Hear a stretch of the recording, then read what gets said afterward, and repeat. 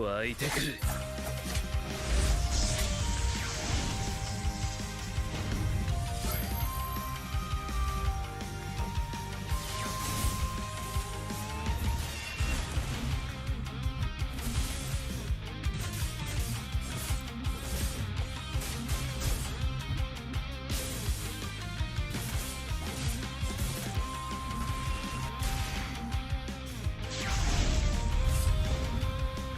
相変わらずやかましい奴らだ。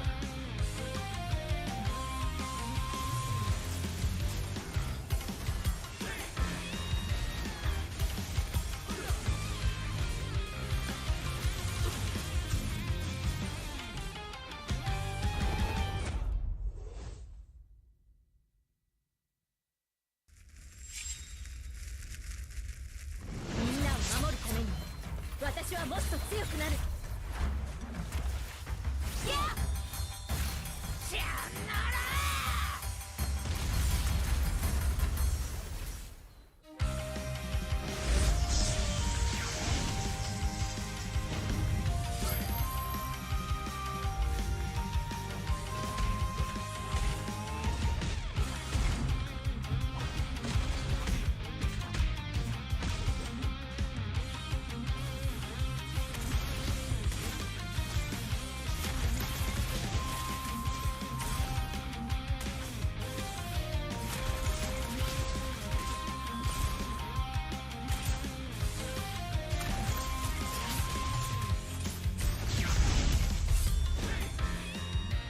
今度は背中合わせでいくわよ。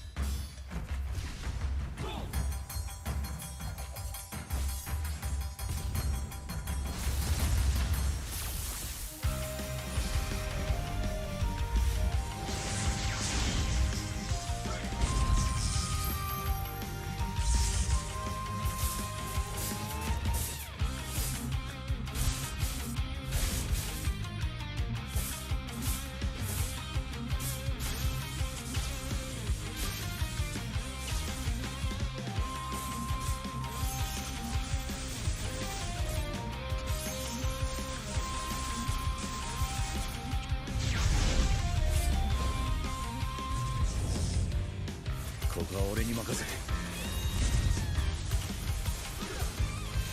もらった。四代目ほかげを超える忍びはお前しかいないと俺はそう信じた。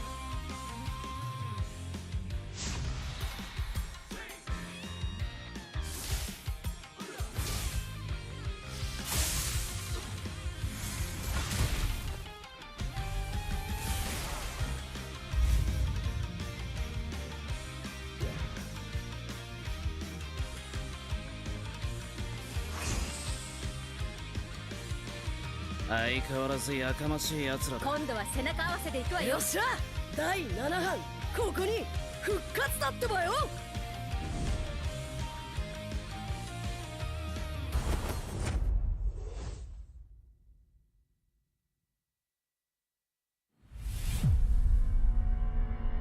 Trofi MPL Malaysia, dia adalah simbol untuk tunjuk kejayaan satu pasukan. Dia membina legasi. Mana-mana gaming house I pergi, they proudly display their trophy because they know what that trophy means to them as a team. There's quite a few champion moments that I can't forget for sure. When HomeBois won their very first championship, that was a very pivotal moment because HomeBois has never really gotten to that length of the tournament. Rasanya trofi season 12 tu betul-betul bermakna untuk saya lah. Last saya dapat trofi tu season 3. So saya tunggu lama lah untuk pegang trofi tu. Season 3 saya menang atas usaha yang kuat. So bila first kemenangan tu rasa macam tak percaya. But then bila season 12 tu menunjukkan konsistensi kot saya dalam scene ni. Saya cuba banyak kali. Cuma fail juga. But then tiba-tiba season 12 miracle happen lah.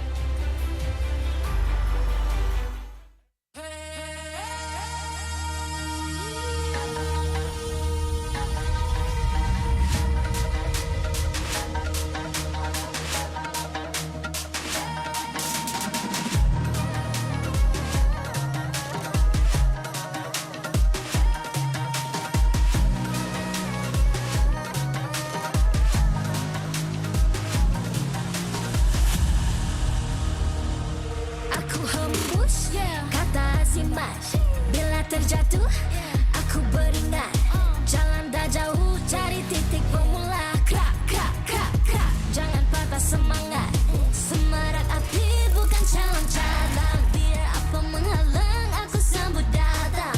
1000 daya, 1000 alasan. Harungi semua sampai di akhir garisan. Eo, eo. Kami tak senang mengalah. Kami luar biasa. Semangat membara, harungi bersama.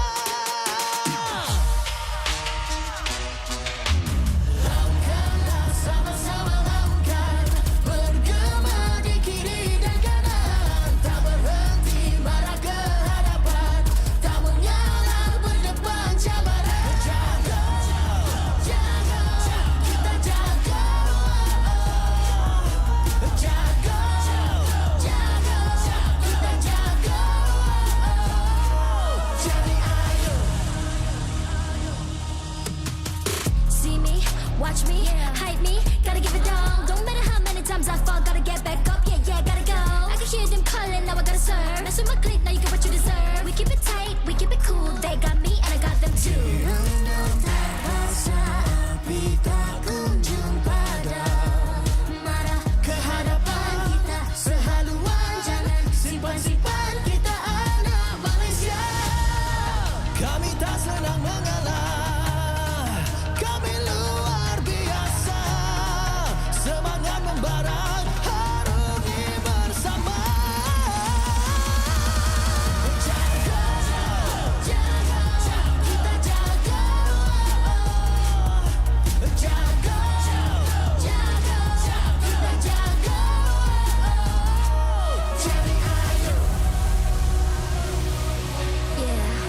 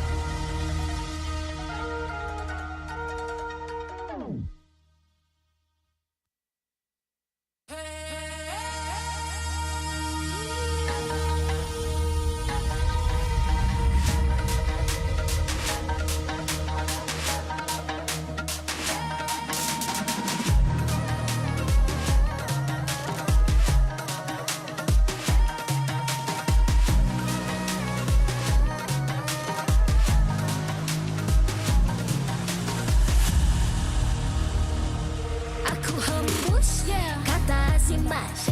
Bila terjatuh aku beringat. Jalan dah jauh cari titik bermula. Krak, krak, krak, krak. Jangan patah semangat. Semarak api bukan calon-calon. Biar apa menghalang aku sambut datang. 1000 daya, 1000 alasan. Harungi semua sampai di akhir garisan. Eo, eo. Kami tak senang mengalah, kami luar biasa. Semangat membara, harungi bersama. Lakukanlah sama-sama lakukan. Bergema di kiri dan kanan. Tak berhenti marah ke hadapan. Tak mengalah berdepan cabaran.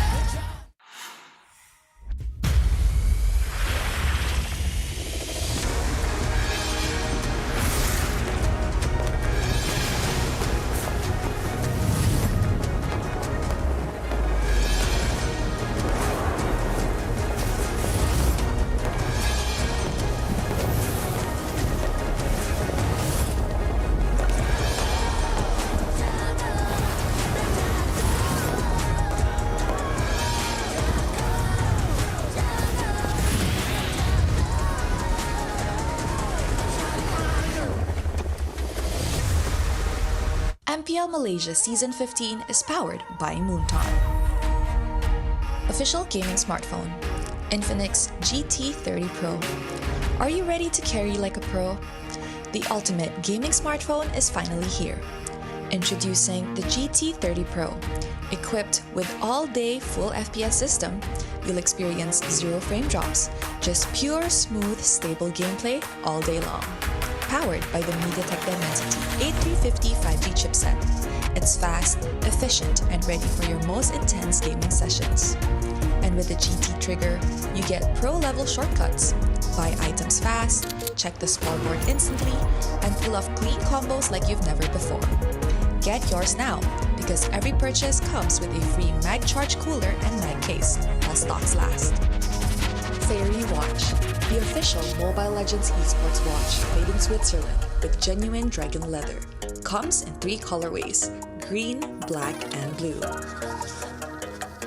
Our esports partners, Head & Shoulders, up to 100% dandruff-free and itch protection. Head & Shoulders is dermatologically tested, penetrates 5 layers deep to eliminate dandruff. Get yours now. And thank you to all our strategic partners. 100 Plus, Players, Astro Arena, MPL Merchandise, MPL Ticketing, supported by KBS, ESI, Rakan Muda, MESF, PSM.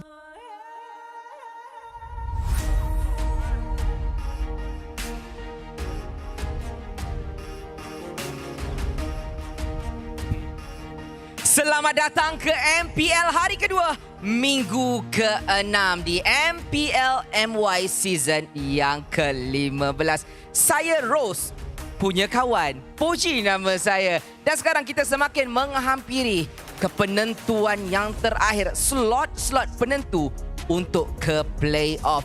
Dan sekarang ni, kalau kita tengok sekarang, kebanyakannya dah pun tetap. Kita tengok ada Vamos, ada DX dan juga Toda untuk merebut slot yang terakhir ini. Hanya 2 sahaja lagi penentu.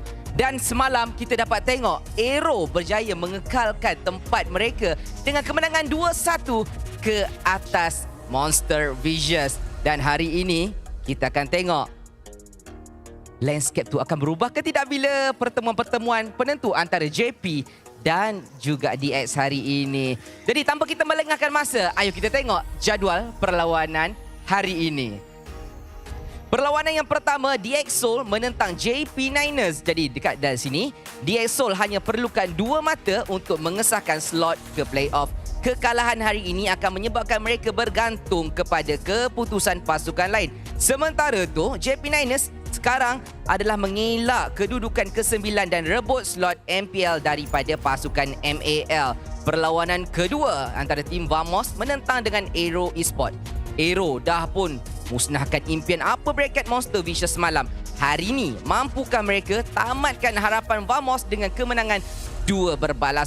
Kalau jadi, pintu ke playoff bagi Vamos hampir tertutup sepenuhnya. Perlawanan ketiga, HomeBois menentang Monster Vicious. Monster Vicious dah pun terlepas peluang ke upper bracket dan sekarang mereka tak punya apa-apa lagi untuk dipertahankan kecuali maruah dan juga momentum menjelang ke playoff. Menentang HomeBois, sebuah pasukan yang konsisten dan berpengalaman.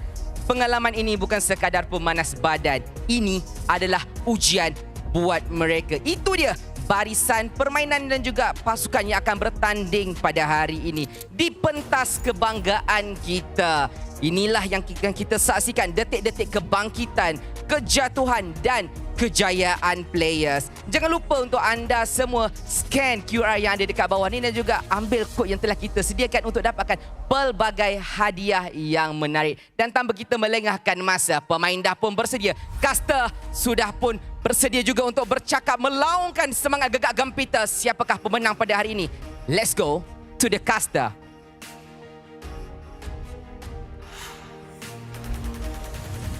Thank you very much, bro, Poji. What's up, fam? Welcome to MPL MY Week 6, Day 2, where it's the last Seru Saturday of the season. And you know, the games are gonna be bussin'. I have my bros on the desk with me. My name is Husky with 2 E's. And I got the Yi Shunshin Rizzler getting kill on my left. And I got the guy with the drip on my right, Sadafa. No cap, today is going to be great. On God, I believe that, because this time round, only 2 tickets are left, and DxO might be able to actually steal one away, especially on their very first debut season after qualifying through the MAL.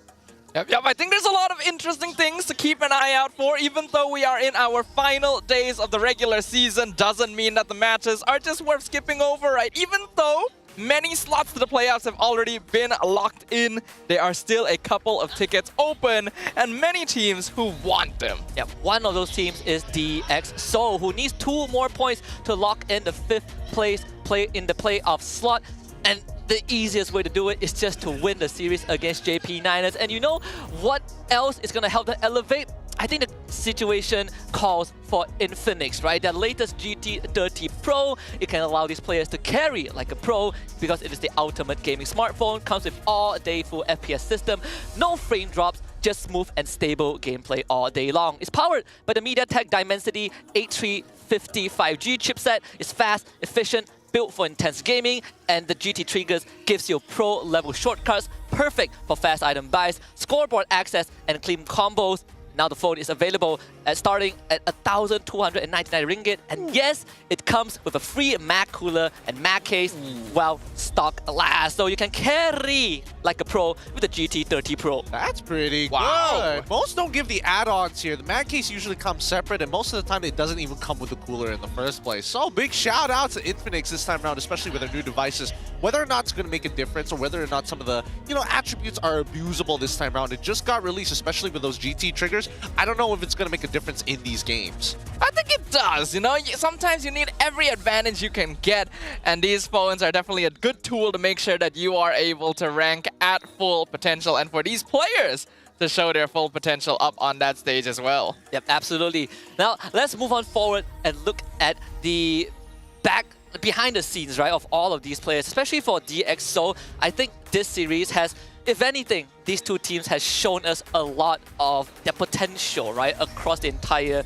regular season. When we look at the standings, it's easy for us to admit that MPL MY is the most entertaining region. We've seen some skibbity highlight reels, we've seen some brain rot gameplay. Oh yeah. And after all of that, SRG OG Esports sits at the top, guaranteeing them not just first seed, but also that a bye into the playoffs. Same with HomeBois. They're in Monster Vicious. 4th is AERO Esports. These 4 teams have already confirmed their playoffs contention.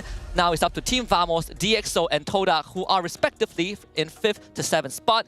Team Ray, JP9ers, and Ocean Black, they're fighting for whatever's left right on the table, especially for JP9ers, who want to prevent relegation. Yeah, they definitely want to avoid relegation. That is already a dangerous position. We know for sure that Ocean Black is going to be moving back down to the MAL. But for those of you who are still not aware, that 9th place spot will face off against the runner-up from MAL, and the winner gets to move on to MPL MY Season 16. And it would feel a lot better if you didn't have to fight to stay in the league.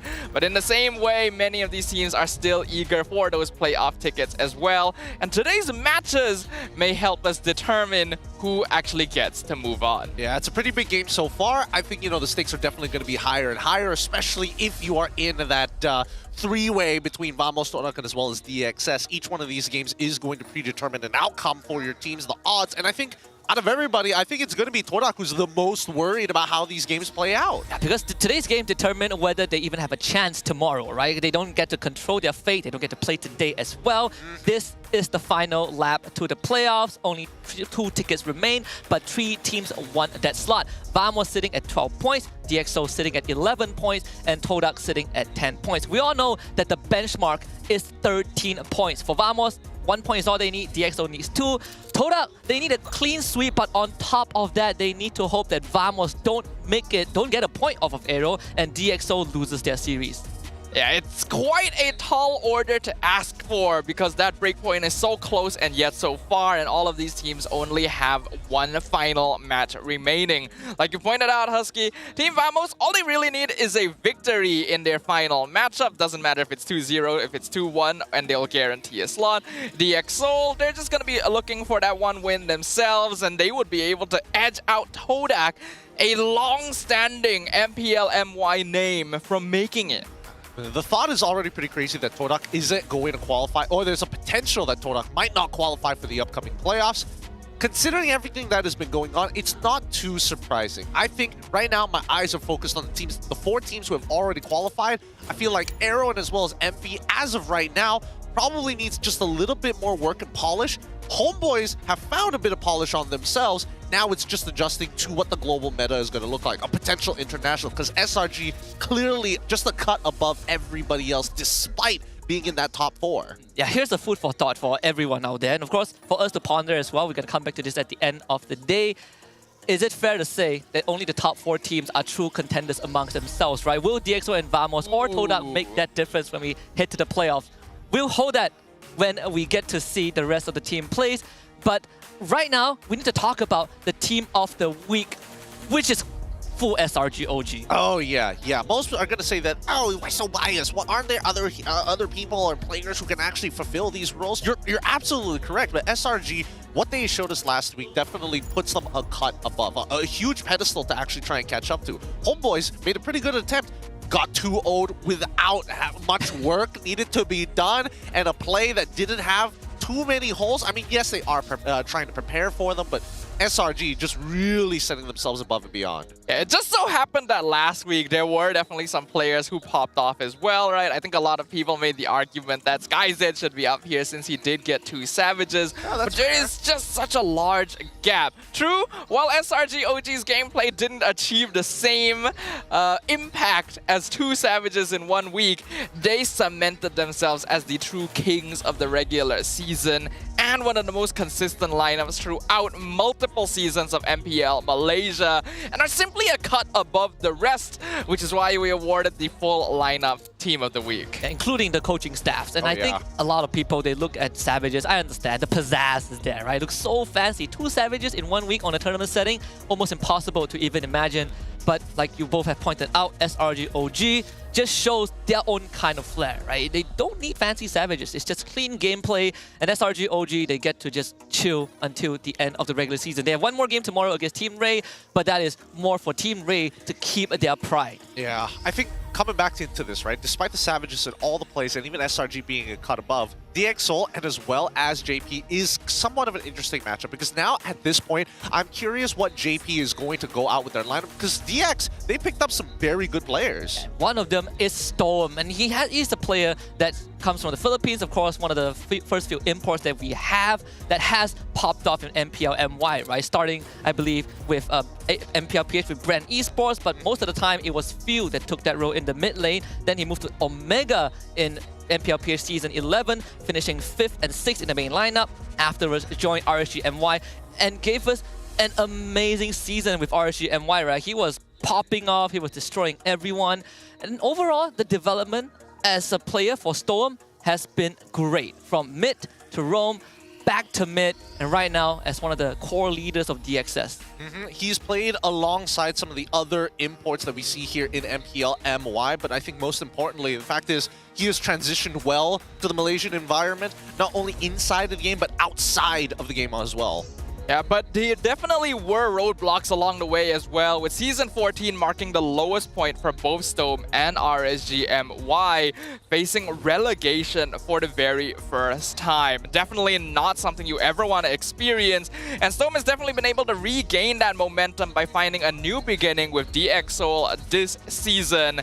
And clearly, there is a renewed spirit. This is a team that is eager to gain the highest placement they can possibly find. You look at his stats, the history of Storm from Season 9 onwards, again, from Brand Esports, 7th to 8th place, but most of it was with Phil in the main roster. Season 10, Brand Esports finished 4th. 11, he joined Omega Esports, finishing 5th and 6th in the main lineup, and then comes to RSGMY, finishes 4th in his first season, 3rd in the second season, and then Season 14, like we all know, was the lowest point of RSGMY. You know, with Ripple, with Solom, Loliao, they all had to go through that rough patch. And right now, he's back and he's joined by Rasi, Costeel, Backdoor, a very veteran coaching staff, and with a bunch of rookie players who are so good at their game. They are really, really good. It has impressed us to no end that DX Seoul is an MAL lineup. Yes, these players have MPL experience, but it's still a very different environment overall. And even the rookies among this squad have really been able to pick up the pace and prove that they are capable of standing on that MPL stage. All they really need is a little bit of polish, you know, not necessarily bringing every game to a full series, and they'll look pretty good. I mean, to be fair, a lot of their rookies have been considered going to the MPL in other different rosters prior to this season, right? SkyZ, for an example, did have a bit of a debut before everything happened with DX Seoul. Generally got a bit of playtime up on that stage. And I would make an argument that maybe even for Siska, like, yes, I've been hearing his name a lot in the Tier 2 scene, just never saw him an opportunity to go up into the Tier 1 till now. Yeah, and they have both shown that they deserve to be on the stage. Aside from SkyZ and Siska, we also have Storm, Rasi, and Keemin. And this is the team that I personally feel from week 1 onwards up to week 6 has been showing steady improvement and growth, right? Every single week we see them on the stage, their gameplay gets cleaner, aside from the fact that it always goes full series, but you see that evolution of how they approach the game, how more composed they are, and of course everyone has gotten their moment some point in the regular season. I think generally when we're looking at this squad, we've seen from where they have started to where they are now, miles apart, right? Huge improvements through and through. But the only thing that really sets the tone for me is Keemin's performance. Everybody else has had a moment. Siska has been, sure, shaky, but he gets the job done. Whether he comes out with a profit or falls back really depends on Keemin. Yeah, that is true, that is true. Keemin's hero pool has definitely been called into question here and there, and his performance has been somewhat up and down, but he still holds an important role in the team. They're facing off against the JP Niners today, consisting of Lolil, Hazelnut, ZachQT, Zaidan, and Sapat, so it looks like it's not going to be Max playing today. And I would argue that these two teams are polar opposites, because on this side we have multiple MPL veterans who simply have not been able to find their stride. Yeah, it's a very different dynamic, right? We've seen 3 different pairings of JP Niners. We've seen Warlord Max, Warlord Zidane, and now ZachQT and Zidane in arguably one of their most important match, right? They could stop DX Seoul from advancing to playoffs and give Todak a breathing chance. So we'll see if this JP Niners is going to fix the holes and plug whatever leaks that they have from last week. With that being said, the teams are ready to head onto the stage and go to the battle station. So without further ado, I think it is time to bring both teams onto the stage.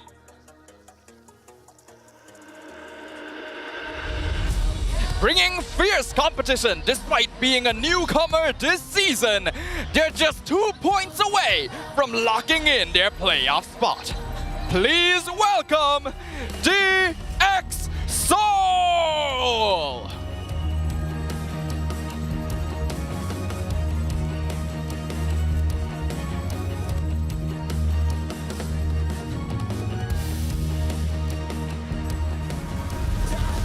They may have missed the playoff cut this season, but the fight isn't over yet. They still have a chance to keep their slot and escaped 9th place. Please welcome the Warriors from Negri Sembilan, JP Niners!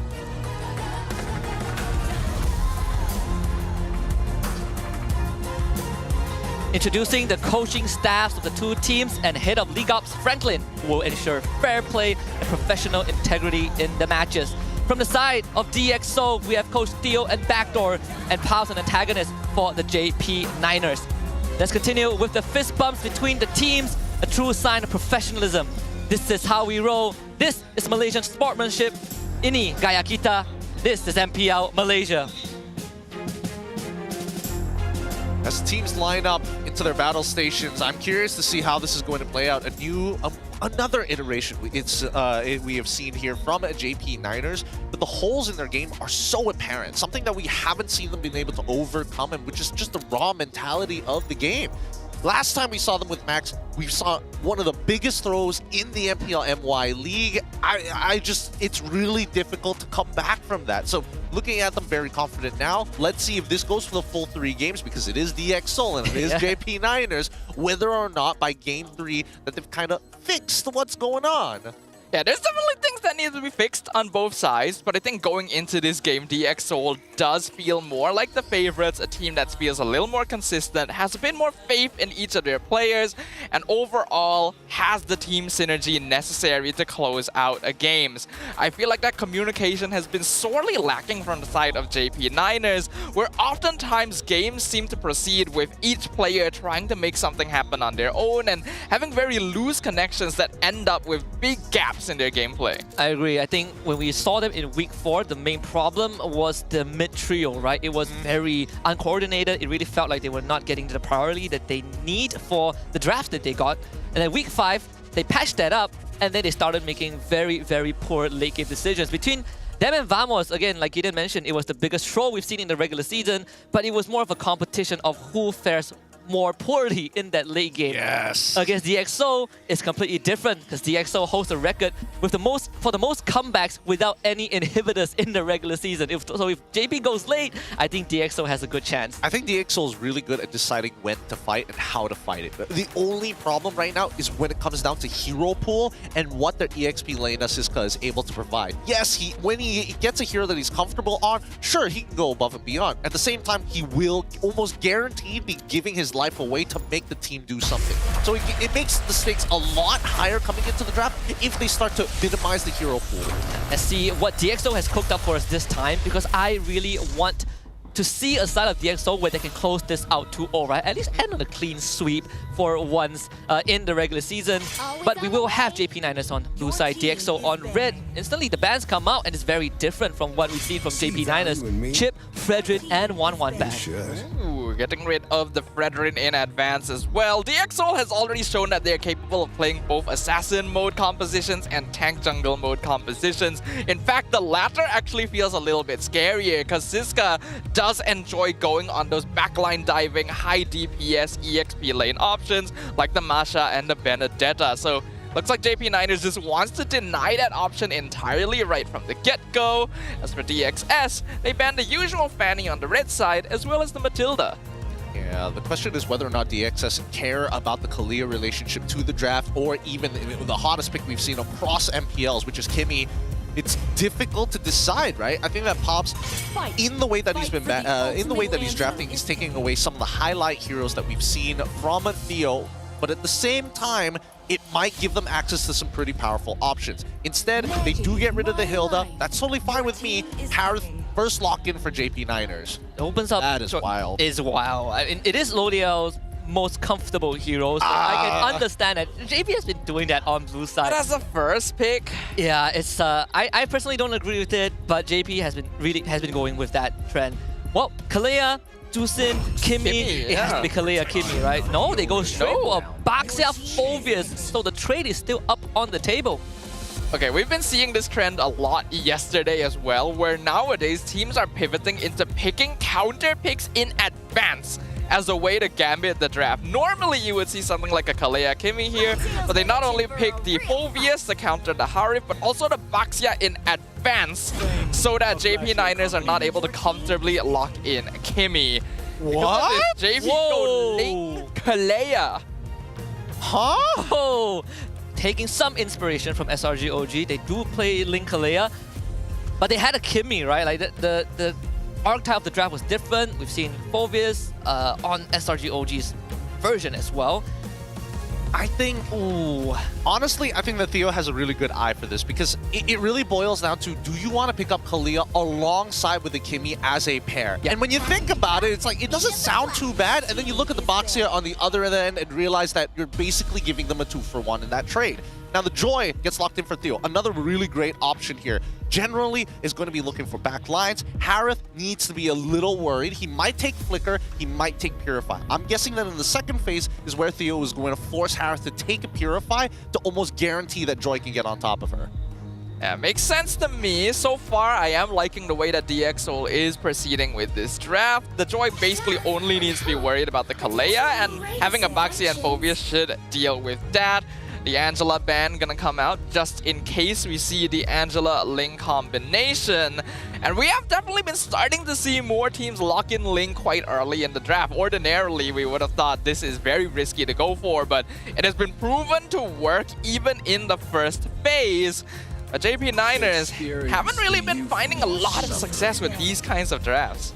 Even for Coach Theo, for SkyZ, he has the 1-1 up his sleeve, right? And that was the hero that got him both Savages in the regular season.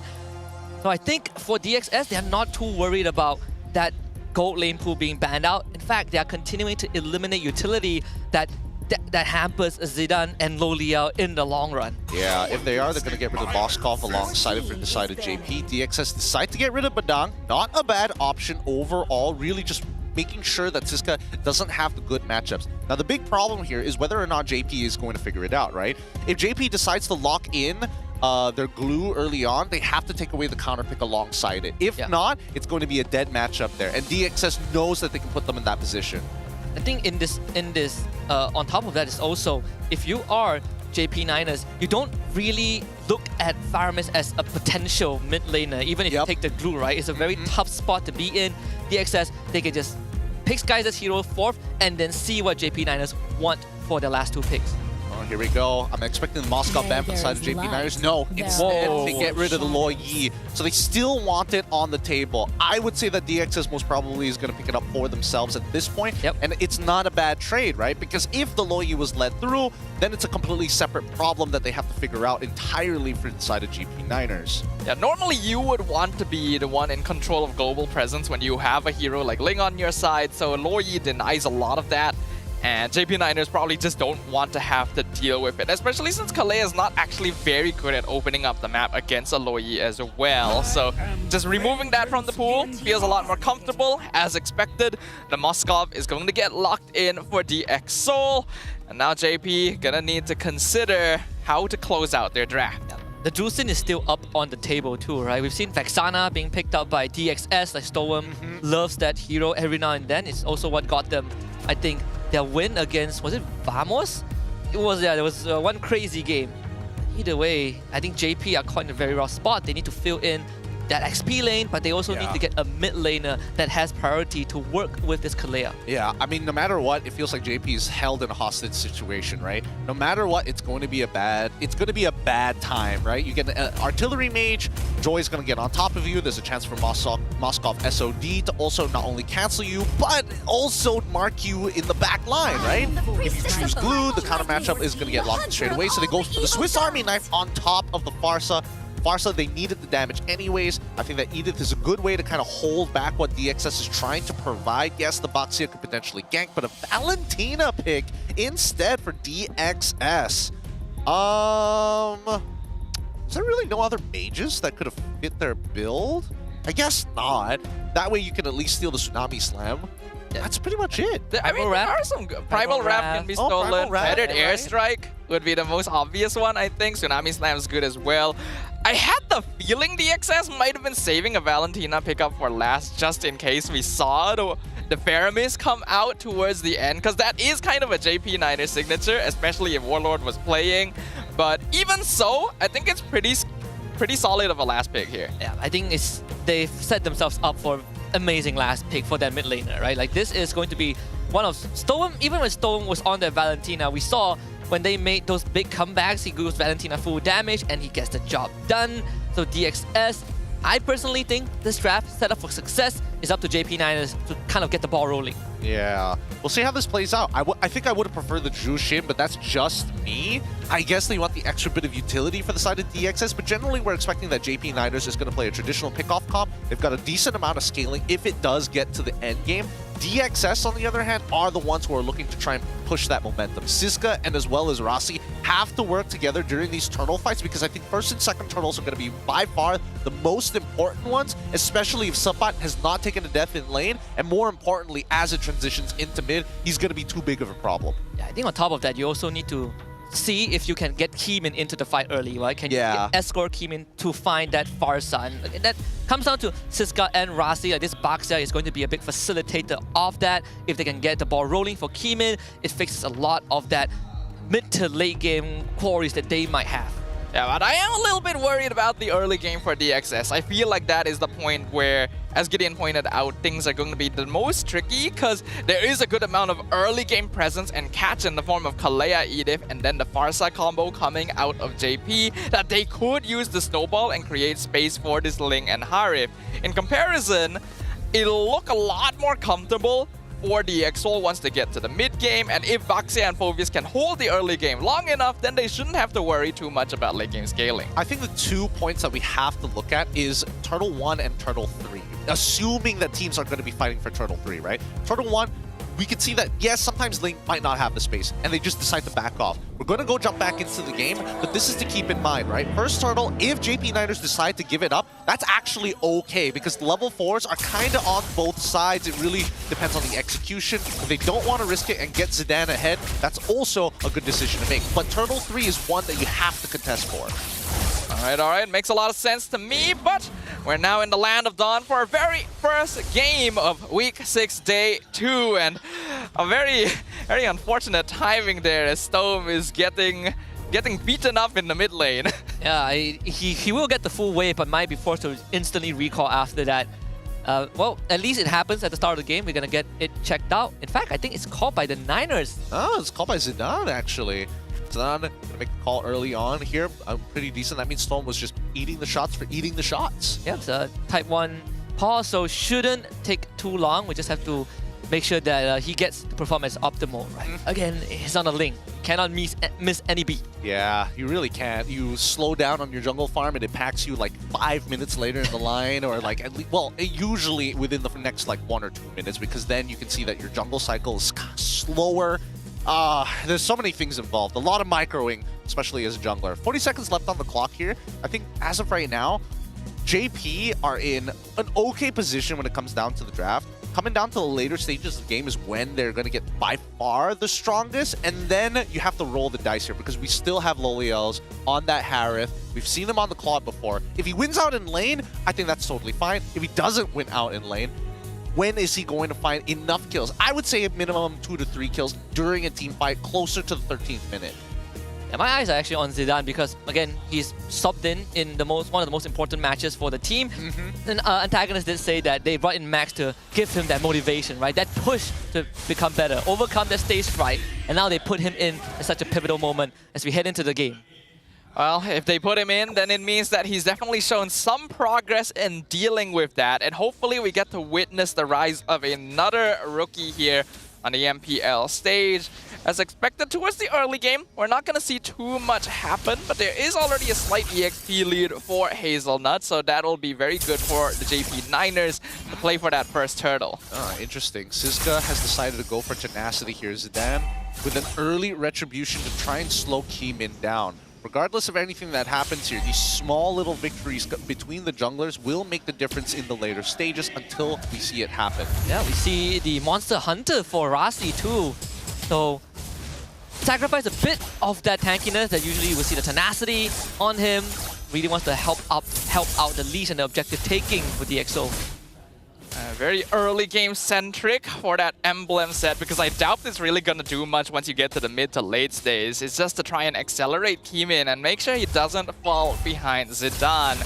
I can definitely see where they're coming from. We've seen a lot of good Lings yesterday. We did see a lot of good Lings yesterday, but even so, this is going to be awkward position. Wow, that's actually doing some pretty decent damage with just the Monster Hunter alone. He could actually technically solo this at level 3. Yeah, it means they're actually really prioritizing that early turtle, right? So again, to get Keemin ahead as much as possible. The budget hits 4. Hazelnut still quite distance away, needs to catch that mid wave first. Yeah, it looks like both junglers are going to be looking to hit level 5 before they actually participate in this fight. So again, the laners, they just gotta be careful. Oh! ZachQT gonna get knocked up, but a beautiful Earth Shatter. Hits 2, make sure ZachQT can fly away. That's the flicker out though, and Siska can zone stuff out away. And Sabat gonna commit the onward. Siska continuing to zone Keemin, gonna be the first jungler on top of the turtle, and the rest of the Exol is here, zoning out the Niners. Hazelnut jumps in, Tsunami Slam gonna pull the Phobias backwards, Feathered Airstrike comes out as well, but the Exol is so tanky, that's gonna be first blood over the Storm. Zidane maybe a little bit late here, he's gonna just have to get away. Keemin secures the turtle, and Hazelnut gonna be followed Siska with the flicker! Oh, that's awkward from Stone, but they still win the trade. Yeah, Stone with the freestyle in the end, kills himself, but it's fine. They got turtle, they got what they came for. Great cancel with the Dark Wave from Siska on the Feathered Airstrike. I think it wasn't really a good idea for Hazelnut to just pull Siska into the middle of his team. And now DxO, they've accomplished checklist number 1. Keemin gonna pop the Electrifying Beats, kind of stuck between 3 members, gonna get caught with the onward. No more dashes, that means Zidane can follow up with Tempest Blaze, finish him off. Siska gonna get knocked up as well. A successful gank from the Niners. Good cancel coming in from Sabat, so he doesn't start going for that Infernal Pursuit so early on. Might have been able to outplay it and even get a kill onto Zidane. Oh, gets out of there, no problem. Generally, based on what I'm seeing so far, I don't know. Keemin goes in from a pretty awkward angle, while Zidane, again, just kind of taking his time.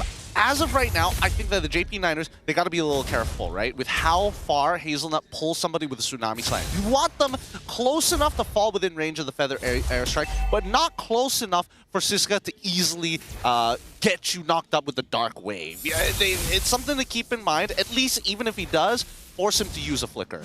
Yeah, we saw the full commitment potential from DxO even in that early fight. It's a pretty scary prospect for the JP Niners. I think for DxO, bit of a blunder topside after such a huge win, but they can still take priority just because of this Baxia.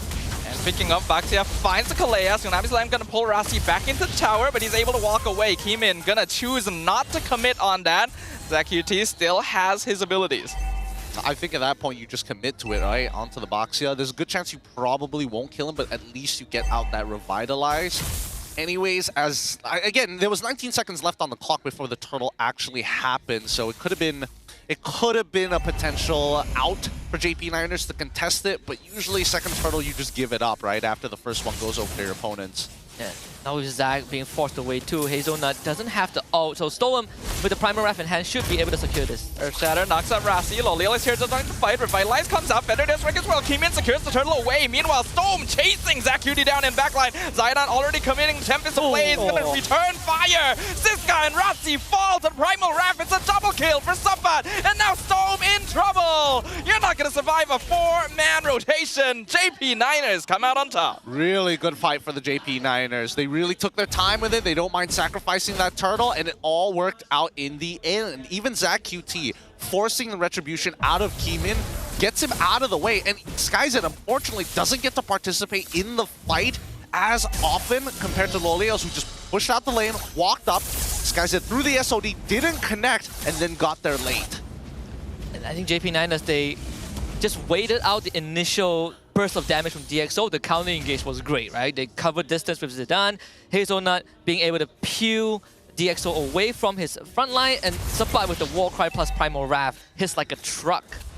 Sapat doing a big chunk of the damage in that previous fight. It would have still been more ideal if they gave kills to Lolil instead, but it's still not bad at all. Hazelnut gonna find SkyZ in the bush, not gonna commit the Tsunami Slam because Rassi is here, gonna collide with the Kalea, forces the Flicker out, and Storm not quite able to catch. I'm pretty sure that Hazelnut had no idea he was in the bush in the first place. That was just a lucky clip. Even a conceal was forced out. Not sure if DxO spotted that. And could relay the info for the next 90 seconds. There won't be any conceal plays from JP9ers. Rassi will start taking that bush control away from Hazelnut, which will give DxO some more space to play with. But probably might consider prepping for the top wave. They have lost the tier 1, but the third turtle is spawning there. Sapat is going to get his Flicker back in about 3 seconds. Getting into an engagement now probably isn't worth their time. They're probably going to just play around the neutral objective again.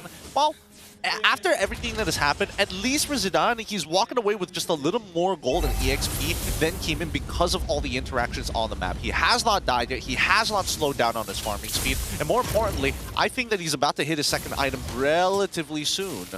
Yeah, I think things are going quite well for JP9ers here. Both their cores have not really been disrupted in terms of farm. They pick up some good kills and assists of their own. Now they're controlling the turtle. Tsunami Slam gonna pull Phobius backwards. Fender Daredevil comes out with well. Zidane secures the turtle. Ziska gonna be picked off. Rassi as well melts away. Keeman trying to dive the backline, but he is too deep. He is alone. He's picked off. No way. Sapat surviving everything, and Storm cannot find him. He is going to be yet another number added to the casualty list as Lolil picks up the double kill. Nicely done.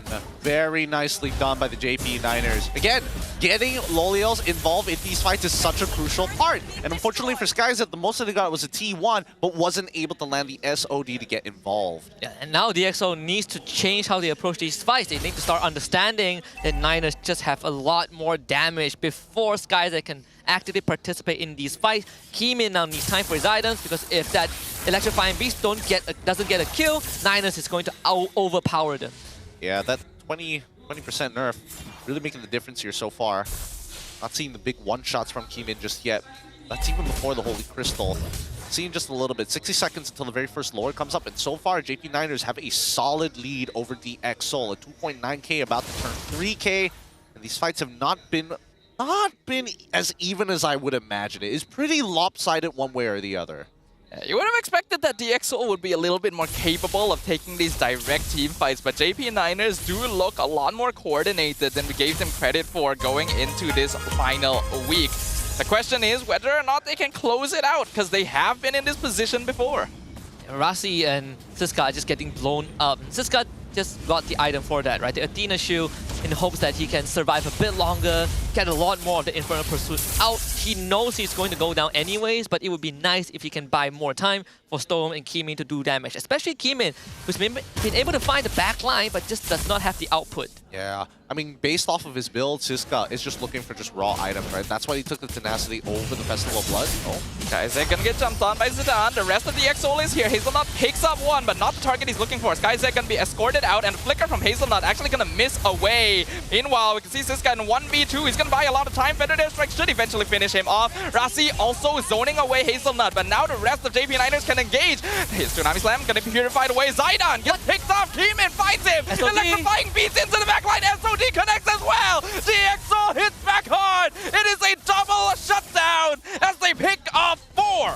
Oh, the Trinity out for Skies, and off of that, Loliel, Zidane, Sapat, all giving away big shutdown goes to DxO. Look at that goal swing. 3,000 evaporated in a matter of seconds. DxO can easily take this first Lord. Yep, and they will start rushing it. ZachQT is nearby. I don't know if they noticed him. Oh. I think that was a bit early. He revealed himself before the Feathered Airstrike, and now he actually trades for Stone. But they do get the killing spree and the Lord in the end. Pretty funny, though. He did end up losing his Flicker. Was it necessary? No. But does this buy a little bit of time? I guess. I mean, the Lord Wave isn't going to spawn until 11 minutes. At this point, they're just going to be being chill. Going to have to wait. Death timers aren't too long as well. Yeah. I think ZachQT actually did DxO a favor, right? Delaying the Lord spawn. Could have gotten the Lord out instantly and maybe dealt with it. Now Skyzer is even gonna freeze that wave. Yeah, they send something a little bit off, and that is good. Sabat and Hazelnut are actually both waiting in that mid bush for someone to show themselves. Lolil even trying to bait with it. But DxO took a good fight by delaying things. Let's see if they can repeat that success, because now they're baiting out the Zaman Force even.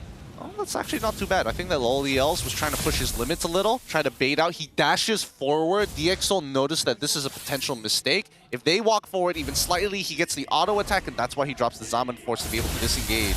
Even so, Lord still knocking at their door. How does Keeman get into these fights? He just has to wait, basically. It's all about timing. He's waiting for resources to be utilized. The Lord will break the tier 2. Stone pops the Primal Wrath. Not really gonna achieve much with it, but they also get the tier 1 mid. Well, it hurts. It actually hurts so much. Skyzat completing his Rose Gold media in the process as well, so giving him a bit more of that survivability against all these magical bursts from JP9ers. And Skyzat so far this entire game, despite missing his SOD in the earlier fights, he has been doing a lot of work, right? He's been setting up side waves. He's been the one that's taking out the tier 1, both the side lanes. And now he's hitting his item spikes and even a level ahead of Loliel. Yeah, so far it's pretty good. I think the marksmans generally just want to avoid each other in an honest 1v1. They want to do so much more by chunking out the rest of the team members. Loliel doesn't mind the 1v1 against Skyzet, but even so, he's got to wait for the Despair to come out. 60 seconds left on the next turtle, 12-8, a 3.2k for DxO off of that fight. And at the same time, it's anybody's game, right? Target priority is going to be key for Zach QT, because it's not only Storm that he has to be worried about. If he can get access to Skyzet, that would be ideal. Sizka has kind of bit of a non-issue at this point of time, especially if Zidane gets involved. But again, it's a scenario where DxO need to make certain things fall into place. Take the T2s, get Rasi to kind of get into that backline, or at the very least, threaten the position of Loliels and Zach QT. For the Niners, it's up to Zidane to really split that map pressure. Playing side lanes as the lane, making sure that he gets the purple buff whenever possible. But DxO's Storm has reached a point where Primal Wrath on him gives him double value in what Sabat gets, right? He's building full damage, Stallium Sight, Glowing Wand, Wishing Lantern, probably Blood Wings or Divine Glaive next. His Primal Wrath is going to eat up Loliel and Zidane alive. Oh yeah, they're going to start chomping them real soon.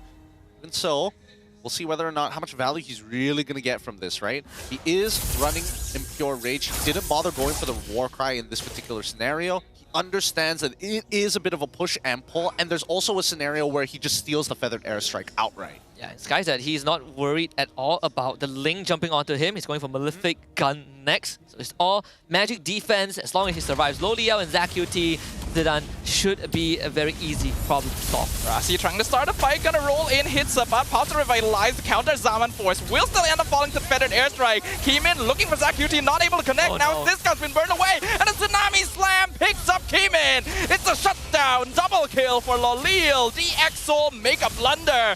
And Storm, you really should not be here. Huge blunder from Rasi.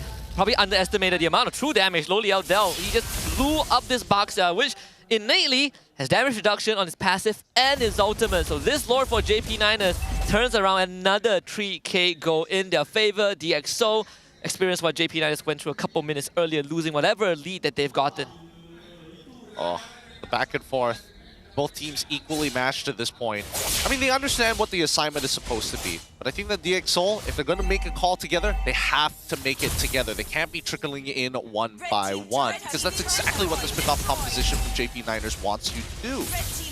They want to tapper them out. They want to split apart the fight. And right now, the Lord going to be crashing in. The mid inhibitor will fall soon. Primal Wrap by Storm. Baited out as well. The flicker inwards. This guy finishes him off. But Sabat also going to be jumped on. Storm going to be picked off by Zidane with Tempest Blaze inside the base. He's going to go for the backline. Rasi loses immortality. But Loliel is finished off by Keeman. And Skyzet gets the double kill himself. He's punishing Zidane for pushing too deep. He's going forward more. It's a triple for Skyzet.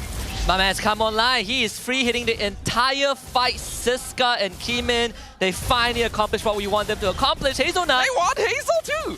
Almost goes down. We spent the draft saying that if Siska or Rasi can facilitate Keeman's dive to the backline, it's going to be great. And they did exactly that. Keeman diving on Siska first of all, finding Zach QT, and Keeman running down Loliel. Well, SkyZ clears out the Lord and the rest of JP Niners. I mean, these long-range missiles are finding their targets. The guides are getting their marks, and JP Niners, again, it's a game of not only scaling, but also having a collective team fight that is close enough to get maximum value, but not far enough that Zidane has to literally run around the world to make it happen. DX Seoul, Heemin is in a very good position, looking to be able to one-shot that backline. I'm curious about the situational items from both sides. Do we have to go to a level where we stoop down to Winter Crowns, or are we just going to just double down on the damage? Because it looks like, at least for Zach QT, he's not even thinking about the tanks. He's thinking about blowing up that backline as soon as possible. Bloodwings on top of having a Lightning Truncheon. Yeah, and so that means that he has plenty of burst damage, which in this case is going to be more than enough. We see that Winds of Nature finally out from SkyZ, but Storm also going for a Lightning Truncheon himself. I think DxO needs to start recognizing that if JP9 runs at them, let Storm do the damage. Let Storm, as guys that do the damage. Because Storm could easily just one-shot ZaQT. True, and Zidane, you know? It's true, but he's also short range. It's walking up that is the issue, right? Getting up to ZaQT's face ain't going to be easy. He doesn't take appointments. This man doesn't have a secretary as well. There's no way to contact him, and you first have to go through Hazelnut. And that risk is just too much for them. I think right now, it's kind of between the EXP laners, Siska and as well as Subbat, to find the engagement. Now, Subbat, to be fair, he did have Pull Yourself Together. So he's actually encouraged to use his Flicker Earth Shatter more often than not. I mean, he's fully stacked. He also has a Star in sight for the extra damage, right? Storm is looking to see where this Edith is. He wants that Primal Wrath. So gonna show himself there.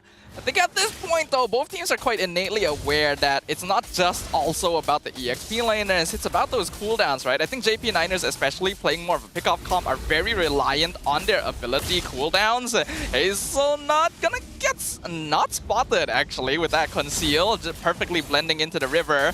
The Exalt, though, clearly in control of the Lord Pit, and so far, JP Niners can't quite get close enough. Even Hazelnut is being kept an eye on. Yeah, he has no angle in. He got chased away by Rasi and Storm. SkyZ is not the easiest target to catch. He has to purify. So once that midwave gets shoved up, DxO will go back to leashing the Lord towards their side. Get first position on this Lord. In terms of waves... Wait. Oh, looked like they were gonna transition to Hazelnut there. Zidane is setting up that top wave. DX Soul not gonna try and blitz it yet. They know that he can come back very, very soon, but they're gonna have to commit to some housekeeping here. Yep. Yeah. Primera stolen by Storm. SkyZ will deal with the wave. He can easily join with the SOD as long as it connects. Now it's JP Niners' turn to try and leash the Lord, but they don't want to be in that position. It's always a scary thought if you don't know where the Moskov is. He shows on the map now. Hazelnut will take up space. They're gonna have to play it slow right now.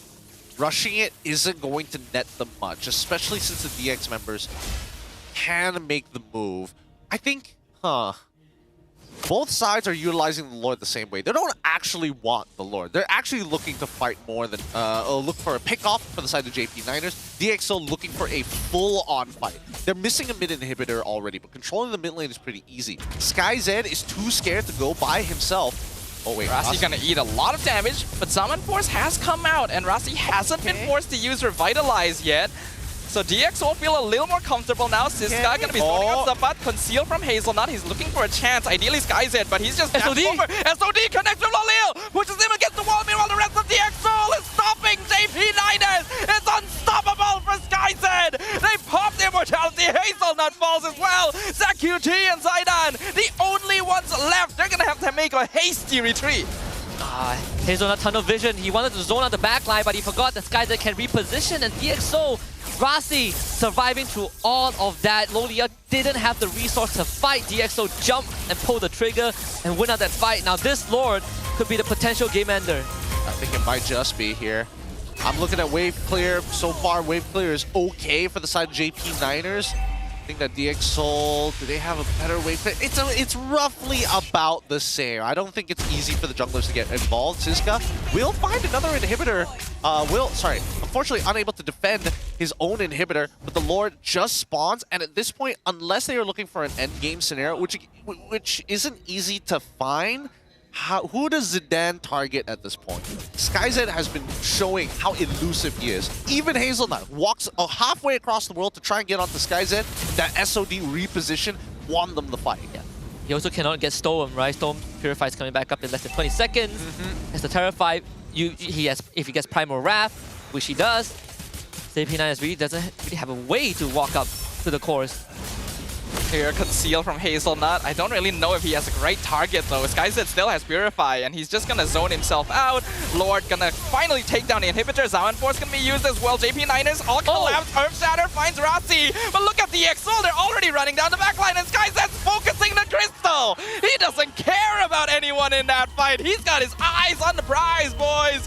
That is DXO taking game number 1. They're still focused. They've been making some good decisions overall. But let's see whether they can close this out in game number 2, right? They do well in game number 1. Sometimes they don't do well in the follow-up game. Yeah, and this is why Innocent put SkyZ in S tier.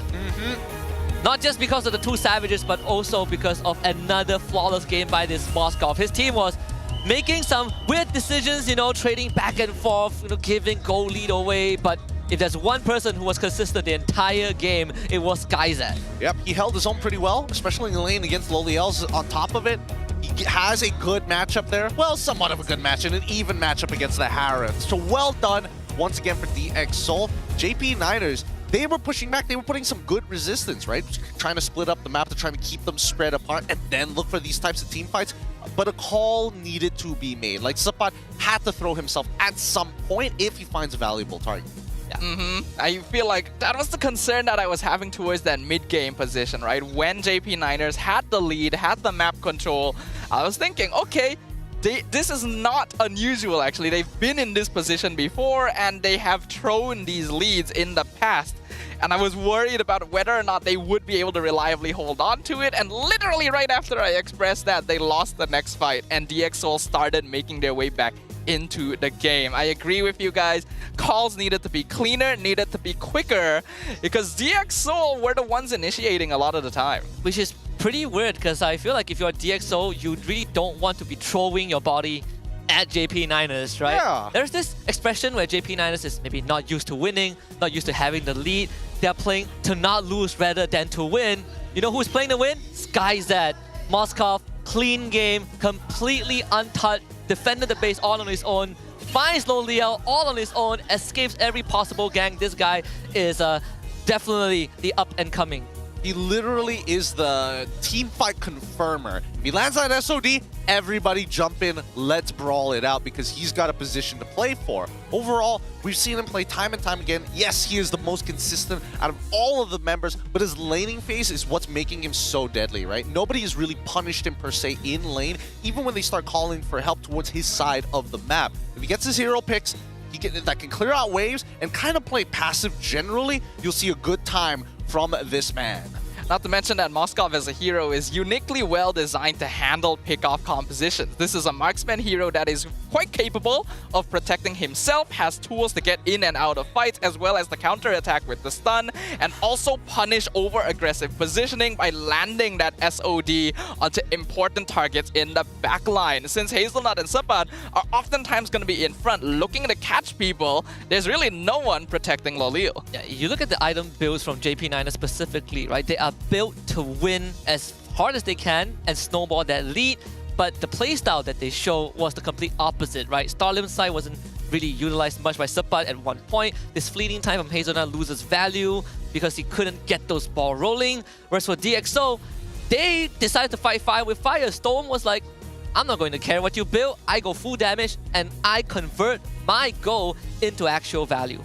I mean, I'm looking at Hazelnut, he already has the fleeting time. I think he should have instantly paired himself alongside Loliel's to just look for picks. You can kill the front line no problem as long as the Zamin Force is available. You have Zach QT as well. And you can see the 3 of them should be hitting the same targets over and over and over again. Rossi was being disrespectful. Stolen position pretty well overall. Even Siska was getting a little nervous, so somebody had to open up the map and Rossi was like, okay, it's me. And I think that should have been Hazelnut's cue, right? Like, yeah. They know they have the damage to at least force something out of Rossi.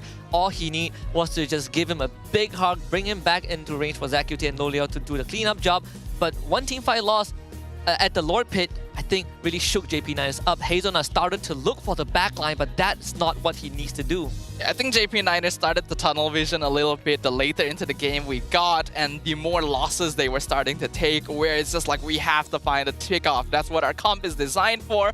We have to position to find something. But in the first place, Hazel isn't really going to be able to safely open the map against a hero like the Baxia. That's why DxO were so comfortable locking it in so early. Rasi was basically forming this invisible line at the river that prevented JP9ers from ever moving forward without their entire team together. And because of that, despite Zaidan's best efforts to try and keep the split push going, they needed too much manpower to actually do anything on the map.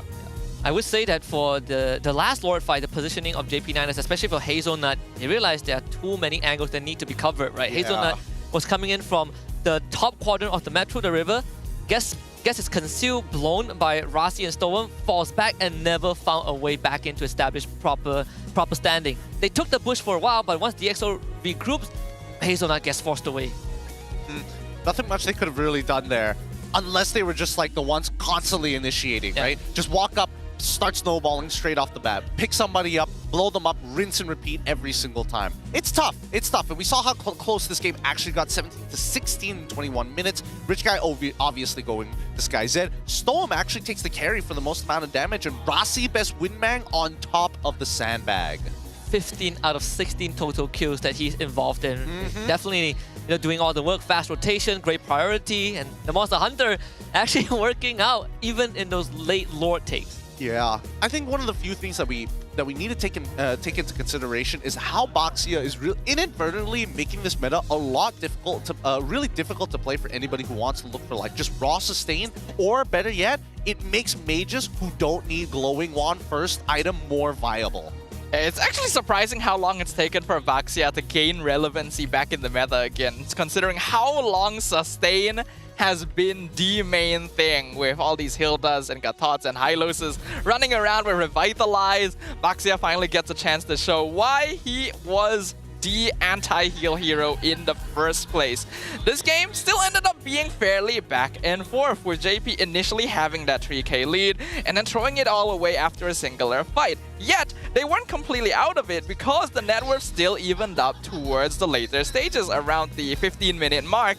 But DxO clearly had better ideas of how to approach the late game and just seemed more composed overall. And the swing at the 13.5-minute mark where DXS lost their goal lead was the exact moment that JP9ers not only took the Lord, but they blew out Rasi with low Liao and Zakuti's damage. And they feel like they needed to do it more. Again, those flickers are very expendable. I'm pretty sure the Kalea most likely also had Pull Yourself Together.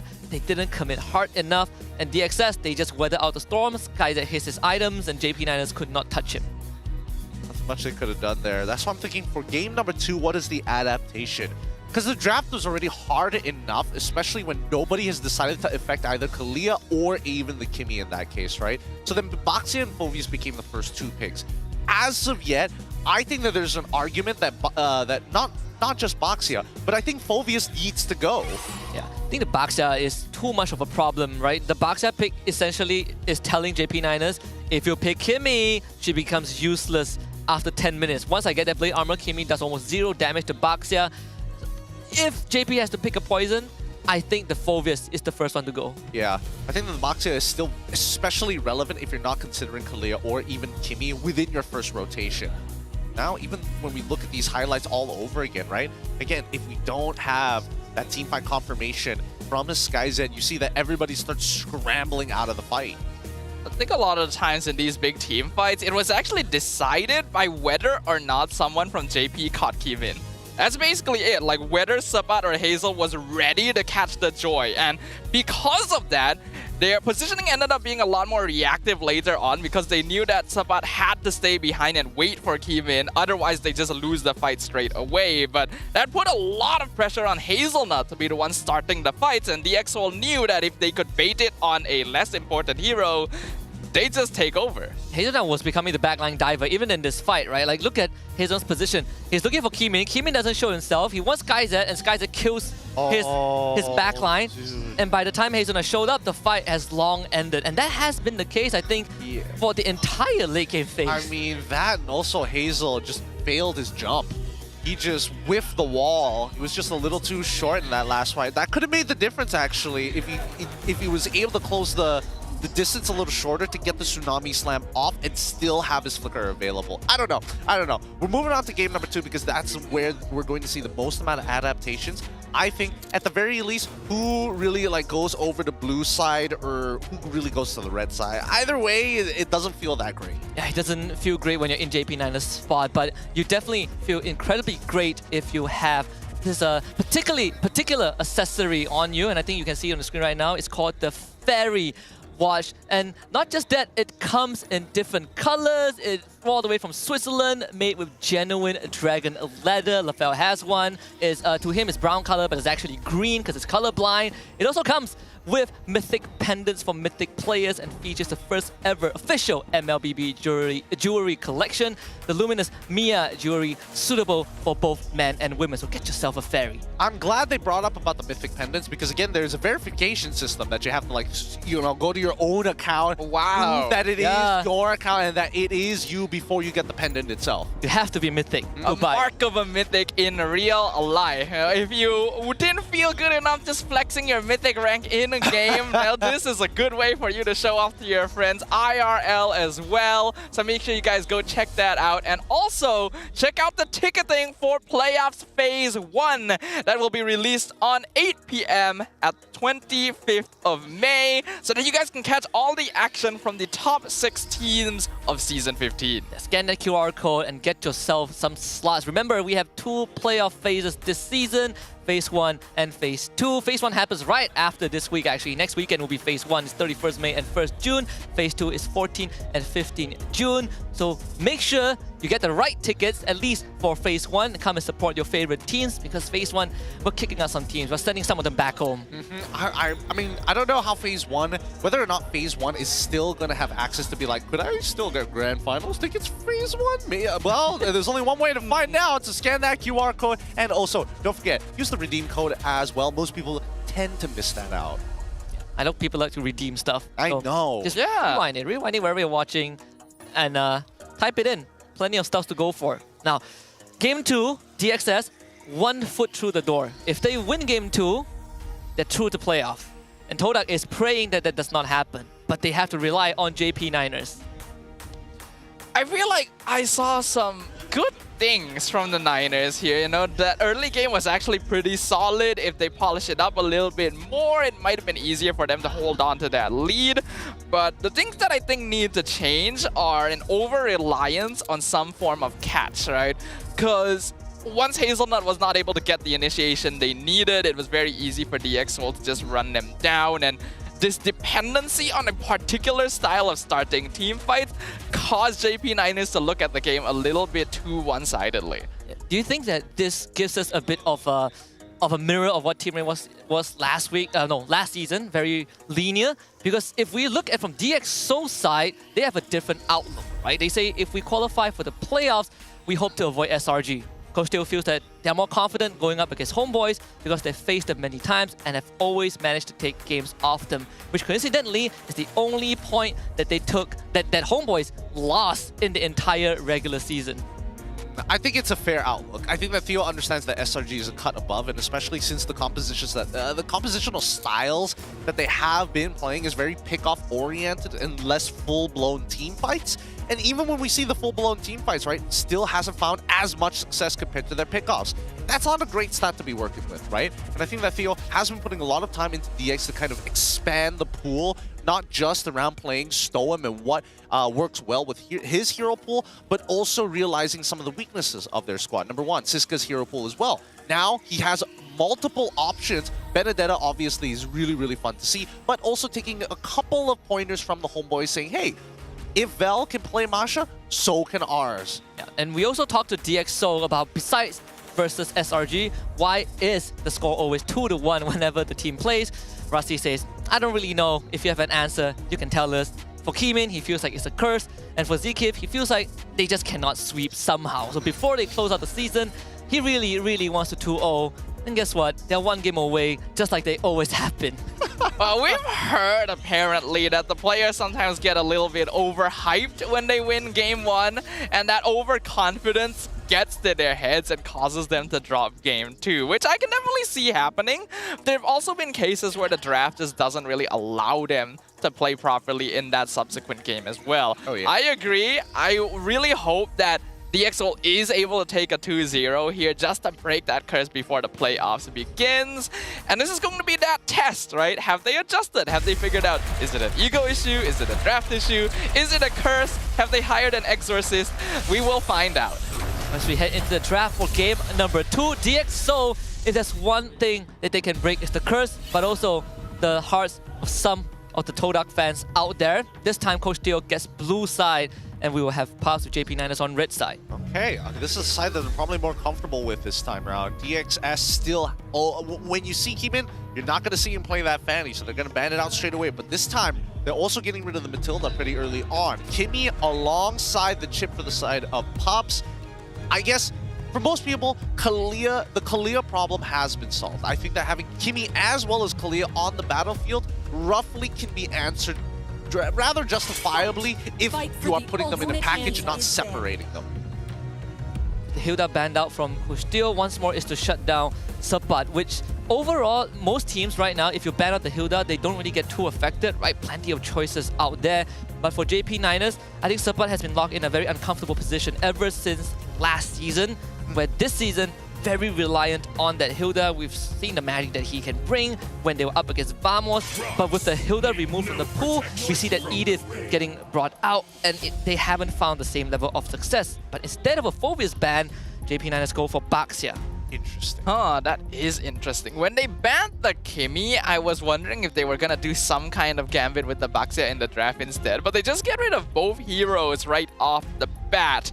That does mean we have quite a large pool open right now. The Harif, the Phobius, Kalea, all going to be available. Ling has clearly become a very contested hero ever since the start of this week, so I would not be surprised at all if we saw it picked up pretty early in this game as well. I think that, you know, all the teams, all our junglers here in Malaysia are pretty, I wouldn't say reliant, but at least adept at playing the Ling, right? For most assassins. Yeah. Phobius going to be the first pick for the side of DXS. Very strong opening here. I think Theo, he understands. Even if we take Kalia first, Gatot is going to be walking around unpunished without a Baxia in play, and there's no point looking to flex it. We might as well guarantee ourselves the Phobius. You take the Kalia, we can still play around it. But if they decide to take Kalia as well as Gatot, it's a bit of a risk just to guarantee that this combo works. And also the Kalia and Harif, which they have dealt with last game, right? Even though there's no Baxia, there is still the Phobius. So, JP9ers turn it up, Kalia and Fredrin. All right, Gatot here. That's what we're expecting from DXS. They're also probably going to want to play 1-1 at some point. Yeah, I think Skyzet... So if they don't lock it in here, it's going to get banned. Skyzet is looking at Coach Theo as like, you seeing what I'm seeing? Third Savage? Third Savage one more time. I think you just go Harith at this point, right? You go Harith, you take Purify, you call it a day. Yeah, I think Harif also works. Harif also works, you take yes. Harif and... But you could get a third 1-1 Savage. You could get a third 1-1 Savage, but you're already up against the Fredrin. I would say that unless you're getting like a Trinity build type marksman or a hyper-scaling marksman like Harith, it might be a little difficult. Oh, you know what? He's like, here we go. Third 1-1 Savage. Third 1-1 Savage. The core question is, you want the Savage or you want to go 3 games? There's a very little argument to that. But there's also the argument that they might get overexcited with the comfort pick and then lose game 2 again. Possibly. I feel like right now, going for the Badang is like, sure, okay. I would have much preferred if it was the Gatot at this point. Yeah. Kalia, yes, you can have inbuilt purifies, totally fine, but Badang as well as Phobius, what are they going to do, right? They just basically have to eat it or win their lane so hard, and unfortunately, Badang's going to be in the roam position. He's naturally going to have less gold. Yeah, both Phobius and Badang, they are not going to have the easiest time if the Fredrin and Kalia are together, right? They're going to be taunted forever. They will just have to eat as much shot as possible, and with a Harif that is going to hyper skill, there's going to be a limit on their durability. Let's see how this plays out, right? Because now, next question is whether or not we're seeing JP flex this Fredrin around But even so, it's not like they have great options. Everything can basically be purified by this Wanwan, even if you get on top of them. Like things like glue, for an example, really doesn't matter. Yeah, there's things to worry about here. I do think the Fredrin as a flex is still possible, especially since Ling is still in the pool, unless the teams decide, okay, we're gonna ban it out and just not really think about it in this second phase. But I get the feeling that other things are gonna be on the main concern, including this Lucas, which surprisingly went through the entire first half of the draft. Farmis, they're trying to set up for glue, just forcefully ban glue, call it a day. It's also the setup for the crossbow tank. Yeah, I don't think DXS can even fit the glue. I mean, but you can, even so, you can just Winter Crown it, right? It's not a necessity to have that Farmis. But you have to buy the Winter Crown. You don't have to buy Fairview. Every 50 seconds, you know. Every 50 seconds, you get another round. That is fair, that is fair. Still need to see these final bans come out. If they could ban Winter Crown, I'm sure they would do it too. I miss Winter Truncheon when only mages can buy it. Only mages had access to it. Light me up and watch. Export! Very interesting call here. I like the thought process coming in from JP. Generally, all right, both are okay matchups. I would say that it's a lot more punishing for the Fredrin if you had the X-Borg on the opposite end. The Lucas I felt was a little more manageable, but I guess that kind of tells us what they want to do with their mid lane, right? I still think Lo Yi, pretty good options here for the side of JP to rotate really, really fast, but they have that Kalia, so they need something that has burst, innate burst naturally. So Barca? Yeah, Farsa feels like the default pick again. So the Masha ban by DXS. I think it's all to play towards SkyZ and possibly Keeman at this point. The Hayabusa was also led through the entire phase untouched. Puts DXS in a tough spot. I think that DXS is in a very good spot, right? It does mean that Siska gets to play one of his own winning matchups in comparison to Sapat. All of the potential, not only counter picks, but also picks that don't interact with him. It's going to force Sapat on one of the tank-style EXP laners, which again, generally has not been his forte, if not comfort.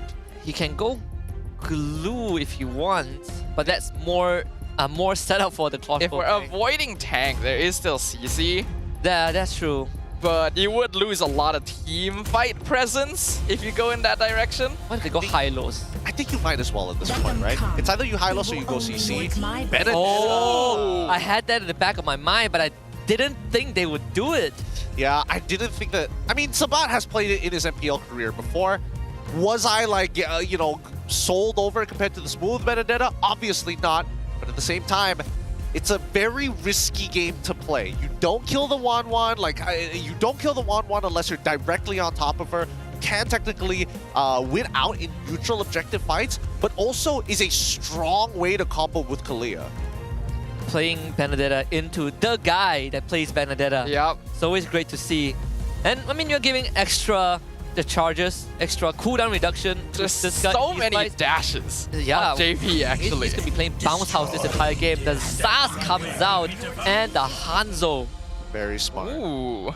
Very smart. I think I would have preferred the Hayabusa this time around for the side of DX. I am worried that the Hanzo body is going to get discovered very quickly, especially if Benedetta isn't there on the fight. Again, I think a lot of this comp is riding on the fact that you are trying to play a 1-4, but you want that Benedetta to be able to regroup with you a lot faster in comparison to DXS. So if Sapat wins out the lane, that's amazing. That actually does a lot for the JP Niners from early to mid, all the way until late. You will still feel his impact, assuming he hits the spells during team fights, assuming he wins the he wins the laning phase against the Phoveus. DXS doesn't have any burst this game.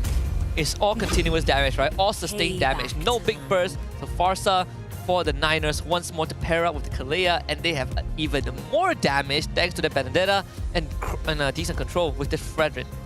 A very high damage potential coming in from JP here, and good scaling. They'll generally have relevant DPS throughout the early to late stages, which means that DXL may have a little bit of difficulty. I do like the Zas because it's a mid laner that can take care of itself, but I agree with you, Gideon. I feel like something like the Hayabusa or even the Ling may have been a little bit safer, because with a Benedetta around that Hanzo body is gonna get discovered quite easily. Yeah, but I mean, there is still Kalia on the opposite side, right? So again, it's kind of a give and take, and Kimin says, you know what? I want to scale to the later stages. I want to beat up Zidane by myself. I can do that with this Hanzo. Eventually, I will melt him down. The Zask is a bit of an issue because, again, it's an anchor in the middle of that team fight. So I want to see how they play around that anchor as we jump into game number 2. All right, ladies and gentlemen, let's find out if DX Seoul can finally break their 2-1 curse to find a clean sweep at the end of the regular season and to make Toda cry, or if JP Niners will bite back and keep the trend going by evening it up with a Fredrin jungle. The start of the game, we can see Hazelnut just, as always, trying to get priority, but it's not easy into this Padang that just takes a fist break and straight up wins the trade. Siska having an amazing time against Sapat. Yep. You don't really get to trade against him. You kind of do, right? It really depends on how... You have to bait out the eye for an eye. That's the big one here. So far, when we're looking at the emblem set, it looks like Siska is going to go for that full tank rather than Festival of Blood. He knows that he just has to survive with the extra DR, but Master Assassin from the side of Sapat, he not only is looking to out-trade him, out-damage his opponent, but he is confident in doing so. A lot of this draft does depend on whether or not Sapat is able to release himself from lane and start affecting the map. Because while JP has a good amount of damage, a lot of the early part is going to be focused on ZaQT and Sapat. So the earlier that he can join fights, the better. Just now they were trying to set up a better laning condition for Lo Liao too, but thankfully Rasi was able to stop them from happening. If not, Lo Liao could just freeze the wave on the SkyZ. So Niners called it off. Head towards the bottom side and just stick with Zidane. He is going to be that key to get the ball rolling. Slowly make their way up here. I think both sides understand. Yes, we want to affect this laning phase, but at the same time, it's not worth risking everything for it, right? They want to get that first initial push, but even so, I don't know if Zidane should be like hovering around here for this long. He still has camps in his own jungle to clear. Yeah, taking resource away from Sapat too. Before 5 minutes, we're not really getting value by going into the wave of your laners, but they will start on this turtle. I think if you're DxO, Kimin, he has that level advantage. Will they still choose to contest though? Zidane gonna be standing in front. Rasi goes in, commits to fist break, doesn't have to crack. A beautiful flicker, knock up, Dark Wave cancels both. Sapat gets a double kill though. He returns the favor and Zidane secures the turtle. It's 1 for 2 and JP gets the objective. If I just give him the great Petrify, Electrify, no blow, lethal ignition, all the damage in the world, Hazelnut will be safe from that. And it went way more poorly for DxO than I think they would have originally liked. The cash on the ZaQT was great, but they lost core players, and sadly, Kimin didn't even get the objective. Yeah. They're trying to force it. The Purify removes the crossbow stacks, and Siskai, why are you that deep, sir? 2 members of DX fall again. Guys, they're not paying attention to the mechanics. Lo Liao said Purify, you can never commit to that. Really, really unfortunate there. Really unfortunate for DX Seoul. Right now, JP Niners still in the lead. How are they going to convert this? So far, Sapat has made his impact during that upcoming neutral objective. From this point onwards, finding scraps along the map and more... So I'm going to use the Dominator's Descent, dropping reload of this round. Leo is stuck inside, but he's able to dash away and crossbow tank jumps to Zidane instead. Better this strike comes out, Sky's going to be knocked up. A break grab, he just barely dodges it, and Storm finishes off the Fredrin. Here comes Kimin. He's looking for a snack, but he's not able to find it. Thank goodness Lo Liao got away, because that would have been really bad for Niners. Guys that not able to transfer the crossbow tank onto Lo Liao, but was able to get a kill on the Zidane, so that gives Kimin his first sight on the corrosion side, making sure that he always stays ahead of his Fredrin. This laning phase has been going pretty well for Sapat. Every single time. Just waits for the eye for an eye before even consider going for an aggressive shove. 12 seconds left on the clock. I think that the JP Niners, if they're looking for these bigger conversions, they might even consider going for like a straight-up invade against Kimin, right? But we haven't seen the scouts from JP Niners like try to track the camps. Oh, this guy got first item, Dominus Ice. He really just wants to hamper this Fredrin. But gonna be taking pretty aggressive positioning. He is a full level up on Siska, so this Benedetta definitely doing the job that JP9ers drafted it for. Rassi is gonna take the job of trying to Josen away, but Tsunami Slam pulls him backwards. JP9ers just decide they don't want to fight this. Does come out with the Feather Airstrike in the end. Here comes the Hanzo as well. Oh! Gonna be chased down. Keeman finds the snack he's looking for. It's a 1-for-1 trade right now. Both EXP laners are down. The Roamer is very low on HP as well, but Zaidan in much more comfortable spot to take this turtle. The Fizz Crack finds it, secures the turtle for Keeman. Rassi sacrifices himself for the team. Wow, not bad. Oh, Kaizen, careful here, sir. He wants the last stack. You are playing too aggro, my friend. Oh no, no amount of Inspire is gonna save you. Lo Liao, he has Purified, and that crossbow tank is never gonna go off. Skyzen needs to understand that. Second time he gets solo killed by Lo Liao. And that is not doing him any favors. DxO bailed him out once, but they cannot keep doing that. And every time Skyzed has died, each time he has the Inspire. Oh, Siska gonna be jumped on. Dark Wave cancels the Feather Airstrike. Siska jumps back in, gets taunted away. Appraiser's Wrath crushes him into dust. And now Rassi forced to use the Fizz Crack just to survive, but Hazelnut's coming in as well. He'll be able to walk away, but his ult was wasted there. Whoa, first item priority, Brute Force Breastplate for Zidane. He wants to move fast, he wants to hit hard, and make sure that this train never stops. DxO, Siska and Rassi have surrendered themselves to the fate that they will just be punching back for JP9ers. Now, the eyes turn onto Skyzed. He is so far behind Lo Liao. yeah, he's dying twice in lane like that is not ideal. Oh, does Sabat take this? No, he doesn't. He decides against it. Rassi is about to cut him off. I think very smart of Sabat here. It looked like low-hanging fruit. The enemy marksmen all by themselves in lane, but he was moving way too aggro for him to be by himself.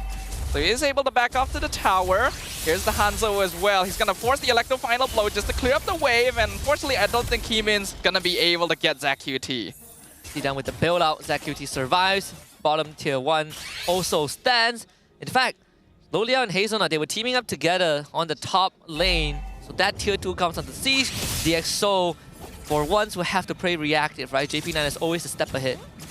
Nothing much they can really do about this. Even for Storm, right? As long as he doesn't have the Dominator's Descent, he's got to play extremely careful with the way that he's dropping down these spawns. Again, it needs to be an anchor that JP9ers cannot cross, and so far, based on the 3.4k lead, it's a non-factor until he has items. Oh! Keeman's is gonna use Hanekage to try and steal the turtle away, keeping himself there. But Zidane will still secure it. JP get another neutral, but the Fizz Crack connects with Zidane. He's under the tower. Feathered Airstrike comes out, dominates his descent, gonna eat most of it. And the final Infernal Pursuit finishes him off. Sabat gonna find Skyzed though. Petrify connects, and Skyzed picked up again. A killing spree for Lo Liao.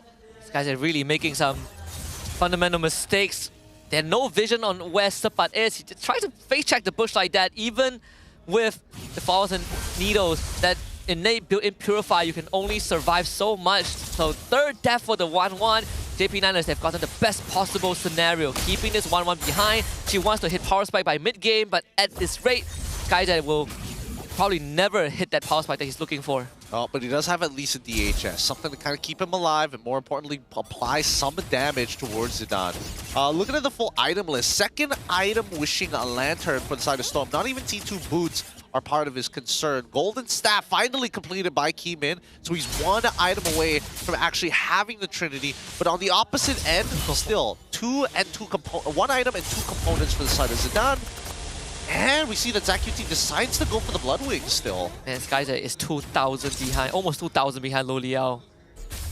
2 deaths early on, fed to Lo Liao, and then another one being set up in the mid lane really puts you behind as that gold laner, and that is not ideal. DxO have drafted most of this composition around setting up for the 1-1. Keeman gonna try and find Lo Liao, but the Harif is feeling very good right now.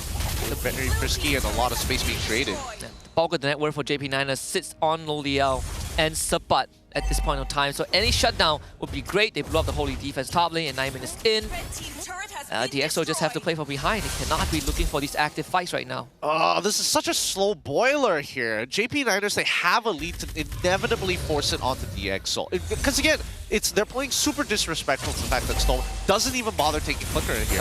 Rasi misses the fist break, but the crack connects. Lolil push into the wall and eaten down. Wow. Shut down from Storm. He found him. And now Hazelnut gonna be chased down as well. Keeman gonna be able to find another snack. That is tea time and dinner completed.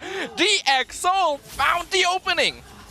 2 down. JP Niners will take the very first Lord of the game. I don't think Zidane's going to make it in. Look at that spawn. It is just belting him. That is great. Purify might work against 1-1, but not against a Hanzo. Keeman, he does have the killing speed. They found Zach. Fist crack onto Zach QT. Looks like Keeman wants tomorrow's breakfast as well. Zach QT will be able to fly away thanks to Zidane. Sabat gonna clear up the mid lane, but all of a sudden, DXO finding the space on the map. Almost a 3k goal swing again for DXO. Lord spawns, bottom tier 2 stands for them as well. They finally clear out the top tier 1. And Keeman, he has a killing spree, so he is only going to get stronger the longer the fight persists, as long as he can reset it with kills. And speaking of, he's going in again, looking for Lolil. Not even on the Chris crack! Feathered Airstrike comes out, zones out DXO, but they're actually okay with this. Storm a bit too deep in the backline. He might be stuck here. Sabat gonna punish him for the overextension. And that's gonna be the only kill of the fight. Interesting. I mean, it was a pretty good engagement coming in from the side of Rasi. He caught 3 people in there, all of which didn't have battle spells, so there's really no escape. Generally, I would have imagined that Keeman was not going to be able to get some significant damage, but I think it's a little too late, right? It's coming to a point where that Trinity is now making all the difference. I think the sequence was wrong, right? Rasi needs to go in first before Keeman joins the fight. Yeah. He lost the Hanekage, and then Rasi engages. So, yeah, DXO kind of messed up on the sequence a little bit. Still got the bot lane tier 2. Now they need this mid tier 1. Feathered Airstrike gonna be used to clear the wave. Also do a significant amount of poke damage to SkyZ. Needs to be a bit more careful with his positioning, but now the net worth is actually even. All the lead from JP gone. Yeah, nothing much they can do about it, but it's fine in terms of scaling. Both sides scale pretty decent in this game. It'll eventually even itself out, but it's about impact. It's about execution so far between the squads. I think that right now, I'm most looking forward to Sabat trying to catch 3, maybe 4 people with the Electro Final Blow plus Petrify. There's one person who can manipulate the side waves. It is Sabat, right? It falls into his jurisdiction for DXO. They don't really have the same luxury. Maybe SkyZ is the Keeman's the other one, but generally, they don't want to be the person to do it. So JP Niners, they play their macro game, split DXO apart, especially set up this long lane for the next Lord, which Sabat is going to be doing. As they control the battle lines, especially around the riverside, both teams are extremely cautious. They're only respecting the space that is necessary within their own territory. The waves, is it even worth going for a proxy at this point if you are Sabat? I guess it's okay, but that probably on the next wave that's going to be spawning out. Lord is coming back up in 10, so I don't know. I think that Hazelnut, unless he flippers in and finds a big catch on maybe Rasi, maybe Storm, it's going to be a tough one. I think it does still come down to execution though. Fist break will connect. Hazelnut not able to find the target, and Rasi flickers away, but Tsunami Slam gonna pull him back into the rest of the team. And here comes the Electro Final Blow. Doesn't really find anyone though. Rasi will eventually be melted away. SkyZ finding Lolea. Keeman with the killing spree. JP Niners are being melted away. It is a 1-for-2 trade. DX come out on top. Man, they sit on top of the dominance of Descent. SkyZ free hitting. And of course, you have Keeman just ripping them to shreds. Second Lord for DXO. Holy Crystal for the Zaz. JP Niners, I think the timing is slowly, the window is slowly closing for them. As Lord falls into their hands, the siege doesn't look that great. I think that as long as they can keep finding value from Keeman, he's already level 15, so his ult is very, very short. Yeah, cancels it out every single time. Dominators, Descent even committed. They're looking for Zidane, not able to find it, but they do get the mid-tier 1 in exchange, and I think that's very worth it. Hazelnut, he just bought the fleeting time at around 30.5 minutes. Again, the timing, not really the best, right? You get that fleeting time, but when your team is in a position where they're not actively getting the kills to make use out of that item. So we're falling back into the same situation as game 1, where Niners have items that is meant to go fast, but they're not capable of doing that.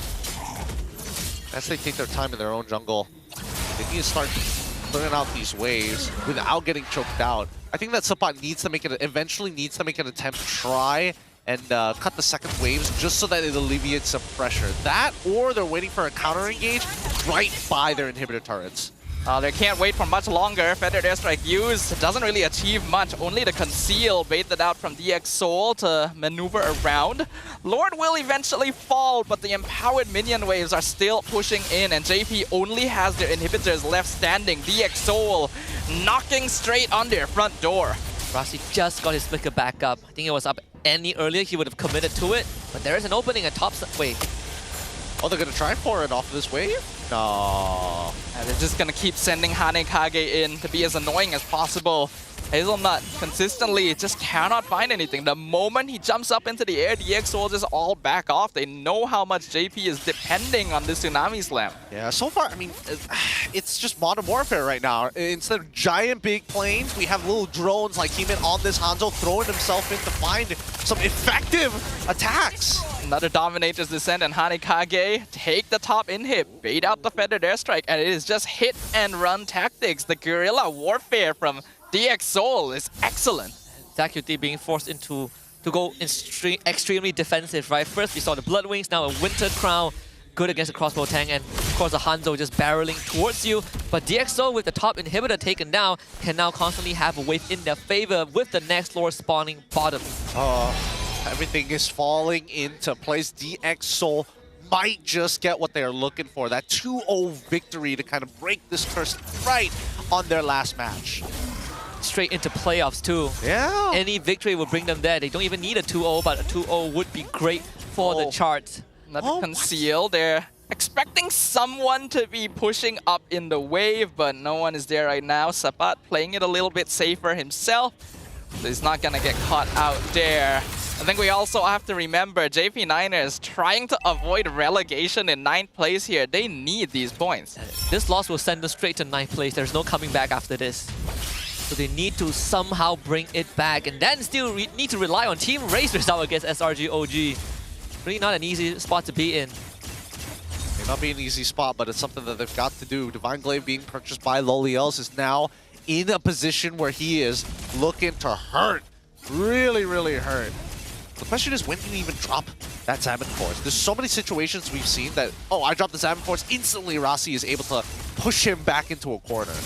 Yeah, there's a lot of zone denial from DX Soul, where Rasi just walks in, Hanekage just dives the backline, or the Salmon Force gets cancelled out by a well-placed Dominator's Descent. DX Soul have definitely drafted this to make Loliel's life fairly difficult, despite the early lead that he gained from repeated 1v1s. Zidane gonna be committed on. Feathered Airstrike comes out again a bit too early. DX Soul just disengaged. And Sapat, he's debating whether he wants to join his team or to deal with the top wave, because that wave is going to crash.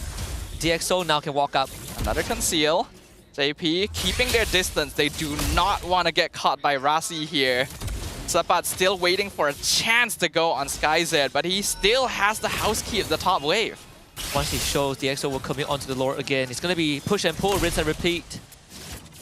EXO slowly taking more space in the river. Zidane no longer able to walk up safely. Conceal cancelled. Oh. The flicker forward. Tsunami Slam pulls Rasi back. Feathered Airstrike as well. But he just flickers away. And now Ziska's buying so much space and time. Sapat cannot enter. Hazelnut's already melted away. And Hanekage nearly kills Loliel all by himself. SkyZ looking for a chance to enter from the side. Ziska still standing strong in front. Immortality still intact. Okay, all right. So it's a 1-for-0 trade, but a majority of the members from DX Soul is kind of low. Sabat, he might be able to find some angles here if he makes some good guesses. No Electro Final blow for him. Has to wait for a while. There's a... oh, that alien just despawned. But Rasi, he's going to keep walking up forward. And DX Soul can keep playing this, right? The top wave will always push in. They have plenty of chances to reset if Stone can just let that alien die. There we go. Lord now at 40%. Rasi doing a great job of just standing in front. Doesn't quite get the wall, but still pushes Zidane back. Feathered Airstrike used. Stone just jumps into his ult. He's alive. Heeman gets the Lord. Really cleanly done by DX Soul. Yeah, JP Niners not even willing to contest. not even willing to contest. To be fair, the game has been dragged on to 19 minutes at this point, so we're already in the full item build section of the game. And the extra gold for pure utility and item swaps. This is now the chokehold that DxO has gotten JP Niners in. This Lord might not end the game, but certainly will crack almost the entire base of the Niners. Lord gonna be entering the top lane. Mid and bot inhibitor are still alive, so it's a bit hard to enter. Conceal comes out. Rasi, two-man fist crack. Better Desperate comes out. Hanekage gonna enter again. Eats a lot of damage. Dominator's second three-man stun. Three-man knockup from Keeman. And Siska's in the backline. Skyzed finishes off Lolil, but Sabat finally finds his proxy. Rasi gets a three-man wall, but Sabat gets the double. JP Niners able to keep themselves top, still four-man strong. They halt the advance of DX. All right, so another Lord goes by, and actually all three inhibitors end up falling. I thought they managed to save at least one of them. That's a little unfortunate, but what can you say? DX Soul, they tried. They got very, very close, but there's just a lot of artillery from the side of JP Niners, especially once they're near and safe to their structures. It's good to see that Sapat still has that Benedetta in him. He's been getting a good amount of catches over all of that backline. Ooh, here comes Keeman again. Storm gonna be found. Sapat chases him down. And Hanekage, unfortunately, not able to find the finish. Better than strike. Ooh, Keeman just barely dashes away. That would have been disastrous. Okay, DxO needs to calm down a little bit, right? Those death timers are being staggered. They will respawn in time for the next Lord, but JP Niners finds a very much needed breathing space, punishing Storm, who has been a thorn in their side the entire game, and Sapat getting crucial picks in the last two fights. I mean, let's look at the damage dealt, right? Storm currently sitting on top, very, very high. Keeman, again, nearly a 20,000 damage difference between the two. Right now, even ZQT and Lolios not being able to keep up with it. So it just comes down to whether or not we see DX Soul take the initiative in these fights. He's gonna find somebody in the bush. Sapat gets the petrify, goes in, but he gets the wind of nature, and the fist crack cancels it. Somehow Niter died, but the Tsunami Slam gonna find Keeman's real body, throws him back into the better airstrike. Lolil picks up the shutdown. JP Niners are fighting back. Yep, finally their pickoff composition is going in their favor for once. For once, Sapat has got some legitimate damage, but that does mean that at least for the upcoming fight, Skyzed does not have Winds of Nature. I think if you're DxO, you might have to just concede the Lord and play defense. All that effort the past few minutes now amount to nothing as we have Zorn in the crowd. The fight breaks out. Dominator's descent. Lord dropping low. Zaidan will of course be able to secure it. Rasi trying to flank from the back with Skyzed, but not really able to find a target. DxO will just have to back off and regroup. Yeah, once again back to the drawing board one more time. At least have the Lord in your hands. Oh man! Whoa, we said Sapat is the key. Really coming out huge in this late game. He's single-handedly keeping his team in the game. He really is. I mean, looking at his build, he's making sure that it's just pure, raw damage. Not even thinking about hard sustainability. It's all about being able to blow up your targets with the least amount of spells as possible. Endless battle. Malefic for a Hunter's Strike. See Halberd and Heptases. He's got all the blades, my guy. No more shoes on Sapat. He is all for that DPS. The faster he can burst down his opponent, the less JP Niners will have to worry about. That Lord now going to be pushing up top lane. DxO still has all three inhibs standing. It's just a question of how many JP will be able to take. They don't have the best wave clear to deal with the Lord either, so there's a good chance JP gets all inhibitors. And maybe one good pick-off, one last Electro final blow from Sapat will end the game for JP to bring them to game 3. I think that Siska at this point has to be the one that makes contact with Benedetta before she makes it into that back line, and then start walking up once, start pivoting your direction to the front line once Rasi is able to catch maybe one, if not two people. Very well set up by Niners. All three waves synced up. They're looking to deal maximum damage with this Lord. Skyzed is going to start working on the Lord, but this Conceal is going to force him away. Better that's right. Wow, one hit. Half HP on Skyzed, but he is able to walk away, and that means there is no Farsa ult to worry about next. The Lord will collide, top inhibitor will fall. Rasi finds one face crack on Lolil, but the team's not really ready to follow up on it. Zaman Force already used. Lolil a bit too deep! Lolil, you are too deep! He's somehow able to dash away though. Winter Crown comes out on top of Siska. He also buys the Immortality. Keeman now looking to re-enter the fight, but Hanekage will be burned away. Sapat still holding on to Electo. DxO doesn't find the Petrify he wanted. Wind of Nature cancels it all out, but Feathered Airstrike is back off cooldown. Storm finishes off the immortality on Suppad, but he loses his own life in exchange. DxO though do defend their crystal.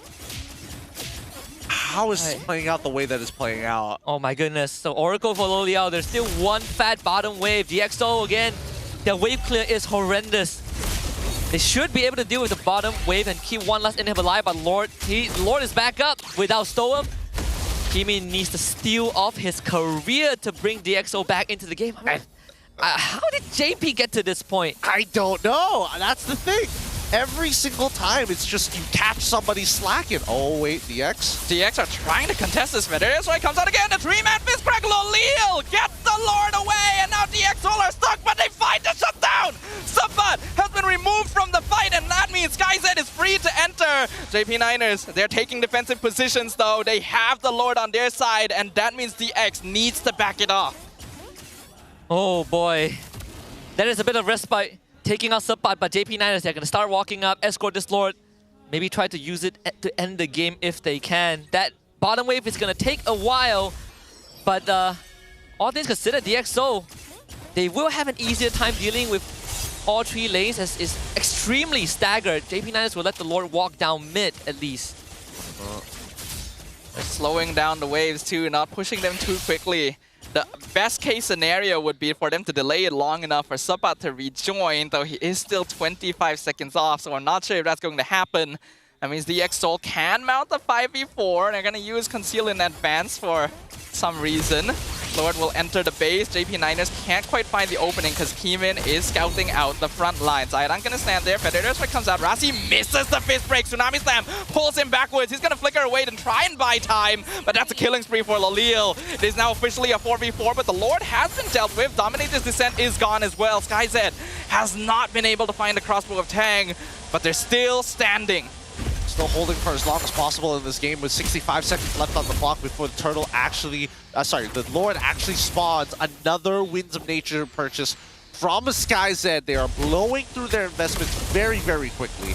And I think that, unfortunately, despite everything that has happened, it's great that we see that Suppad on this Benedetta is housekeeping and also pulling off on these fights. That was what's kept DxO in this game, right? A fat bottom wave that Suppad needed to deal with, and of course the early stagger timer. Wait a minute. Hanikage dropping Lolil to half, but it's fine. He's got Hazelnut and Zidane with him. How do they deal with this bottom wave though? If they can keep this inhibit alive, it's gonna be great. Hazelnut forward, finds the Tsunami Slam, pulls Gnome forward! He didn't get the pop Dominators! Electro Final Blow, Petrify, stops the Phobias in his tracks. Keemin trying to look for a counter, but he's already lost Hanikage, and all of JP Niners are still alive. This is now a 3v5 defense. Princess Wrath comes out, a Winter Crown, gonna keep Ziska alive in the air, but not for very long.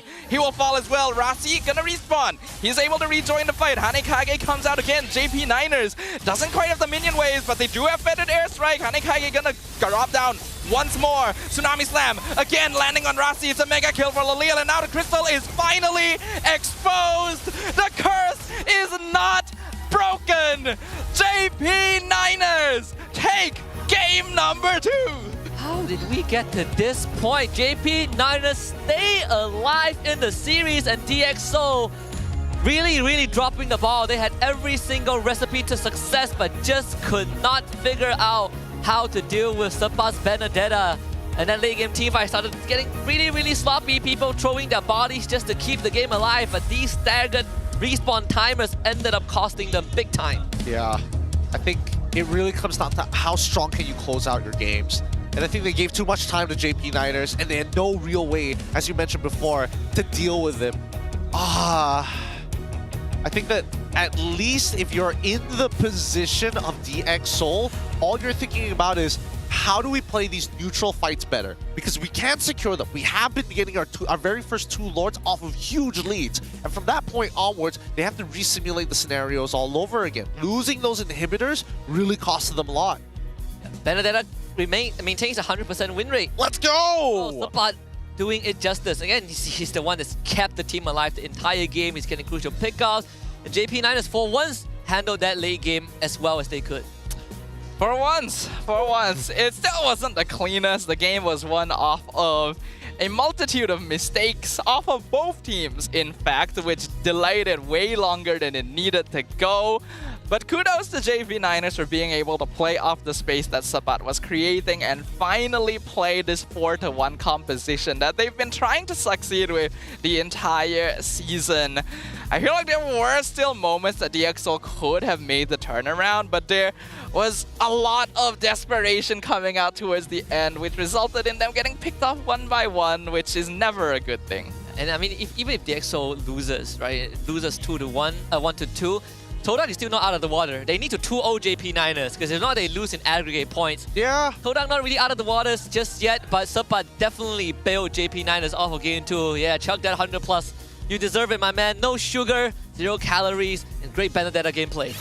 Oh, let's look at our MVP once again. I can't believe he got away with this. I'm going to be perfectly honest. He got away with a lot on this Benedetta because, again, it really boils down to how you utilize the eye for an eye. Everything else is straightforward. Being able to dash, being able to drop your ult on top of the Petrify. The micro mechanics is mildly annoying for Benedetta players, but that's what makes her really unique. She closes the distance very, very well, and I think that I gotta give it to Sabat. He played a strong laning phase, especially against Siska. He was consistently clearing the waves against him, sometimes even under turret, and minimizing that damage when you're up against Phoveus, who has continuous ways of proccing his passive just because of the way that you dash around the map. Yeah, I think Sabat played just a really clean game here. His laning phase was solid, and then once he transitioned into the mid game, he was the one getting the important pickoffs and splitting the fights to make sure that JP Niners could stay in the game despite being behind. And his consistent macro play and housekeeping made sure that JP could still stick around to contest neutrals, even when waves weren't necessarily pushing in their favor. In fact, it forced DxO to have to split themselves up to make sure that minions didn't start hitting towers for free, and that is where they can really start taking advantage of individual pickoffs. Yeah, taking away map control from DxO was a huge boon for Niners too, because DxO ended up having to funnel all of their resources in a straight line. Kimin no longer have an off angle to jump the back. Skyzed no longer has an off angle to unlock the crossbow. Tank makes the job of Zidane and ZQT so much easier to just keep DxO under control. Yeah, man. I believe they got away with it. Almost a 30-minute game. Almost a 30-minute game. Niners stimulating the DxO special, right? Coming back with 0 inhibitors and 2 evolved lords. I can't believe this. Yeah. I actually cannot believe this. Yeah. Say some skippity memes and some brain rot gameplay. This one is a perfect balance of both. Yeah, it is a perfect balance of both, but just the mis-executions, right, from the side of DxO. I think that's what really hurt them this upcoming game. They built up a lot of confidence, and then eventually they completely forgot about like certain mechanics, like Hazel just flickering on top of you just because he can. The fact that nobody took Purify was rather surprising. 1-1, understandable. But if you're in Storm's position, how often are you going to be like, I need a flicker away from this scenario? If you're going into that Dominator's Descent, you better be ready to die for it. That, and you just don't want to walk up, right? Like, someone was forced to walk up to start clearing waves on his own, and didn't really have a good time doing so. It could. It was still so comebackable initially when they lost that base push. Like, okay, you know, you dropped a few bodies, but you got every inhibitor in exchange for it. That is very worth. That is perfectly fine. Just regroup, get the Lord again, push again. And then they keep getting caught. Yeah. They started staggering cooldowns, which meant they couldn't actually take team fights, and JP Niners just kept pushing forward and forward to get more of the map, and then DxO all of a sudden can't really do anything, and the game just ends. I think we can pinpoint that turning point, which was Skyzed clearing the top wave, face checks into Sabat, survives, but it costed Kimin's life.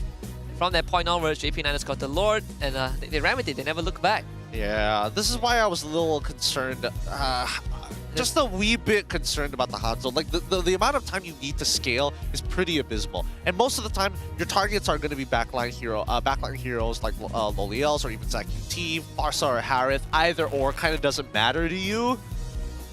But I thought we were eventually going to see that 1v1 where he can chunk down Zidane on this Fredrin. Regardless, Loliel's going to be our carrion as well as the rich guy. He played a strong game this time, winning out his lane, especially against the Wan. Of course, we have Hazelnut as the best wingman position with 13 assists, and Zidane as the big sandbag. 2 261,000 damage absorbed. Definitely in time, I really thought Hazelnut was never going to be able to utilize it, but it paid. Somehow it paid off, and Lo Liao, I think, being the biggest winner this game, aside from Sabat, just off of SkyZ's mistakes, right? Back-to-back deaths in the lane, trying to force a crossbow tank that was never going to go off. Yeah, those first few 1v1s from SkyZ are the clearest example of overheating I have ever seen. Press the It's fire, like, it's like, I am hot stuff on this 1-1. 2 savages with 1 game 1. I can easily beat this higher if in lane forgets Purify exists. Innocent put me in S tier, Rough calls me Super Z. I am about to clap. Even now QT puts him slightly higher rank, I think. Yes. Yeah. Oh boy.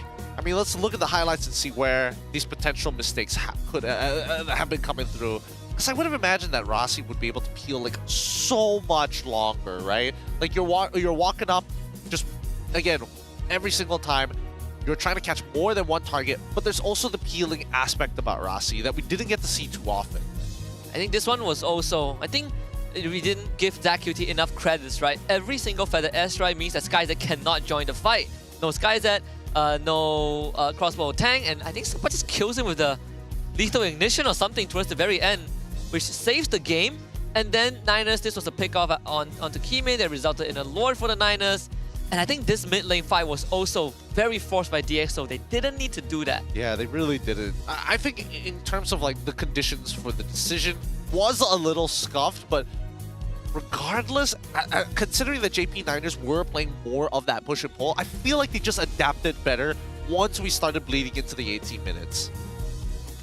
There's so many things that could have been done differently. I'm watching back the highlights and I'm feeling really disappointed because I thought this was going to be it. I thought this was going to be the beautiful epilogue to a wonderful story. DxO finally breaks their curse to end their first season of MPL.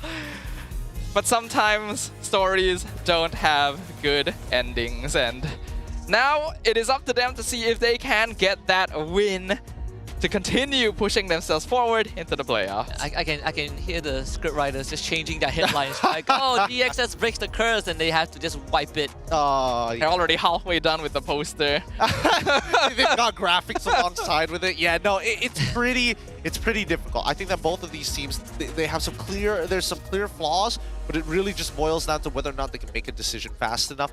If not, get the team on board with a two-step plan of like, we engage first, secondaries have to either slow them down or make sure that if we end up failing, that we at least get one back.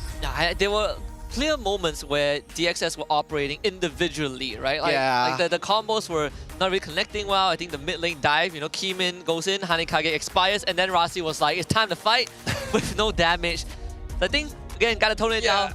The overheating definitely. Like, it's so obvious. It is so obvious to see. It is exactly what happens in our ranked matches as well, right? You are leading for most of the game. You think you're hot stuff. No matter what you do, you're probably going to win fights. You're probably going to get kills. Oh, they picked off some of my teammates. It's fine. I'm strong. I can stop them from pushing my base all by myself in the mid lane. And then you keep throwing. It did not need to happen. I think it's the Inspire effect. Usually people who take Inspire have that like built-in switch that when they press Inspire, it's a fight to the death. Yeah, it's a fight to the death. Fight to the death. Like, It's called Inspire for a reason, right? Yeah. Don't worry, these 8 auto attacks are gonna matter. Trust me. I'm gonna get all my health back from this. Goodness. Again, it really just boils down to the draft. I think that we need a simple draft. We need a simple draft execution from the side of DxO. If they keep it complicated, and more so want to win in a way where they get this 1-1 each and every time, they got to get the right situations as well. Because it's not like other than the Kalia that they were too worried about staggering. Are they worried about even getting caught by the Fredrin? Because if you're the 1-1, you should already never be caught by the Fredrin. Actually, they could have also pivoted to a Lucas in the first 3 picks, right? Lucas was banned out 4th by the Niners. Maybe they saw the Fredrin and they instantly thought of this guy's at 1-1. Well, they did. Didn't really work out. Because that's what happened with me too. I saw the Fredrin and I was like, they're gonna pick 1-1. And like, it's so predictable. Yeah, we saw Skyz and we were like, okay, yeah, he's gonna go 1-1, right? And he did get 1-1, but probably one of the more underwhelming 1-1 performances that he has had in the regular season. gonna do some push-up after this for sure. Like those 2 solo kills, Yeah. 20 push-ups. That's 20 push-ups. Messed up. You played it perfectly in the last game. Second game, not as good as we wanted to. How do you go from 5-0 to 0-3 in the He took all of the 1-1 luck from this game for his savages. He employed it early. Oh boy. That's what happens when you accrue depth. Yeah, a lot of time we go to game 3, you see the like Coach Steel's face is the progression of, okay, game 1, let's keep it simple. Game 2, oh my god, we lost. Game 3, now I'm stressed out. Poor Coach Tio, man. How many years is this man gaining every single match? So out of 24 games, they played 23, including this one, this regular season. Yeah, the only one they didn't play was the... Let's point out some issues with JP as well, because there were still some issues. Mainly, this team plays way too close together for that early game. Well, I mean, they kind of have to with the Fredrin, right? Because Yes, you've but got like what? How many really guns? close, like unnecessarily close. There's situations where they could very easily like leave Lolil behind to just clear a wave real quick, but no, he has to follow the team, and they never extend past the river. You will notice that the first the early game, never go past the river unless they're 100% sure they can, or they have like 4 people with them, Play or not both. to lose. I think that's the mentality still, right? Yeah, keeping it loose, keeping it real, right? Gotta again. If they do end up with the same Fredrin comp all over again, I think there needs to be a better matchup for that gold lane. Having a Trinity is always nice, but then when you're up against a Harith, there's just an overwhelming force on the other end. And I'm hoping that they do change sides, but we'll see. We might see them ego it out in the drafting phase and just say, one more time, we can do this all over again. And even the Moskov is not too bad of an option, right? Like if they stick with it. Yeah. See if Theo stops overcomplicating it. I think you keep it simple like how they did in game 1. Very straightforward, very direct. You know, very direct team fight comp. The bans are most likely going to be the same. So Chip, Fanny, I know Paus did ban the Fredrin in the first game too. Let's see if he wants to go back to that. I have a feeling Fredrin will get banned again. It would make sense. To me, Maybe it would make sense. I mean, if we're going based off of just like pure trajectory, it looks like it's going to be there again. Like Pops, he's already got Chip as well. So Wanwan wouldn't be too surprised if he follows the same path. And did you guys know, I'm pretty sure everyone knows, that except against SRG OG, DXS has always stretched every series to a full 3 games. They played 23 out of 24 possible games in the regular season. It's a confirmed curse. And SRG OG is the only team that broke it by beating them 2-0. Production were definitely waiting to pull that out. Like the moment game 2 happens, like type it out, type it out. Oh yeah, for sure. Some of those content had to be pushed out, right? Just gotta have it. Just gotta have it ready to go. Just ammunition ready to be thrown out here. They're taking a long time for the side of Coach Theo. I mean, it's not like they haven't played this particular draft before in this particular sequence. They're still doing their push-ups. They're trying to catch up on it. We gotta catch up on it now before later.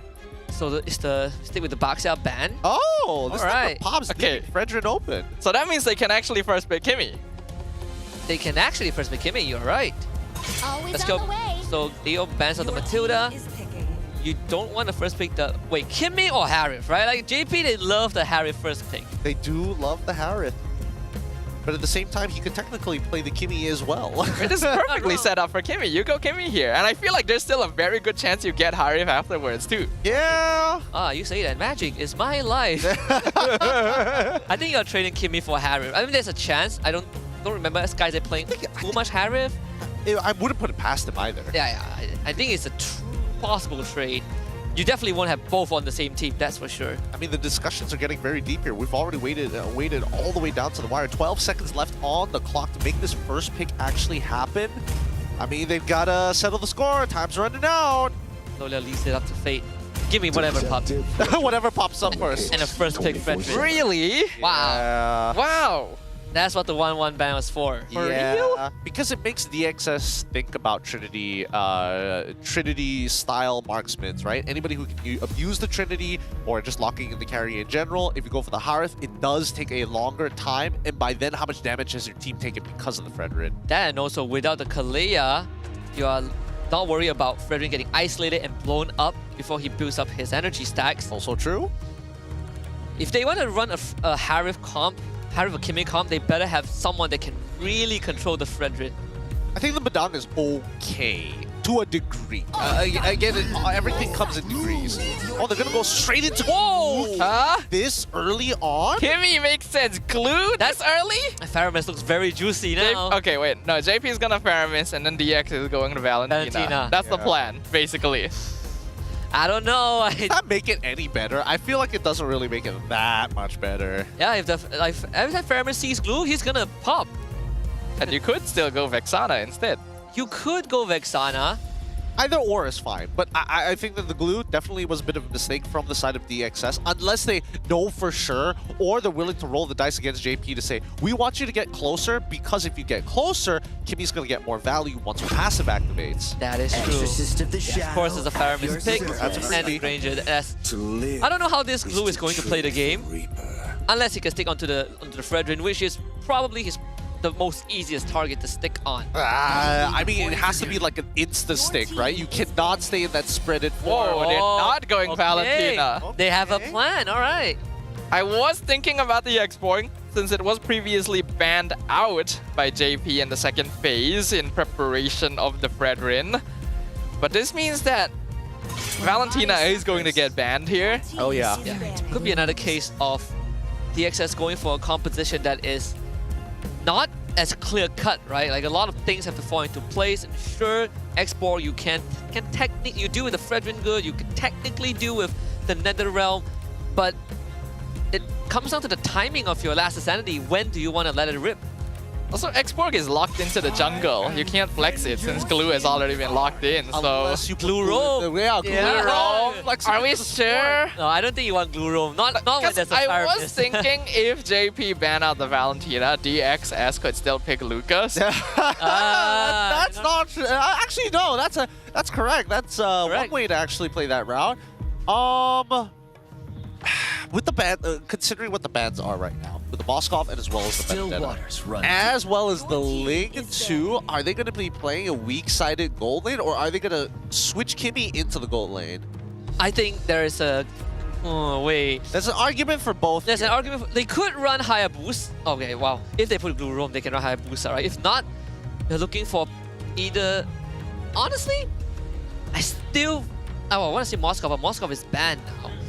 I think they just want to set up for Farsa, right? Do you take Irithel? I mean, if they want Irithel. Iritel's not bad, actually. Let's assume the Kimmy is going mid. I actually think Iritel's pretty good here. It is the original lane counter, the Granger, and the AoE would help break the Nether Realm. Yeah, and Fredrin has an incredibly hard time catching up to her too. Exists the equilibrium. They don't ban Valentina? Wow. Really?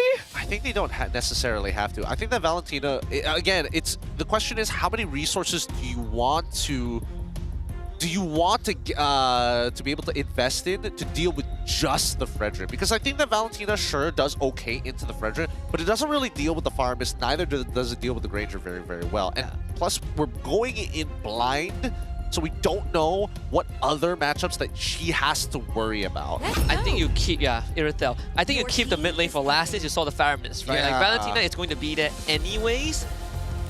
Bigger problem is, the bigger question for DXS is, how do you balance out the defensive options, right? Like if I go Valentina, the bulk of our damage is going to be in a double marksman. Can they end the fight through the Nether? Go like healing support. Healing support? I was thinking maybe Florin could fit that build. Oh boy. Florin is looks Angela would be good with Irithel. I don't know about Angela. Matilda might not be bad. Okay, I think actually Matilda's banned. Matilda's banned. Between the Angela and Florin, it really determines whether or not you want to play for the earlier stages or the later stages, right? And I think that either or, the early might be what they need. Oh man. Okay, there we go. Khalid. Whoa! Right. So, speaking of early game, now they've got somewhat of a sustain, but more control with the help of the Khalid to kind of clear out waves and alleviate pressure from lanes at a quicker rate. Yo, Masha has 4 health bars. Masha has 4 health bars, and it also makes the enemy goal laner just, again, Irithel, what are you supposed to do? You just get 1 tap sometimes 2 tapped. Literally in your face kind of comp. Storm, I think, Vexana is still not the worst pick. I still dig it. I mean, they need something that can deal with the clean. They need some crowd control. They don't really have the best crowd control either. Yeah, I think at this point you might as well take the Valentina, but instead they're gonna go with the Bandang as one source appeal on top of that glue. Oh wait, can't go Vex. I forgot. Yeah, Kimmy mid. Oh wait, yeah. Yeah, I would have liked it. I would have liked it to be Valentina at that point, but they're locked into it, right? They've got the Bandang for raw peel. They've got the glue for peel as well, but it gets hard countered by this Farmis, and JP, they just know it. They've got a really good draft on their side. I still question why the glue came out so early if you weren't planning on getting the Valentina as some kind of counter pick, but I guess we'll see, right?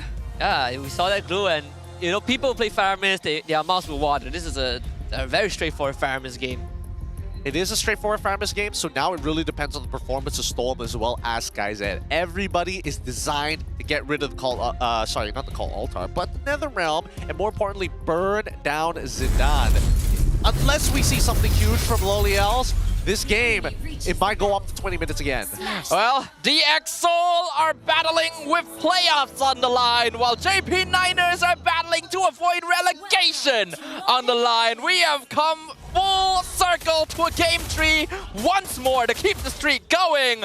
But who will be the one to close it out at the end of the regular season? Well, if anything, Sapat has definitely found his comfort zone, right? Not really the most proficient in the current XP lane meta, but you give me some damage dealers, Benedetta, Masha, at least he feels more like himself. Obviously mid-name prior, given over to the Kimmy every time she has the max stack on her energies. Rasi playing the exact same pattern. Think DXO making sure that they get Storm out of the lane so they can start facilitating the side waves. XP lane is going to be a dead lane anyways. Yeah, nothing's really going to happen there. First Little Wanderer. Also to the hands of Zidane. Again, it's all about these small wins, right? Because the early game is not in the favor of DXL, especially with Hazelnut on this Khalid. He's just got a lot of damage to deal with in the earlier stages of the game, that it's just not worth investing your time because he's just going to heal it back up, right? Even for Rasi, all the shots that he's taking is almost basically permanent unless he's got the regenerate. And the information that we see from Hazel to double confirm the position of Keyman allows JP Niners the flexibility of macro decision making. You see JP Niners just playing incredibly tight together, like Siddhartha mentioned earlier on, but this comp warrants that, right? Also, you are together.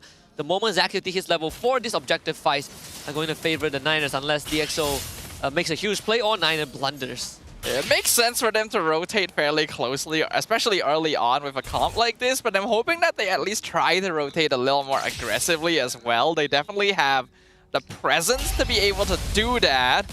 Zidane gonna be helping out in the top lane with that wave clear, try to break the equilibrium. Takes a good beating from Rasi and Siska, but they're totally fine. Yeah, I don't know why they keep on doing this, right? Is this just to make sure that they clear the EXP lane in time so that everybody can participate? Because he's giving up level 5 for this. Then Hazelnut can do that too, right?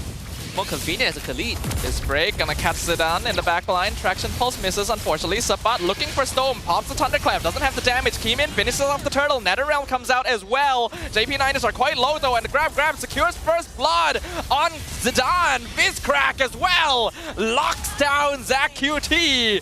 DXO come out on top. And Storm gets away from Sabat, who tries to give him a couple Thunderclaps, committing the flicker, but Storm escapes. As much as the Niners have the Netherrealm, if Siska gets the kill while his grab is still active on the target, he resets it. Chasing Lolil down, raising set. Okay, no commitment, alright. I'm okay with that. Hazel not flickering for it, sure. But Skyzet, he's already lost his battle spell. Lolios losing out his flicker is going to be a bigger wound for him, unfortunately. But it doesn't mean that the JP Niners can't influence the lane. I don't know. This early game is kind of weird for the side of JP Niners. I don't know why they're not getting Hazelnut, rushing to get Hazelnut to level 4 prior to the upcoming fight. Instead, they sent Zidane over. I mean, for all intents and purposes, they could have gotten Masha to start rotating to the mid, and then afterwards send Hazelnut to the top side of the map after they gain position through the mid lane. So, if it's Zidane, he's hanging in the lane a lot. Yeah, I don't know why. I really don't understand why he needs to show up like that. Some kind of buddy system. You just see the way they rotate. They always have to be together. The mid trio never goes anywhere without being somewhat close by, and I feel like that's limiting their potential overall. Makes sense that Hazel isn't really invading since it's an X-Borg jungle, but I'm not really seeing enough aggression from this Khalid roam. Yeah, no invades, and X-Borg is eating good. He is 2 levels ahead of Zidane, which shouldn't even be the case, right? Like most of all, I can accept a level deficit, but this is a clear 2 full levels. It's going to be a slow roll from this point onwards. We'll see whether or not DX Soul is able to extend this lead, which I'm hoping that they can. Ziska gets to walk in for free. They've got vision over ZachUT, so he can technically just start laying it in on them. Turtle should be free here. Lolil tries to snipe it, but he reveals himself. Traction Pulse, Fist Crack, 2 combo, and he's dead. Why? Why? Your Fredrin is not there. There's no need to do it. Just give the turtle away. It's the second turtle. And now this lane collapses, right? Like Skydick cuts the wave. You're gonna guarantee push. Orange buff now gonna be stolen. Rassi's just stopping Zidane. Did he get that? No, it was stolen away. Kimin continuing the level lead. Unfortunate. Oh, man. Unfortunate. First item priority starting to come through, and sort of getting a little uncomfortable for JP. I don't know. They're keeping the grips on the noose a little light. You know, but it's definitely there. It's looming for sure. Yeah, it's getting pretty sloppy too. This blue pick ends up having a lot more value than, you know, Niners would have liked. 3.6k gold lead, 5.5 minutes in. Like DxO is, they shouldn't be allowed to be this disrespectful, right? Just walking up, pelting you with the Kimmy, with the export, a sub-out force away from his own turret. This is not going well for Niners. It really isn't. Oh, another fight breaks out. This crack doesn't really connect, but it's totally fine because the EXO are quite okay not getting anything there anyway. And Hazel's positioning feels so awkward to me. Like he's just hovering near Faramis Fredrin, but not really doing anything with it. I mean, he's a contact magnet, right? He wants people to hit him. He wants, instead of having to instigate the fight, he wants people to naturally have the need to harass.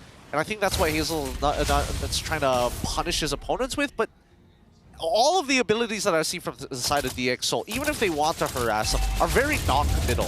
So again, it's basically just a negative effect. Oh! Traction Pulse doesn't quite find anyone there. Death Sonata keeps DX Soul away. Rassi scouts out Hazelnut. He is by himself, but they're not looking for aggressive plays right now. I don't think you want to contest this. Why is Zidane walking towards the turtle? There's no point of contention.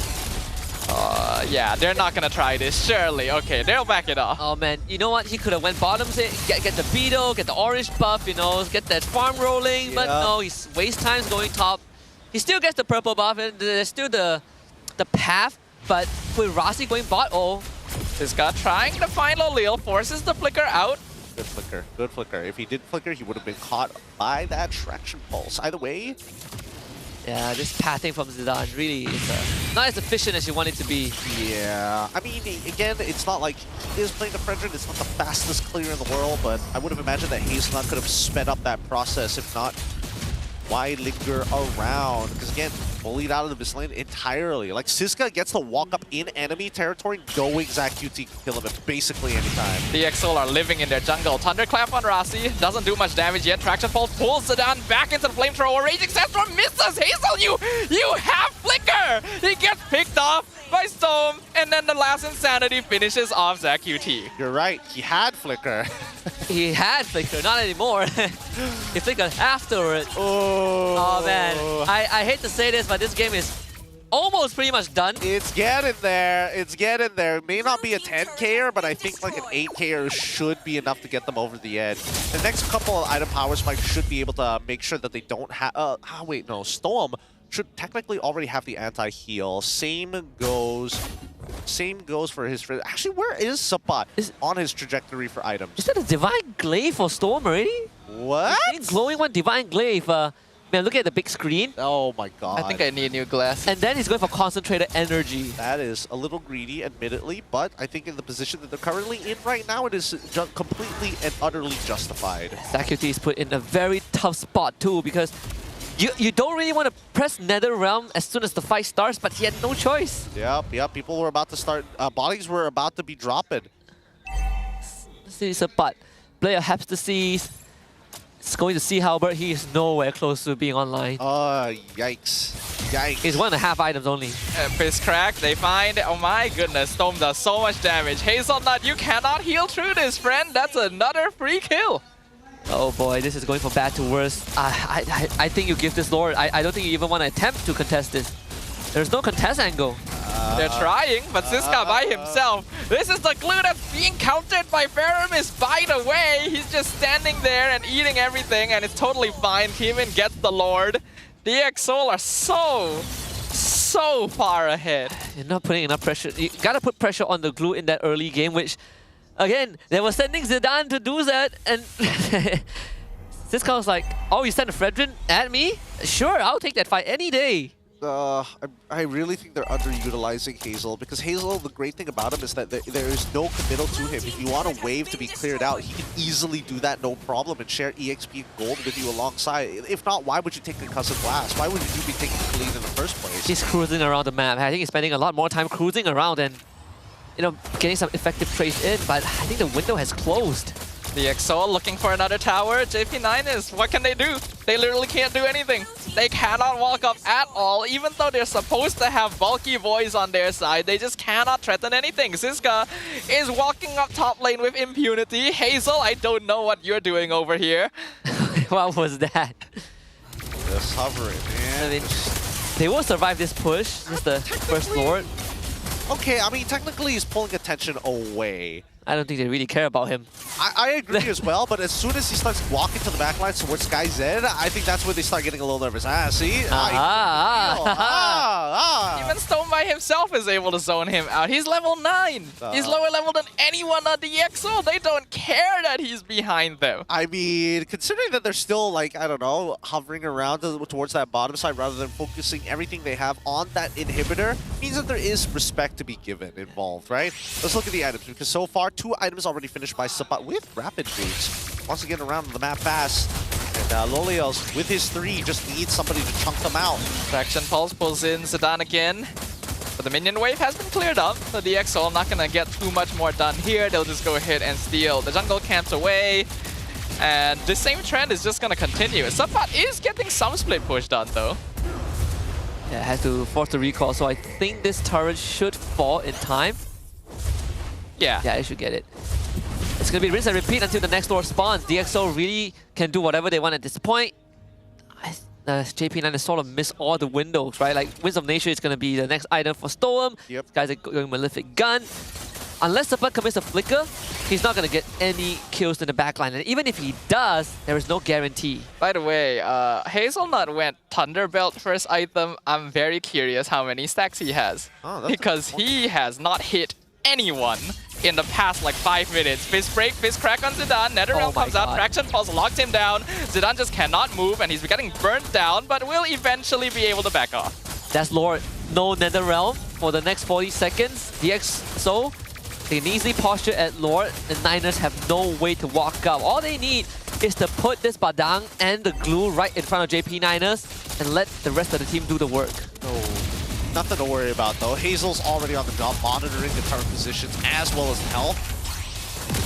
They're gonna try to force it. Fist crack. Loliel able to dash away from it. Zidane melts so fast. Oh, that's a good appraiser's draft. Takes SkyZ down, but he just heals back up. Lord is still alive. Raging Sandstorm to escape. Hazelnut is no longer in the fight. Keeman secures the Lord away. Look at the backline. SkyZ gonna be bursted away. Thunderclap actually finds a kill.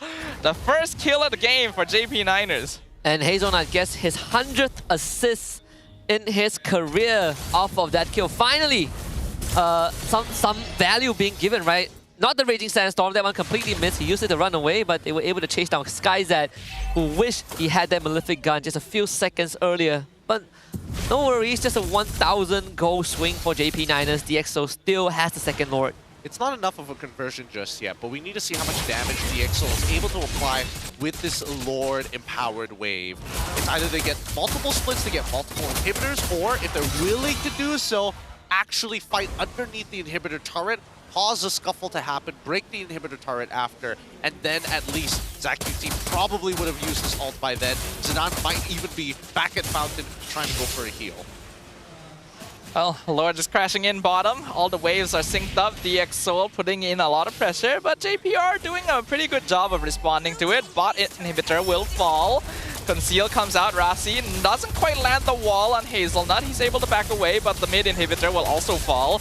JP9ers literally cannot clear this Lord. They have like no damage at all. Top inhibitor will go down as well, and DX Soul are still pretty healthy overall. Rasi gets the fist break, finds Zidane. Here comes Siska as well. Netherrealm gonna be used. Raging Sandstorm actually hits people for once, but it doesn't really do anything. Suppa trying to find SkyZ, but he's all alone 1v4. And in the meantime, Siska is surviving everything. The Faramis counters glue, by the way. Zac QT gonna get picked up. Mega kill going over. SkyZ finishes off Zidane. Crystal is wide open. Hazel not gonna be able to heal past that one. Immortality is spent, but it is totally fine because DXL are just throwing their bodies in. The game is already over, and DXL take the victory. Hey, Rossi's got off the stage to head on over to say hello to an antagonist. The walk of fame for Rasi as DXO locks in playoffs, which means the 5th slot has been confirmed. JP9ers fall in the hands. DXO might be burdened by a curse, but it's not enough to stop them from moving forward. JP9ers will have to take a bow. And that means their chances of escaping 9th place relegation has also been extinguished. So many storylines concluding in this regular season. DXO earning their spot. Hey, we're getting rid of those loose ends. Even Coach Theo knows what they've just achieved. Heading back onto the station, DXS fans are out in those with the family, but most importantly, the most excited I've heard them in a couple of weeks. Ready to go wild, young and dangerous as they were known in MAL. They spent Season 1 losing out in the best of 5 against Barracuda, and now they make it in after a full year and straight into playoffs. History has definitely been made by these bunch of rookies / veterans who have been looking to make a name for themselves across these few seasons. With that being said, let's throw it to Poji to talk to DXO on the stage about their qualification. Poji, stage is yours. Tahniah DXO secara rasmi layak ke pentas playoff. Dan kepada semua penonton sekarang ni, tinggal satu saja slot lagi di antara Vamos ataupun Todao. Semangat. Alright, tapi sekarang soalan yang pertama kepada Rasi. Maman. Rasi, you rasa you dah dapat buktikan something ke dekat you punya bekas pasukan? Sebab tadi I nampak you pergi depan dan you do something dekat dorang tu. Kalau itu gurau je dengan Anca sebab aku dekat last season dengan Anca. Alright, tapi Rasi rasa Rasi dapat buktikan sesuatu tak sekarang ni? Rasi main dekat sini dan pergi ke playoff. Of course, dengan Rasi kita pergi playoff, brother. Woo! Saya ingat statement tu. Alright, tapi sekarang mungkin terima kasih dengan jawapan tu Siska. Saya nak cakap dengan Siska. Soalan dengan Siska ni a bit personal. Apa jadi dengan korang? Kenapa selalu 2-1 Tak tahu lah, sebelum saya dah cakap dah memang curse, tak tahu lah 2-1. Sebab dekat dalam game pertama kita nampak korang dah betul-betul jadi. Game kedua pun jadi juga. Tapi dekat dalam game yang kedua tu, oh my god. Tapi game yang ketiga, lain macam brother. Playoff, apa perasaannya? Happy lah. Dan ni juga first season saya dan saya dapat apa? First season, first playoff juga. First playoff. Okay, baik-baik. Tahniah. Tapi bila kita dah cakap pasal playoff, Storm. Kita ada Storm. Storm, last season you didn't manage to get into playoff, but this season you managed to get into playoff with the X-Souls. So how do you feel about it?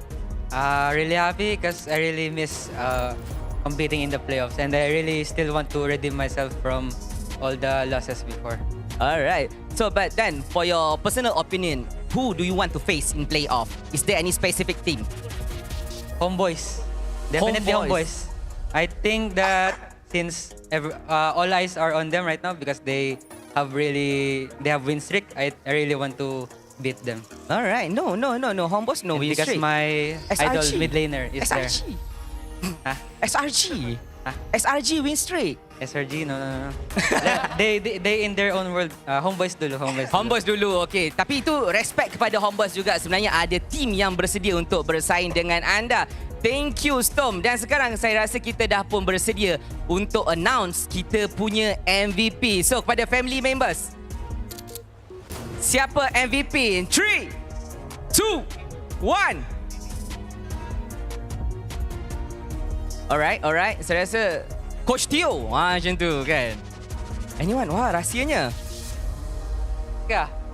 Siska. Alright Siska. Tahniah sekali lagi. Jadi, Siska menjadi MVP lagi sekali dan mungkin juga berpeluang menjadi, macam kita sedia faham lah kan, pemain terbaik untuk rookie season ni. Apa perasaan anda? Happy lah. Happy? Happy.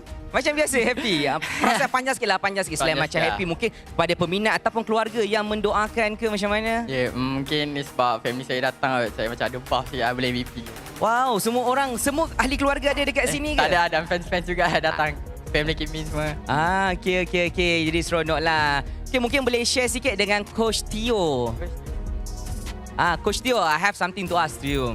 So, Coach, you once mentioned that you want to help your team discover their potential. But now that your team has managed to get into playoff, that you think you already managed to prove it to all of the team that this is the best of your team?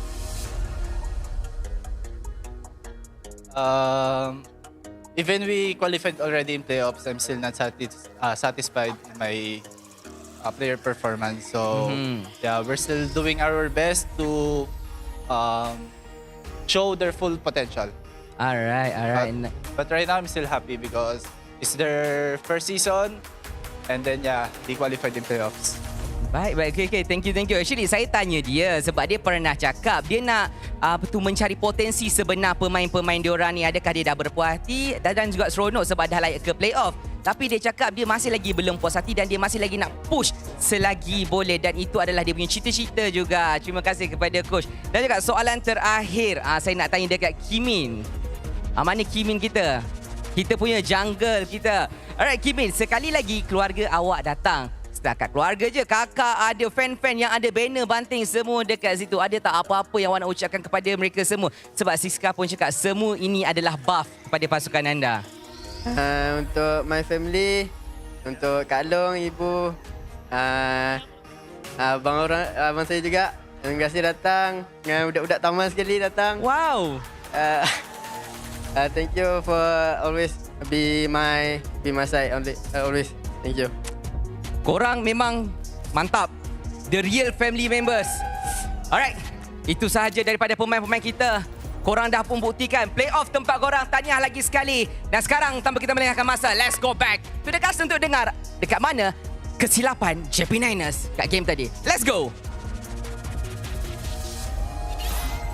Thank you very much, Poji. You heard it from DXO. Once again, congratulations making it to playoffs in their first season in the league. And one of the biggest winners is Siska, our MVP of the match, playing Phobius and Glue in both the games that they won, and really just being a total menace to JP9ers.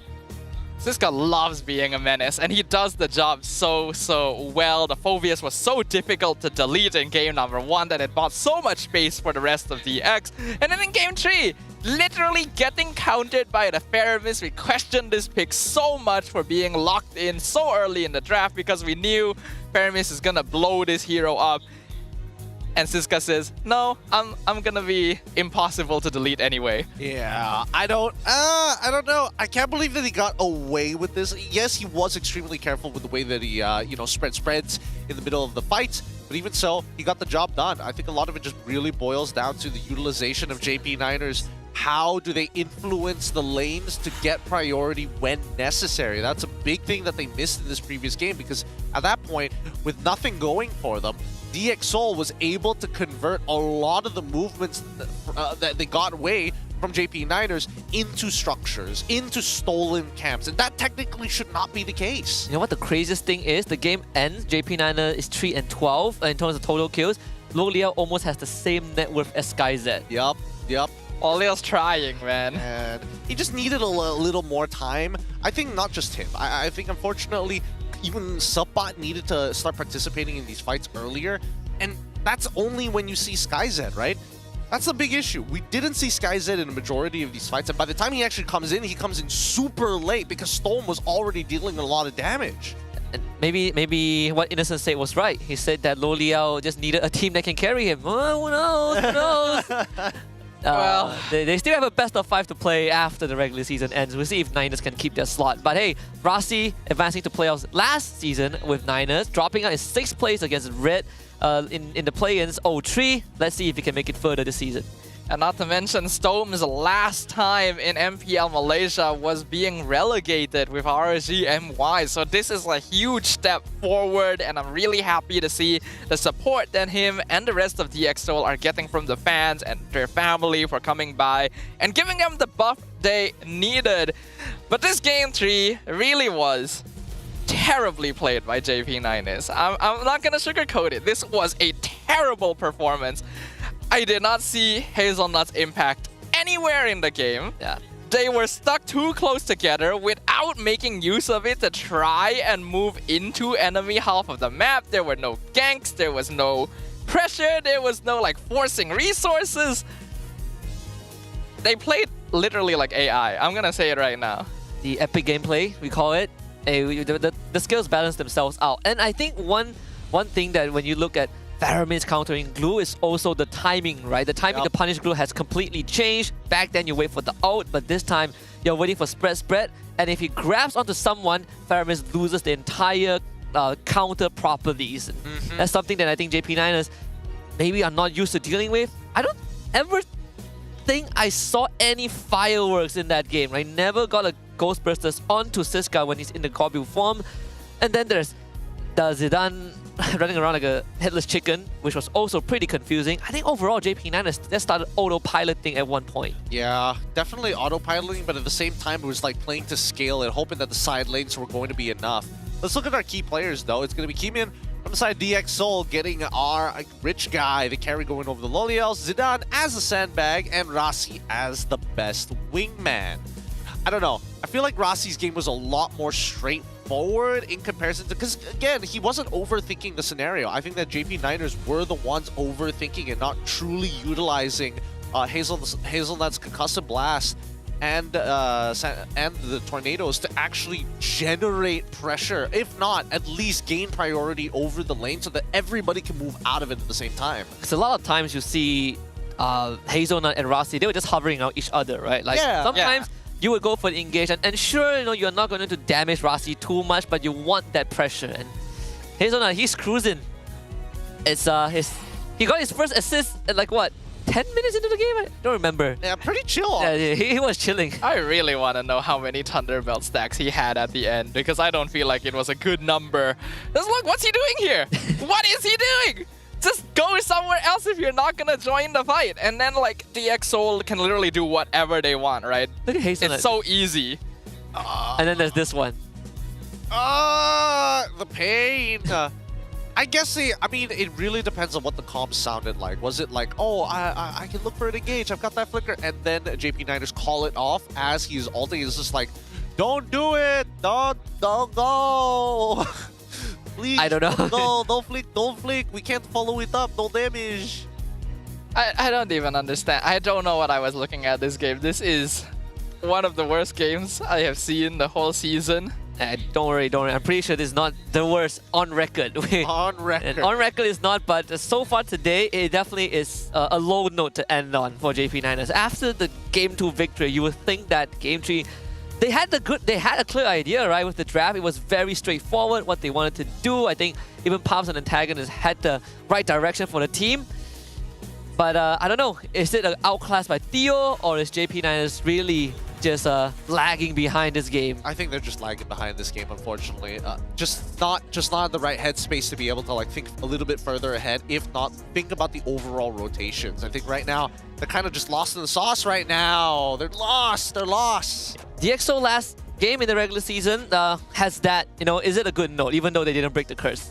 I mean, they didn't break the curse, but I think it's a good note. Yeah. You get the win, your third game was very convincing, and you get playoffs on your debut season. I think there's nothing to be like disappointed about. Yes, it would have been nice if you got the clean sweep, but what matters is now you have the chance to move on to the playoffs and improve on that. Yeah, just a great story for DXS, right? Started when they came in week 1, their first series was against OB, and we were saying that this is a MAL classic, you know, we had some doubts. Week 2, or like the second series, play HomeBois, took a game, and we were like, okay, this team has something to prove. By week 6, I agree. I think they have proven more than enough. Coming up though, Vamos against AERO, another important match. One last playoff slots. Vamos just needs 1 point. Quick words, expectations. Expectations, high expectations. I think it'll be fun and very interesting to see the new jungler. With that being said, we're gonna head for a short break and leave you with a mic check. When we come back later on, it's another important best of 3 between Team Vamos and AERO Esports. We'll be right back. Dia paksa aku guys. Aku ulti ni. Aku tutup Ultimos kau. Sumpah dia mati guys. Sumpah dia mati guys. Sumpah dia mati. Nice. Ingat respect guys. Respect. Aman. Tengok lane juga dapat. Pede enggak? Pede. Orang di pop edit. Konsil. Bakal sisika. I go to Parsha guys. Tengok aku set. Parsha no flick. Ling. Nice. Wave. Just load, you cannot help. Or can. Can. Minion spawn. Just reset first, you Aku lihat seorang. Ling. Tahu. Boleh. Boleh kah? Boleh. Sorry guys. Aman. Bagus. Yes. Di lock tower. Lock. Copy lah. Saya. Stand kali ya. I stand Harit no puri. Mati. Aisan Harit. Jangan aku kali ya. Si Bennett. Boleh main kali ya. Fighting guys. Bennett solo. Kali. Mati. Set alert.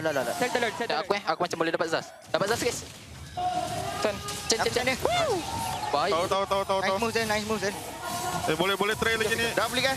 Boleh main lagi guys. Aku stand dia. Main slow. Tengok one-one-nya. Kalau boleh. Belum one-one-nya. Fire. Lo. Neng. Aku aman. Ada badang guys. Telefon. 8 second. Boleh. Lama tak rasa menang. Lama tak rasa menang. Nice. Fox unlock in pace. Nice game. That's right. Siapa? Simi. Ranger. No death. Hero. Fadrin. Hero. Masya ich kiri. Masih kat aku kan? Tak game. Aman. Hero. Don't 50. Nice. Geng. Dua kat aku kan? Boleh maju enggak? Dapat tak? Ada orang kat belakang ni. Santai. Glue. Farah wis. Aku kuat. 3 second. Endorball. Santai guys. Boleh.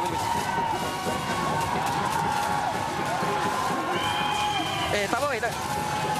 Alhamdulillah.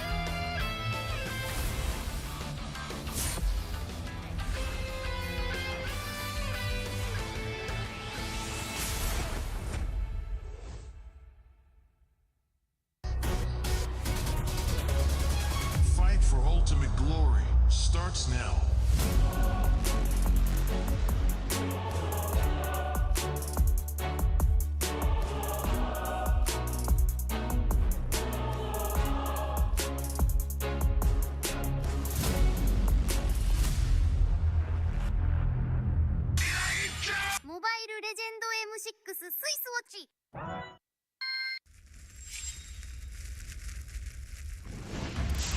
みんな渦巻きナルトが帰ってきたぞ。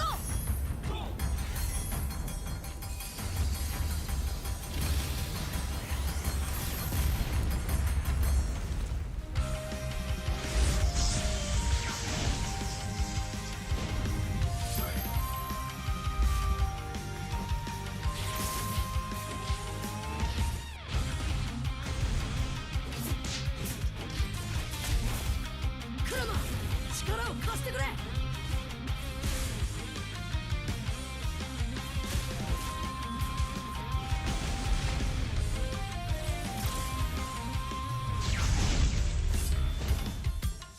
っしゃ第7班ここに復活だってばよ。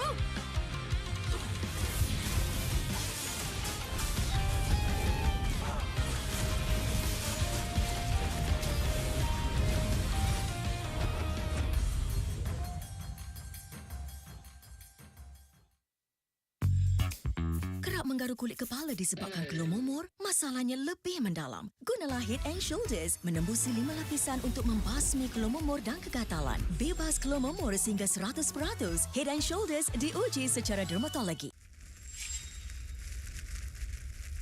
見せてやるよ。シャリンガンの本当の力をな。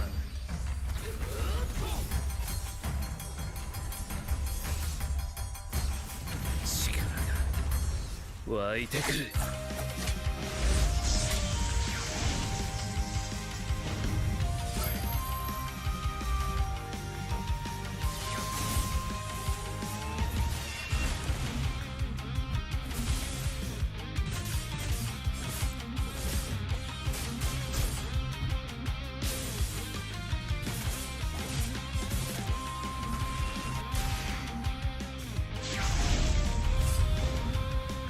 相変わらずやかましい奴らだ。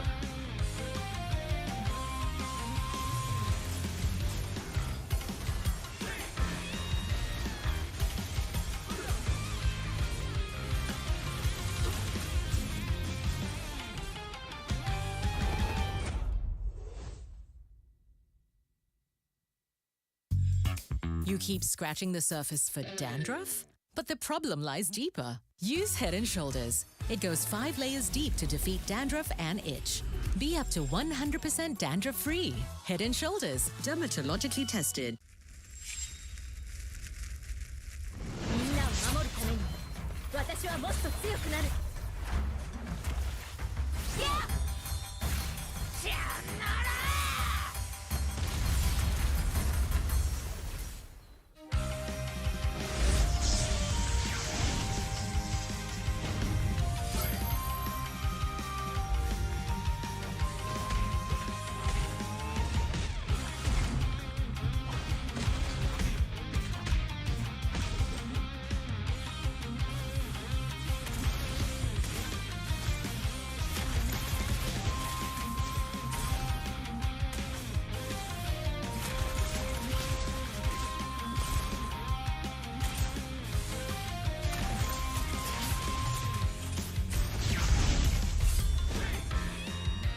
今度は背中合わせでいくわよ。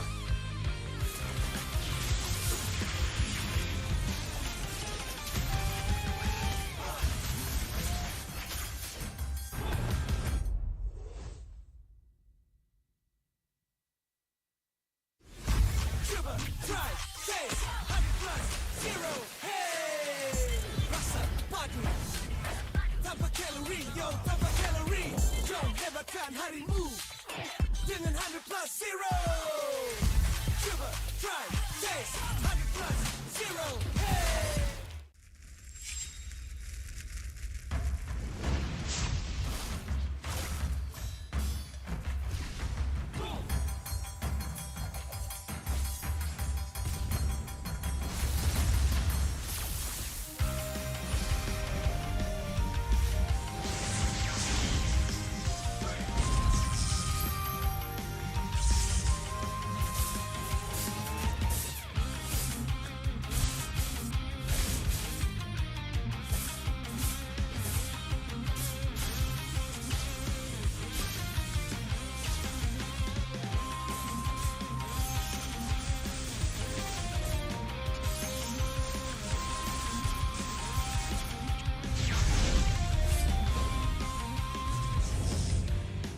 ここは俺に任せてもらった4代目他目を超える忍びはお前しかいないと俺はそう信じた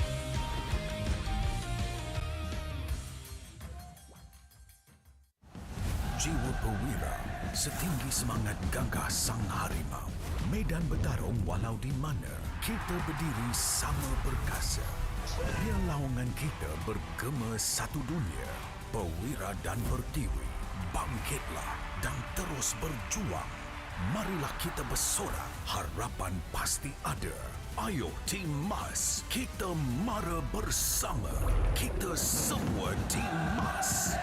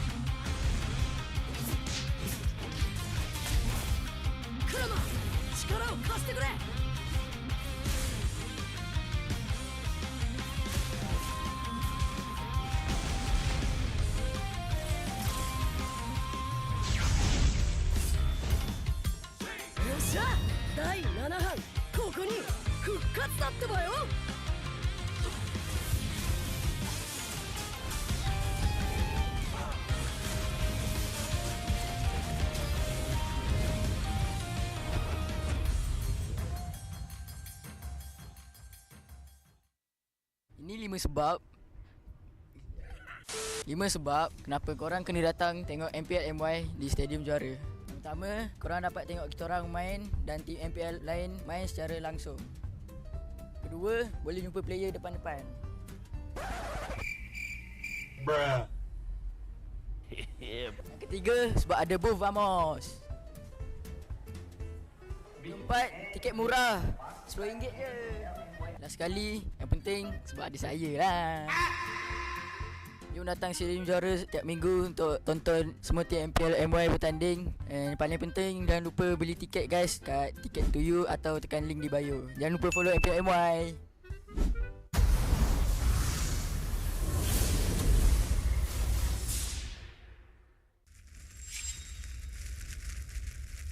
Misete yaru yo. Sharingan no hontou no chikara o na.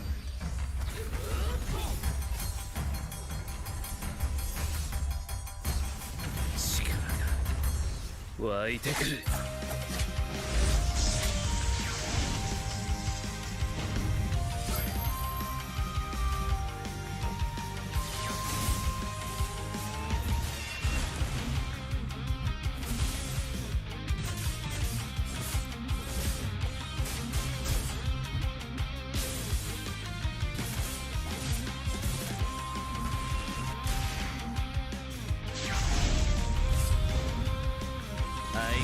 ずやかましい奴らだ。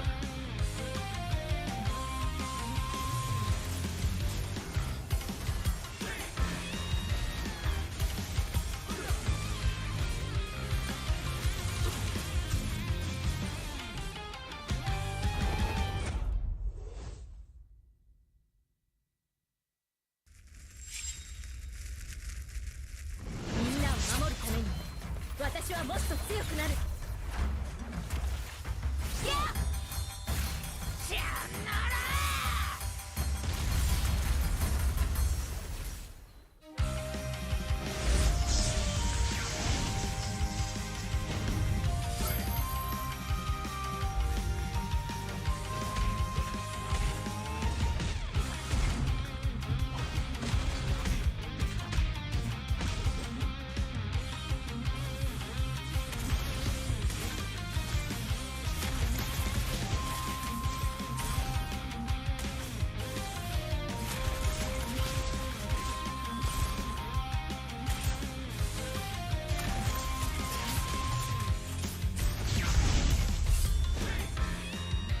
今度は背中合わせでいくわよ。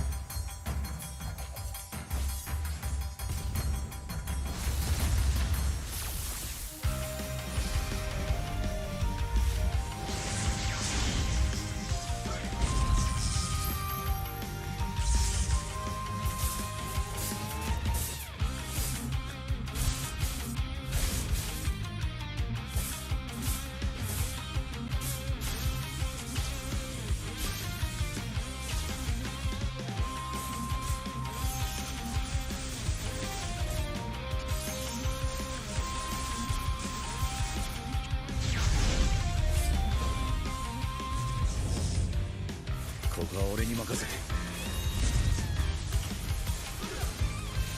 もらった。4代目。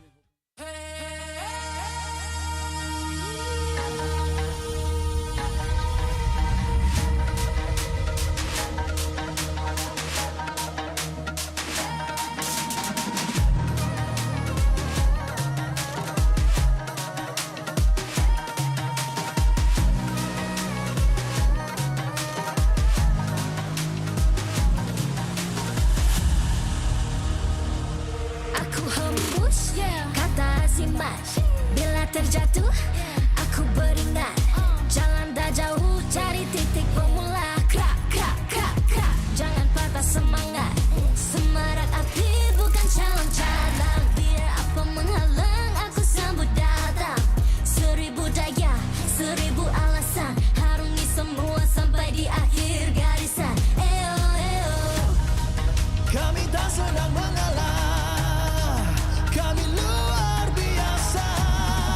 Semangat membara, harungi bersama.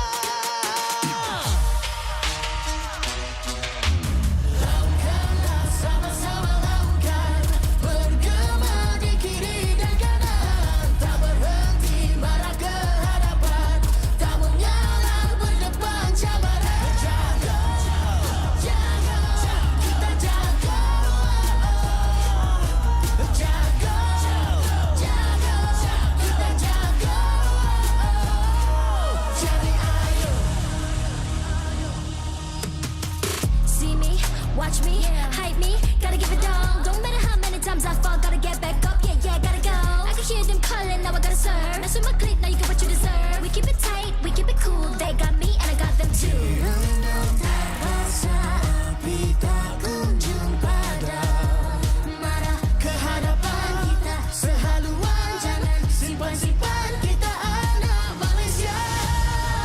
Kami tak senang mengalah, kami luar biasa. Semangat membara, harungi bersama.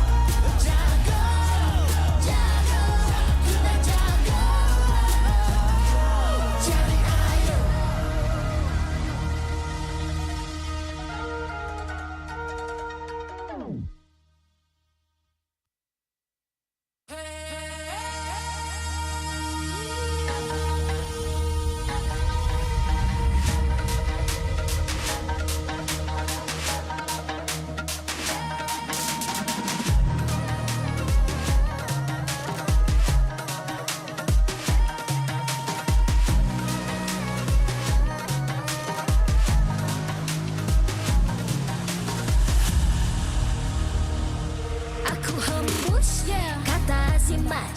Bila terjatuh aku beringat. Jalan dah jauh cari titik bermula. Krak, krak, krak, krak. Jangan patah semangat. Semarak api bukan calon cadang. Biar apa menghalang aku sambut datang. 1000 daya, 1000 alasan. Harungi semua sampai di akhir garisan. Eo, eo. Kami tak senang mengalah. Kami luar biasa. Semangat membara, harungi bersama. Langkahlah sama-sama langkah. Bergema di kiri dan kanan. Tak berhenti marah ke hadapan. Tak mengalah berdepan cabaran.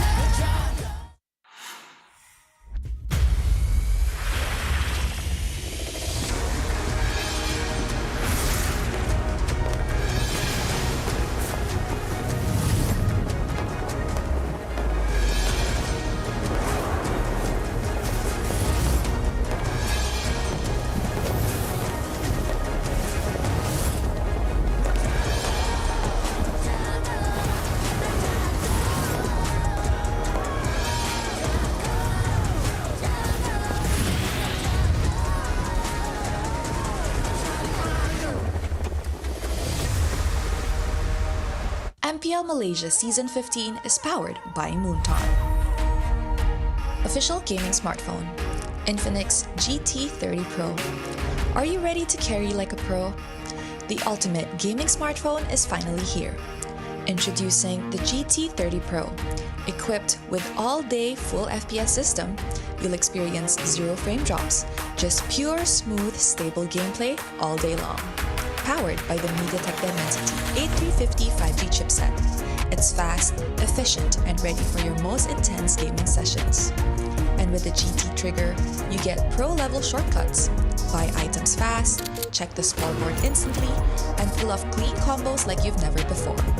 Get yours now, because every purchase comes with a free mag charge cooler and mag case, while stocks last. Fairy Watch, the official Mobile Legends esports watch made in Switzerland with genuine dragon leather. Comes in 3 colorways, green, black, and blue. Our esports partners, Head & Shoulders, up to 100% dandruff-free and itch protection. Head & Shoulders is dermatologically tested, penetrates 5 layers deep to eliminate dandruff. Get yours now. And thank you to all our strategic partners. 100 Plus, Playas, Astro Arena, MPL Merchandise, MPL Ticketing, supported by KBS, ESI, Rapamuda, MESF, PSM. The run to playoffs continues as we just witnessed DxO lock in the 5th slot in the top 6, which means only 1 more opening remains. And the race is between Vamos and Todak. Welcome back to the MPL MY Season 15, Week 6, Day 2. And between Vamos and Todak, Vamos gets first dib. They get to call shotgun as they go up against AERO Esports next to see if they can lock Todak out of playoff contention forever. My name is Husky, and on the desk with me, I got Gideon on my left and Sadafa on my right. This one is a series to behold because it either sends Vamos straight into playoffs or Todak gets to fight tomorrow. Yep, it's still kind of unbelievable to think about the situation we're in. Vamos and Todak, 2 teams that have had very successful histories in MPL MY.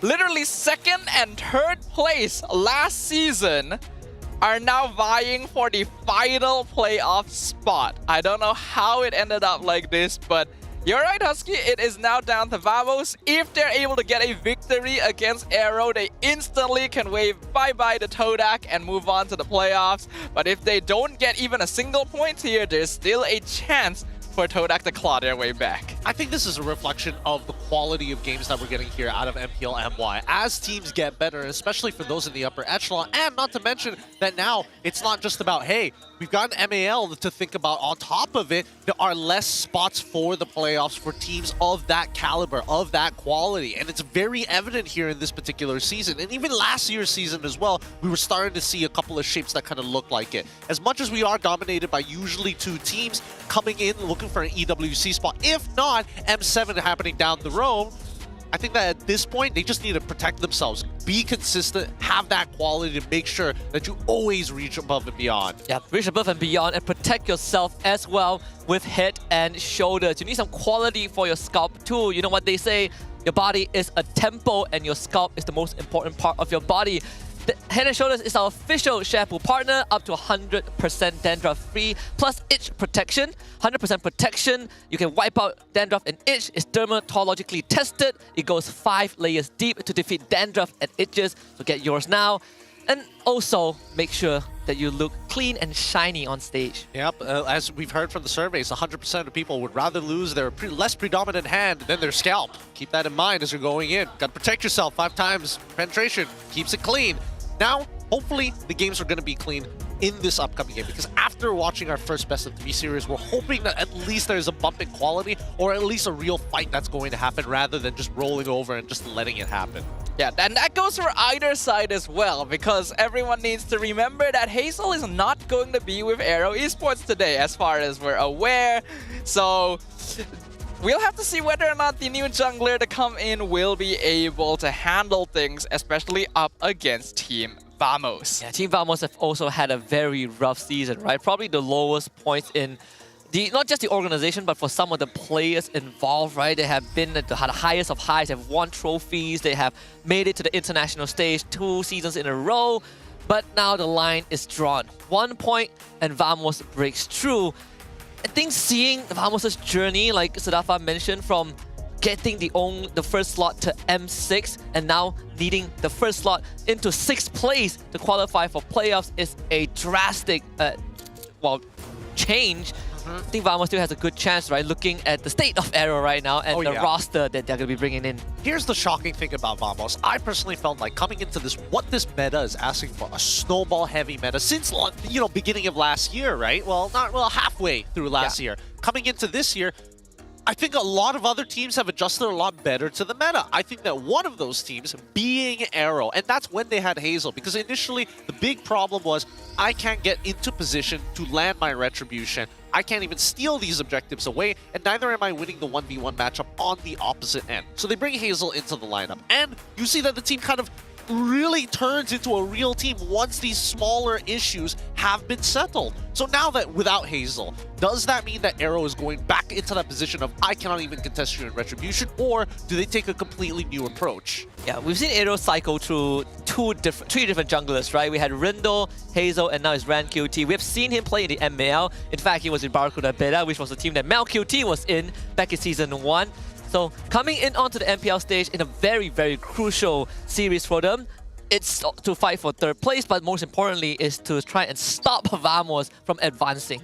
Yeah, it would be pretty petty to do so, especially considering that AERO Esports is basically locked in on their spot, already heading on to the playoffs with no real chance of moving up to the upper brackets. The only thing on the line is going to be that pride of a victory.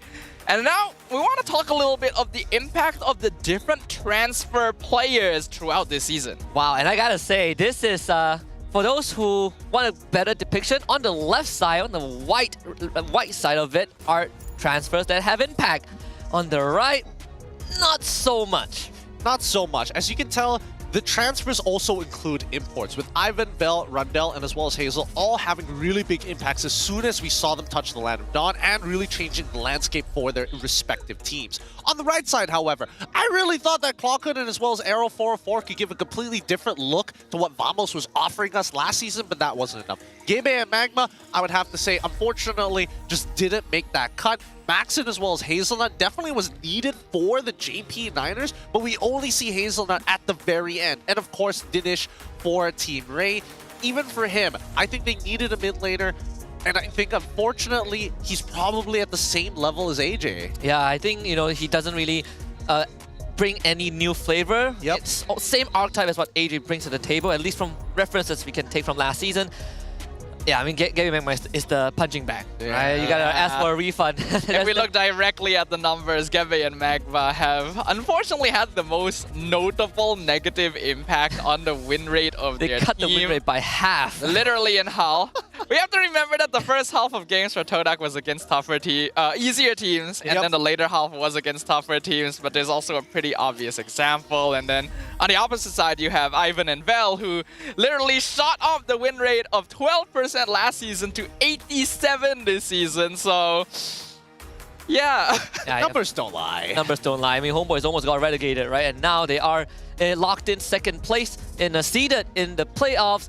But this is not about the HomeBois, right? This is about the HomeBois who are now Team Vamos. So let's take a look at who has Vamos fielded for this series, as we have Clawkun, Zorn, Chibi, Nespresso, and Smooth. Personally, I would prefer to see AERO 404, Chibi taking a 1 weekend worth of break before coming back into one of their most important series. But I felt like AERO 404 was giving us the right flavor for the team. I don't know what you guys think. I think that AERO 404 was definitely more suited for this meta than Chibi is, right? His pocket picks don't really work in this particular scenario of what the meta is willing to offer, unless his team is highly coordinated at every stage of the game. Is this Nolan doable? Yes, technically is Martis. To a degree, you know, really specific scenarios, but it was mainly that Nolan I was hoping to see overall, because AERO 404, he plays a mean Fanny, and it makes the blue side so much better. Yeah, I don't have to ban, not needing to ban Fanny on blue side is always great, but they're up against AERO Esports, who also has a different jungler instead of Hazel. We have RanQT joined by Aaron this time instead of Reza in the XP lane with Kim, Zkif, and Kusei. An interesting bit of a shift up, perhaps to give Aaron a little bit more of a chance to prove himself up on that stage, since previously we had heard that Reza was officially part of the main lineup after his performance in Scrims. This is going to be a testing point, not just for RanQT, but for the AERO Esports roster as a whole, to see whether or not Hazel has left a lasting impact rather than just being a pillar that they gravitate towards. How well can they perform in his absence? Yeah, on top of that is also the Kingdoms, and everyone online was saying that because Hazel brought such a big change to AERO, is it really just Hazel, or did AERO as a whole improve? I think this is a great testing ground to see AERO without Hazel. Are they going to revert to what Gideon mentioned, how they were before, or are they going to keep up evolving? The teams are ready to get on stage for the most important series of their lives. Let's bring them onto the stage.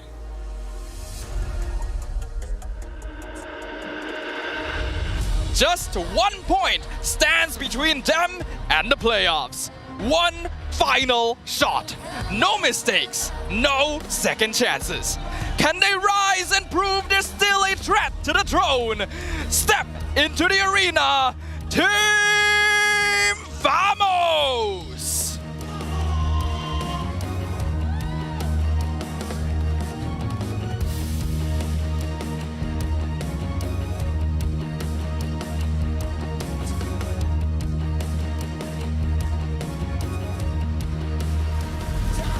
No mercy was shown as they shattered MV's upper bracket hopes yesterday.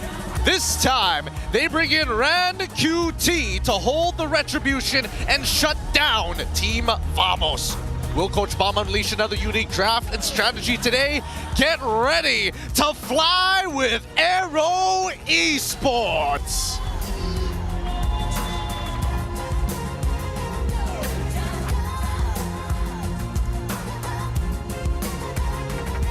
And now introducing the coaching staffs of the two teams and head of League House Franklin, who will ensure fair play and professional integrity in the matches.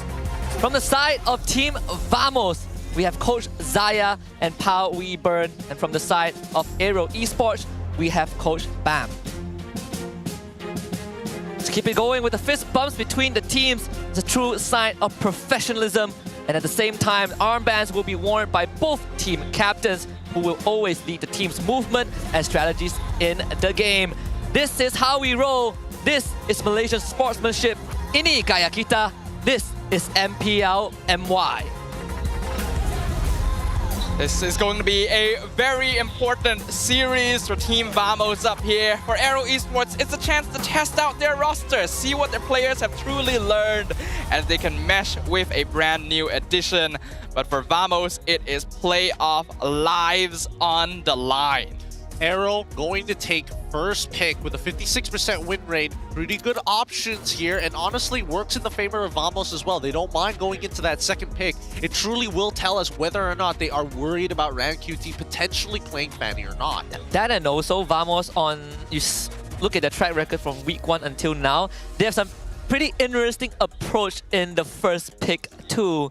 But when we look at the head-to-head of these two teams, obviously Vamos has always been edging out in team total kills. They play one less game compared to AERO, but still bloodier than their opponents. Way bloodier. First blood rate, you can see that there's a 28% overall difference. Hero pool is roughly about the same with only a 1 variant. There's also a 0.3 in average KDA, which honestly isn't that big of a deal, but when you see the damage dealt, that's when you see the big difference between the squads. Win rate, unfortunately, is still 7% in AERO's favor, but it just goes to show the personality, right? Vamos wants to play for the early game. They want to play for those early fights. And AERO, I think they've got a more macro-centric, team fight-oriented lineup. Yeah, I agree. AERO Esports is the more decisive team overall, and you can tell that when they make something happen, there's a very deliberate decision behind their actions to force things out of their opponents. Whereas Team Vamos has always been about that momentum. They want to run down their targets, they want to get as early of a lead as possible, and preferably end the game as early as possible at the same time. I'm actually kind of interested in the fact that they have a slightly higher hero pool compared to AERO, because for this whole season, I've been under the impression that the biggest issue from Vamos has been that hero pool. Yeah, I think primarily it's in the jungle itself, right? Let's take a look at the jungler's game win rate between the junglers of both teams. We have Rindo, who played 10 games and having half of that win, 50% win rate. Is the first match for RanQT, of course. Hazel came in, also played 10 games, but having a 70% win rate. And then you look at to the side of Vamos, Chibi with 15 games played, only winning 6 out of that, 40% win rate. And for AERO 404, clean slate, 4 out of 4. Yep, I think that right now, in terms of just the raw numbers, AERO 404 is looking a lot better than GB. But I also think at the same time, it really just boils down to what kind of strategies that they're going for, right? These early game strategies require your junglers, especially if you are the kind of jungler who needs to be able to get ahead fast. Hayabusas, the Joys in the meta currently, something which we don't see very often from GB. Yeah, I wish we got to see a little bit more of that, because we have to remember that Chibi used to be an assassin jungler all the way back when he first debuted. It's kind of interesting to see how his skills may have deteriorated a little bit because of the length of the tank jungle meta. He even tried bringing out the Ling once earlier in the season, and the results were not the best compared to some other junglers who feel like they've just been waiting for a chance to play the hero again. So hopefully, he's going to be able to lock that in a little bit. In the meantime, though, we have a very quick video from Hazel for you guys to check out. Halo guys, aku pergi dulu ya bentar ke graduasi. Buat RanQT, semangat terus ya mainnya. Buat yang lain juga, semangat. Hazel winning in MPL MY and winning in live, graduating from school. He's now back in Indonesia, but he's going to come back for playoffs. Don't worry about that, AERO fans. You will see AERO in playoffs anyways. But just to follow up on just Chibi general, right? Last time we saw him play, it was against, well, not last time, but one of the times we saw him play that he had an abysmal loss was against Todak, right? And it was a comeback from Todak where we saw Chibi on the Lucas. A lot of common mistakes that you feel like old Chibi would definitely have not made. Let's hope that the break that he got in week 5 was enough for that mental reset. Because for AERO 404, he's unburdened by all these pressure. But for Chibi, now coming back and understanding that they need to get a point off of AERO, who is in 3rd place right now, it's not going to be easy. It isn't going to be easy, but at the same time, I feel like his mistakes in that particular game were more justified because the teams were making some pretty weird calls, and that kind of put him in some compromised position as the Lucas. But now that we're heading into the drafting phase, I'm hoping that we do get to see him redeem himself on that Lucas one more time. It really fits the Vamos style of early game snowball. Yeah, I think so as well. It really makes sense on paper, but let's see what happens, because the draft for Game 1 has officially begun, and AERO Esports already being very interesting, getting rid of the Phobius, but also the Joy and the Ling in the first phase. plays. Wow, right out the gates, just attacking pressure points on Team Vamos, trying to shut down Smooth. Obviously, Fovis has to go, but also making sure that Chibi doesn't gain access to 2 out of the few priority late game junglers. I would thought that maybe they would look at Hayabusa, but since they are on that first pick, maybe that's what AERO is looking forward to. They might be setting up for Chip, actually, because the Ling was a big issue when they tried to play Chip in their previous game. No, I totally agree with you here. I think, Chip is definitely a big shout-out, but Loyi at the same time is also available. Baxia going to be the immediate lock-in just to try and make sure that Vamos isn't going to get too crazy with the Kalia. We've heard from Zoran, it's not his particular favorite, it's not his entire cup of tea, but at the very least, even if you have Fredrin, right, getting picked up for the side of Vamos, Baxia can put some work in. Yeah, they also experienced firsthand, got thought into Baxia, not the best. Hylos as well, it doesn't work the best too. Beautiful. So they go for a pivot. Badang, Loyi, which was a highly contested pick for AERO too, right? They love these 2 heroes. They really do. I would have imagined that it was like Loyi Chip in this particular case for the side of Vamos, at least then. Truly have global presence. Now we come back to AERO. Ranger gets locked in almost immediately after, posing a couple of newer questions, and more so to put Kosei onto something that he's comfortable with. I think Kosei plays a very important role for AERO Esports here. If he's able to win out gold lane in advance, that already denies any sort of early game pressure that Vamos would be able to take advantage of. It's going to be paired up alongside that Kalea, so with Kalea Baxia, AERO should have pretty solid early game rotation ability. It does also mean that Baxia is locked into that EXP lane.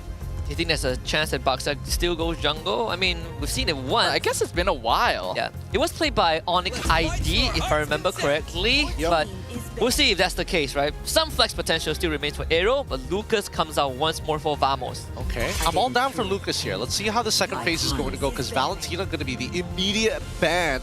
Zaya taking full advantage of this red side, which, again, Vamos is a lot more comfortable on. So far, this is looking pretty solid for Vamos, actually. Their opening draft feels very their style and very solid overall. And the fact that they've stolen away signature picks from both Kim and Zkif at the same time is a great way to start things off. And Lucas is one of the few heroes that really doesn't mind just going right on top of a Loyi diversion or coming through a chip portal, because he can just press ultimate, get that extra stat, be immune to crowd control, and go to work. Right? So the risk factor involved is lower than any other particular hero. AERO starting to attack Nespresco's hero pool with that Moscow ban. We already have eliminated Kimmy, Ranger, and also the Harif. So I wonder if Nets will start thinking about a carry, for example. Well, I think right now the big issue is what do these carries want to play into, and I think that they get rid of the Novaria. I don't know about this one, because Vamos could have done 2 things. One, either they immediately figure out what matchup they want and then go for the other, because now it's either Hayabusa or even the Fredrin going to the side of AERO Esports for all intents and purposes, and then we have to wonder about what are their answers to it, because now 2 Trinity Marksmen are gone. One that deals with tanks very, very well. The others that's able to kite but does pretty well against assassins in particular. But what this also means is that in general, almost all of Nespresco's comfort picks in the gold lane have been banned away, right? The Moskov carry and Harif are all gone, and these are usually the heroes that he will default to, even with other meta options available. So AERO Esports is definitely targeting on that part. As for Novaria ban, I think it makes a lot of sense, because this is something you'd commonly get rid of if you're playing the Loyi, to make sure they just don't scout out your diversion. That, and also you have Kalea, Granger, right? Artillery, go for the Claude for Vamos. I pretty much expected, right? Like Sadafa just mentioned, even if there are things like Irithel, Clean 1-1, they will still go for the Claude as a safe pick. Benedetta picked up again, but this time it's on the side of AERO Esports for Eren. Okay. No, this can't be Eren. Eren never plays Benedetta. Is it Benedetta jungle? It could be. It could be. I think it is. Has played before, yeah. It is a Benedetta jungle. And then the Cho, last pick, is Zoran's signature hero. Let's see who's gonna be playing this. No, it's Eren. Really? It is Eren Benedetta. Okay. So that Baxia does get flexed into the jungle. Wow. Okay. Alright. I have always known Eren to be more of a utility sandbag EXP lane style. This is probably something he's played before sometime in the past, but it has been so long that I genuinely don't remember. I mean, Aaron used to be the Yuzong Paquito guy. Yes, he had a couple of games on Benedetta, but nothing that stood out too much in comparison to his counterparts. Either way, we got a packed house to watch this game. Let's break it down for you. For the side of AERO, it's all about sandbagging your opponents, right? Making sure that Chibi doesn't get too far ahead. With force priority from their side of the EXP, that means they can take that position first. If Klokun can't get behind them, I don't know, man. Because Selena, she's going to be keeping her eyes pried open to find them. Well, one thing's for sure, both these teams are eager for victory, whether for pride, rather to hold on to an everlasting throne that seems to be slipping away. There is equal parts a goal, and that is victory in game number 1. As we jump into the land of Dawn, let's see what RanQT can bring to the table. Baxia, we all know him to be very disruptive and pretty fast with just the clear, just because he moves around the map way quicker than most of the heroes in the game, despite being a tank, right? Like, and, having that reset on his wheel makes it great as well. There's more towards Team Vamos. They have a comp that has a decent mix of early, mid, and late game damage. Nespresso is going to be the insurance policy when the game goes late. There's very little threat when he faces off against Kusei thanks to BMI. Zorn and Klokun will be the one that's trying to move around and make plays happen. Yeah, these are all the moves that we're expecting to see. But if we're let's look for it from Team Vamos' side, right? Because they have a very simple style, and it's all about getting that early game. Klokun gonna get jumped on. A beautiful shield unity. First blood going over to Kim straight away. Really nicely done. They forced out his Purify as well. Some good arrows, and even Kim really capitalizing on the situation, flickering forward despite the fact that they could have given the kill over to RanQT. No chances, no options. But again, Team Vamos want to play for this early game strategy. It starts at level 4, but up till then, unless Chibi can find an ideal 1v1 with plenty of space to run down his opponents, I don't see it happening. Trying to set up for bait too, but I think Zigib is not going to take it. Zorn's trying to bait them. Looks like Chibi will try to go for the flank. Here comes RanQT as well. Oh, wow. Doing good damage, but the flicker out. ZK gonna survive all of it. Chibi gets the 2-man flash combo, but he still ends up dying. The Kim's arrow, point blank, that was the extra tick of damage that was needed to take down Chibi.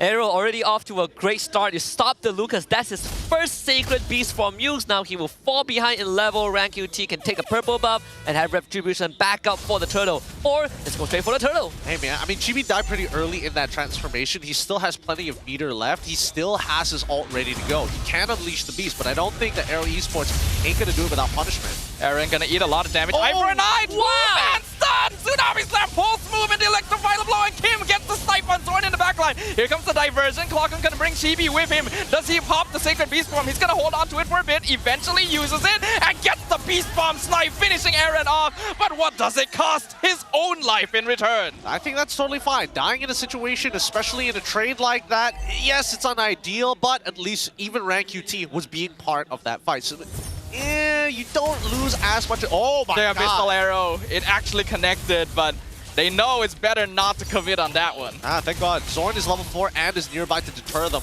Overall, things have been going well, but Kim Selena right now doing a lot of work. I mean, the 2 stun eye for an eye from Aaron is already pretty good, but let's see if they can kind of keep up with this pace. He's gonna get dragged into the tower, Petrified! Oh, no! Smooth has just been outplayed on his own signature hero. Oh. This is not looking good for Vamos, at least for in the first 3.5 minutes. The people on AERO who wants to snowball are having a great game. 2-0 for Kim, 2-0 for RanQT, and now Aaron solo kills Smooth in the XP lane. AERO Esports have essentially freed all of their lanes up. Oh yeah, a 2.3k lead at this point of time. I'm looking at the difference in terms of EXP. Kim is a level above Klokun. Aaron's a level above Smooth, who just got his Thunder Melt, so he's still pretty relevant, assuming that he can get more stacks. RanQT also has a full level on Chibi. It's just all across the board looking so good for Vamos. Oh, the Tsunami Slam pulls Zorn backwards. He has to flicker away. He'll survive and make sure Chibi gets the buff, but that's no battle spell for the roamer. 2 minutes without flicker, at the cost of a Tsunami Slam, so worth it. RanQT can walk around and do whatever he wants. Chibi will have to start respecting AERO Esports. I have a feeling Vamos will still try to fight this because of the Sacred Beast form, but AERO Esports if Kim continues to land all these abyssal arrows, Vamos is going to keep on getting punished. Yeah, but we need to see the duality here, right? We need to see the yin-yang reaction coming out of this Loi more often. That's 2 times we've seen in these fights that Clockwood was unable to make it occur at the right time. Well, now the next turtle gonna be contested. Team Vamos are the ones in control of it first. Abyssal Arrow hits Chibi! Aaron's just waiting for a chance to go in, though. Sacred Beast for Aaron steals the turtle away! And Kim gets the killing spree. Purify used by Clockun just to make sure he gets out. But AERO Esports got so much more than they should have there. Here comes the diversion. The flank from Zorn immediately avoided. And again, ZK jumps on Clockun from behind. It was an abyssal trap in the bush, I think, right? Clockun shows up, instantly eats the trap. Yeah, in no situation Vamos would have been able to do that, but Aaron is putting in work on this Benedetta. Rank QT going for the invade. Zorn forced away. Mid-tier 1 is going to fall. And on top of that, Rank QT, he's running Bloody Retribution. Oh my god, he stole the orange buff from Chibi in front of 2 people. He's taking negative damage right now. This Bloody Retribution from Rank QT is softening up Team Vamos too, right? It deals HP based on your max extra, bonus health. So Vamos, even with Chibi having the extra stat, he is not as durable as the team wants him to be. He really isn't. This early game is basically done for the Team Vamos. Zeke has already gotten his fleeting time. And 6 now, minutes? Yeah, it's 6 minutes. Now it's just going to be forceful engages from the side of AERO Esports. They just have to coordinate it because the majority of Vamos decided, you know what, we've already lost mid-tier 1. Let's sack bot tier 1. Lecto final blow from Aaron, and he avoids everything. He's alive! Here comes Rank QT. He stops the rest. Abyssal Arrow will hit smooth, but the way of the dragon keeps Kim backwards.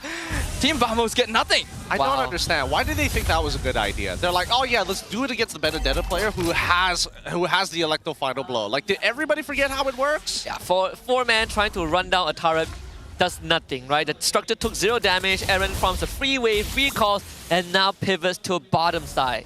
And this is without Petrify. Yeah. And this is him timing his eye for an eye very, very well, knowing that they don't have technically single spot CC, both of which Zorn and as well as Clockwood tried to land at the same time. Probably should have waited for half a second. And Kuze is having the easiest game of his life so far. Oh yeah. His teammates win the lane for him. He takes bot tier 1, and everyone was like, all right, just go top, right? Do whatever you want. Take double wave. Now participate in Turtle. If Vamos shows up, just take them out. You got Sky Piercer. You are all set. He is so strong right now. 5K. Team Vamos, smartly enough, decide we're not going to do anything about this. We haven't seen any TPs from Clockwood be of any great effect. Haven't found the flank angles around AERO Esports even. Yeah, I really haven't seen diversions coming into any real result from Clockun so far, and not even really to open up the map. Another buff gonna be stolen away by Ran QT, who is now 2 levels up on Chibi.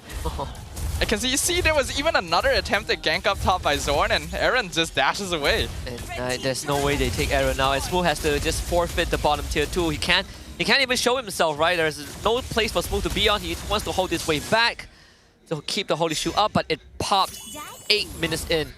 Really good stuff coming in from AERO Esports here. As they maintain control, Rank QT decides, I'm just going to clear up the buff. You know, I'm not even going to leave the small camp. We're so far ahead. Like, look at this. Taking no damage at all, even from the Claw, building into that Trinity. And Smooth getting held hostage just due to the state of the game.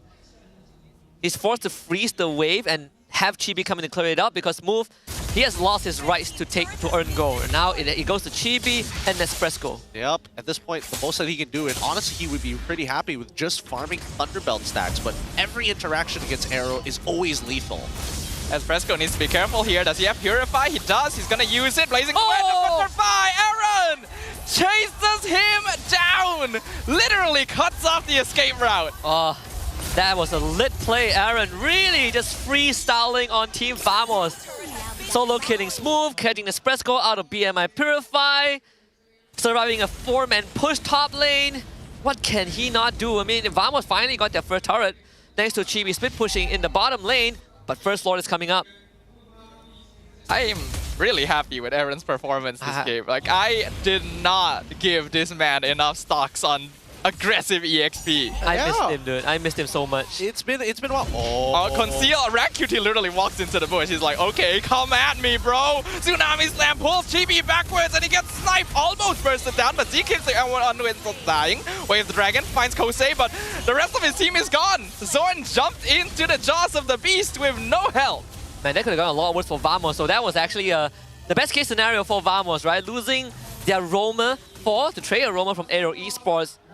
And Rancuti face-checking that bush actually saved AERO Esports from any potential dive. So Vamos, they stopped the Lord attempt.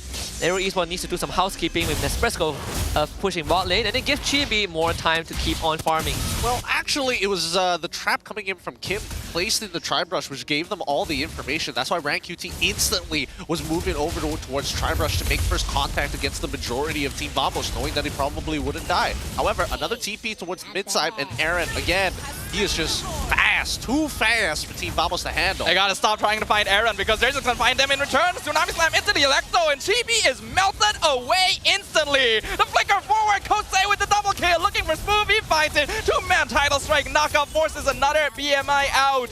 AERO Esports not letting up on the pressure. That fleeting time value, right? Vamos, they didn't expect the Tsunami Slam to be back up so fast, and I think ZK is gonna have it ready in another 10 seconds.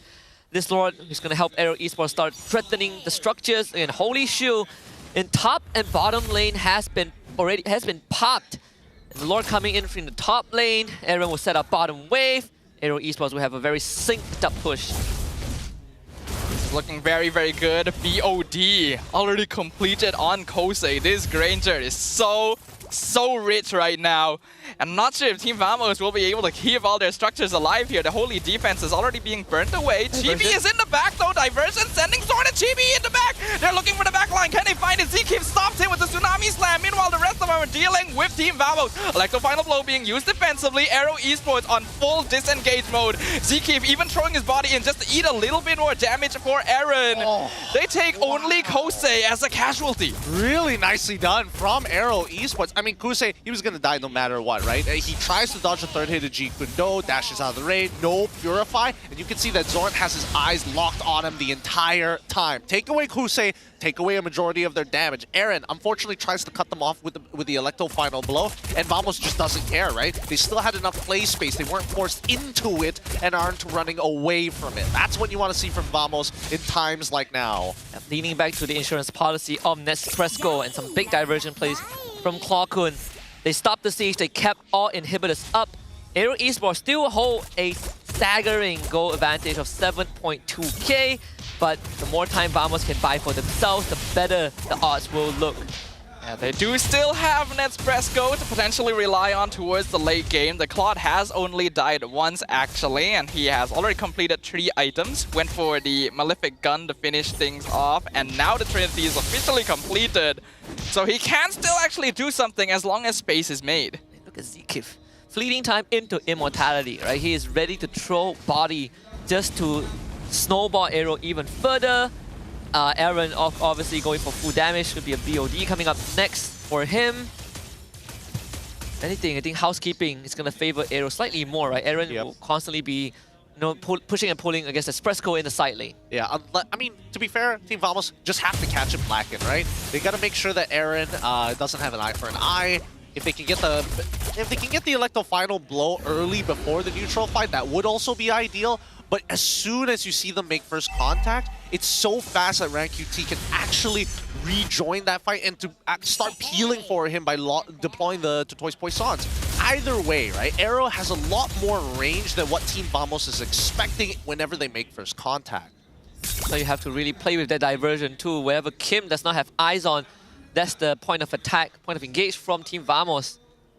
And until then, AERO Esports will continuously keep them at the arm's range. Look at all the abyssal traps that are put in areas where AERO Esports is expecting a diversion to come from. Yep. Then, yep, great. Have Kosei sit on top of that orange buff. Just needs to sit within that bush. Oh no, they put a trap there as well. They switched the positions even more. Now, diversion towards that top side, utilizing that BMI to get Nespresso back into the fight after clearing waves. Yeah, they know they're not going to really achieve much in the team fight with the diversion, so use it to get some macro going. ZK's gonna be scouting them out in the tri-brush. Electro final blow cancelled, but the eye for an eye stun Smooth back in return. ZK gonna eat all his HP, but somehow gets away! And the Lord has been secured by RanQT. Honestly, the teamwork from AERO Esports was great, right? Kim moving forward just to block the Beast Blast from Vamos.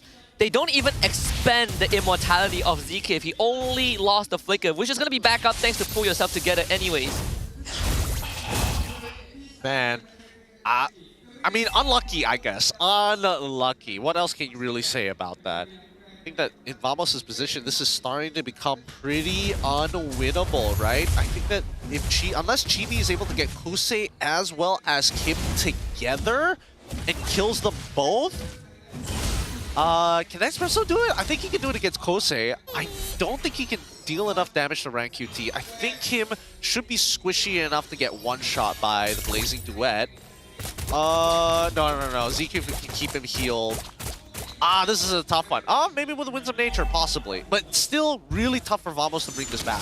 Both marksmen just got their Winds of Nature. Kosei got it, and then Espresso, because the Lord should be taken care of. The AERO, Glowing 1+ Wishing Lantern is actually going to start stinging. So Lord does go down. AERO Esports shouldn't get more than just one. Electro final blow gonna just be used to cut off Team Vamos. Zorn gets Banshee Kundo, but instantly lifted up with the Tsunami Slam. Beast Bomb not doing enough damage. Aaron responds with the killing spree. They punish the Cho for trying to get the back flank. Great Petrify, great crowd control chain. Tsunami Slam into Tidal Strike, into Aaron's Petrify on top of it. No Cho means no engage. Conceal comes out. AERO Esports are looking for the end game right now. Aaron on the flank. Abyssal Arrow finds Kier. That's going to be the Loi locked down. Purify going to be used. Clock-Kun able to escape. Electro doing good damage. Tsunami Slam allows ZK to escape. And Espresso shuts down Aaron. Jumps back in. ZK going to be blown up with the yin-yang reaction. Kosei still alive. Still doing artillery fire. RanQT loses the immortality though. Team Vamos mount the defense, and now the diversion's gonna be used. They're looking for Kosei. He's stranded in the mid lane. There is nothing RanQT can do. Killing spray for Nespresso. Honestly, Vamos surviving that fight just with the items they got. Winter Crown, Immortality. They bought so much time for themselves. The bait from Clock-Kun, he purposely eat the arrow, he pressed Purify, and Smooth gets a great fist break into a fist crack counter engage, and the Winter Crown timing to buy time, forcing AERO to overextend and commit to a fight that they eventually lost. But still, AERO got the whole Vamos base. Oh yeah, I mean, despite having... It did come at a cost though. It did come at a 3k cost. Vamos, don't mind, they're still in the game at the very least. And now we are coming to the part of the game where final items are going to start pulling through. From the side of Chibi, it looks like he is opted to make sure that his build is more Bruiser-esque rather than pure damage. He is getting Magic Blade just to make, a Magic Dagger just to make sure that he can actually survive. Generally, based on what we've seen, Team Vamos, it really comes down to, can I find this flank? Another TP. I'm gonna go over to the Lord. ZK gonna find Zorn first. Tsunami Slam pulls him back into the team, blows him up before the fight even starts. Conceal kind of wasted their fist crack as well from Smooth, not really finding what they need. Electro final blow misses, but the two-man Petrify. Aaron finds the backline, but it's not quite enough. Nespresso picks up the double kill. He's gonna be able to find it with the Blazing Duet. Abyssal Arrow cuts them off. Another stun coming in. Chibi is trapped. Kosei picks him off, and they're gonna find Clock-Kun as well. He has been abandoned by the rest of his team. Another Tsunami Slam finishes things off. AERO Esports are now 4v2. They got their eyes on the crystal. They got their eyes on the prize. Smooth and Nespresso, can they defend the Flicker Tidal Strike? Nespresso is shut down. The fist crack only finds one, and the Winter Crown only delays the inevitable. It's a mega kill for Kosei. AERO Esports have taken game number 1. Fighting fire with fire. Vamos likes to play fast, and AERO accepted the challenge and play even faster. First, they won out the game with individual brilliance and freestyling from Aaron, from Kim, from Ran, and then it transitioned to a full-on team performance towards the end. Really snowballing their way through. That's an early game we wanted to see from Vamos, dished out by AERO. I think so far, RanQT on this box here definitely provided a lot of help, and you can see even Coach Bam. Holy, Aaron, that was one hell of a Benedetta game to get them over the first obstacle of the early to mid game. How many years has it been since Aaron has played a hero like Benedetta on the MPL stage? And when he finally shows it off again, he escapes the 4-man gank up top. He gets a 2-man eye for an eye stun, cuts off the BMI, and is consistently a thorn in the side of Team Vamos. AERO Esports has shown us that Hazel has left an impact all right, and they do not need him around to still perform. I think, you know, no discredit to Hazel, but like that was an Aaron show, and as well as Kim. Again, both of these guys who are supposedly the utility team players now taking hard carry roles and hard initiation roles. Some great Abyssal Arrow pickoffs, some great Electo final blows to cut the team fights in half. Generally, they look more like a team right now. Great communication, because again, majority of the game was, oh, is Zekeef in a position? Oh, we just saw them TP over here. Let's instantly engage on Zorn, who's standing right next to a trap. Yeah, I feel like I've seen this play out before, right? And it goes all the way back to week 1 when SRG OG played Vamos, punish Zorn, right? He's on that show, we got a Kalea, we punish him, we remove him from the picture. Smooth was also, coincidentally, on that Badang, that series, that game itself. AERO Esports definitely taking some notes from the past. But let's go backstage and check out the MVP of game number 1 from AERO Esports. It is going to be Kim on that Selena. And you only got the MVP because Aaron died twice, right? Hey, he's still paying tribute to his boy, Hazel. You know, shout outs to him. Our MVP this game, it's great to see him on a more carry-oriented style, right? Very big payoffs when you land these Abyssal Arrows, but that's assuming you hit them in the first place. If not, you're dependent so much on the traps for a majority of your damage, almost guaranteed damage, but the vision that it provides allows you to deal with the Lo Yi. Yeah, the vision is the really big thing here, because yes, Kim was landing arrows left and right and was really good at setting up, but it is those traps being put in strategic bushes and locations around the map that made sure Vamos could never really get an ambush off. Vamos specifically banned out Novaria to make sure that they could like diversion or set up traps around the map, and then Kim just says, well, I have other options. And there's also a very small detail, right? Every single time he lands an arrow on the Chibi, Chibi has to instantly make a choice. Do I out now? Right? Just baiting out the Sacred Beast form earlier than Vamos would have liked. I mean, Vamos, credits to them, have some very good ideas as well with Clocko's diversion, picking off Kusei 2 times, and saving the game with great item utilization. But AERO Esports were just too far ahead with their lead. They really were. There was no way to kind of split the front and back. As much as Team Vamos has some like pretty good divers on their side, Chibi can't necessarily do alone unless AERO Esports are the ones who overextend. And unfortunately, they didn't overextend too much. Most of the time when they did, they've already gotten their big profit at the end. You see a lot of situations where the fight got really close between both teams, but AERO somehow always managed to cut their losses, right? Like the way that they move, the way that they protect each other. So many times, Zekeef gets away with almost no health, saves his immortality. Kim blocking shots for his teammate, as is on a Selena. AERO Esports really were working as a unit. You would think that looking at this draft, AERO Esports has a lineup that's pretty all-in, right? Besides the Benedetta. If everyone engages, it's very unlikely they're getting out, and yet somehow they're able to do so. Even in a situation where they're pushing up against the base, and Chibi gets sent into the backline with the diversion and picks off Kosei, AERO Esports somehow doesn't lose anyone else. It is so good to see how cleanly they disengage from all of these and force Vamos into uncomfortable spots on the map. It's really tough to say how they've improved in this short period of time, right? Did they, open up the next chapter? Did Coach Mom unlock something inside of them? Is this something that Ran QT is providing to the team inside of the game that we are not seeing other than his raw mechanics? I think it's just the fact that now there's another option for their jungler pool, which is the Baxia, makes AERO Esports even more unpredictable, right? Like, who would thought that a draft like this is going to come out with Benedetta, Selena, and then a Baxia? And mind you, this is a Baxia first pick that I think it dissuades Vamos from going for Gatot, Hylos, Kalea. But on top of that, it became a flex that AERO utilized in the second phase. Looking at these numbers as well, it's insane. Ran QT ate 140,000 damage, which is literally about as much as the total output of Team Vamos. If you look at all their numbers put together, that's how much damage Ran QT ate. Kim barely got tickled the entire game as well. Their positioning was so good. I think... Yeah.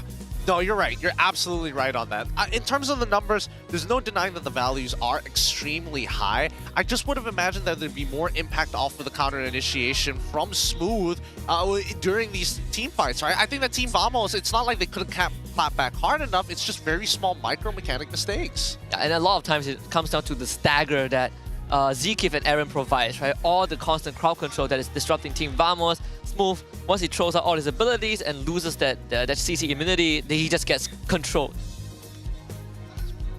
Man, this gets locked down too hard. Even you look at the Hall of Fame, like Nets is the only one, you know, who's on it as the rich guy on the clock, right? Playing safe for majority of the game, but there's only so much that he can contribute compared to Kusei as the carry, you know, Rank QT as both the wingman and the sandbag. As the jungler, by the way, this is one way to make a statement back on the stage. Everyone gonna be comparing you against one of the most notable new import junglers we've had this season. I imagine it's a lot of pressure, very big shoes to fill, and yet Rank QT has done exactly that. I think we can all be very impressed by what he has been able to achieve here. And yeah, AERO Esports had just really good team synergy. The way they moved around the map together, the shot calls were clean, and you could tell that the team was ready to follow up on it. In comparison, Vamos felt very scattered a lot of the time. I think AERO, you know, from the first... when we first saw the roster prior to the start of the season, there were high expectations for the first rendition of the roster. And then the first 2 weeks, not really the best. Week 3, some improvements, but still a lot of holes to pluck. Hazel comes in, big shift in their performance, and now they're on the up and up. They really are. I think that right now, if well, at least for AERO, if they can keep up with this pace, that'd be great coming into the playoffs as well. Even so, Vamos, not exactly in the most comfortable position. I think that, man, I just wasn't expecting AERO Esports to play like so early game, get such a lead that early on. Like, I would have imagined that Aaron, only once you start hitting level 4, it starts to happen. But even prior to that, Kim just landing arrows, forcing out Clawkut to use his Purify, calling in the cavalry of Rank QT at level 3, might I add. At level 3 is what surprised me the most about this squad.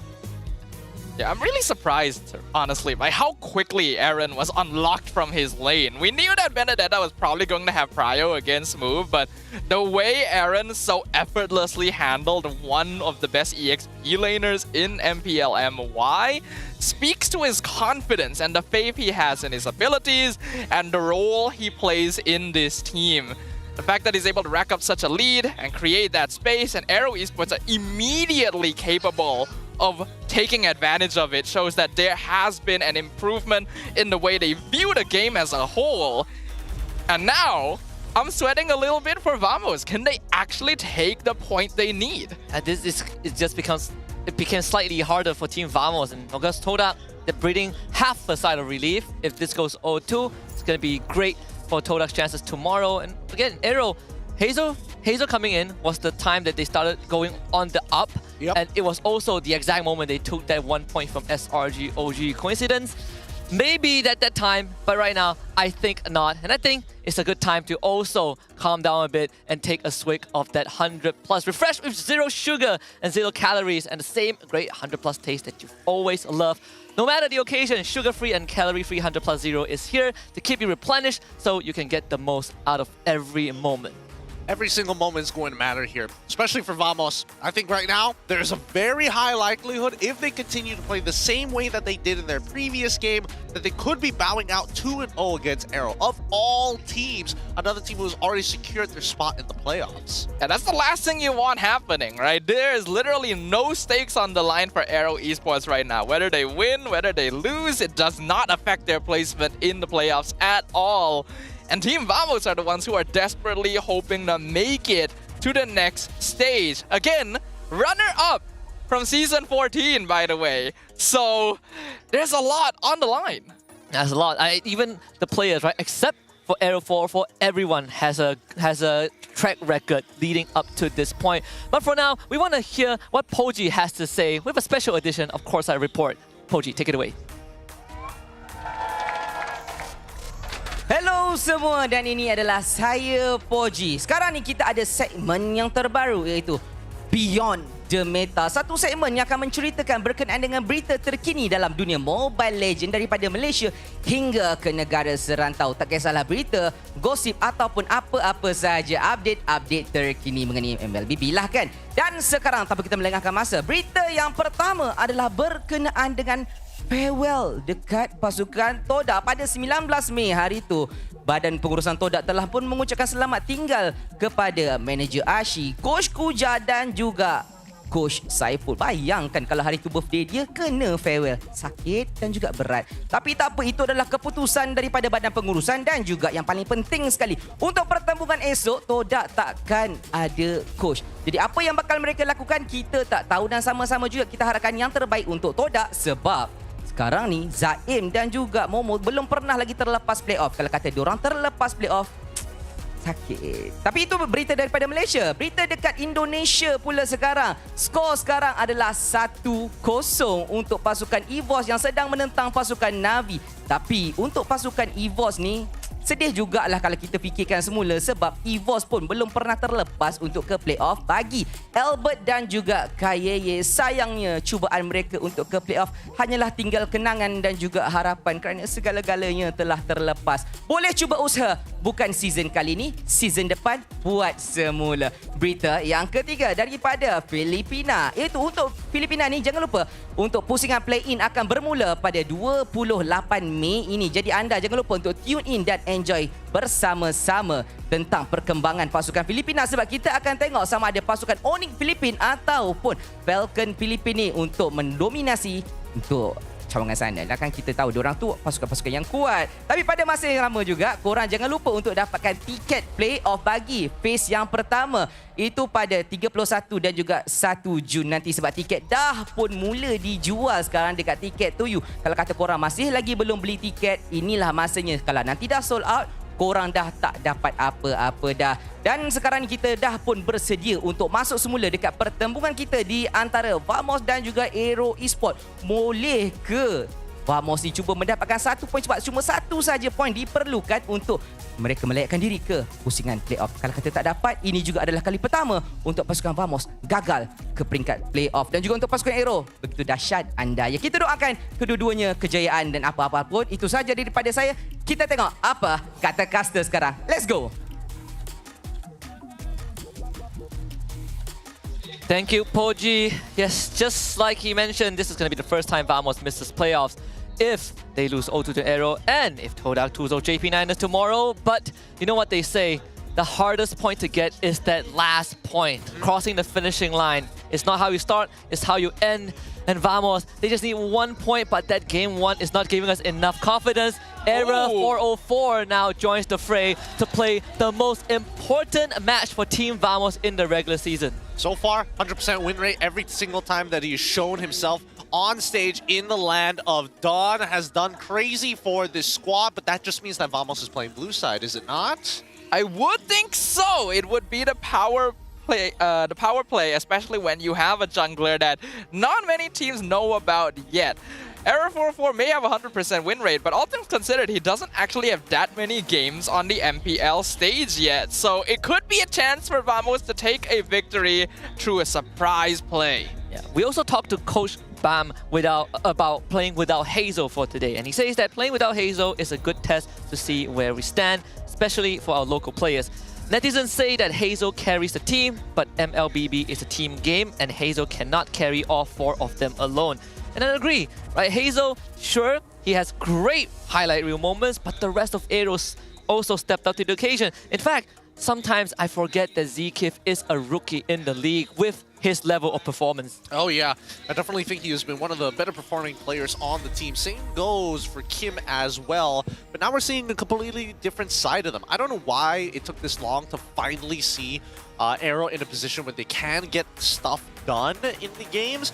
But at the same time, it feels like Rank QT is a decent fill-in. I feel, at least in terms of the raw chemistry and the way that they're playing the game, they're moving together at the very least. But he's not a tank jungler, right? Which doesn't really tell you, oh, how great are his mechanics so far. It's just, he can play for a team, that's one attribute down. Does he have the raw mechanics to play other assassins? Because now he faces off against a younger jungler, and honestly, I think it's gonna be difficult. He might just end up on Frederick for all we know. Oh, that would be something that I would like to see. But AERO Esports, we also talked to them. How did they bounce back after the first game against MV? And Kusei said that they just couldn't play that game at that time, right? But because he feels like Chip is pretty hard to use in tournaments. And for ZKF, he says that, yeah, if the enemy has high mobility, Chip is harder to play, and he himself is not that good at the hero, so don't ban Chip. Very cheeky there, ZKF. I do have to agree a little bit. I felt like ZKF wasn't very comfortable on the Chip just from the way that he was playing that game initially, and it just so happened that they were matched up against a Ling, so it was very easy for him to escape from any sort of shortcut situations, plus Badang catches, which did not work out well. AERO did eventually reverse the series though, so I think that shows that they are capable of adaptation, and they are aware of their own individual flaws. I think that's a very important thing. These players are very confident on that stage. Especially Kim, the ball of energy when things get rolling, right? He's the one that's popping up. He's the one that's shouting at the enemy team. In good faith, of course, in good faith and sportsmanship. But I said earlier on, I wanted to see AERO 404. They finally filled him. Yep. I said that up to this point, he's unburdened. But now I think he has the toughest job to complete, which is to take one game to send his team to playoffs. He could be the hero, or they could leave it all up to fate tomorrow. I agree, but at the same time, I think, you know, some of the underperforming members there, Clockhood and as well as Smooth, really got themselves handed down, just absolutely taking it up. But now we head into the drafting phase. Let's see whether they get a couple of better picks, because previously it's about building a team composition designed around a particular style. Now they have to take into consideration that, hey, they got some pretty good laners on the opposite end. Might we add that into the consideration? Well, it does look like there's been a bit of a shift here. AERO Esports still choosing the Bandit Joy and the Ling, but this time getting rid of Kalea instead. And Team Vamos respecting the Baxia, banning it out from RanQT. Wow, very different approach. Are they giving RanQT Fanny? They're challenging him, basically. Oh boy! All right. Here we go! All right, RanQT. This is your moment. Harif on Nesfresco was banned out in game 1. There is a couple of solutions, right? I mean, we've seen Vamos, they looked to Franco, they first faced Franco before for Zorn. That could be one way to deal with it. The Phoveus is still up on the table if they want to take it for Smooth. Yeah. Previously banned out in game 1 by AERO. So that could be a good opening too, Phoveus Harif. Let's go for... The Kimmy is also open. Kimmy... Yeah, but Kimmy Harif feels like a... Yeah, it's like an overkill, you know? I feel like you're super squishy, like especially when you're Kimmy into the Fanny. Like, what are you realistically going to do? But that means AERO has a chance of picking it up themselves. I think it makes more sense for them than it is for Vamos. Yeah, I agree. Though they they love the Loi Pei, right? Like they played the Loi Badang. That's how they took games off of SRG. Put the Hylos in as well as that sandbag. All right, this makes a lot of sense. Good adjustments from AERO here. Kim going to be able to play back on his signature Loi pickup, one of the most aggressive Loi players in MPL MY. And since we have RanQT on a damage jungler this time, we will see the Hylos return, most likely going to EXP, but it can still be flexed. Not to mention, there's still the glue left on the table for AERO, right? Yeah. I think that the Hylos is definitely going to be flexed. The Suyo is a good Swiss Army knife for Vamos. You have ways to get on top of Loi, outplay, maybe even potentially outplay the Fanny. Some CC as well in the mix. I think it's fine. I think right now I'm curious to know what Vamos' position is on that second phase, whether or not they even consider glue to be a threat in the first place, and if so, do they have a support that can actually deal with a potential high loss in that EXP against the Phoveus, right? It's gonna sandbag, so therefore you need an initiator. The thing is, because the second phase, Vamos is gonna be the first one that starts banning, right? So by the time you get to the last wave for AERO, if they're setting up for glue, Vamos has even tougher decisions to make. So they go with the Kimmy ban first, which I do agree, as it could be a possibility for Kusei without the Granger. Granger and Kimmy banned out. Normally you would see something like the Moskov being locked in versus Harif, but that is also countered by the Phoveus. So Vamos might feel okay with letting it through. The Selena can be banned out by AERO instead, since they already have their mid laner locked in. The ZK Badang is still open, but I wonder if it's something AERO would go for, since those walls could actually disrupt a Fanny depending on how they're placed. I mean, I suppose, but I think there's also a couple of picks that are kind of slipping through the cracks right now, and I wonder if Coach Bam is aware of them. One of them is going to be the chip. We haven't seen it banned out throughout the second phase at all, or even the first phase. It was banned out in game number 1, but now Zaya is the one who's banning it out, and they are the ones who have first pick of the second phase. Because I had a feeling when Vamos, they picked chip twice and they lost. Against HomeBois. I think ever since then they have been straying away from the chip themselves. They're feeling less confident about it, but it's gonna be a Badang ban by AERO. So all the familiar picks are out of the picture. This one, is it gonna be a Claw Kun hero? Do they want to save Zorn for last? Oh, this one is really, really tough. I don't think there's a way to get out of this. Oh, it's a Cho again. All right. I mean, they got to, right? They've got to lock in the Cho. I would have imagined it being the Badang this time round, because at least against the Fanny, there is a good enough way to like try to throw out your abilities without getting punished too hard for it. Even so, what if go jaw hit, like pick off, right? I think jaw head for pick off. I think even if they wanted to play glue, it's not too bad. Yeah, they go with the Farmist, Loi is going to counter anybody who tries to clop up against them. Takes a Purify against the Cho. Yeah, they've got a lot of decent answers. Yeah, I agree. So, but they opt for the Tigreal. This full out team fight. And a 1-1. Wow, okay, very interesting. Pretty high execution ceiling coming in from AERO Esports, since both Fanny and 1-1 are gonna need the space and capacity to actually outplay Vamos. Tigreal, I feel like, is gonna have a little bit of difficulty here, because Cho and Phobias both have very easy ways of canceling the Implosion or Sacred Hammer, potentially, if they catch him at an inopportune timing. But if he is able to land it, the yin-yang reactions are gonna hit very hard. Yeah, they've got some nice synergies here from the side of AERO. I'm just not sure about the 1-1. Was the 1-1 necessary here? Wasn't there... I mean, Moskov is not too bad in these types of scenarios. Irithel, Claude. I mean, as long as Kusei doesn't make the mistake we saw Skyset make early on, it should be fine. You know, he doesn't find Nespresco with the Inspire. I say it should be fine, but at the same time, like, Smooth is on the opposite end. And I'm pretty sure he doesn't like getting beaten down that hard in game number 1. So he's going to be coming in with some fire in game number 2. I would imagine so. Hylos does actually hold up the lane pretty well against the Phobias, but Smooth has shown that he is capable of overcoming these differences. And I do agree with you. I imagine he does have a bit of a bone to pick against Aaron after what happened in game number 1. And I feel like there's a lot of pressure on ZK to actually get set up so that Kosei can get his ult. It'll be pretty easy for him. He's got that flicker on his side. The hard part is when you look at Vamos, they're playing more defensively and reactively to what AERO is capable of doing. But as soon as they hold the lead, it's difficult for them to drop that lead.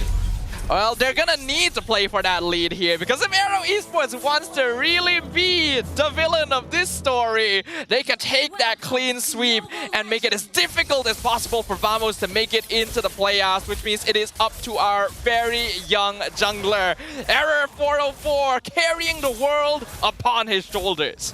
The whole Vamos fan base is going to be looking at AERO 404. Even though he has a 100% win rate, I'm sure a lot of people still glances through his accomplishments thus far. People are way more familiar with Chibi, but desperate time calls for desperate measure, right? It lives and dies in the hands of AERO 404, and like Gideon mentioned, the rest of Vamos also needs to step up to meet that expectation. Looks like Smooth going for the concussive blast to try and force priority and try and keep intact, especially when you're up against high loss. Also Festival of Blood as well. Interesting loadout coming in from Smooth. Even though he doesn't really want the lane to push, he kind of wants to like freeze it underneath his tower to force Aaron to keep wasting his mana. Because once he wastes his mana, then there's basically no point for him to keep on going. It's just doubling down on a losing trade.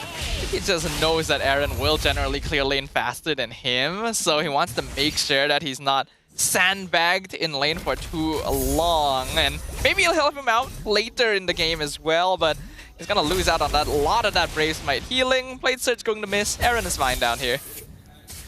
That's the first contact top side 2. Rank QT bringing Espresso down to half health. He's gonna go for a quick recall. Turtle will spawn. He will grab his purple buff and be ready. Sacred Hammer can push Zorn back, but he's also fine. Everyone's still around level 3, so not quite enough damage yet on the field to really threaten anyone. No level 4 for ZK, so Vamos doesn't have to worry about big implosion. Zeke's dead. That's gonna be this whole Sever First Blood over to AERO 404. I feel like it's too far up. It's pretty clear that AERO is not really intending to contest this diversion. They're looking for Nespresso instead, sending RanQT up top. Net's gonna hide behind the tower. RanQT not able to find him. Yeah, really nicely played by Nespresso. Popping that Diamond Force to kind of slow his targets, but more importantly, keep his back against the wall so 1-1 cannot find the crossbow of Tang. I mean, to be fair, they did at least get the Inspire out of Kusei, but besides that, Nespresso loses basically nothing. Yes, so Vamos getting the first blood for AERO 404 also speeds things up right now. Zorn and Clawcone will be playing for the top side of the map in case RanQ decides to show up once more. I think AERO Esports, they don't mind losing that first blood, though DK will be slow on that implosion, still looking for his level 4. It's taken some time for him to actually hit it. At this point, making a little too much gold.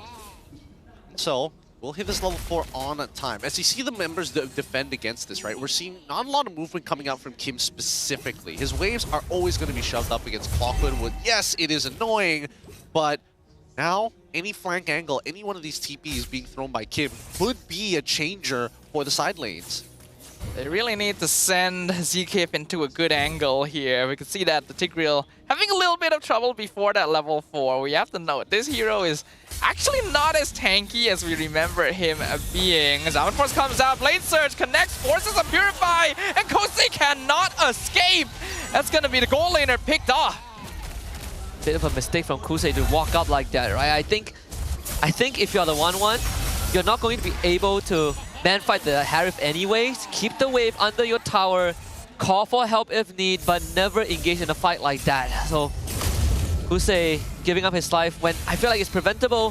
Vamos now really starting to pump on the gas. Purple buff stolen by AERO 404. He gets his as well. RanQT will now have to play from behind. This is a rough spot for a Fanny. RanQT definitely depending on that purple buff, and the first couple of ganks that he's tried to go for have just not succeeded. This Fanny has not made an impact on the map yet. Oh, another diversion in. Aaron gonna buy some time against Move. Here comes Zekim, 2-man implosion. 1 Purify comes out from Clockwood. Zorn gonna be jumped on. He flickers over the wall, and AERO 404 finds Kosei, a surgical extraction. Nicely done by AERO 404. He is not missing a beat. He is winning out on the retributions against RanQT and now secures the second turtle in this game. The snowball is complete for Team Vamos for the first 5 minutes of this game, while Nespresso is going to get full plating here. Oh, well, half of the plating, unfortunately. Zekreep zones him away. That's still a good amount of gold, right? Regardless, Team Vamos are in a phenomenal position as the first items start to roll in. The 1-1 hasn't really had good stocks today. Look at that. First item priority 3 for Vamos. This kick should be a kill. Yep, he's gonna get kicked over. Cannot even use any of his abilities. Team Vamos just strikes him down. And Vamos is just gonna keep on stepping on the pedal. This is where you start to put on pressure. Zorn should survive this. Purple buff is up, so Vamos will look to take it. And RanQT, he cannot interact with Vamos at all. He's trying to get resource from the sideway. Glorious pathway to slow Vamos down, at least keep their tier 1 mid intact, but they are going to trade that purple away. RanQT should be able to get that bot tier 1 at the very least, so they trade something. So they continue to trade back and forth. Right now, AERO just trying to stay in this game, right? Making sure that RanQT is utilizing this family to split Team Vamos apart, and after every team fight to be that cleaner. Right now, AERO Esports don't have necessarily enough damage, and I am concerned now that the early game is done for. Where does this put Kusei in as well as Kim? I think for Kusei, we've seen this story just now in the earlier series, and Kusei has to play from behind, but thing is, the situation is slightly different, right? RanQT also wants the sideway, so Kusei, he's not really getting any opportunity to earn gold. We have Dragon connects with Aaron, and AERO 404 just goes for Kim instead. This young jungler knowing what targets he's looking for. No, they bide their time. See the split push coming in from this Fanny. It's becoming more and more effective despite the 2 levels. Two-man Jeet Kune Do knock off the flicker into the implosion, but the Sacred Hammer doesn't connect. It gets cancelled. Aaron melts away. Aaron 404 goes into the backline, burns them down. Kosei and Zkeeper picked up. Rank QT can do nothing. And Kim is going to be yet another casualty, another victim as Team Vamos take 4. Another step forward for Team Vamos.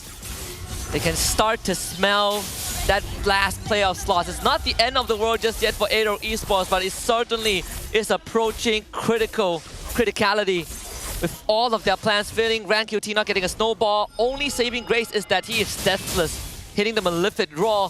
But Kusei, he's not been able to hit his mark. Zkiv's ineffective, and Kim not able to find any good diversion angle due to Vamos' pressure and their lack of damage. Is starting to really show. Yeah, it's becoming extremely evident, but we might see another fight by this purple side. He's trying his best to kind of defend and give info. Well.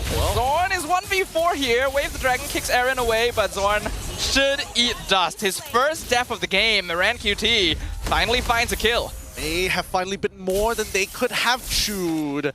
Overall, it's still a 1-8 score with Team Vamos leading by 5.8k. Generally, per capita, they're making more of that shmoney's than AERO Esports. Even so, 64 seconds left on the clock, and Rank QT, he's not wasting any time, right? He's always looking for another wave to shove. The biggest victim right now is Kusei. Not getting enough go. And Vamos, when those Winter Crown starts coming out, I think Kusei is going to lose total effectiveness in these fights, right? Double Purify on the side of Vamos, and you have so much burst damage that threatens him. Clawkun, Nespresso, AERO 404, all of it which Kusei doesn't really have a way to deal with. Yeah, they don't have like a direct answer to it. I would have hoped at the very least that they were building towards an item that could potentially turn things around, but even so, it really just depends on whether or not we see this Harith pop off when the time comes. Smooth, I'm surprised that he decided to go for the Winter Crown, but mainly just to deal with the crossbow of Tang. I'm assuming he wants to get on top of Kusei and get as many free resets, if not on top of him, generally close to him. And the seal play, they're looking for Zorn. Flicker in, Implosion, pushes Zorn back into the team, but he flickers out. Glorious Pathway to stop him once again. Zorn gonna be melted away, but here comes the rest of Team Vamos. Smooth actually takes so much damage. Winter Crown will keep him alive for now. Aaron just barely finishes off, and Kusei gonna be chased down. Aaron 404 with the mega kill, but Rank QT, he's in the back line. Let's go! With the double kill! Team Vamos denies the attempt. Smooth is the hero of that game. Zorn ends up taking the initial proc across the tank, transfers to Smooth, he eats it up, flickers on top of Rank QT, and just stops the cleanup crew of AERO Esports. This is going to give Team Vamos their first Lord of the game as they keep on snowballing. Nespresso 5-0 and 3, Holy Crystal in hand. As they take their time back into towards their own jungle. Orange buff still up for grabs, anybody's game. And I'm trying to figure out how Kusei needs to play this, right? If you go around, Nespresso gets a free 1v1 against you. You need to activate your crossbow of Tang before he kills you, but still maintaining distance against Smooth because I'm just giving him free charges. I think he needs Malefic Gun. Like it or not, Malefic Gun is the easiest solution to it. Oh, they're not even going to let him walk up to the wave at all. Vamos, back to their old jiu-jitsu style. Just slowly get their arm around the neck and then lean back and it's over. At this point, there really is no way AERO can play outside their base. You can see that snipe from AERO 404 doing so much damage as well. Rank QT is trying to get a split push going. The Lord is going to crash in mid, take away that holy defense before going down. Rank QT is doing a pretty good job, right? Staggers the wave, so there's still a tier 2 turret up for AERO, and that's the top one. AERO just needs to defend against this push.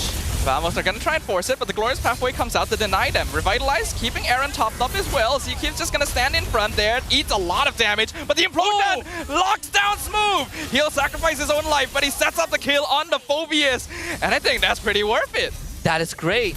They kill out Smooth, and they keep the inhibitor up.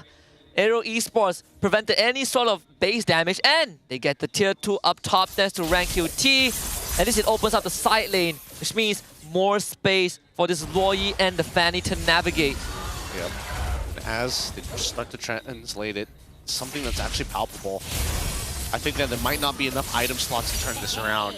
I think there's so many things they need to worry about. Ideally, they get rid of Clockwood. At the very least, Clockwood or Nespresso in no particular order. Because Team Vamos, at this point, once we're back at that 7.4k lead, it's just a waiting game. By the way, AERO 404 score is 404 right now. I feel like I needed to point that out. Nice. Take a screenshot of that right now. Do it while you still can, because his Suyo is going damage, man. Is it going next? Is it going? He could be going for Hero Spring. Or Winter Crown? Winter? Winter, yeah, it should be a Winter Crown. I would imagine it's Winter. Yeah, it should be a Winter. I'm surprised he didn't get the gloves first, but oh no, Blood Wings, right? Yeah, the Blood Wings component. Yep. There it is. Nespresso as well. He's got 4 items ready to fight AERO Esports, but I think both understand. It's just a matter of waiting, right? You have to have meaning in this fight. If you're fighting for no reason, probably wouldn't make it this far. Yeah, Malefic Gun, finally, for Kusei. So this should give him some more space when dealing with Smooth and AERO 404, who are just right in range of their abilities to kill him off. Kusei playing very aggro. Does get the crossbow stacks, but not gonna commit to it, of course. The Lord has just spawned. Yeah, Malefic Gun effect really makes a difference. They can send Rank QT to the bottom lane and set up that wave if they want, but Rank QT wants the purple buff first. Dangerous game that they're playing. Oh, and the conceal gets cancelled. Implosion gonna find him in the back line, and the purple buff is secured by Rank QT. Tries to jump back in, but Glorious Pathway cuts off the rest of Team Vamos. Rank QT doing some good damage, but Nespresso picks up the monster kill. Kosei looking for the crossbow of Tang, but the blade search immediately. AERO 404 is such a threatening presence. They just cannot go forward. All of them were one proc away from the crossbow of Tang. QT is still looking for it. Almost executes Clockun, but he's able to fly out. He actually survives. This is why everyone's calling for Fanny to get stagger when she's mid-cables like that.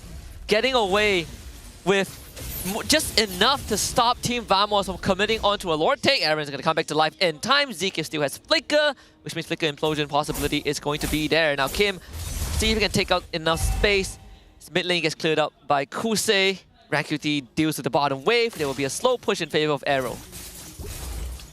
All considered, AERO Esports are doing a good job of prolonging this game. They know that as long as they can wait a little longer, get more items, it'll be pretty good. Oh, Kosei and Zkip gonna be sent really far into the jungle. Could be risky. Hope to God that Clockwood didn't see that, because Kusei shows up. Here's the conceal. Zkip's looking for it. He goes in, but he gets terrified. Doesn't find the implosion. Only lands it on one, but it's a very important target. Kosei gets the shutdown, and Rank QT gonna find Clockwood as well. But the godlike streak on top of Nespresso, he is still a bit of an issue. Zorn gonna try and run away from Kosei. Kosei's just chasing him down. Gets the killing spree. That is going to be a 2-for-3 trade. AERO Esports coming out on top. This thing slowly let the energy die down here. A 2-for-3 trade in favor of AERO is always a good thing. Once this purple buff is secured, I'm imagining that at least for Rank QT, he's thinking about this Lord, and he's thinking about it big time. Oh! Rank QT looking for it. Nespresso does so much damage. Legendary for the Hari. Hey, gotta respect Lord Smooth, dude. The Phobias, the stagger is deadly towards the Fanny. Rank QT, the amount of times that he got ran at by Smooth and died as a result of the stagger. We need to start keeping tabs of where this Phobius is. Yeah, I think more importantly, where exactly is Nespresso? The fact that he's 8-0-5, the shutdown goal will be so big. Look at that wave. Look. Another diversion play. Glorious Pathway comes out. They're going for the bot lane instead. They're trying to get a split push in, but Smooth is already there defending the tower. They're not even going to be able to pick up an inhib for this. Instead, they just sacrifice Aaron over and get nothing in return. A bit of a mistake from AERO Esports. First Rank QT's attempt to go for a solo kill, and now the diversion play that was... Rank QT. Oh no, Rank QT, no! That could be playoffs ticket. I think Vamos knows it. Oracle for Nespresso, 10-0-5. Lord imminent from mid lane. Rank QT is 30 seconds out, so AERO might have to play this 4v5 for a while. They don't have the best wave clear either. They don't. But now that the Lord is starting to walk on in, what choice do they have? Kim, he's only got so many charges, but good luck. Here comes the Conceal. Gonna be a 4v5 defense. Conceal cancelled by the Glorious Pathway. Zorn gonna start taking some damage. Zkeep getting CC locked down, but Aaron actually eating most of the damage in the front line and baiting the Lord away for a short while. Kosei, Zkeep gonna need to back off and heal up. Team Vamo is gonna shift their attention over to the top inhibitor. They get it. AERO 404 still does a lot of damage, but AERO Esports will survive. Now, all these considered good juggling from AERO Esports to hold back Vamos' endgame scenario. But Vamos are staring down a 10.8k gold lead. Just staggering over AERO Esports. More than enough money to start going for item swaps. AERO need the team fight of their lives to get this back. Domice finally for Zkeep. Very early Winter Crown for Kim as he keeps getting jumped on. That's why you have teammates, right? Make sure start opening up the map, or you just stay as 5 to ensure that they don't fall through. Either or. Now that we're like we're in the 50s, right?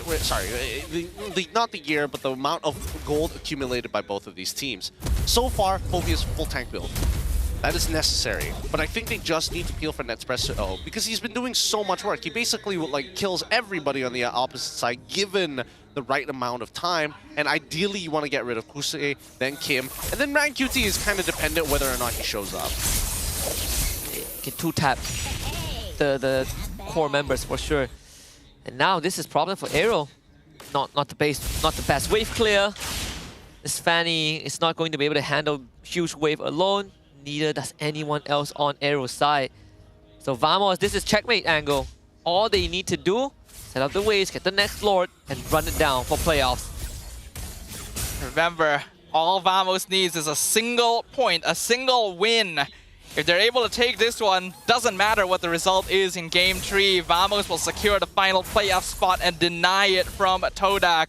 And that is the main thing on their mind right now. Rank QT will be able to take the purple away. Zorn with the flicker kick! Rank QT sent into the jaws of the beast. Legendary streak for Nespresso. He finds the double kill. They're still stuck in the Glorious Pathway. Kusei looking for it, but he gets picked off smooth! And Nespresso deals so much damage. It's a triple kill for the Hurry! And a full team wipe for Vamos! AERO Esports have been shown the error of their ways as Team Vamos will demonstrate who the true victors are!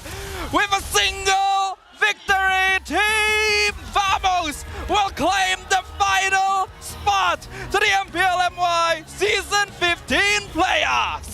V for Vendetta, V for victory, V for Vamos. They have officially locked in slot number 6 for the playoffs.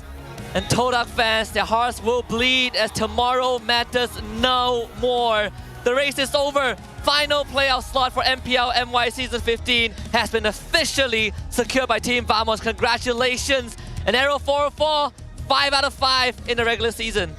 You can see all the members from the front room to the backstab. Everybody is happy that Vamos manages to squeeze out and make sure that they get into the playoffs. On the opposite end, AERO is just like, it's just chill, dude. It's all chill, bro. Nothing to worry about. It's like, they got one game off of first, but hey, we're in playoffs. We're in playoffs. That's all it really matters in the end for Vamos, which means that this Game 3 is now a chance for both teams to just have a good time. This Game 3 is for fun. It's for fun and games, you know. It's for the giggles. For the fun bucks, man. I mean, yes, it does take away a little bit, but it's unfortunate to see because now Todak on the opposite end not going to be able to make it through, right? Yeah. And with Vamos, in their current position, the way that they are winning this game against AERO, somebody has to be doing really, really well. And then they start corralling against that one person who does well. I want to see multiple outs from this team, right? As a means to an end. So far, so good for Nespresso. He shows that he can still play Harif. Yeah, he's got his comfort pick, signature pick. But AERO 404, the young gun, the young prodigy, and today, the hero of Team Vamos put in an almost impossible position and still pull it off with the backup of the rest of the team, but he was the one that really rallied everyone together with great early game aggression, great early game performances that allowed Vamos to keep on snowballing. The kid's got a gusto, all right. Those early fights, every single time Vamos caught someone, AERO 404 was already thinking, who else can I catch? Who else can I melt down? And really taking advantage of Suyo's early game pressure to instantly aim for backline squishies. It was because of him that initial leads from Vamos were able to turn even larger.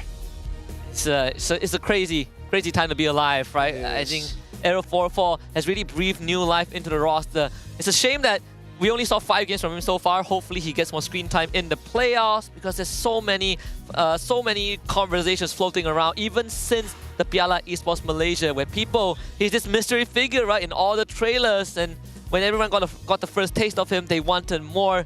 And he couldn't have come at a better time to close out the regular season for the team. That is true. I mean, they're closing out really, really strong. When we're looking based off of the items, that Espresso was playing a pretty disgusting game, but also making sure that he has an Oracle on his side. He didn't need the extra shields. He just had a concentrated energy Oracle. Prior to that, also having the immortality just to start swapping out, because he was already generating so much gold. Unfortunately for Zorn, I think they figured it out very quickly that AERO Esports is trying to punish him as much as he can.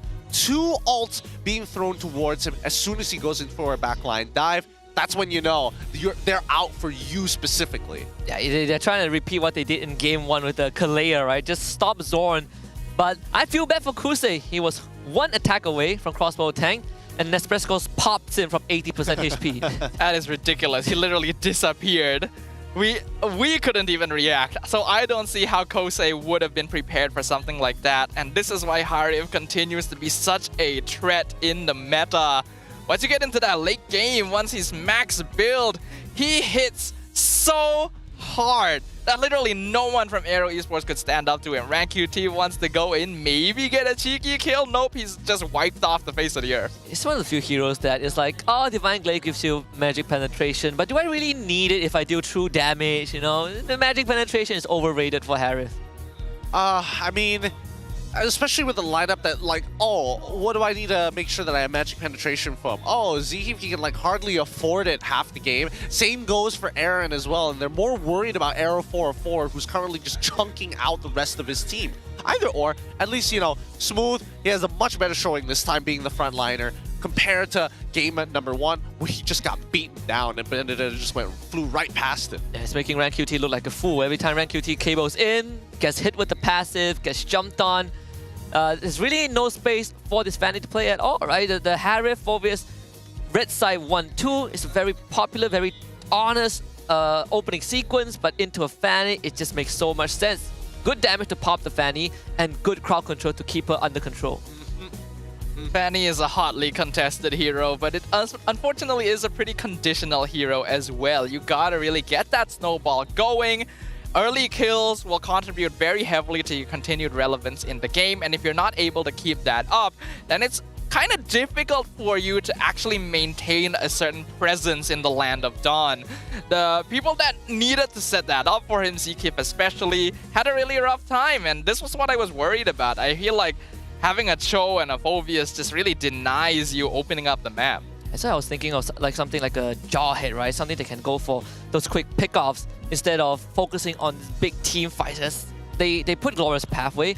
Whoever runs in has to deal with Claw Kun first, and Claw Kun just keeps them away. Right? Just the Terrify, the Eternal Guard, very hard for AERO Esports to cut through.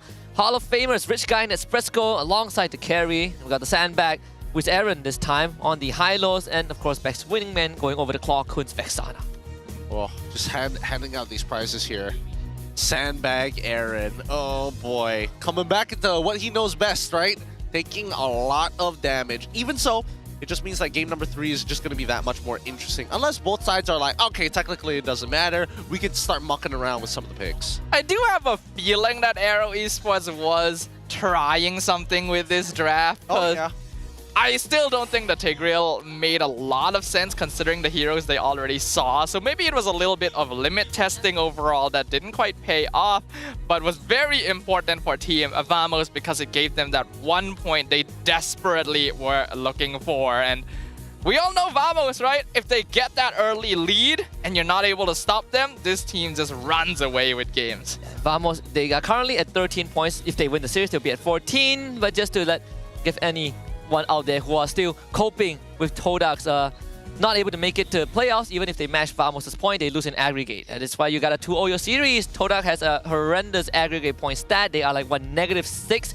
There's no way they catch up to Vamos at this point. I don't think most people understand its importance until it's too late.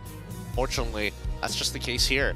Even so, I'm gonna say that at least RanQT, his cable placements and managements are all right. They're not insane per se, but it's just good enough to get away with some of the basic stuff that happens around. However, once you start disrespecting the opponent's Harrod, that's when a lot of your problems will begin. I feel like there needed to be a slightly bigger focus because there were a couple of fights where they were very close to picking off nets. And if that shutdown gold went over to Kosei, it would have turned the game around instantly. Yeah. But Nets kept his position, made sure that he wouldn't ever be picked off, thanks to partly AERO Esports splitting up the fight a bit too much themselves as well. Team Vamos were able to find the game. All Kosei needed was one crossbow tank, and that fight would have ended. Maybe he could have solo ran it down for that 2-0. But some fairy tales are not meant to be. Again, doesn't really affect AERO too much, just losing 1 point. But again, Vamos locks in the final slot for playoff. Now from this point onwards, we are also unburdened. No stakes for us, no stakes for the teams. It's time to just have fun. Game 3 coming up for Vamos and AERO. How much fun are they gonna have? That's what I'm curious about. We haven't seen the team really like let loose in a while, knowing that they've already qualified for the playoffs, so therefore this is kind of like a, well, I wouldn't say a nothing game, but it's like, sure, it doesn't really change your standings. The last time we saw that, teams were really mucking about, and that's when it became hard to watch. This time around, after having seen it for like, what, 2, 3 seasons? Yeah. Give or take 3. Yeah. Give or take 3. I would assume that they are going to be like, oh, here's a core of meta, and then a couple of weirder picks on the side. Yeah, Probably. Even SRG OG, when they play OB, they went full out. They went all out. Around, it was a different weight class, but they did it anyways. Ugh, these guys. Yeah, I do feel like there's been a shift in the way that MPL MY plays things, where we don't mess around quite as much as we used to. So I agree with Gideon thinking that it's not going to be complete troll. There's still going to be like some kind of solid meta core, and then maybe you'll add on 1 or 2 weirder picks just to test them out.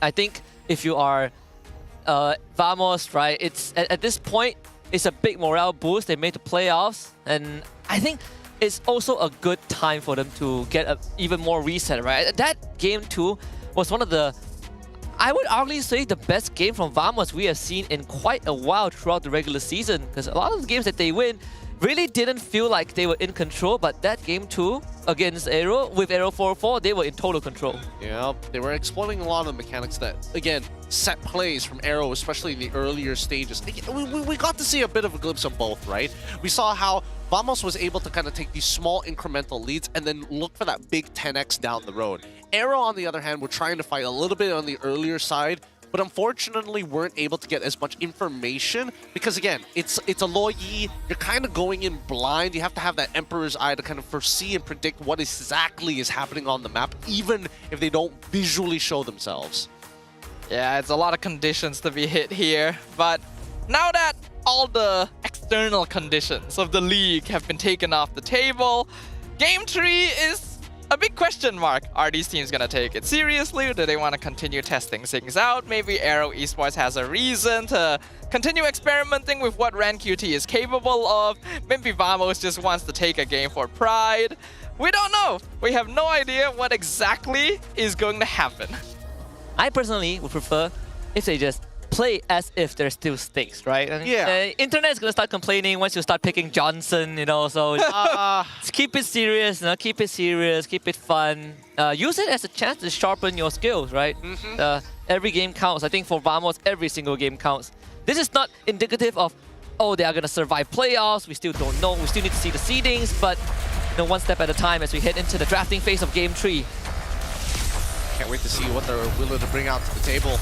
I want to see some damage EXP laters. I want to see an actual brawl happen in the laning phase. 3 kills and 3 deaths on either side because they're just, throwing fists at each other. Triple assassin ban by AERO Esports. I guess Coach Bam was not the most satisfied with Ran QT's Fanny. I mean, he bans the Fanny so that Ran couldn't pick it. You know, that's sometimes you gotta take some risks, but they do take the Harif away from Nespresso this time. So you take Phoveus if you're smooth? Probably, right? There's Phoveus, Kimmy, there's I think you just take the Kimmy. I mean, Ling is already banned as well. I feel like you have all the resources necessary to make it work. Kalia, yep. Again, Kimmy looks kind of good. You might be able to pair it up with like a Hayabusa just in case you're worried about an assassin jumping on her. Yeah. Granger, okay. And Phoveus. Yep. Phoveus definitely makes sense. There's already a Harif on the opposite side. You don't want to give them Harif and Phoveus, so you obviously lock in the potential counter for yourself. And then you grab the Granger as well for some late game potential. Ooh, Matilda Fredrin gameplay from AERO Esports. Alright. Go back to the classic. We've seen this before. When Vamos played against Niners, they had the same exact answer to a Matilda Fredrin with the Franco. Lock them down, you can't take the guiding winds, and then Matilda still has a bit of a channel time to get the circling eagle to knock you up. That way, plenty of answers. The Fredrin might be a little difficult, especially if he gets a bit of a lead. Even so, I'm curious because we're running out of junglers to play. To live is to what are we getting? We're banning the Faramis. So this to protect the Franco as well. So Lucas for Vamos. I wonder if they'll go all the way and just ban the Suyo as well, right? That would be so funny. Test error 404's hero pool. I mean, why not, right? Ban the Suyo, then there's Hayabusa left. Hayabusa would be the only one left, actually. Yeah, if we're talking about assassins purely. Baxia out of the way. Yeah, there's no Baxia. Fredrin picked up. You're looking at Hayabusa. I mean, Hanzo is still around. Hayabusa, Hanzo, Alpha. Unless he goes Yishun Shin. Unless he goes, unless he goes Yishun Shin. And even then, it's not that great, right? Because as soon as the tank jungler starts walking up and starts stealing your green camps, like in front of your face, yeah, that's when it becomes unfun. Loyi, good ban for the side of Coach Zaya from Vamos. We come back to AERO and instantly getting rid of the Hayabusa. 5 jungle bans. Well, giving him the look at his face. The King Kong treatment, you know, the King Kong Kyrie treatment. He's like, these dirty boys. Hanzo. I mean, it's the ultimate form of respect. You know, like imagine baiting out this many bans against you, and they're still gonna keep it on the lockdown. Kimmy gonna show up here, so double marksman artillery from the side of Vamos. Yeah. Coach Paui Burn and AERO 404 having a good time. Seems like they've already figured out the solution. Maybe the Hanzo is not okay. Actually, Hanzo is not the easiest to play with a Matilda Fredrin on the other side. Wonder if there's any alternatives that he can show in jungle. Can't really think of any, honestly. Selena jungle. I mean, Alpha's still not too bad. Yeah, Alpha is like okay, but there's Matilda on the opposite end, right? So no matter how hard you commit, unless you one-shot the Fredrin, it doesn't really matter because he's just gonna get pulled away by Matilda. Export? Oh yeah. Not bad. Oh, there we go. Gloves are off. There we go. Yuzong Savior. Wow, that's a blast of the past for Aaron. Yeah, this is a true Aaron classic. Yeah, this is gonna be quite. Even when you're looking at Smooth Side, he's thinking about it as like, oh man. Oh boy, I know there are no stakes, but come on, I want to play my game. He's like, you should have told me earlier, and then we could have had the fun matchups. Yeah, I could have picked Benedetta, you know. Yeah, that would have been pretty. Damn you, Zaya! Shaking his fist on the other end. All right, Suyo going to be the lock-in here. Oh boy. Similar draft to game number 2, but definitely very different tweaks. They still want to hold that front line strong, but there's artillery from the back. You've got the Kimmy, plenty of poke, even Suyo to kind of fit in between the gaps in case AERO Esports gets a little too far. Potential problems, Xavier just chunking you out with the Dawning Light. Yuzong, Black Dragon form, he might be able to catch the mistake of Kimmy walking right next to Granger and sitting side by side. Yeah. Then also Phoveus needs to work his way to the back line. Yuzong does not. He just runs right through you. That is the power of the dragon right there.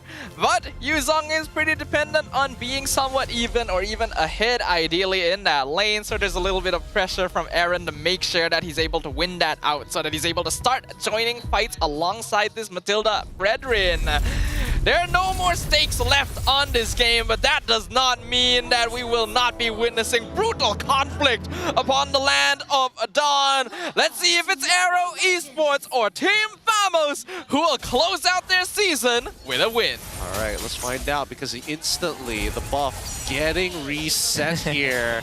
That's so annoying. From the help was Zorn. You should know. Full reset too. You should know. Zeke should have double checked it. Zorn's going to do it again, but this time full rank QT. Yeah, you better block that. It didn't work. It's okay. He doesn't. He only loses like half a second off of it. He just wants rank QT to use that retribution. That's why Zorn doesn't mind taking the initial damage from Zeke. Here he comes.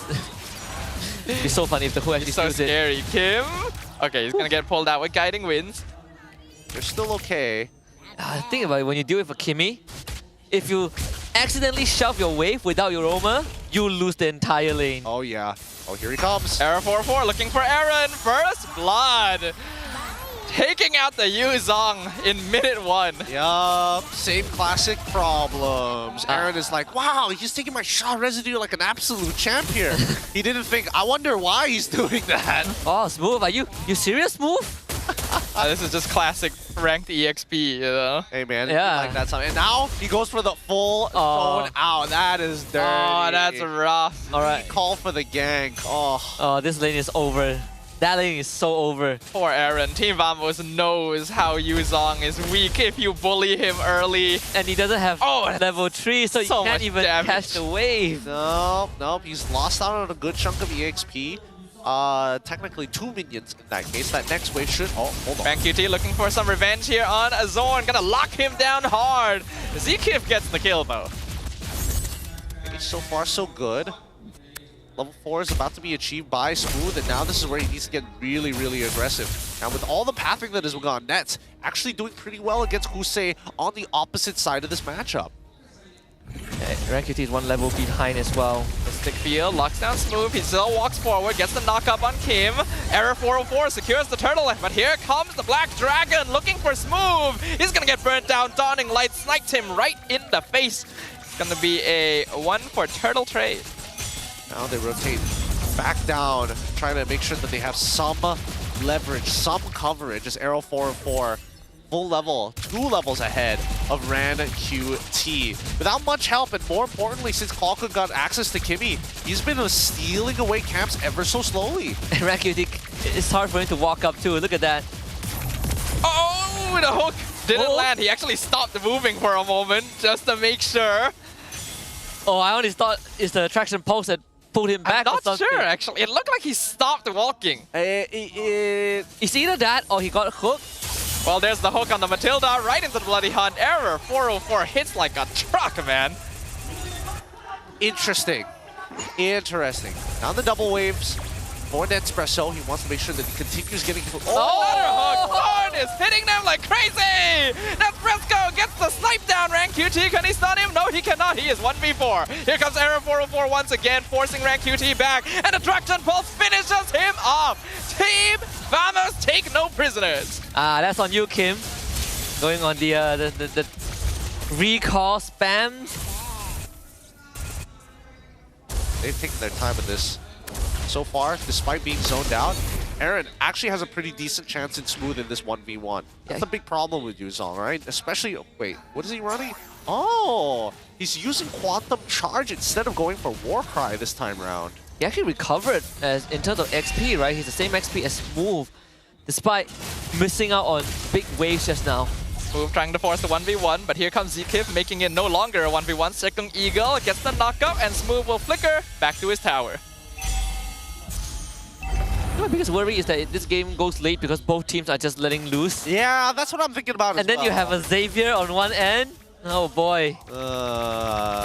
Might not be the best. Somehow connects bloody on Rakuti!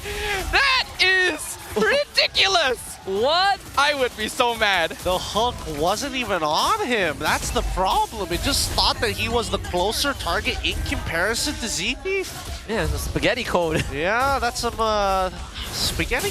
Well, Got attracted by his abs. Could be. It's so strange to see, though. Oh, okay. Eagle's out. Now what? Not much. So that is this cook. Oh, that was close. AERO 404 connects the Blade Surge though. Ouch! Oh, yikes. That's a full rotation of the Suyo combo. 4.6k gold lead for Team Vamos. Finally, RanQT gets his first purple buff in a long time. They're about to pivot to him. See how much of a pivot it's going to be. The main damage dealers currently in the mid lane, hard shoving the waves. And it's not like they are making sure that the map is completely... Wow, that forces Flicker out of Kim already? These synergies on the side of Team Vamos, it's no wonder that AERO has been consistently trying to make sure that Kimmy doesn't get through in the draft. First item, Winter Crown. You're not cancelling Bloody Hunt from this point onwards. Last time we saw them play JP Niners, it's the same thing. He gets the Winter Crown, whoever gets hooked instantly gets destroyed. That is so annoying, and Zorn knows it. At this point, AERO Esports have to play so safe. Despite having a disengage tool, the artillery catch and poke from Team Vamos is proving to be a bit too much to deal with. Yeah, it's becoming harder and harder to handle it. Uh-oh, Kim did not realize AERO 404 was there. The retreat comes in, and he just dashes right through him. He gets disemboweled, and the Iron Hook finds RanQT into the Bloody Hunt. Clocker just whittling him down from behind. Yuzong gonna try and block the shots. He does successfully get him back to the base. And AERO 404 turning Kim into Gojo Satoru in that moment. Just cutting him in half. They still want to fight this? Second Eagle gets a knock-up, sets up for the Black Dragon form. Here comes for AERO 404. He is so scary. Literally the boogeyman under your bed. But he gets him to the stun. He dashes away. No way. Frames the dawning light. Oh, no. And Aaron cannot chase him. In fact, the Starlium Dean stuns two of them in turn. Traction Pulse locks down ZK. Smooth chases them away. The shielding keeping AERO alive. But their dignity is taking a lot of damage. They're getting hard muscled out of their own jungle. Nowhere is safe for AERO Esports, and I think I feel especially bad for RanQT, because what do you do now, right? 4 levels behind. He has not been able to eat good. I'm feeling some people in the chat. I'd be like, bring Hazel back. RanQT can only play tank junglers. I mean, he's on a tank jungler. He's supposed to win, right? Right? Hazel's graduating, everyone. He's furthering his education. Give him a moment. He's back in the actual kingdom. Oh boy, this is a very rough game. Oh, he almost stole the buff. Do it again, do it again. Get into position, make him nervous, and then throw it when you feel like it. I'm taking 0 damage from the Dawning Light. I mean, even the gold deficit, Nespresso is almost 3,000 ahead of Kusei. Oh, RanQT dodges the Iron Hook, decides to go in for the fight instead. Circling Eagle comes out as well, but the Winter Crown keeping Zorn alive, and now the Infernal Pursuit's move, just walking up on them. Zaman Force as well, slowing down the rest, but Nespresso with the double kill finds the snipe. AERO 404 cutting off the back line. No way. Aaron gonna be melted away, and a triple goes to Nespresso. How did Smooth survive?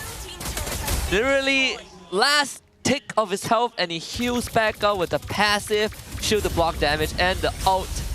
Oh, I honestly thought that they could have gone slightly better for AERO Esports, but Vamos have broken the 10k goal advantage ceiling at 8 minutes and 40 seconds in.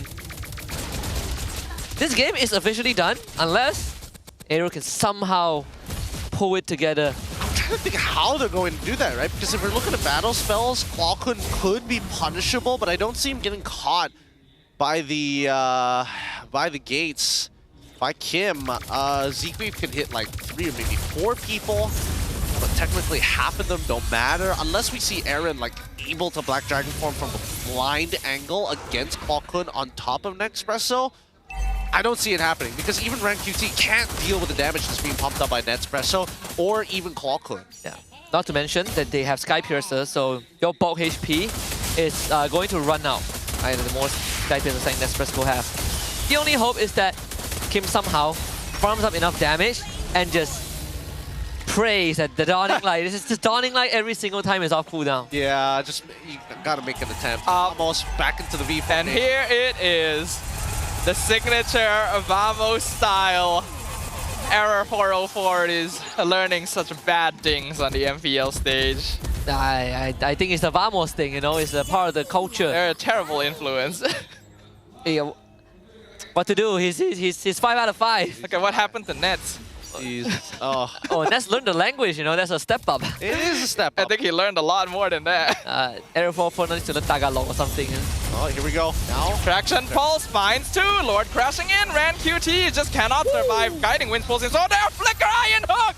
They find Kim. He flickers away. Dawning Light fires back, but it does basically no damage. Black Dragon Form used to escape. The Lord gonna be melted away. Team Vamos still very healthy. Still firing back. Iron Hook connects again! They find Aaron this time. Unstoppable for Nets. Fresco. Zorn is feeling it. Man, he is a sharpshooter, this one. This Franco, such a menace. Another one. Oh. I thought that one would hit. Dawning Light in return. The minion waves are slowly being cleared up. Traction Pulse avoided. A 4-man Circling Eagle knockup, but it's not enough because Error 404 instantly jumps forward, finds the mega kill, and Team Vamos run them down. It's gonna be a team wipe, and Vamos break down the crystal to take the series. Team Vamos, of course, with nothing left on their shoulders in the regular season, still close it out strong 2-1 in such a dominating fashion over AERO Esports. The fans rejoice as if they've won the grand finals, but hey, it's a moment to celebrate. If you were in a position of Team Vamos, AERO 4-4, 6 out of 6, 100% a win rate as a rookie debuting in a team that is known for aggressive jungling playstyle. You can see even Kim saying hi to his friends, man. AERO 4-4 bringing in something new every single day. His energy keeping this team alive. Vamos very happy at least, you know, walking away winner of the series. Can't wait to go on Facebook and see the things that's going to be said about Toda. No, oh, it's gonna be rough, dude. It's gonna be so rough. Yeah, just avert your eyes, stay off social media if you don't want to, look at what's about to come, the firestorm that is about to rain on Toda, who have missed their chance. But let Vamos have this moment. They deserve it. So does the fans who have been through this entire regular season with them, thick or thin. Like HomeBois said, loyalty is expensive, and the Vamos fans stay loyal all the way. Let's throw it over to Poji, the top team in Vamos, about the qualification to playoffs. Poji, take it away. Tepukan gemuruh untuk AERO Esports. Masih juga gemuruh untuk anda. Walaupun anda tewas pada hari ini, korang masih lagi berjaya untuk melayakkan diri ke peringkat playoff. Jadi soalan yang pertama lah, saya nak tanya Coach Bam. Boleh tak Coach Bam? Alright. So, Coach Bam, look like there's a high chance that you will meet again with Team Vamos on the playoff. So, what do you think that you will do to win against them next time? Next time, I doesn't prepare for now. We will just play. We see. Just play. Just play. Not quite too spicy. Maybe Kim, kita ada brother spicy kita. Kim, apa benda? Kalau korang jumpa Vamos lagi dekat playoff, sebab dia ada kebarangkalian yang tinggi, korang akan jumpa diorang lagi. Hari ni korang kalah, tapi dekat playoff korang akan tebus balik tak kekalahan tu? Mungkin sebab Vamos perlukan 1 poin je kan untuk playoff. So mungkin kekalahan hari ni bukan kecewa lah. So mungkin kita boleh repeat kat playoff lah. Baik. Terima kasih. Nice. Nak semua family and friends semua ada kat sini. Dan juga sekarang untuk kita punya OG, Aaron, anything nak cakap dekat semua peminat-peminat AERO Esports yang datang hari ini dan memberikan sokongan kepada anda? Okay, untuk fans-fans yang datang hari ini, terima kasih sebab support kita orang. Untuk fans Vamos juga, untuk bos saya Kak Pen, bos kita orang, terima kasih sebab datang. Terima kasih banyak-banyak. Dan itu sahaja daripada AERO Esports. Thank you again. Thank you. Korang dah boleh turun. Enjoy korang punya game hari ini. Dan sekarang kita nak panggil pasukan yang menang hari ini. Team Vamos. Mana Vamos kita? Mana Vamos? Tak apa, Vamos tak ada. Saya wakil. Hai, saya AERO. Bukan. Alright, ini dah sampai. AERO 404 kita. Woohoo. Jemput naik. Jangan malu. Anggap je macam rumah terbuka. Okey.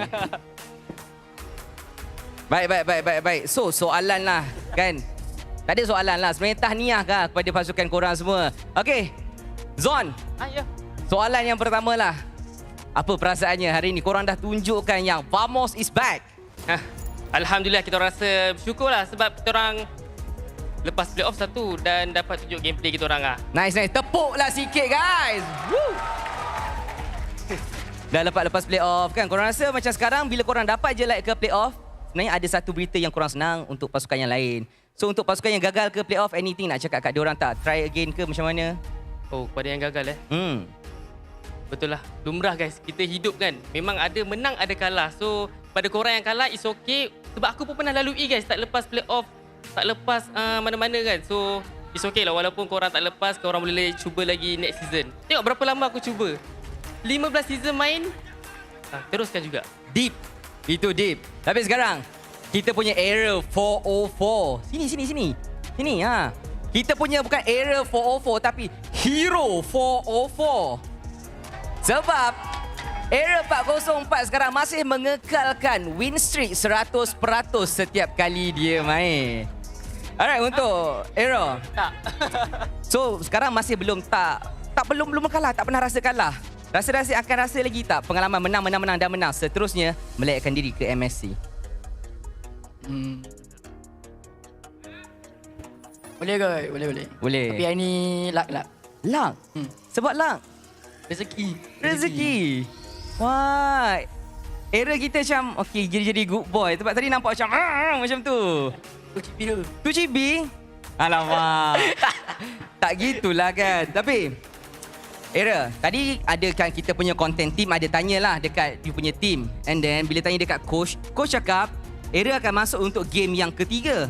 Sedor-sedor, game 2 dah sampai. Kenapa masuk awal sangat? Saleh. Oh, dia tak boleh jawab. Mungkin Coach Zaya boleh jawab. Coach Zaya. Hello, yes. Coach. Because tadi ada kita punya content team. Tanya dekat you, Era main tak hari ni? And then you cakap, Era akan main game yang ketiga. Tapi sedar-sedar game yang kedua. Kenapa awal sangat? Aku mau pick hero lain. Kayak Fanny Assassin. Fanny nak counter lah macam tu. Alright. Good answer. Okay, coach saya juga. Saya nak tanya sikit lah kan. Actually for you guys untuk Vamos kan. Apakah cabaran terbesar untuk Vamos lah sepanjang season ni? Sebab it's not a good season but then again you guys qualified to play off kan. Ada naik, ada turun. So is there any pengajaran sepanjang season ni? Of course, this season is it's like a roller coaster. So many up and down. So we have to endure the hardship of the season. But at least we qualify for playoff. So this is like the God give us a chance. Good. Baik. Terima kasih. Alright. So berita dah sampai. Sekarang kita nak announce MVP. So korang rasa siapa MVP? Alright. Kita tengok dekat atas. In 3, 2, 1, let's go. Zon ke? Zon dah ready nampaknya. Jauh.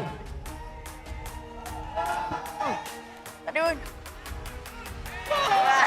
Wow.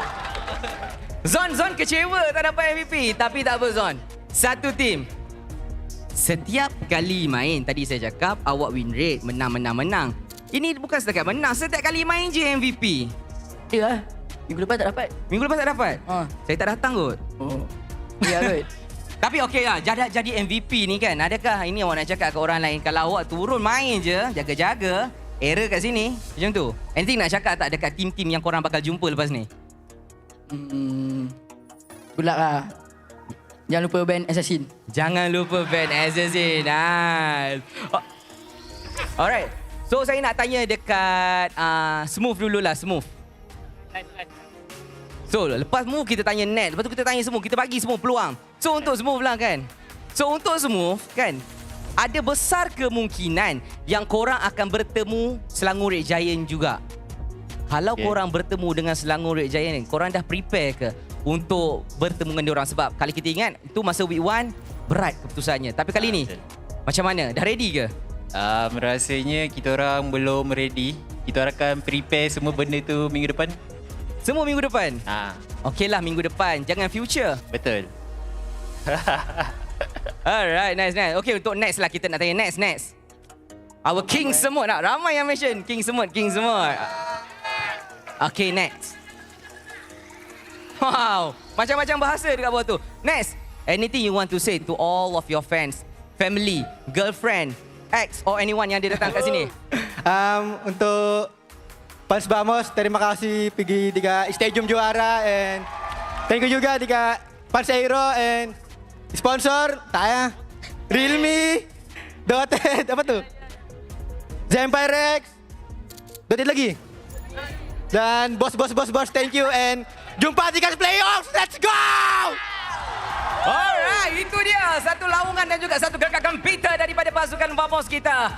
Dan itu sahaja berita yang baik untuk pasukan Vamos. Tahniah ke playoff. Dan itu sahaja daripada saya dan juga pasukan Vamos. Let's go, kita tengok apakah titik kemenangan untuk pasukan Vamos hari ini. Let's go! Thank you, Poji. You've heard it. For AERO, they will prep. Well, they didn't really prep much. They will see what happens next week. For Vamos, they're also looking forward. But I know everyone has always been looking forward to AERO 404, which is our MVP of the match. Both games on the Suyo, both near flawless performance. No surprises that he was going to get the MVP after both the times in the matches. He's still making plays, man. This kid, he knows what he's doing. He knows how to re-gank for your EXP, which again, doesn't happen very often, but puts Smooth in an amazing position. And obviously, capitalizing upon Zorn's picks. My God, how many times did he land those hooks to make this kid shine? It's not just even capitalizing on Zorn's picks as well. AERO 404, I feel like, is playing exactly the essence of what an assassin should be. He just pops out somewhere random on the screen when you least expect it. You think, oh, this is a front-to-back fight. All of a sudden, AERO 404 is right next to you. And he just melts you away in an instant. Then he just leaves. That's exactly what you need. That's exactly what we want to see. And ever since the season started, so many people had their eyes on AERO 404. This is such a young jungler, unproven on the professional stage. How will he perform? And I think he's answered that question. Yep. Again, going 6-6, winning all games, 100% win rate in the regular season. Of course, the road from this point onwards is only going to get harder. He is going to, graduate from playing best of 3s to best of 5. Again, play is a single elimination, so we wish both teams the best of luck. But this game, I mean, you can hardly call it a game. AERO Easters were clearly outclassed. Oh, no, it's just small incremental wins, right? Zorn buys an extra second of time by, pulling the buff and resetting it from rank QT, then pulling rank QT after. That's 2 seconds worth of time. With the laning phase considerably going okay for every side from the side laners of Team Vamos. You have AERO 404 re-ganking for Smooth after clearing his entire jungle, but made sure to leave his red side open to fall back into, to then walk away to re-gank down by EXP. So therefore, losing 0 gold throughout the entire process. It's all the small incremental moments that we see from Team Vamos, which collectively gave them their 15 kills and really put AERO Esports behind. There's genuinely a lot of forethought that Team Vamos put into those early rotations. Like you pointed out, Gideon, they were making sure that their pathing would be the most ideal for not just getting farm in the jungle, but also ganking. The initial hooks from Zorn put Zkif into defense position, basically having to keep an eye on RanQT's farm. And Team Vamos took advantage of that to immediately gank Aaron, the hero they knew would be the most problematic early if they didn't put a lid on him. And they basically denied him from laning at all. Yeah, the early game for AERO 404, kill off Aaron twice, cut off his wave, and even though Aaron recovered in XP, the network was never the same, right? It spills over to Kusei's lane and punishing rank QT. He was like, what, 5 levels behind AERO 404 by the end of the game. it's crazy how everybody on AERO Esports equally level 10, level 10, level 10, level 10, level 10. Each one of them. None of them were able to find any kind of advantages at this point. I'm surprised that but Zeke caught up to the same level as the rest of his teammates. I mean, he can only...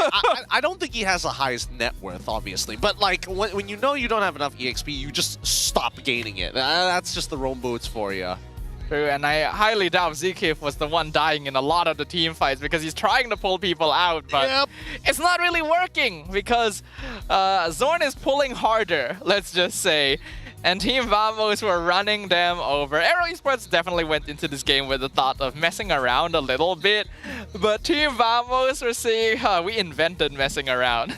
And also, I mean... What is that GPM? Oh, he has 1,051 GPM. That's Nespresso, our rich guy, as well as the carry. Sandbag goes over the rank QT with Zorn with the best swingman at 13 highest assists. And with the Bloody Hunt, there's really nothing you can do to get away, and once you get the Winter Crown, it is over. And he's landed some ridiculous hooks this game. Hooks that didn't make sense, hooks that needs to be checked, but, you know, who's to say anything, right? Vamos, they've gotten it in the back from the start. I think for AERO, like they said, this win is really nothing to be disappointed about.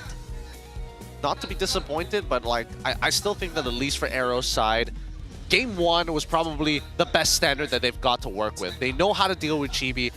But then with a different jungler, it could be a little difficult if Zorn gets a, I don't know, an Iron Hook of Destiny here. Like, geez, this is some disgusting stuff that we saw from him. Like, what? Like, what? Every single time. It threats the needle. Oh, really, really cutting it close. And even though Zorn is just standing there recalling, Nespresso is still able to get away from rank QT and they get the kill in return.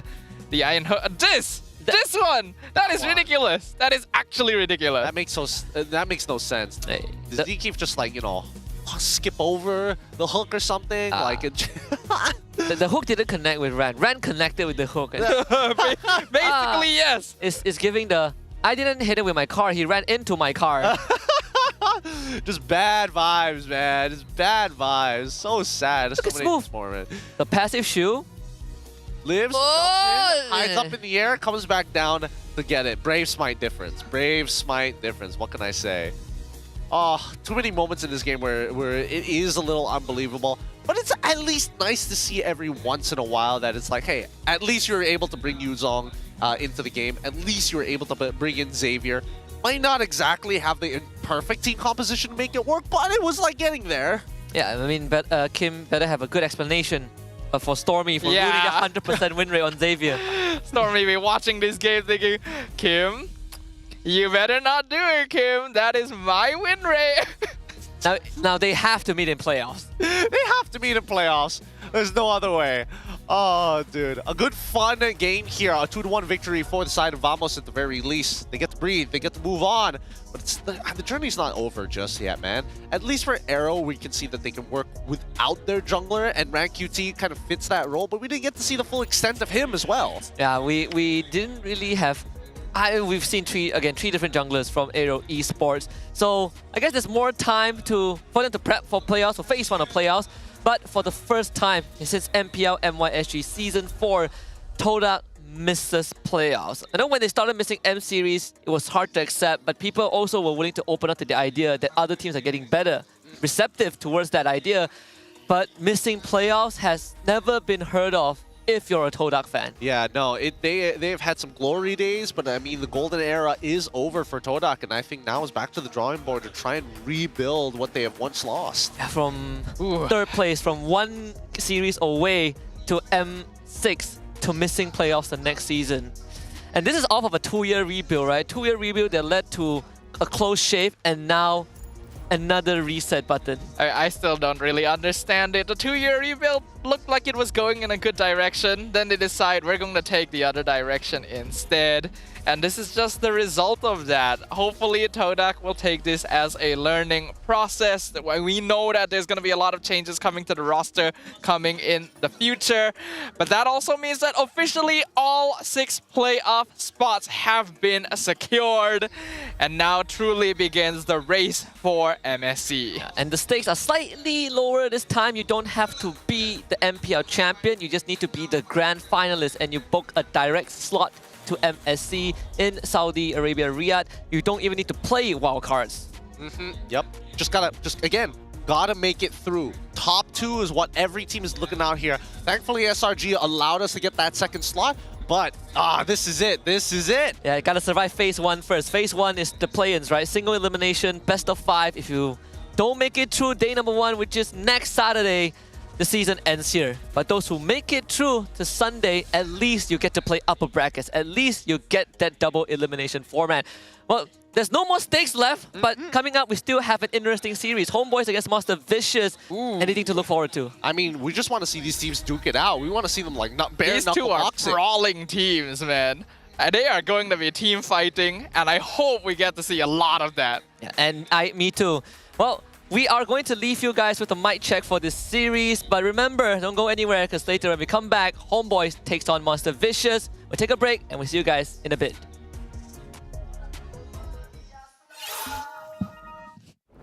Balik. Ada tipi yang. Ada tipi yang. Sabar. Ini kita pikirin kan. Tipi. Kurang. Sini, maju. Tipi. Dorong kanan. Gas. Dapat kick. Boleh. Eren jaga atas Eren. Boleh. Look this down. Korang kiting untuk aku. I'm looking cho Kip. Go Kip. Boleh Kip. Nice one Kip. Knock down. 1 HP bro. Mati. Aku retreat. Just war. Boleh bro. Mati. Aku stand dua. Kiting. I can sustain you guys. No one. Boleh ah? Ya. Got lot. Ya. Boleh end bro. Just end bro. Kau say. Ya. Aku ulti je lah. Nampak agak ulti sikit. Boleh bro. Kenapa solo kill lu? Ya. Kill. Okay. Bye. Nice one, guys. Thank you guys. Nice one, Ran. Dulu Bringer. Aku 5 second. 4 3. Bulat SK guys. Aku defend ni. Boleh end lagi. Ui, kena angkat lagi. Let's try. Yo. Jaga degrade lah. Aku cancel. Kiting. Ada dalam tower. Beritahu. Fanny. Komen. Ini no flick. Dino! Tengok net. Nice one. Rata dia. Udah. Dah, jangan mati. Chill. Atas. Nice! Sumpah di season. Winter! Oi! Sumpah. Wah, Dino! Alhamdulillah. Man, tarik dulu bro. Dia tak ada ni petrify. Dapat guys. Pancing mania. Ada minat. Lagi. Ada pancingan mania ni. Kita revive dulu lah. Apa nak kena pancing mania? Aku. Jangan sabar nak flicker. Mana stand kau? Hero dulu guys. Hero. Dapat dua. Hero. Ya. Dapat Fredin. Tarik pancing mania. Alah mati. Allah. Tak ada minat. Ada. Oi, Minyak. Nice game. Alhamdulillah.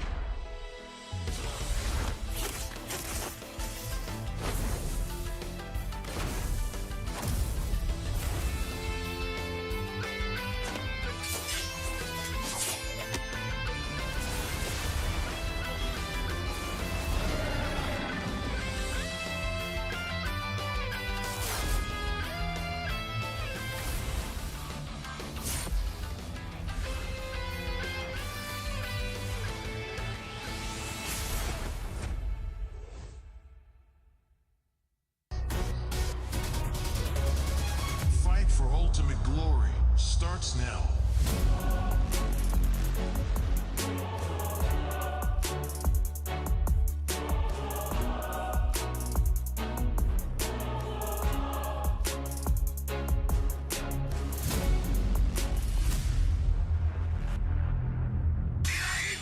Mobile Legend M6 スイスウォッチ。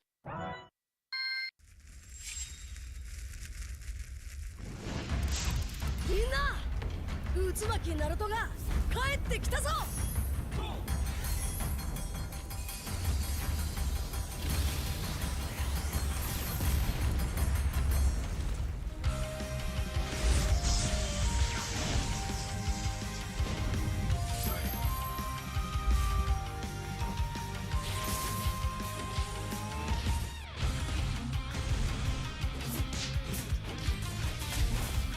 クラマ、力を貸してくれ。よ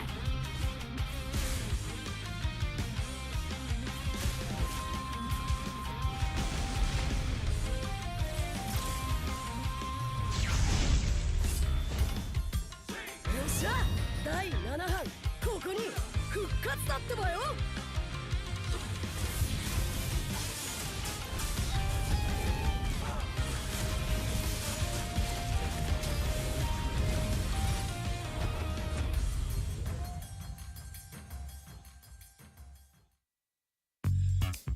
Kerap menggaruk kulit kepala disebabkan keluh mumur, masalahnya lebih mendalam. Gunalah Head and Shoulders menembusi 5 lapisan untuk membasmi keluh mumur dan kegatalan. Bebas keluh mumur sehingga 100%. Head and Shoulders diuji secara dermatologi. 見せてやるよ。シャリンガンの本当の力をな。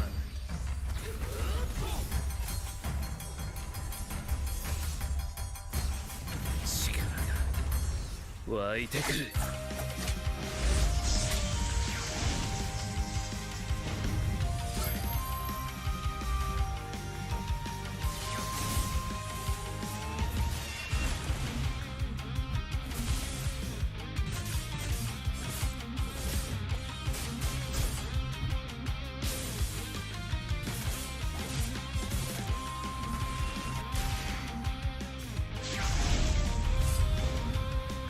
相変わらずやかましい奴らだ。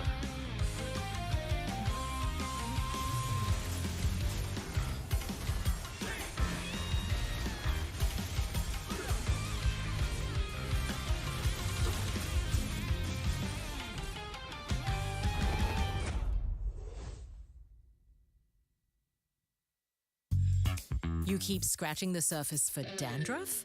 But the problem lies deeper. Use Head and Shoulders. It goes 5 layers deep to defeat dandruff and itch.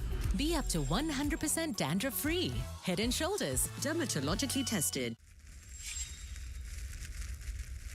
みんなを守るために私はもっと強くなる。やっしゃなら。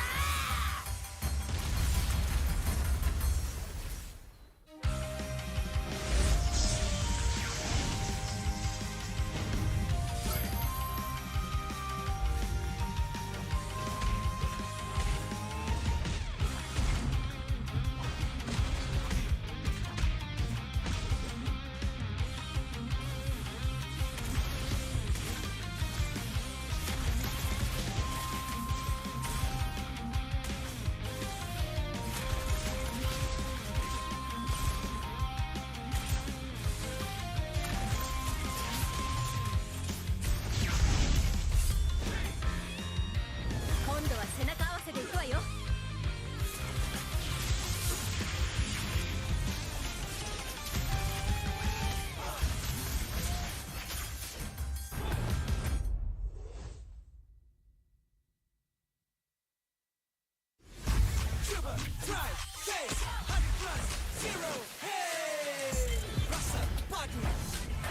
Tanpa kalori, yo, tanpa kalori. Jom hebatkan harimu dengan 100 zero. Coba, try, taste 100 zero. Hey.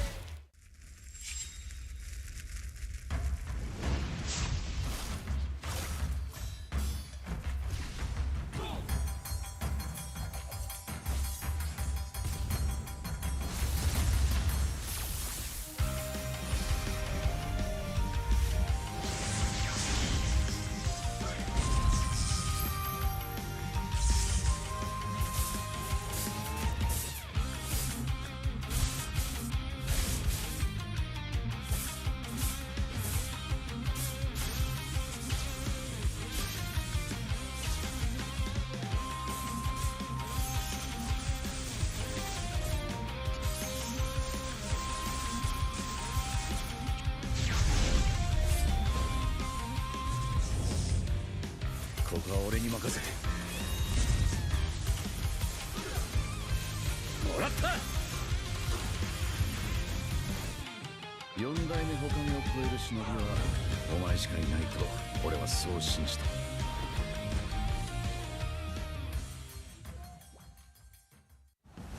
Jiwa perwira, setinggi semangat gagah sang harimau.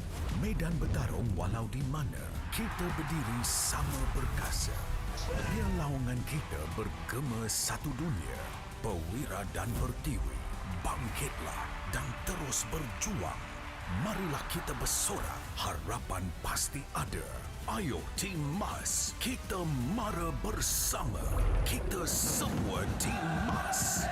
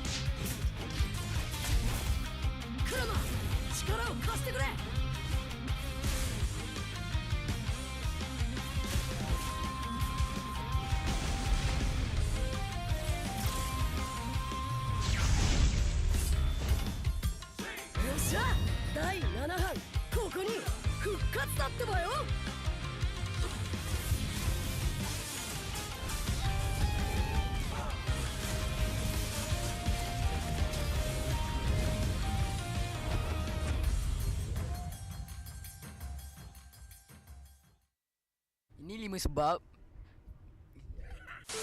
sebab kenapa korang kena datang tengok MPL MY di Stadium Juara. Pertama, korang dapat tengok kita orang main dan tim MPL lain main secara langsung. Kedua, boleh jumpa player depan-depan. Bruh. Yang ketiga, sebab ada booth Vamos. Keempat, tiket murah, RM10 je. Last sekali, yang penting sebab ada saya lah.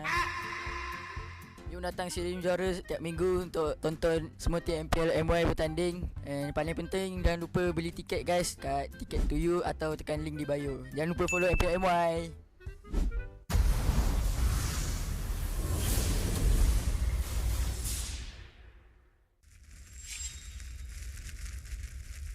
Misete yaru yo. Sharingan no hontou no chikara o na.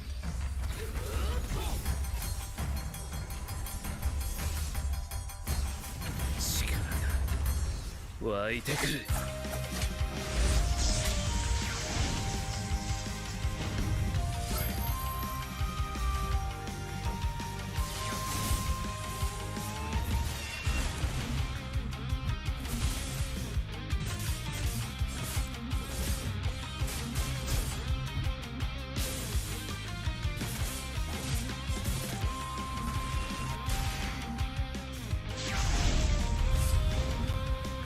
相変わらずやかましい奴らだ。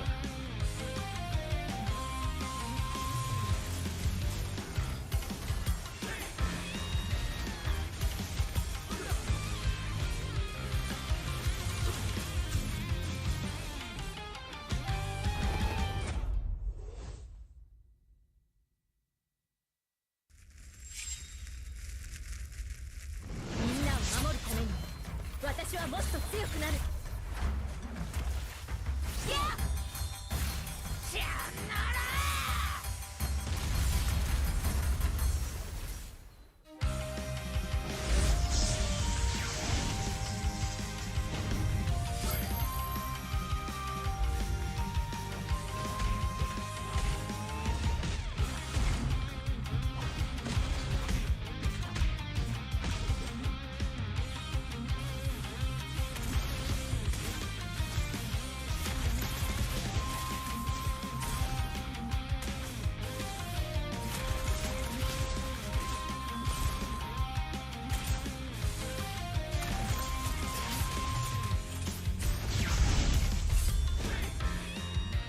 今度は背中合わせでいくわよ。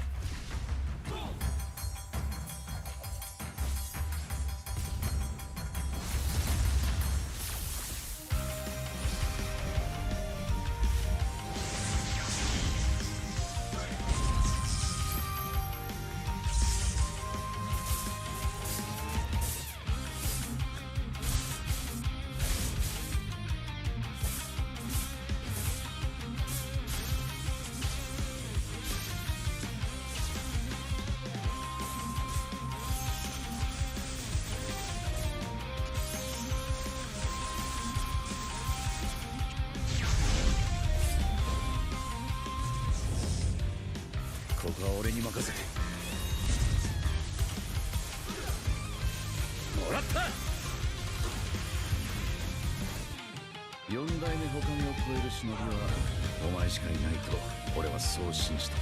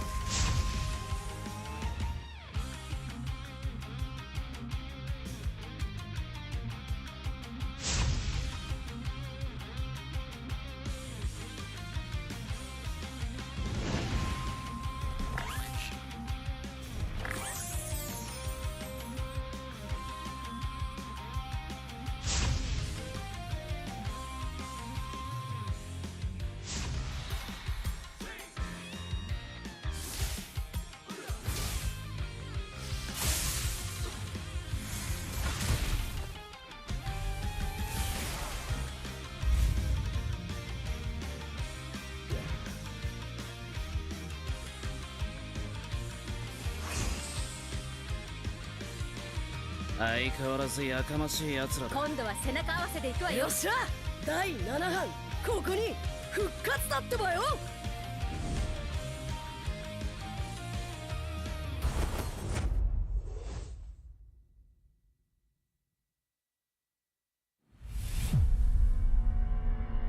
Trofi MPL Malaysia, dia adalah simbol untuk tunjuk kejayaan satu pasukan. Dia membina legasi. Mana-mana gaming house I pergi, they proudly display their trophy because they know what that trophy means to them as a team. There's quite a few champion moments that I can't forget for sure. When HomeBois won their very first championship, that was a very pivotal moment because HomeBois has never really gotten to that length of the tournament. Rasanya trofi season 12 tu betul-betul bermakna untuk saya lah. Last saya dapat trofi tu season 3. So saya tunggu lama lah untuk pegang trofi tu. Season 3 saya menang atas usaha yang kuat. So bila first kemenangan tu rasa macam tak percaya. But then bila season 12 tu menunjukkan konsistensi kot saya dalam scene ni. Saya cuba banyak kali. Cuma fail juga. But then tiba-tiba season 12 miracle happen lah.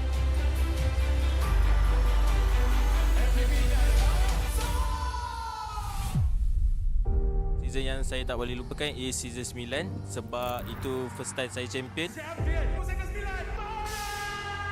Dan saya dapat MVP pada season tu lah. Masa Grand Final season 9, saya ada teman Momo sebab dia gunakan sniper. Tapi sekarang saya baru sedar yang kita orang dua tak communicate dan saya pun nervous jugalah. So yeah, sorry Momo. SRG did it so handedly as well. Haven't had like champions who've dominated that hard in quite some time. Time season 13 bermula, Maria from WTM datang interview saya dekat sekolah saya and saya ada cakap saya boleh kalahkan Chibi or be better than him, then it's just come true lah what I said.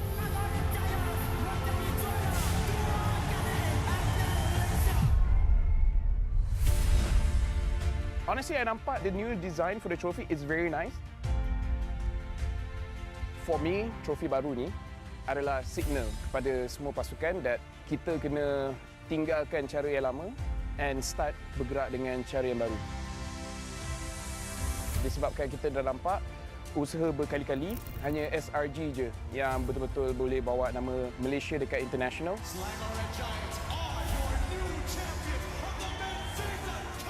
So pastikan you come very prepared. Hopefully dengan trofi baru kita pun akan nampak banyak player baru ataupun organisation baru yang boleh step up and wakil Malaysia dekat international.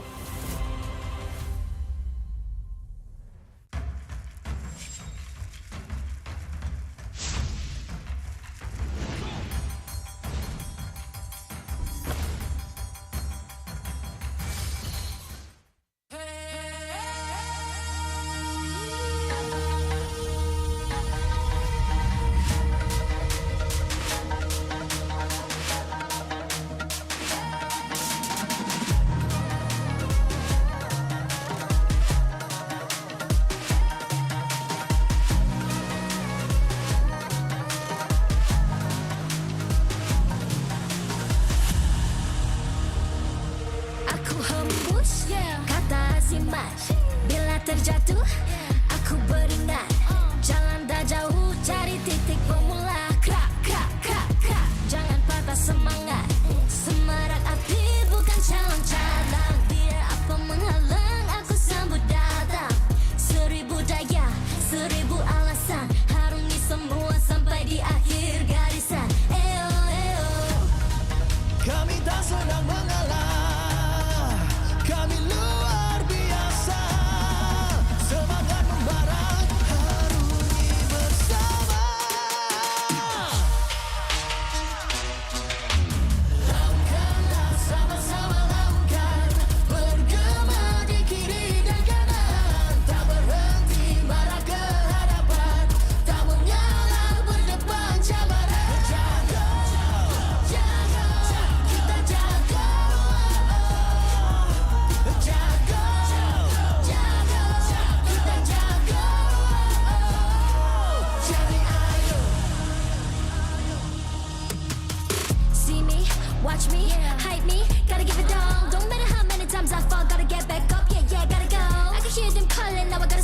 Close with my clique, now you get what you deserve. We keep it tight, we keep it cool. They got me and I got them too.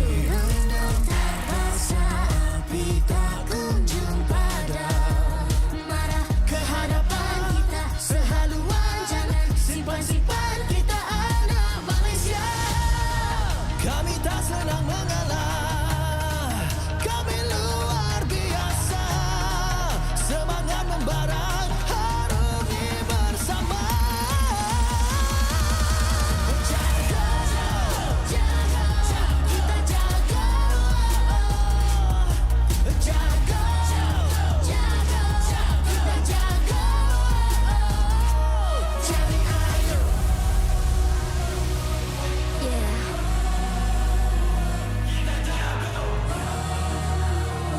Are you ready?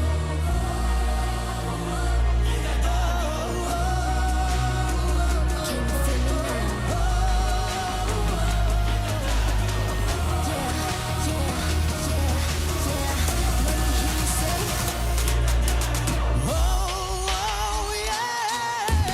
Langkahlah sama-sama langkah.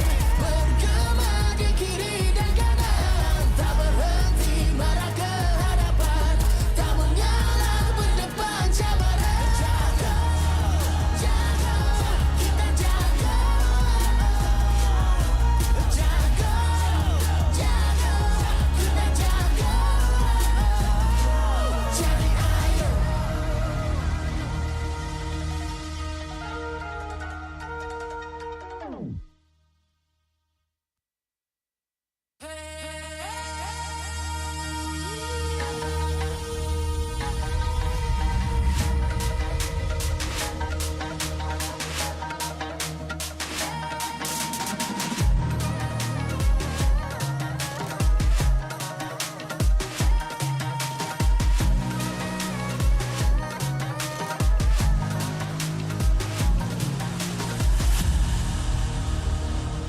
Aku hembus kata azimat.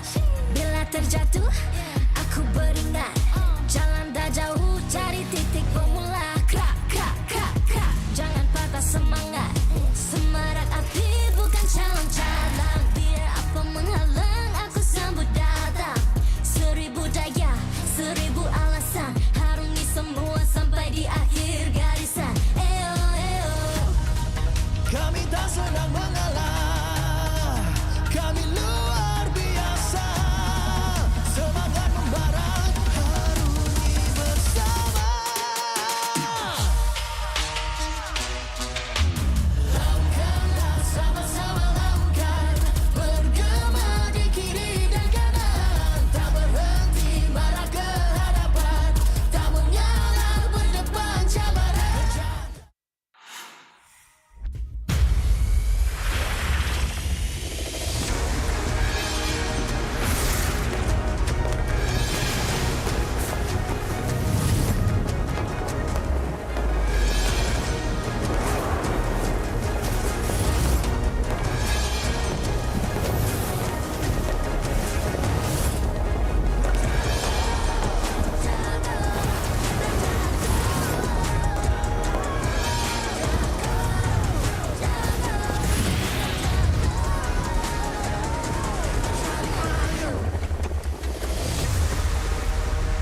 MPL Malaysia Season 15 is powered by Moonton. Official gaming smartphone, Infinix GT30 Pro. Are you ready to carry like a pro? The ultimate gaming smartphone is finally here. Introducing the GT30 Pro. Equipped with all-day full FPS system, you'll experience 0 frame drops, just pure, smooth, stable gameplay all day long. Powered by the MediaTek Dimensity 8350 5G chipset. It's fast, efficient, and ready for your most intense gaming sessions. And with the GT trigger, you get pro-level shortcuts. Buy items fast, check the scoreboard instantly, and pull off clean combos like you've never before. Get yours now, because every purchase comes with a free mag charge cooler and mag case, while stocks last. Fairy Watch, the official Mobile Legends esports watch made in Switzerland with genuine dragon leather. Comes in 3 colorways, green, black, and blue. Our esports partners, Head & Shoulders, up to 100% dandruff-free and itch protection. Head & Shoulders is dermatologically tested, penetrates 5 layers deep to eliminate dandruff. Get yours now. And thank you to all our strategic partners. 100 Plus, Players, Astro Arena, MPL Merchandise, MPL Ticketing, supported by KBS, ESI, Rakan Muda, MESF, PSM. Welcome back to MPL Malaysia Season 15, Week 6, Day number 2. After a gruesome full best of 3 between Vamos and AERO Esports, the weight has been lifted off of everyone else. There's nothing else at stake, but we still have games to go through. My name is Husky. Alongside me is Gideon Q and Sadafa as we prep ourselves for the final series of the day. It's HomeBois and Monster Vicious. This one's going to be interesting. Of course, everybody was hoping there was going to be more weight on it, but considering that these are the teams who are moving on to the playoffs, MV has shown a lot of promise. HomeBois have shown a lot of promise. Unfortunately, both have lost to SRG. So who among them are better? Ooh, that is a good question, isn't it? I think there's some similarities in the way that these two teams play, right? They're both brawl types. They like catching. They like team fighting. Mid-game tends to be that power spike. So more similarities than differences here. And it is finally a chance for them to prove who actually is the stronger team. Yeah, and on top of that, prior to the start of week number 6, there were a lot of possibilities for MV to even overtake HomeBois in their second spot. But sadly, dropping a single point to AERO Esports and eventually a loss denied them that opportunity. Either way, it is a match to look forward to, and you guys can even catch it on Astro Arena. Don't miss a single moment of MPL MY Season 15. You can catch all the live action on your TV screens only with Astro Arena. From epic clashes to highlights, worthy plays, experience the thrill of esports like never before, right from your living room. It's so exciting and the ratings have been so good. We changed our lower third this time. So thank you to Astro Arena. Big shout out to everybody watching at home straight from their TV sets. Either ways, this game, I'm hoping that both teams, even though there's no stakes, are going to be like, all right, this is more of like who can bench more, right?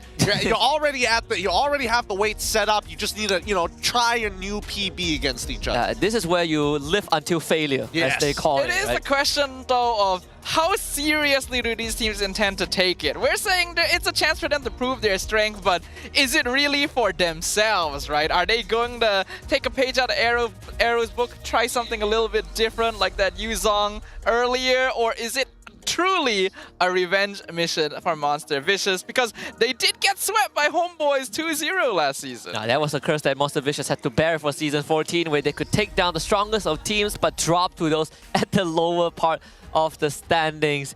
Either way, I think for HomeBois as a squad, this rebuild has been nothing but impressive, right? Again, they've locked in upper bracket, so they don't have to play the day 1 of phase number 1. But on top of that, the introduction of wide hero pools that the player has, and Coach Erpang and Jesvan really showcase that this team is multi-dimensional. Yeah, no, this was a huge risk coming in from Daddy Hood, the owner of the HomeBois. Having seen his previous team now turned into a completely new entity, he had to refill his last roster with a lot of players that we were hoping was going to give them that extra bit of oomph to get them over the line. If not, start back at ground zero. But with all the experience that he has, honestly, this risk ended up working out. I thought maybe by the end of the year, this team would start to look good. But in this season alone, they've kind of proven that all of those years of failures have added up to make this team what it is right now. You always think logically that when you revamp a lineup, when you change up notable players, that it is going to take a while for the team to really get off the ground. But sometimes things just click, right? I think we've already seen that from SRG OG as well. The first season where Innocent and Cram popped in saw a new era of the team and of the league as a whole. So I think HomeBois have definitely found a bit of that mojo for themselves, and now they want to continue proving it at the end of the regular season. Yeah, very little teams have seen a rebuild quite as big, quite as a magnitude as HomeBois, and there's a universe where they could win a second trophy with a completely different lineup. Who knows that, right? And at least secure a slot to MSC if they don't win in the grand finals. But let's check out the HomeBois lineup one more time before they close out their regular season run. On the side of the HomeBois, we got Izanami, Ivan, Amal, MelQT, and Val. All of them have proven their mettle. Whether you love them or hate them, you cannot deny that the HomeBois have shown that they are one of the greats. Hopefully, I'm hoping that we see that HomeBois are able to play a riskier style of composition to really show where that ceiling is for the team as a whole. We've seen Izanami on damage dealers and more utility style mid laners. We've seen Amal. He definitely has a ceiling that he's trying to break, but then we look at Ivan as well as Vel. We don't know where Ivan is going to be overall. MelQT has hit a certain ceiling of his own, calling it ordinary mage, but even for Vel, when push comes to shove, that's when you see him get a little weaker. Yeah, I feel like those Ivan and Val are currently the ceiling, right? I want to see the rest of HomeBois match up to them. But for MV, they are trying to do the same as well. They got Roundel, Nova Escobar, Uni, Ruff, and Zeno, and they have constantly broken their ceiling every season. But has it been enough is the main question. Monster Vicious has remained fairly consistent with this same lineup throughout their arrival in MPL Malaysia, but have not quite been able to take that next step forward. The ceiling, very clear here, but the players themselves are something to really respect. Every single player has demonstrated that they're capable of great things. All it comes down to that consistency and how well they can pull it together. This is the best testing ground for MV. If they can just even draw a single game for HomeBois, it would be some cause for celebration. Let's bring both teams onto the stage. They failed to qualify for the playoffs last season, but they never gave up. And now they have risen stronger to lock in an upper bracket slot. Will the new era rise all the way and claim their second trophy? Give it up for HomeBois!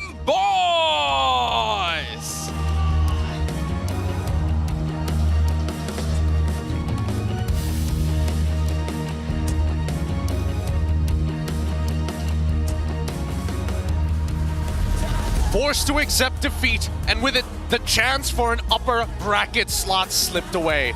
But today, they return to close the regular season with pride and a final statement victory. Can they avenge last season's loss against HomeBois? Please welcome up to the stage, Monster Vicious!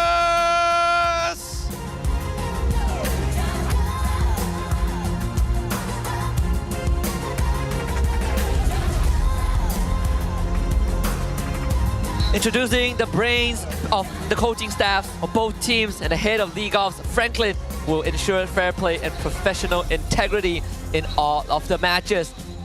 From the side of HomeBois, we got Coach Erpang and Jesvin, and from the side of Monster Vicious is Coach Haru and Sora. Keep it going with fist bumps between the teams, and armbands will be worn by both team captains who will lead the team's movements and strategies in the game. This is a true sign of professionalism. This is how we roll. This is Malaysian sportsmanship. Ini gaya kita. This is MPL Malaysia. Let's get it rolling, people. The ball is officially in the court and it is rolling all right, ladies and gentlemen. This is the best time to place your bets because both these teams are honestly equally matched considering the circumstances. Again, a big focus onto that team fighting as well as general flexibility in the drafts will be the main factors that determine who comes out on top. I think when it comes to the drafting phase, HomeBois have a significant advantage. We've seen, both teams have made the mistake of over-preparing for a particular matchup just to get sidebarred at the end. In terms of adaptability, it feels like Erpang is that kind of guy. If he doesn't overthink the scenario, is able to get a pretty good draft. However, Monster Vicious, on the other hand, they're very, well, I would say their drafting style is very selfish towards themselves, and that could go either way. Yeah, and let's take a look at the comparison for HomeBois match win-lose from Season 14 and 15, right? Season 15 so far, they've only dropped one series, and that's against SRG OG. Aside from that, they clean sweep everyone else, dropping one game to DxSo. You compare it to Season 14, it is a great improvement where they've only won 2 series, clean sweeping RSGMY and Monster Vicious. To be fair, if Monster Vicious are able to win out in this match, that means at least from Season 14 to Season 15, HomeBois have reversed their scores. It would also mean that they remain consistent, right? MV, known as the team that is able to win against strong teams, lose to weak teams. HomeBois was definitely a weak team last season. So now that they're a strong team, maybe MV will get a indirect buff. Hey, I don't know, but MV is starting to look more and more like a Bigatron or like a Geek Man. You don't know when they're gonna start like having a little too much fun, or when they're like, okay, it's game time, boys. Yeah, I'm not sure if they still have I'm not sure if they have someone like Beloyski in their team, but I can see the resemblance of Bigatron. We also need to look at the roam and mid stats comparison, right? For HomeBois, we got Ivan and Izanami. For MV, we got Nova, Escobar, and Roundel. KDA-wise, it is fair to say, on Monster Vicious, they're a lot more bloody, but when you look at total assists and KP, it is HomeBois who are playing together a lot more. Oh, for sure. I think that Ivan and as well as Izanami work really well when they're working in their mid-trio. That's their preferred style. I think that MV has a bit of an advantage when it comes down to the flexibility. Roundel and Nova X Kobar don't necessarily have to be together, and there's natural synergy between Roundel and Nova X Kobar with some of the other members. Xeno more inclined to Nova X Kobar, Roundel more inclined towards the rough side of the map. Yeah, there's definitely benefits to each approach to the game where, like you mentioned, Gideon, Monster Vicious has a little more flexibility with it since they are able to form more independent units that can do their own thing across the map. But I think that when it comes down to the big 5v5s, HomeBois just feel a lot more coordinated. When someone makes a call, the entire team is ready to follow up on it. Yeah, very different personalities on both sides of the aisle. As we hop into the draft of Game 1, HomeBois blue side, MV red, right off the bat, Hayabusa, Hanzo, Fredrin, all removed. Chip being the number 4 hero to get banned. Interesting. Erpang is targeting Uni in a very interesting way, right? Again, there's a lot of power picks, and I think both of these teams are on the same idea of, we don't really care about the relationship of, having a Kalia on top of a Kimmy and then thinking about the glue later down the line and towards the second phase. I think both of these teams understand Kalia and Kimmy are manageable now that Baxia has entered the premises. I think there's an argument that Haru could consider banning out the Kimmy being on the red side. That, and also the Baxia also negates that Hylos and Gatot, right? Like, the relationship between Baxia and a lot of the current meta heroes is pretty toxic. Oh yeah, towards the meta heroes. Pretty terrible, honestly. And that's why teams are willing to actually first pick the hero these days. But what's also interesting is the Fanny ban on the blue side. Now, Amal doesn't play a lot of Fanny, but he is capable of bringing the hero out. So with HomeBois removing that on blue side, they clearly have a plan. Oh, Baxia ban. So the Baxia ban, it opens up a trade where if you take Kalea, I have Gatot for myself, the Harif is on the table, Fulvius is also an option. Kimmy. And the Kimmy as well, yeah, Izanami does play a mean Kimmy. I think this is first pick Kimmy for sure for the side of HomeBois, right? Unless they want to kind of avoid that option and put Kalia as well as Kimmy in a package deal for MV. You take one or the other, or you take both. There's still responses after. You could take Kalia and then maybe a Link Blue 2 or 3. I mean, this that's not bad, yeah. One of the approaches the SRG OG took with some tweaks in the first pick. So they will go for the Kimmy instead. Now, I wonder if MV will respond with that potential Link pick. Here's the really scary part, right? Because you've already seen 3 junglers banned by the side of Erpang. If they lock Ling in now, that gives a very clear indication for HomeBois to start pivoting their comp to stronger side lanes to try and go for these early invades. Kalia and as well as Ling have been the selection for the side of Monster Vicious. Now, I'm expecting to see a Gatot here at least for the side of HomeBois as a flex pick. That third one, I'm not 100% sure. Yeah, I would agree with the Gatot. Obvious counter pick to the Kalea. But is there anything else that HomeBois would be eyeing at this stage? Maybe they might want to lock in their jungler in advance, since a lot of assassins have already been banned out by themselves. Not only that, they've lost access to the Fredrin too, right? Teams that play HomeBois right now, they respect that Fredrin by a lot. Baxia, that maybe would have been something that they'd like to try, also removed by Haru, so they had to fall back to the classic Joy and Fulvius, which makes a lot of sense. Like, the opening of Link Kalea already gives big advantages because good backline dive, great late game scaling, but also you have good isolation tools with the Kalea and Link. In this case, I think MV, with this strong of a start, I still think the Gatot, well, not the Gatot, I still think that right now, if they go for a marksman, it wouldn't be too bad. Yeah, but marksman isn't too bad, but also at the same time, I think that Haru is thinking about like, hey, is glue usable in a comp like this? Getting on top of the Joy is extremely difficult. Being able to zone out Kimmy is always possible, but then you're just a meat stick that's building up her passive. And it looks like they're going to go with the glue. We know that the second phase is going to be a ban towards the counters for glue and then securing themselves the marksman after. If that is the case, then we should be seeing that the HomeBois should be banning out the marksmans instead here in the phase 2. It makes a lot of sense to me, and so far the coaches do seem to be playing for their individual strengths. The glue meant to make sure that they're going to have lane prio on the EXP side so that the Phobias can't start affecting the map. And since you are going to be playing that Ling jungle, it's very important for MV to maintain mostly map control towards the early stages, which means high priority towards getting lane counters in the gold and EXP lanes. Yeah, and with the glue for MV side, it also solidifies the entire playbook, well, the foundations of MV's playbook, right? I have someone to dive the backline, but I can dominate the lane, but at the same time, it's not really high committal because glue facilitates the link, whereas Kalea, again, you can isolate any single target you want, but you also get to keep your backline safe. There's a very good separation of duty that MV has allocated for their players that doesn't really jeopardize the rest of the draft. The Badang ban seems a little awkward for me. I feel like it would have been nice for MV to actually get the Badang for themselves. At least then you have a potential way to kind of like protect yourself. But they've already locked in both their support as well as EXP laner at this stage of the game, which makes this a little difficult. But HomeBois, Erpong, he's right on the money. Making sure that he's getting rid of marksmen, especially marksmen are able to affect the lane, force priority out, and actually work as a potential combo with Kalea. The combo is definitely there, but it's up to the teams whether or not they decide to actually go in for it. With the Beatrix banned out, HomeBois is definitely going the direction of banning out marksmen, the way that you pointed out earlier, Gideon. And there isn't any marksman locked in just yet. The Kimmy can still be flexed, but considering Izanami's proficiency with the hero, it still seems like a very likely mid lane pickup, which also means HomeBois is going to need a pretty solid frontliner, such as the Gatot, which is banned out by Monster Vicious. Okay, so they're saying we want you.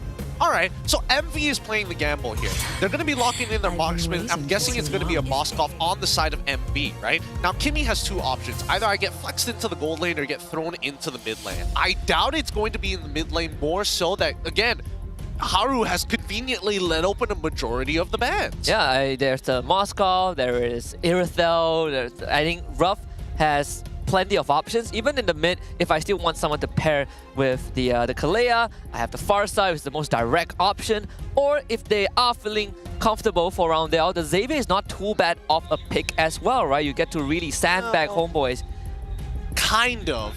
Only because this Joy poses so much threat. I think there needs to be some level of safety. I think Farsa would be the safest for the side of MV, and then you let kind of HomeBois decide at the very end. But that's on if you're willing to give up the Moskov in the first place. Wow. Okay. They go 1-1 instead. Wow. Interesting. Okay, locking in the 1-1 in advance. 1-1 stocks has been horrible today. Yeah. Every 1-1 game has been a loss. It has not been the best, and usually it's been picked up specifically to counter Fredrin compositions, which in this case, this is not a Fredrin lineup. In fact, most of the heroes on the HomeBois side are going to be quite difficult to build crossbow or Tang off of, so MV is planning to heavily combo alongside the catch potential of Kalea and Glue.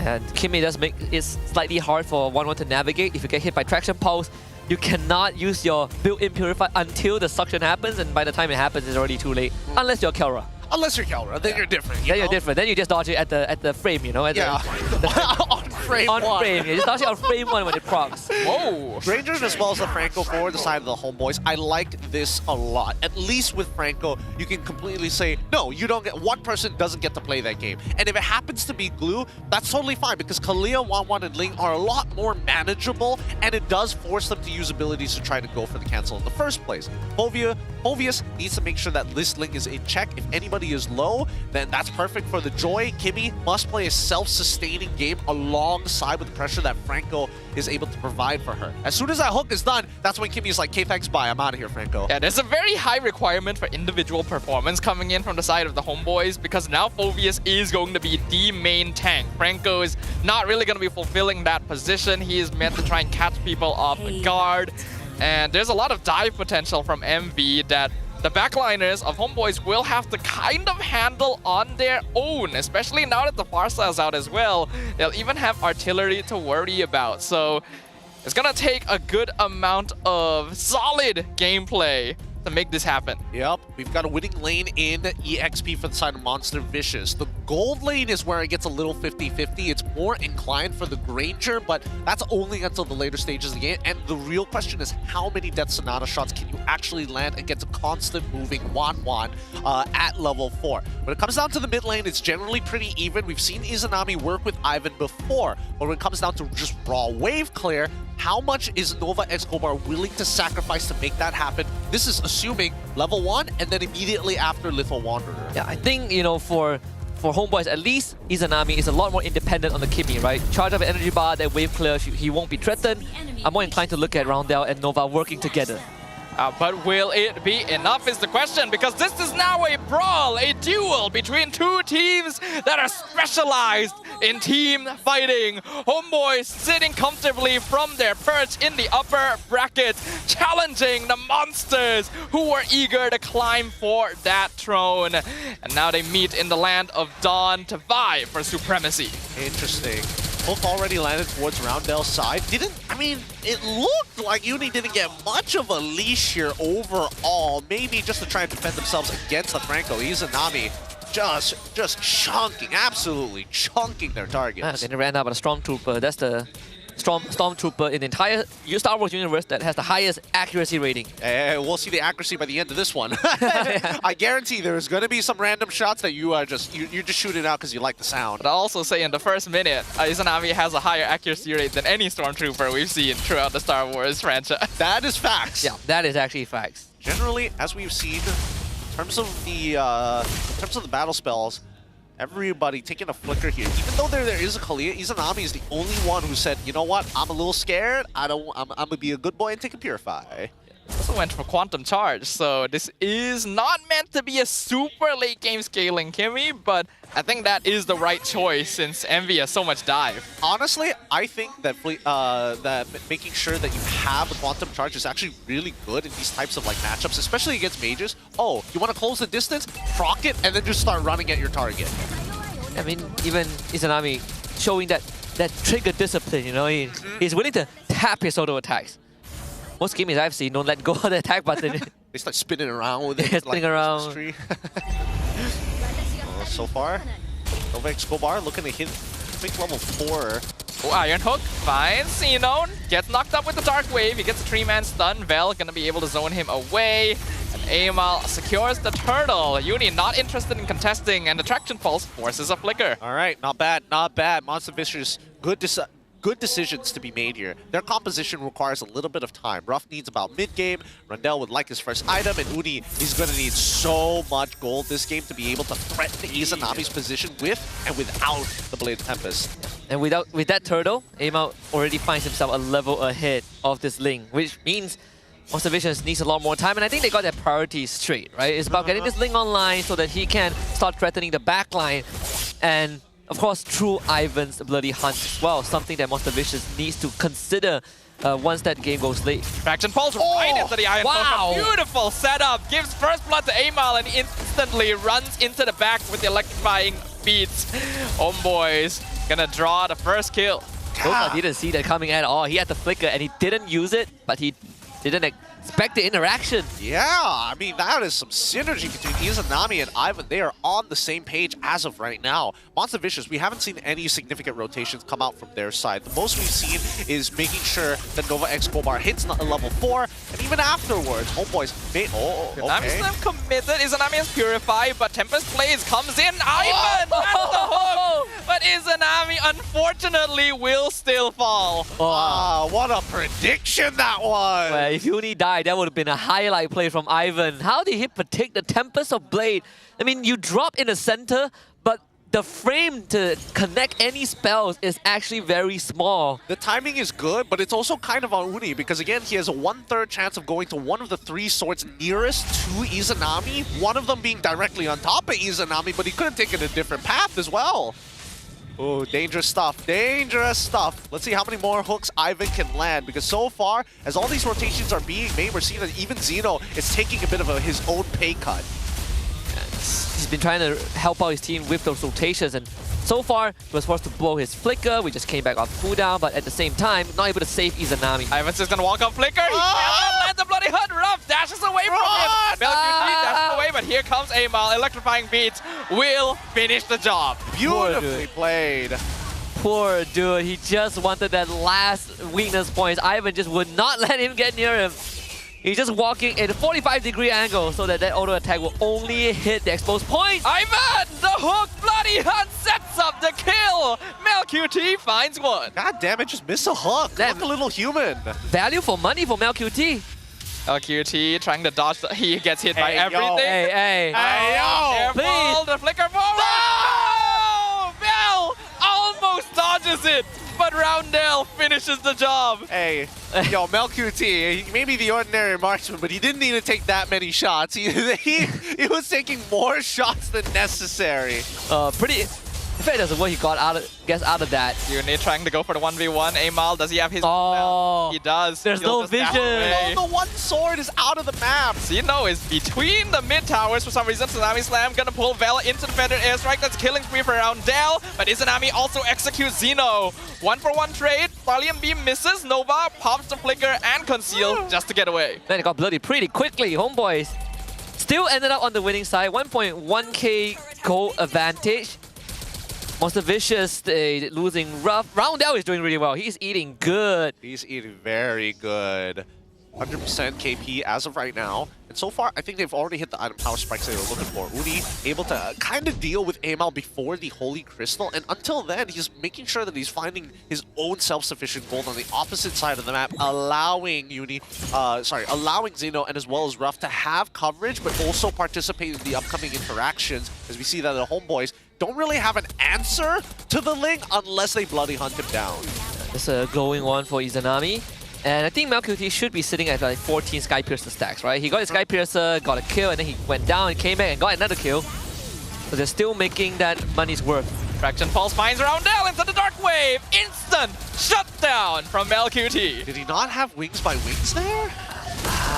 With the channel time, I think you get pulled back either way. Dang. Yeah, because it takes a bit of while to transform, and it's enough time to get pulled back. Vel very deep in. Tsunami Slam gonna pull him back towards Ruff. I'm not sure if that's the right idea. Crossbow of 10 comes out, but Ruff is getting crushed instead. He'll finally use his ultimate. Vel still alive! And Ivan finds Uni! He is an entire Inspire Crossbow tank and survives. Ivan now gets the Winter Crown. No more cancelling on the Bloody Hunt. Yep. They're looking for one more. They see Ruff. Amal's got his eyes on the prize. Roundel gonna flicker over the wall. No kills here. Oh! Another fraction hook! And Vel gets the kill. Oh my god, what do you even do against that? Amal in trouble. I think he's gonna get killed here. Yup, no way he's escaping. Roundel gets one in return. At least Monster Vicious are trying to fight back, right? We're seeing them retaliate against the HomeBois in small ways. They are losing structures though, and that's gonna eventually spill into the lead that Udi has been trying to develop for himself. Yes, he is a level down, but he is making a decent amount of gold throughout the 7-minute game. We do see the Blood Wings being purchased by Roundel. MelQT already completed with third item. Malefic Roar in the bag.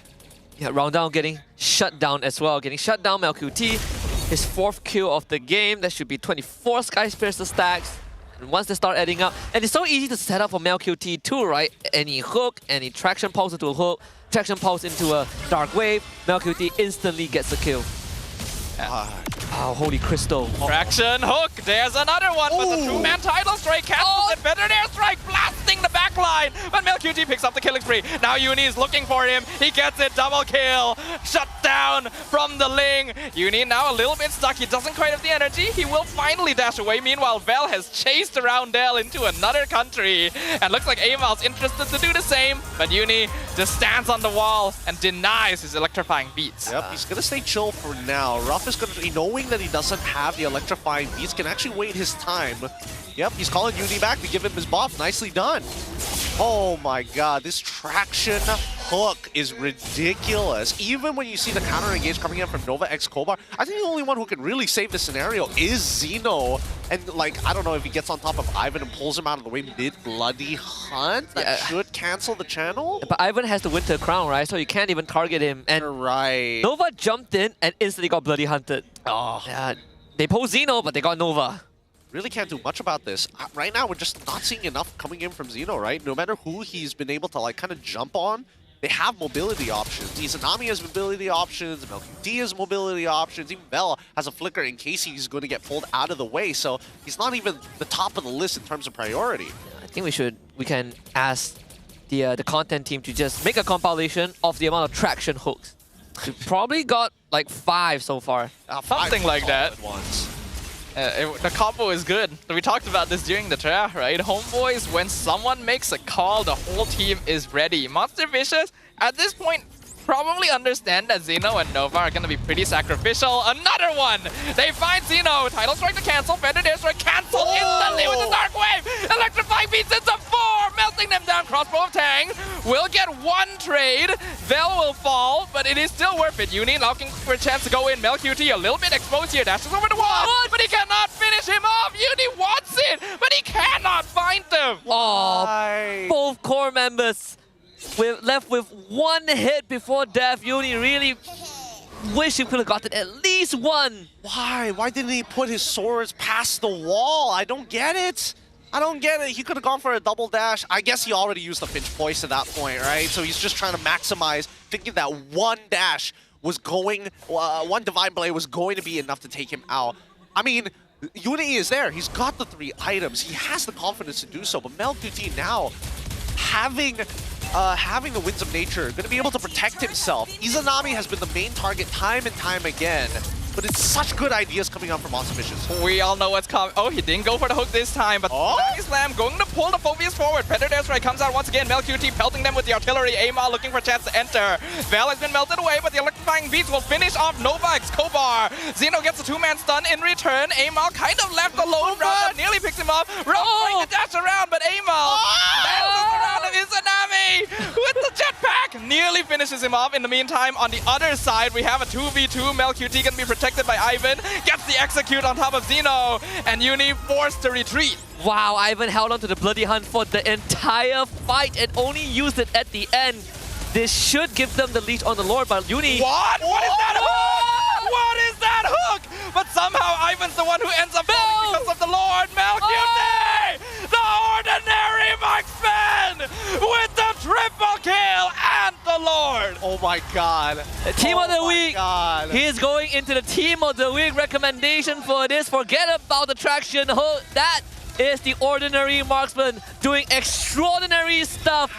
The timings are impeccable. First a hook into a Lord knockup. He kills Roundel, flickers Winds of Nature, blows up Uni, and runs down the rest of MV. Just instant replay. One more time. Look One at more this. time. Oh my... What is that? What was that hook? Okay, look, there's a good chance that it could have been an accident. He was looking for Uni, and it just so happened that Roundel was wings by wings just behind the wall. You know what I'm saying? Like, how else can we explain that? Ah, look at it. It's a plane, it's a bird, it's Ling. Oh, I got Farsa. I got Farsa instead because the Feathered Airstrike had already been used at that point. The only person you wanted to stop is Uni to contest the retreat, right? So it's technically Uni's fault that Roundel got hooked. They outhook by Xeno! How? Immortality gone, Title Strike misses, finds a Tsunami Slam onto Amal, pulls him back into team. That's gonna be one no, Amal's still alive. Uni finally finishes him off. He's stuck against the wall! Oh. Triple kill! But he finds the shutdown back on MelQT. Izanami still alive. It is a 1v3. Roundel trades, but it is not enough. Val and Izanami are still standing. And because of that, HomeBois will close things out with a excellent and cleanly done game number 1. Oh my goodness. Well played to both of these teams. They're putting one hell of a show for our full crowd here at Stadium Juara. They came all the way to check this matchup. They're getting banged for buck. Man, yeah, MV know that they've invested that game. Can't even be mad. First few minutes, very slow and steady. Everyone just wants to farm. You take your turtle, I take my camp. Halfway through, 6 minutes onwards, got pretty bloody. People started brawling, throwing haymakers at one another. And then it's just HomeBois styling on everyone. Izanami has his highlights, Ivan has his highlight, Val soloing the entire MV team. And then there's MelQT just doing Mel stuff. Holy cow, what a game that was. What an absolute banger of a game. And you can see that even MV was trying to make adjustments in the game itself. Nova changing targets from I'm gonna pick up anybody I see to I'm gonna need to take these tanks out. Literally engages in onto Franco, flickers to pick up Phoveus to bring it deeper into his side after seeing him use the Dark Wave. What an absolute Chad move. Oh man, what a game though. We knew that the match between these two teams was going to be very brawly. But that, I think, already exceeded even those expectations. This is officially the coining of a new combo. We are going to see KV Franco duos in ranked from now on, and I am not looking forward to it. But HomeBois did so well. Man, I'm 14 stars from Immortal, man. Please don't introduce these new stuff right before season ends. We got MelQT, MVP of the game, you know, just styling on MV like he does on against every other team. In a content piece, he put Ruff as E rank. But if he keeps doing this, Ruff is gonna fall down to F rank. It's gonna be brutal. It's gonna be so brutal. 14 kills, 3 deaths, 4 assists. Unfortunately, it just wasn't enough when it comes down to the junglers. Uni, so many times, every single time that he wanted to go for the big play, puts a sword, if not 2 swords, into out-of-bound regions, literally outside of the map. No access to it. He could have killed like 3 or 4 people 3 to 4 times in this game alone. There was even an instance at the top lane. One of his sword was outside the bush. Oh yeah. The other one, one was outside bounds. The other one, he picked it up, didn't have vision.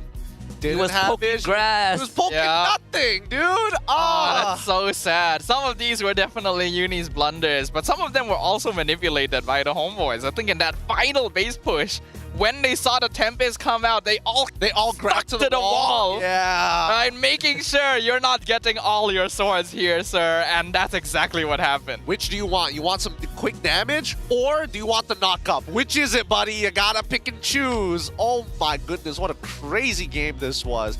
MelQT picking up a majority of those kills, but Izanami walking away with 17 assists. You would have imagined that he got at least one of those kills, which he did, but more than that at least. Now I'm looking over at Ivan, also 17 assists. Yeah, that's how many times? Nothing speaks more than a dynamic duo than Izanami and Ivan. Both getting 1 kills, both same assists. And just together, Izanami is, Ivan is ready. That was so crazy. I still remember back in season 7, I think, when they won champion as part of RSG, Izanami was part of the Izaka Tsunami duo. I think it's officially time to coin the new duo, right? The Ivan Nami team is too good. It's too strong. Every single time a call is made, the team is ready to follow up on it.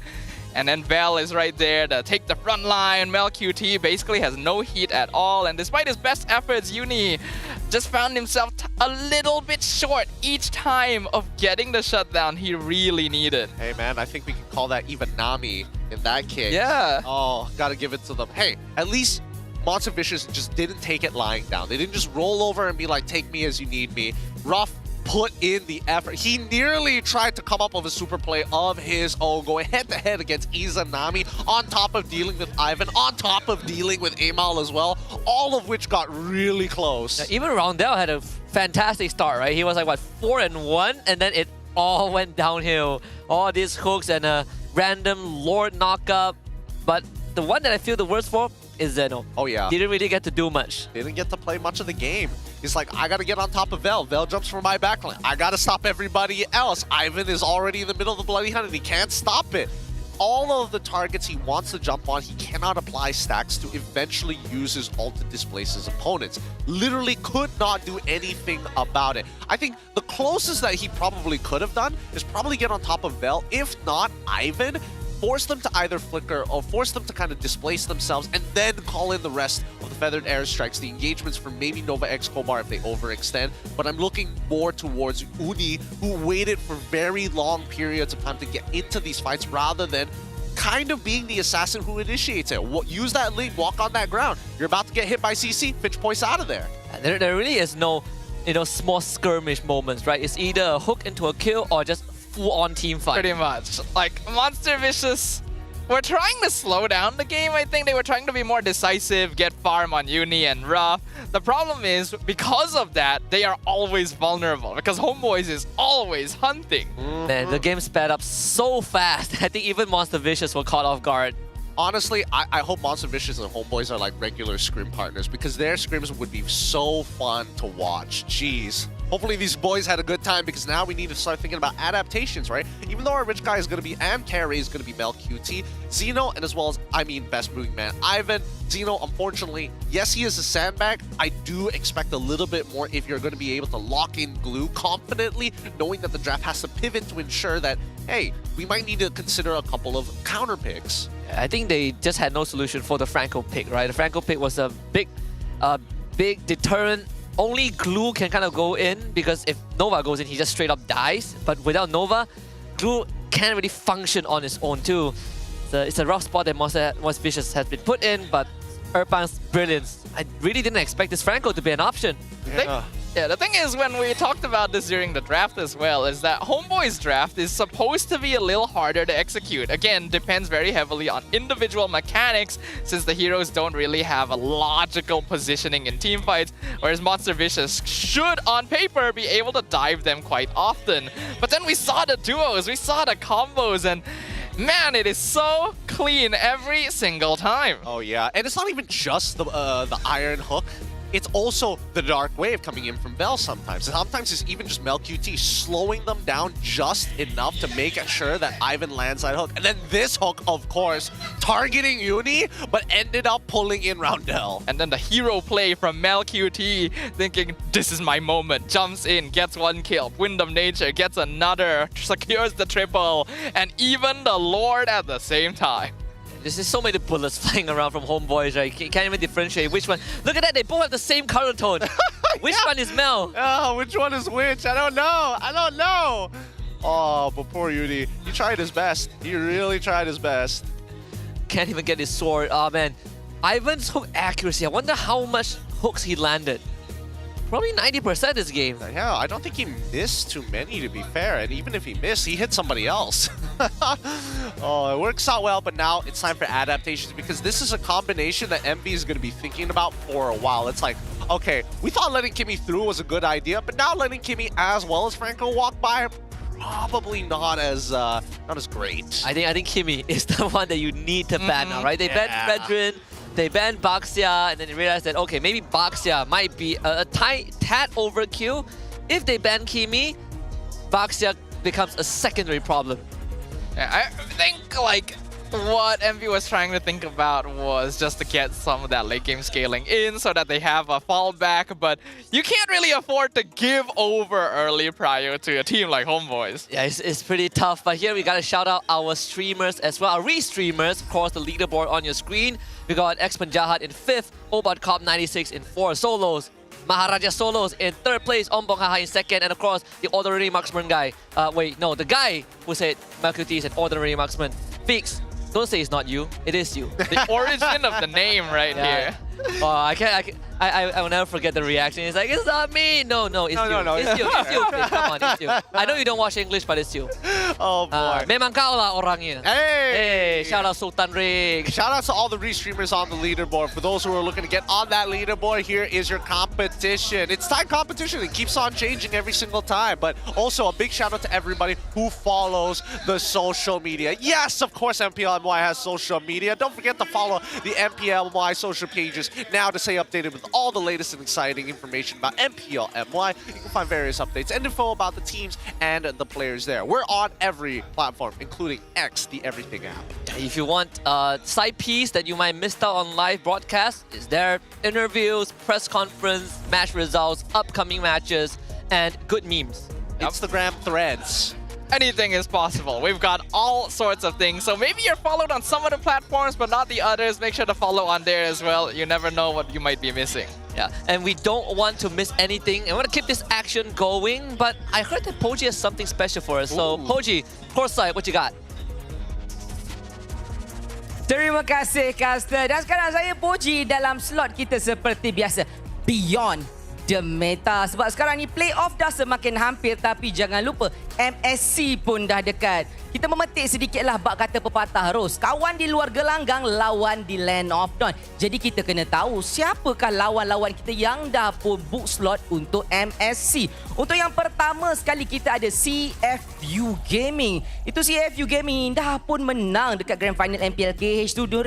Mereka ni mengalahkan Galaxy Legend. Sebab Galaxy Legend ni adalah juara untuk regular season, tapi diorang kalah dekat upper bracket dengan CFU ni. Lepas kalah je terus tak jumpa jalan kemenangan. Tapi surprise, untuk CFU ni dia ada player tambahan, iaitu Boxy. Itu bekas pemain daripada C Yusun. Mungkin untuk Boxy ni dia ada bawa something yang special, dan juga mungkin CFU ni akan bertemu lagi untuk kata throwback sikit lah masa dekat M6 hari tu. Selain daripada tu, kita ada berita sedikit daripada NACT. Untuk NACT, seperti yang korang tahu, BTK dah pun dapat tempah slot untuk pergi ke pertandingan MSC juga, di mana mereka sekarang dah pun menang untuk Grand Final diorang tu 4-2. Dan untuk pengetahuan korang semua, NACT ni ada satu organisasi besar dah pun collab dengan diorang, itu Seoul Esport. Seoul Esport ni dia ada banyak game sebenarnya untuk permainan-permainan e-sport, tapi manajemen diorang cakap kan untuk Mobile Legend ni inilah yang paling diorang nak fokus, sebab Mobile Legend best katanya. Tapi bila kita bercakap tentang BTK yang dah pun berubah menjadi Seoul Esport ni, tahukah korang Mobazen dah tak ada dekat situ? Uchiha Mobazen no longer. Ramai yang kecewa.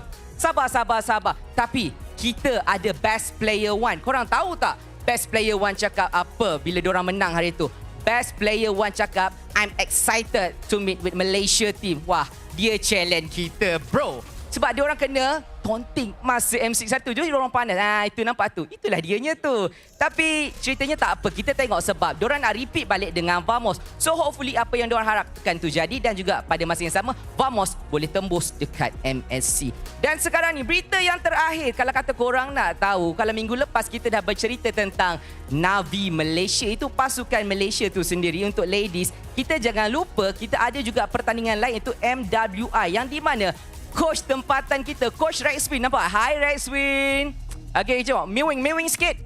Wah, dia handsome dia. So, untuk pengetahuan korang, untuk Rexwin ni, dia dah pun berjaya untuk menjadi pengacara. Pengacara tu saya. Dia jadi jurulatih. Dia jadi coach untuk pasukan GG, Gaimin Gladiator. Dan sedikit info tambahan, untuk Gaimin Gladiator ni bukan Rexwin je yang ada dekat situ sebagai orang Malaysia. Kita ada Arya juga, itu sebagai wakil perempuan Malaysia yang akan bermain untuk pasukan Eropah ini. Dan itu sahaja berita terkini untuk seluruh berita serantau berkenaan dengan Mobile Legend. Seluruh tim ni dah pun book slot untuk MSC. Dekat Malaysia, kita belum tahu lagi siapa. Itu sahaja daripada saya untuk What's Behind the Meta.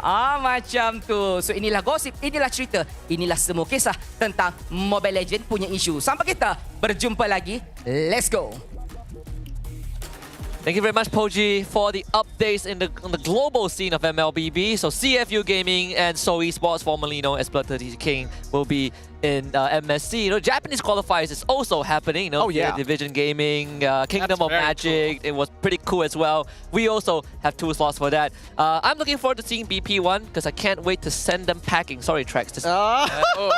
Hey, I'm actually a fan of BP1. You know, I follow his streams. I've been catching up with what he's been up to. I'm just personally traumatized by the name CFU Gaming. You remember what happened? Hey, we have Innocent at M6.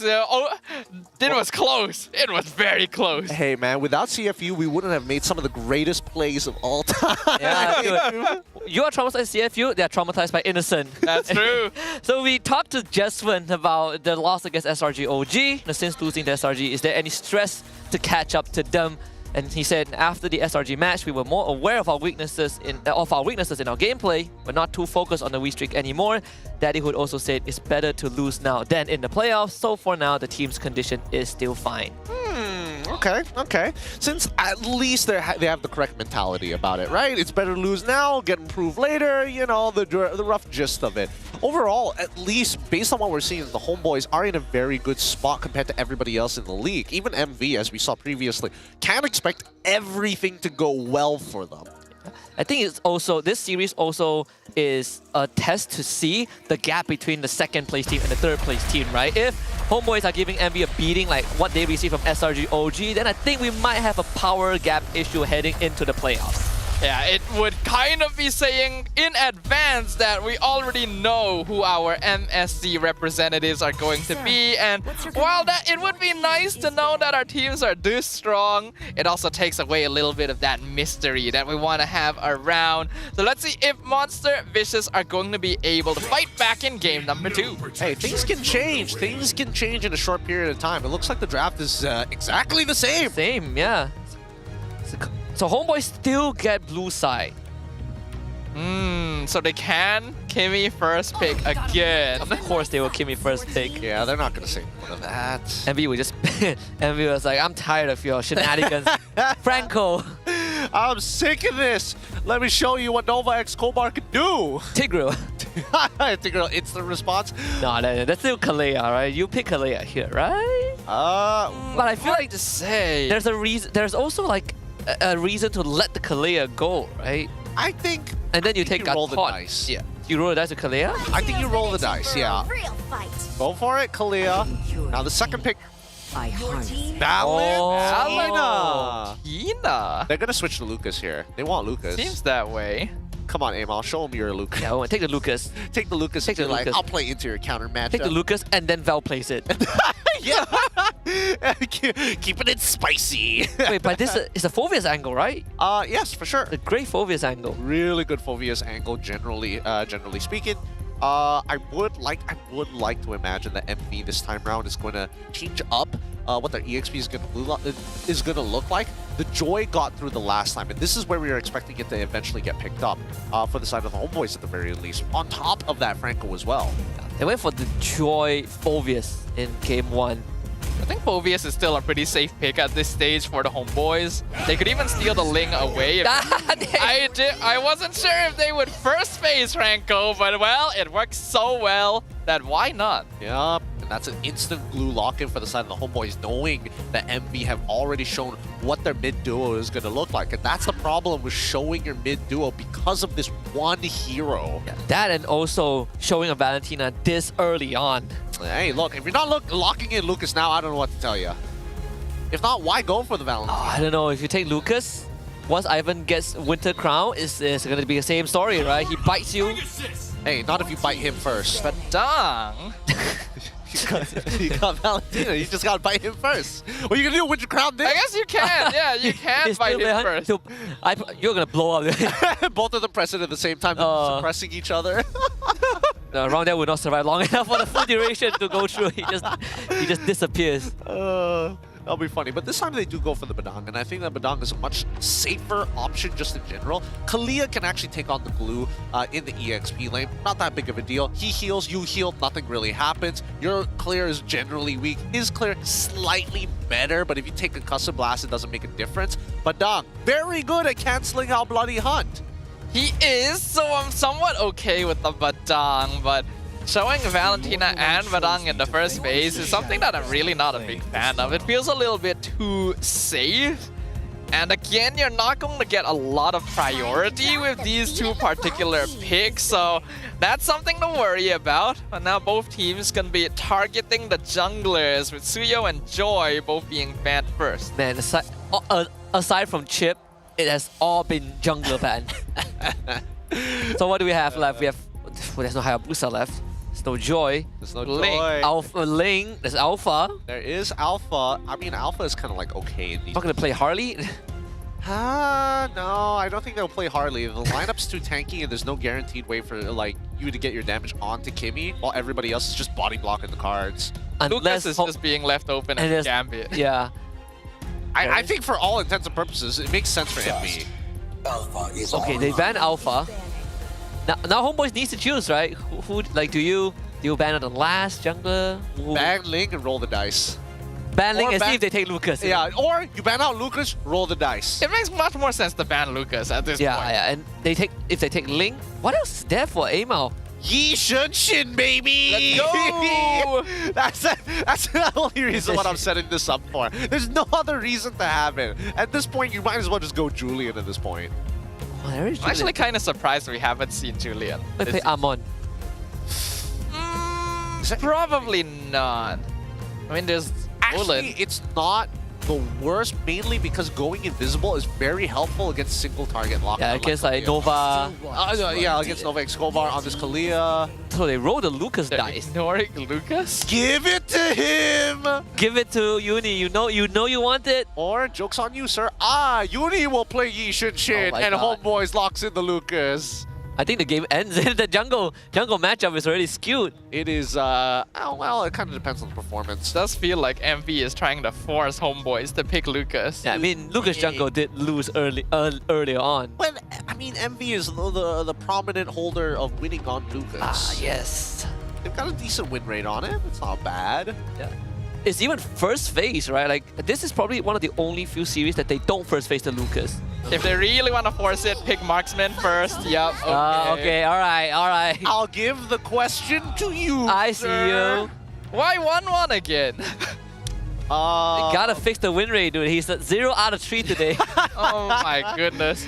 One been having a rough day, but surprisingly, Ruff's performance on 1-1 was the best out of the 3 games we've seen. I'll give it to him because again, glue is particularly difficult if you're a marksman. If you're a marksman who can't really react to what glue does in the game, right? If glue is able to get onto your backline, stack up, and stick on you, if he just has a glowing wand, if not just a cursed helm, it hurts. It does. It really hurts. This is without the abilities. He's just punching you. HomeBois can probably just lock in Granger again, I imagine. Let's see what jungler is going to be. They do. All right. Oh, they go Beatrix. Okay, what else does MV have left? I mean, traction hook into Banner's Rage sounds pretty nice. That's true. Me the Allus for disengage. Oh God. Show me. What else do they have in terms of Wait, Kalea jungle. Balmond. Show me. Oh, that makes sense. Export. That makes a lot more sense. Forgot about export. Yeah, that's so boring though. Man, if only they didn't ban Chip and they banned export instead. And we had a true jungle contest. Then it's just like, oh, I give you first pick Chip and then I get Kimmy. I don't think that's too great of a trade either way. Do you guys remember near the start of this the regular season, there was a Valentina who tried to counter Lucas and got bodied? Yeah. Do you remember who that was? Sapat. Yeah, I remember. Okay, all right. Because I hated that game. It was pain. It was pain. Such trauma. As we head into this game, here's the rundown of what the comps want to do. For the HomeBois, generally the same idea. Wombo, combo off that traction, and even find the setups for Ivan to find the hooks. Amal doesn't have to go in first. Vel can make contact, and MelQT has a good way to combo not only with Izanami, but also Ivan. On the other hand, it's going to be a slow farm game. You're looking for pickoffs, but this time, I'm hoping that they search for Franco. The fact that MV put so many resources into forcing the Lucas pick from HomeBois. It had better pay off. Roundel gonna need to play a strong game here on the Valentina, or it will all have been for nothing. Let's see if HomeBois can continue cementing their position in the upper bracket in game number 2. Yeah. What? It just started, Ivan. Oh, hold on. Almost first blood. Thank goodness Roundel hit level 2. Yeah. They cleared the wave just in time. Nova Escobar's like, I got nothing to punch. I can't heal you, sir. He's like, thumbs up. Okay, no worries. Let's look at the emblems. Master Assassin for Mel QT. He's confident he can beat Ruff here. Yeah, so even early trades, he definitely hurts slightly more. It's not really like walking up. He's waiting. Okay, he's waiting for the Falcon charge to happen, and then tries to walk up, and even then it's a little awkward. Oh. Man, Loma just wants to play the game. Come on. Oh. Yeah, Roundel's gonna lose prio to Izanami almost all the time here. No going around that. Yeah, might take such an aggressive angle. Because I was looking at Uni, and it didn't look like he got much of a leash in the first place. So they played for lane prio. Maybe get like a pulse hook. Maybe get like an advantage in the lane itself by positioning yourself aggressively forward, but it doesn't really look like anybody got punished other than Roundel. Even Izanami wasn't punished, right? He was standing right in front of the enemy melee wave. Well, see, an attempt in the bush. Tidal Strike will connect Izanami. Gonna be fine though. There's not enough follow-up or damage from MV at this stage. Just notice the traction hook into Banner's Rage or Nibiru's Passion is even deadlier than the combo we saw in game 1.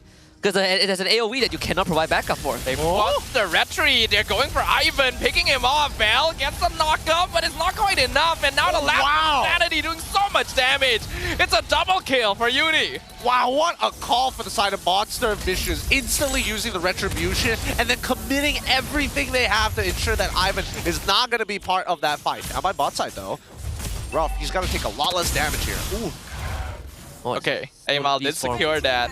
I think it's pretty smart though from MV. They knew that they lost in terms of just making the first move in game 1, so they're playing a lot faster. They're like, aha, this is the one time we're going to get you back, Ivan, before you get the bloody hunt. Until then, good luck, sir. Yeah, and before MelQT actively joins HomeBois in the fight, Monster Vicious has more room to kind of maneuver around the map. Oh, the Starling Beam into the hook. Novak Kovar gonna be able to dash away. Roundel not gonna choose to commit the ult. Does Mel... Oh, Mel already used his ult earlier. He didn't switch weapons or anything. Man, that's sad. That's so sad. And Nibiru's Passion's damage racks are slightly slower too. Banner's Rage is definitely the preferred one. I think probably use it to block the wave. Wow, just in case he gets hooked. Definitely forced out. No choice, but you just have to respect it. There's just no going around that hook. After what happened in game number 1, yeah, you gotta respect it. And I don't think a fight's gonna happen soon enough that using Fistcrack there is gonna be too big a deal, so why not? Fair point. Both teams, once again. Whoa! Izanami blasted in the face with the Beast Bomb! I don't know what happened there, but Monster Vicious are striking back. Man, Lucas Range, what a strong hero. Izanami flies over the wall, gets chased down underneath his tier 1. Roundel just got the Unleash the Beast back, and this purple buff is pretty much gone.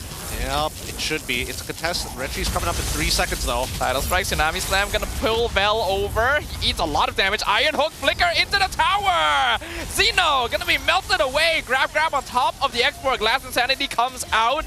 Uni probably didn't need to do that. He's still gonna have the glue on top of him anyway. And Vel's continuing the zone because Roundel has ran out of his Sacred Beast form. HomeBois finding 2. Great stuff from Ivan Izanami. Isolating Zeno from the rest of Monster Vicious. He cannot provide any backup, cannot stagger, and HomeBois just goes straight for the full dive. Uni trying to dash in. Last Insanity committed. Who got it? Amal secures the turtle. Now Uni needs to get away. Traction Pulse pulls him back in. That's a dream, man. Pulled back, but the Fistcrack allows the counter attack. Xeno saving the fight for his team and picking up a double kill in return. Quantum Charge maybe on top of the river current just gave him way too much speed. Literally, man became speed. Oh my goodness. Can we just have an entire season of this? Like, this is great. Both teams willing to fight. Both teams adapting to be more aggressive than the other. First person who makes a move, that's the one who wins. You have to have that comp. Wait, does MelQT see the conceal? Yes, he does. He does. Oh, nice flicker. Just barely gets away from Nova. You can hear that crowd just going, oh! Yep. That's the sound of the collective butt clenching across the entire stadium. Ooh, the whole team is playing well. Monster Vicious, let's see how long they can actually keep this lead for. HomeBois, they only started getting aggressive once we started hitting close to the 7th to the 8th minute. We don't see a huge snowball happening either, but a 2.6k lead is more manageable. And we're looking to crack this bottom tier 1 too. HomeBois is trying to provide backup, but Uni just puts himself in between the lane and guarantees to rough the tier 1. LQT just completed that BOD. But he's gonna lose his tier 1. Monster Vicious doing a great job with their rotations and feeling a lot more comfortable about it. Yeah, first item priorities have already come through. Uni at least got the brute force breastplate. He wants to go fast. He wants to maintain this pressure against the HomeBois at all stages of the game, especially when Izanami is consistently giving triggers. The Lords will be spawning on the top side too. And dealing with Uni is going to be quite a tough one. Waiting has War Axe. No traction pulse too. So no traction hook combo for this upcoming turtle. I think HomeBois might just consider giving it away. Yeah, they're moving away from it. They're going to take the T1 on bot side. They don't mind trading for this, and neither do they have a wave mid to capitalize on mid tier 1. Either way, pretty good. Good adjustments from the side of Monster Vicious, right? Because they're even getting a T1 on that top side, and they're covering him, knowing that there's a majority of the members in the river. It's like all the investment they put into forcing out the Lucas pick from Amal is paying dividends. This X-Borg was clearly always the plan. Traction pulse pulls Nova back, but Izanami in a really weird spot. Zeno gets the killing spree. That's a mistake. Clearly overextending without the jetpack. I think they need to start recognizing that they can't really go for the traction hook combo as sparingly as they did in game 1. They still got the Winter Crown for Ivan, first item. I think Uni's first item is like a brute force breastplate. Look at the speed that he has. Tsunami Slam gonna pull Vel forward into the crossbow of Tang, and two-man fist crack cuts off the mid side. Monster Vicious are attacking from every single angle. Uni picks up the double kill, and the Bandit's Rage is completely avoided as their frontliners melt away. Roundel, will he be picked up? Looks like yes. MelQT picks up his first kill of the game. Oh my goodness, I can't tell. The projectiles from Granger to Beatrix on Nibiru, you cannot tell whose projectiles is whose.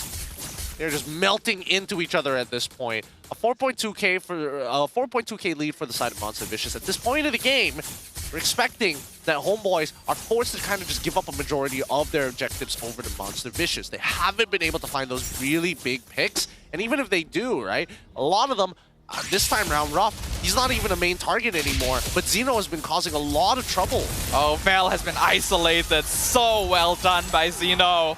Unstoppable streak for Uni.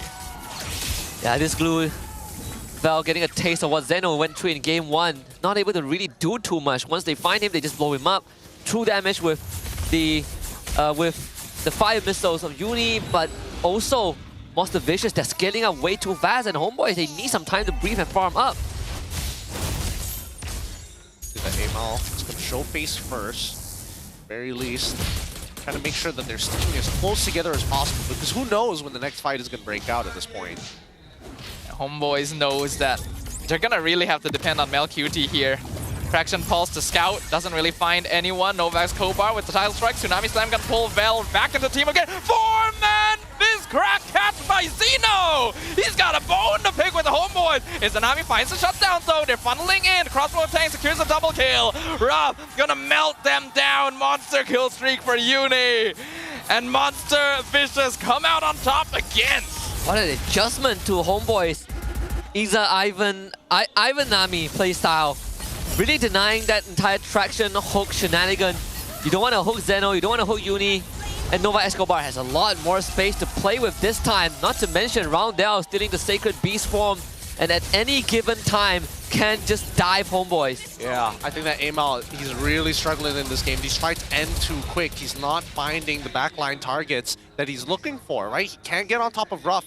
keeps on moving around. Xeno is a little too tanky for his comfort. Roundel just takes his ult majority of the time. And even Nova X HomeBois has a means of escape. Wonder if they want to consider like an early winter crown. Just so if you get kidnapped, you get to stall time. Like, Vel has not been able to play the game at all. His net worth, second lowest in the game. Slightly behind Ivan. Oh, as long as he has gold more than Ivan at the very least. Both getting passive, at least he's getting some passive EXP as well as gold. Nova X HomeBois with that conceal, very daunting, right? I'm even trying to figure out like why is he walking up that far? He's just scouting. He's just showing his dominance because he knows that his presence alone will cause HomeBois to shiver. Look at Uni, look at the damage output of this X-Borg as well. More items being completed now. Malefic Gun complete on Ruff. The 1-1 gonna be able to attack from even safer distances. Lord gonna be crashing up top. Holy Defense mid has also been burnt away. Lord will fall, but there's still enhanced minion waves. Kidnap again on Vel. Traction Pulse pulls him in, but Uni already got the godlike. The glue melts so quickly. Flicker, Bloody Hunt, but it's not enough. Bennett's Rage does pick up Xeno though. Melqt looking for an aim-out, jumps back in. Monster Vicious is so low, but the crossbow of Tang has come out. Bounces to everyone. He gets the triple. Win on nature, Melqt in a 1v3 situation. He's trying to hit Flicker forward. He picks up the 1-1, but he gets shut down. It is going to be a team-wide. Monster Vicious have free reign in the base of the HomeBois. Vel, he will respawn, but he's 1v3 and he's so squishy. Tsunami Slam, they just kidnap him to the other side of the base because he's trying to stop Uni, but how can one man stop Tree? He's trying to pull him away, but Roundel's still there. We are going to another full series, ladies and gentlemen. And that is why we are the most entertaining region. 3 games, 3 series served up hot. HomeBois is really getting put in their place. They try to go for the same playbook, but Monster Vicious came prepared. Traction hook, not this time. I have mobility to get away from your control zone. And that last fight, great item utilization. Winter Crown to juggle the aggro of the turret. Melqt almost saved the game, but Monster Vicious were just too far ahead. Too far ahead indeed. Well played. This crowd, our full house here at Stadium Juara, is getting every little bit of value from this game. All 3 matches and each one very, very exciting. I think so far, at least this is a good adjustment from the side of Coach Haru and as well Sorapayo. Both of them really came up with something great here, making sure that having the X-Borg is a good means of attack, but making sure that they change their priority list. Now it's, okay, sure, you can have the Kimmy, but until she has her passive up, we're just going to kill your Franco instead. Yeah, that, and also I think this is a minor badge of honor. Monster Vicious becoming the 3rd team in the regular season that was able to draw a game from HomeBois, right? SRG OG beating them. DXS was the first team that did so, but MV, welcome to the Hall of Fame. All right. Yay! Turns out that the power gap among the top 3 may be not quite as large as we thought previously. But I do feel like things could have gone a little bit better if the bait wasn't bitten at the end, right? If the Lucas was just kind of ignored the whole time, I do get the feeling that HomeBois may have forgotten about the X-Borg until the very end there, and that cost them. Yeah, I think we also forgot about the X-Borg. We were like, oh, if they pick Lucas, what else is there? X-Borg was the solution. And of course, the X-Borg player, Uni, MVP of the game. I mean, what do you even do against him, right? It's, and of course, the Chinese writing, 台上10年功, 台上10分钟, 台下10年功. 10 minutes on the stage takes 10 years of hard work behind the scenes. Yep. I'm gonna... Yes! Yes! That's what it said. Yes! I totally knew that. Give it up for our MVP of the game, Uni. 7-1-12, 805 GPM. Goes for tank emblems, impure rage, monster hunter, and an extra bit of vitality to ensure that he survives 100% kill participation. This is gritty little guy. Went for brute force breastplate first item. It's not even the war axe. He went for brute force breastplate first, and people wonder why he was running so fast. So too quick. He's got that speed. He's got that speed in him. When you really look back at how this game went, you can tell that this was the plan all along. forced them to pick the Lucas into the Valentina, into the X-Borg, by banning literally everything else. And if it didn't work, if Amal had some other pick in the back pocket, there's a good chance that Monster Vicious's plans would not have gone quite as well. But sometimes you gotta take those risks, and those risks paid off this time. There was not a single traction hook combo coming out. Vel was just melting down every single time, and MelQT tried. You saw the embers, the attempts, but it's a bit too much of an uphill battle. Yeah, if he had just a bit more time, maybe a rose gold meteor, or even a magic blade, that could have made all the difference in this game. Either way, I think for HomeBois, Game 2, they clearly got really comfortable after Game 1's win. They went for almost the exact same archetype. The core identity is the same. Traction pulse into a hook, into a big combo. But they never really got to pull it off because MV just kept on running at them. Oh yeah, didn't give them time to recuperate, to breathe even. Amal unfortunately wasn't able to recover from the damage. 2 items at max he was able to complete. Third one just in the middle on the way. Really needed that extra bit of survivability. Really needed those Queen's wings. Even so, Izanami also getting pretty heavily punished by the last Insanity from Uri. If he gets put down to at least 2/3 of his health, Uri just goes right in. Long lasting, and if you happen to break it early, that means, unfortunately, Izanami dies faster. Even Val committed to the pull yourself together, right? Like, he really wants to get into the thick of it, but he cannot move. I've never seen a glue getting punished like this, well, except for the previous game. Yeah. Glue hasn't had a good series so far. Zeno and Val just trading places here. And although Uni was the MVP, I think we do need to give a shout out to Zeno this game. He got some really good catches, locking down Val in really awkward positions. Then that big 4-man fist crack in the back line when Monster Vicious initiated on Val near the bottom lane. He had a great eye for opportunity and the space to do so. This first pick, Valentina, ended up working out well, right? Again, because of them forcing that Lucas pick. But overall, for MV, contrary to Game 1, where HomeBois dominated MV, Game 2, MV did the exact same thing. I think I mean, it is a strange place to be because that game only took 11 minutes 57 seconds, 3 seconds off from actually turning to 12.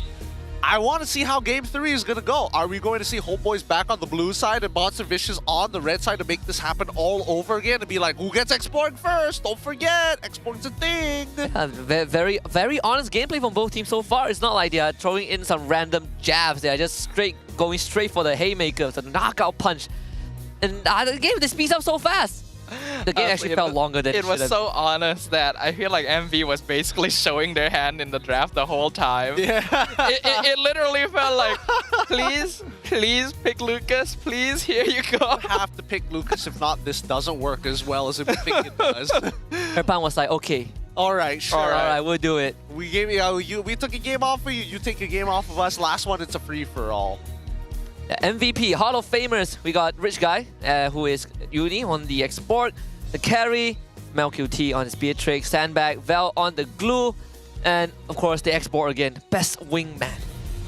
7 kills and 12 assists. Oh man, the overall team dynamic between both sides, great chemistry, great synergy, really just boils down to what they can do in the draft and how they adapt according to the game, because we didn't get to see much of that from the side of the HomeBois, right? Not a lot of things that they could have looked at it etch value out of the MV lineup, because when you look at the MV lineup, there's no particularly good target to punish. Yeah, this is an incredibly fast game too, right? Like, the fight ends, MV wins the fight, they start taking space from HomeBois, HomeBois comes back, wants to get resources, MV starts the fight again, and it's just rinse and repeat until HomeBois eventually just broke in half. Yeah, this fight especially was very important because HomeBois had actually managed to pull all 3 members of MV back towards them, but it ended up being a bad choice because Zeno instantly reflected with a 3-man fist crack and allowing MV to actually pay them back. That gave a huge early game lead from which HomeBois could never actually recover. Oh, look at that. The 4-man. I mean, so many moments that we see that Zeno is actually able to actually play the game, to be fair, compared to game number 1. Yeah, and of course, there's the crossbow tank that went off as well. This final fight, the crossbow tank made all the difference. All MelQT needed was one more one more hit, one more shot. LQT was doing such a good job. He was literally doing all the damage. The Bennett's Rage and Nibiru's Passion all landed on the targets they needed to.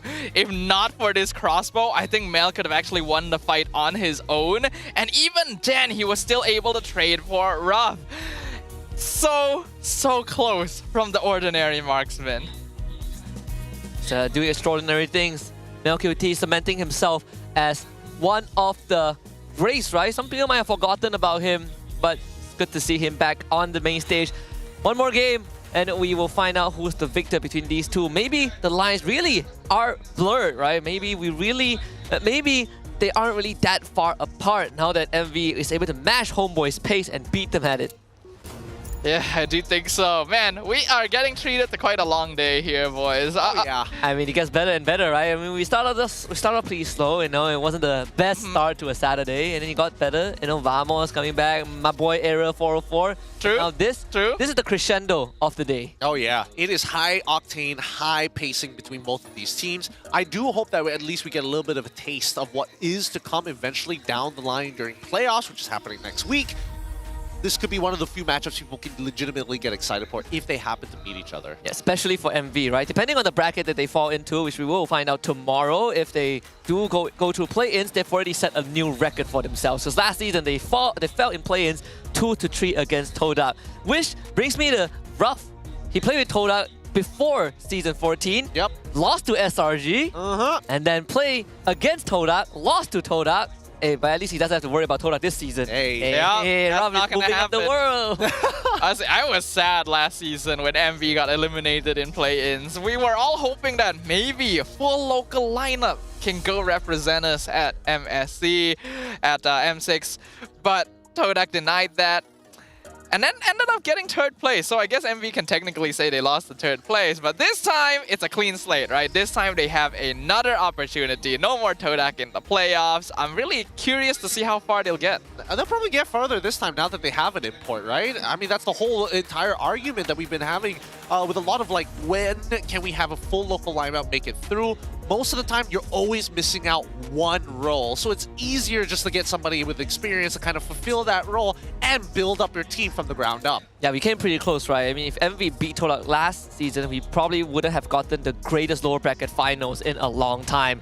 Either way, one last game before we close up shop for today. And I think for HomeBois and MV, there's still some holes that needs to be plugged when you look back at both games. It's so far has been extremely brawly, right? Like, I want to see some of the more technical parts of the game when things die down, when we are not fighting as much. What is there left in the tank? And I also want to remind you guys that we have the MPL merch. So remember, if you want to get some, you can drop by the TikTok Live at Sunday on 25th May, 6 p.m. and scan the QR code. We have plenty of designs. If you are here at Stadium Drara or you've been here at Stadium Drara, you should know that we showcase them outside the stadium. So grab yourself one because they all look pretty good. Hey, don't forget that Gojas as well as Rippo is going to be a part of the $10, 10 ringgit discount drop at 6:30 p.m. So make sure on the 25th of May, happening tomorrow, join us on that TikTok live stream.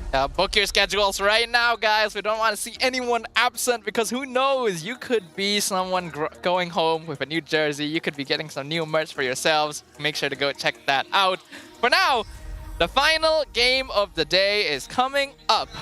Will it be the same sort of drafts? Is it finally time to see something different? I personally want to see something slightly different. I think all these brawls is gonna it's tiring. It tires the players out too, you know. I don't know how long they can fight like that.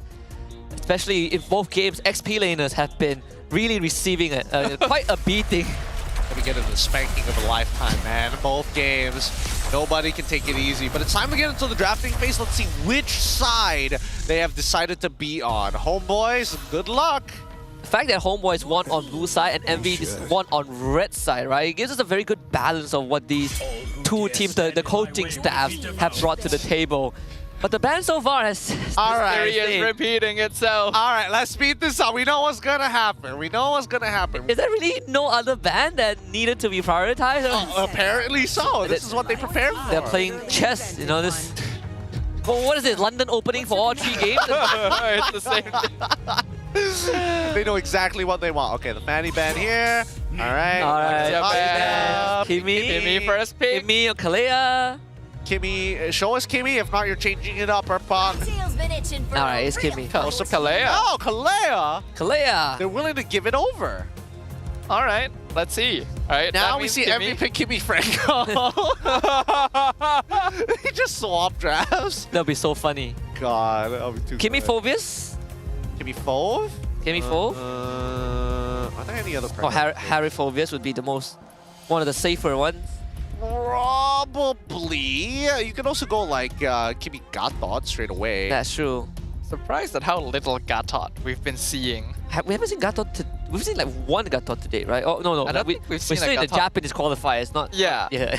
But I don't think we've seen a Gatot this week so far, actually. No. Even though it's meant to be a hero that works pretty well into Kalea.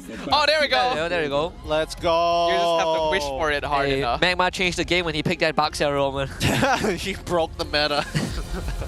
HomeBois, this time around, where are they going to go for, right? They see the Gatot, a direct counter to the setup that Kalea provides. The Kimmy is now gone, but can technically be flexed out to rough. If not, Rondell is more than happy to pick it up for himself. So what's HomeBois' approach to it? You pick Valentina here for Izanami. And then you start banning out junglers again? And be like, do you want Lucas or do you want Export? Choose!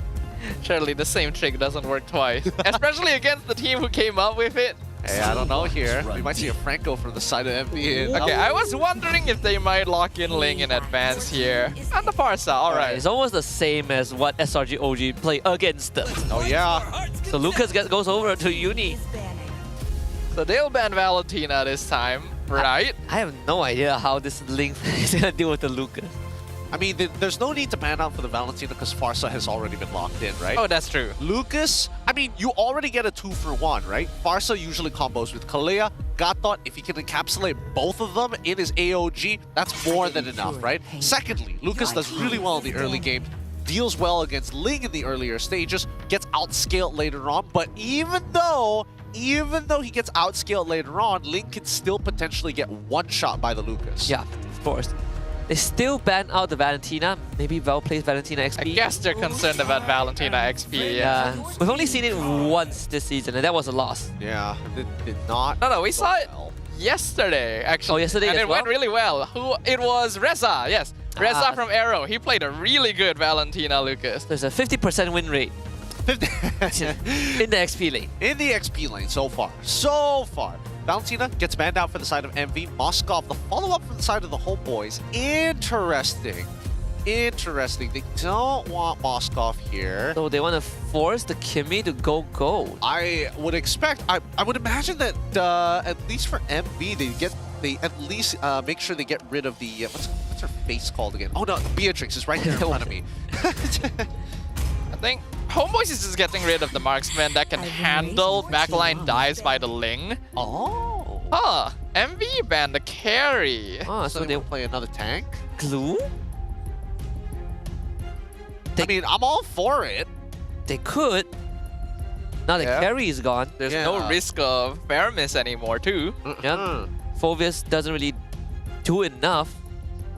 In fact, it's a pick that facilitates this entire comp, right? Yes. You want to get deep into HomeBois' backline? Who can do that? Oh, interesting decisions that need to be made here. The first variants we see in a while. Let's HomeBois read that. They get rid of Harith instead. All right. I think if MV really wants glue, you pick it now, right? So you keep this Kimmy as a flex.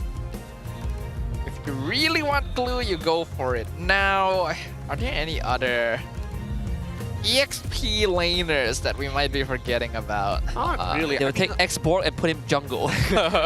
Unless they're looking for like options like, oh, let's get a little bit more mobility. We can play into like, the, what's it called again? Badang. Ilos, Badang even, both of which are completely fine. They end up picking the Badang. Oh, there's so much crowd control. Yeah. So much crowd control, so much stagger too.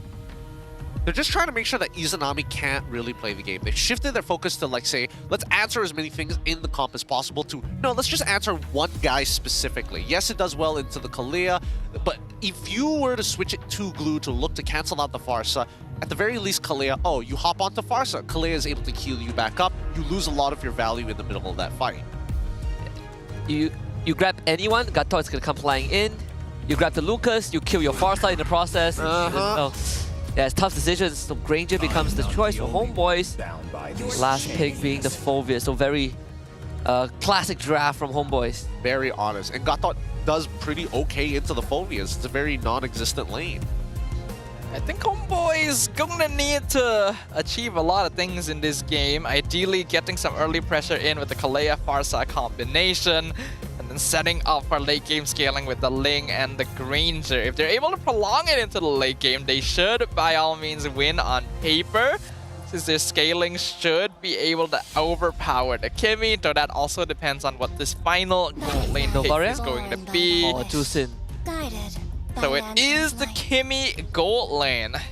Right? I'm okay with this. Generally, I'm okay with this because the frontliners can really take a lot of space. Zushin is going to be able to punish anybody who kind of sticks around in the fight for too long. And long fights is perfect for Kimi in the first place. So now, we'll see how this plays out because I think it's currently up to HomeBois' jungler Amal to make the difference on this lane. Yeah, it's quite a low commitment draft, right? They have ways to fight with their cooldowns, but they have also ways to fight when their crucial abilities are on cooldown.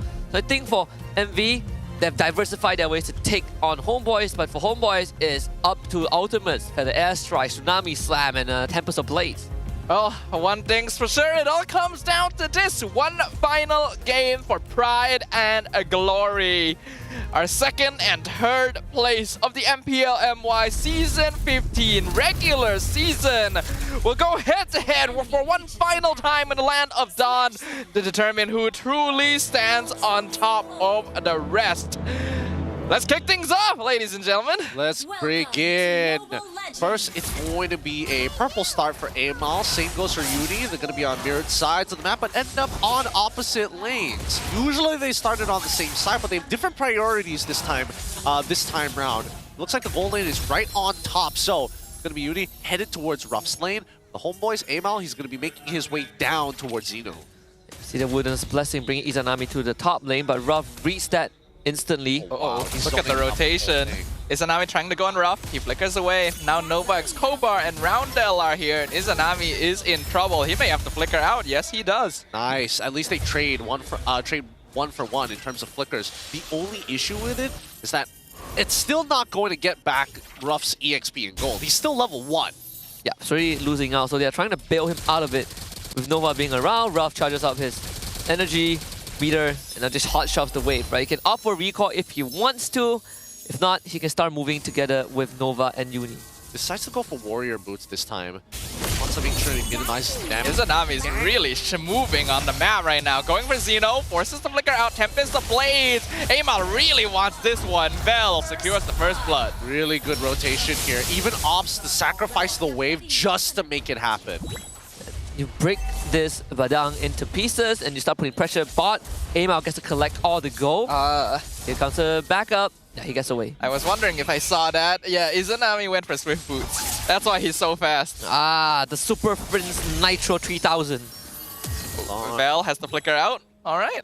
All right, the Nitro 3000 is working out, right? Because now that means that Ivan has been able to actually gather 2 waves worth of EXP. And Izanami, honestly, he just needs a little bit of that bottom wave to hit level 4. Here, everybody, level 4, perfectly on time.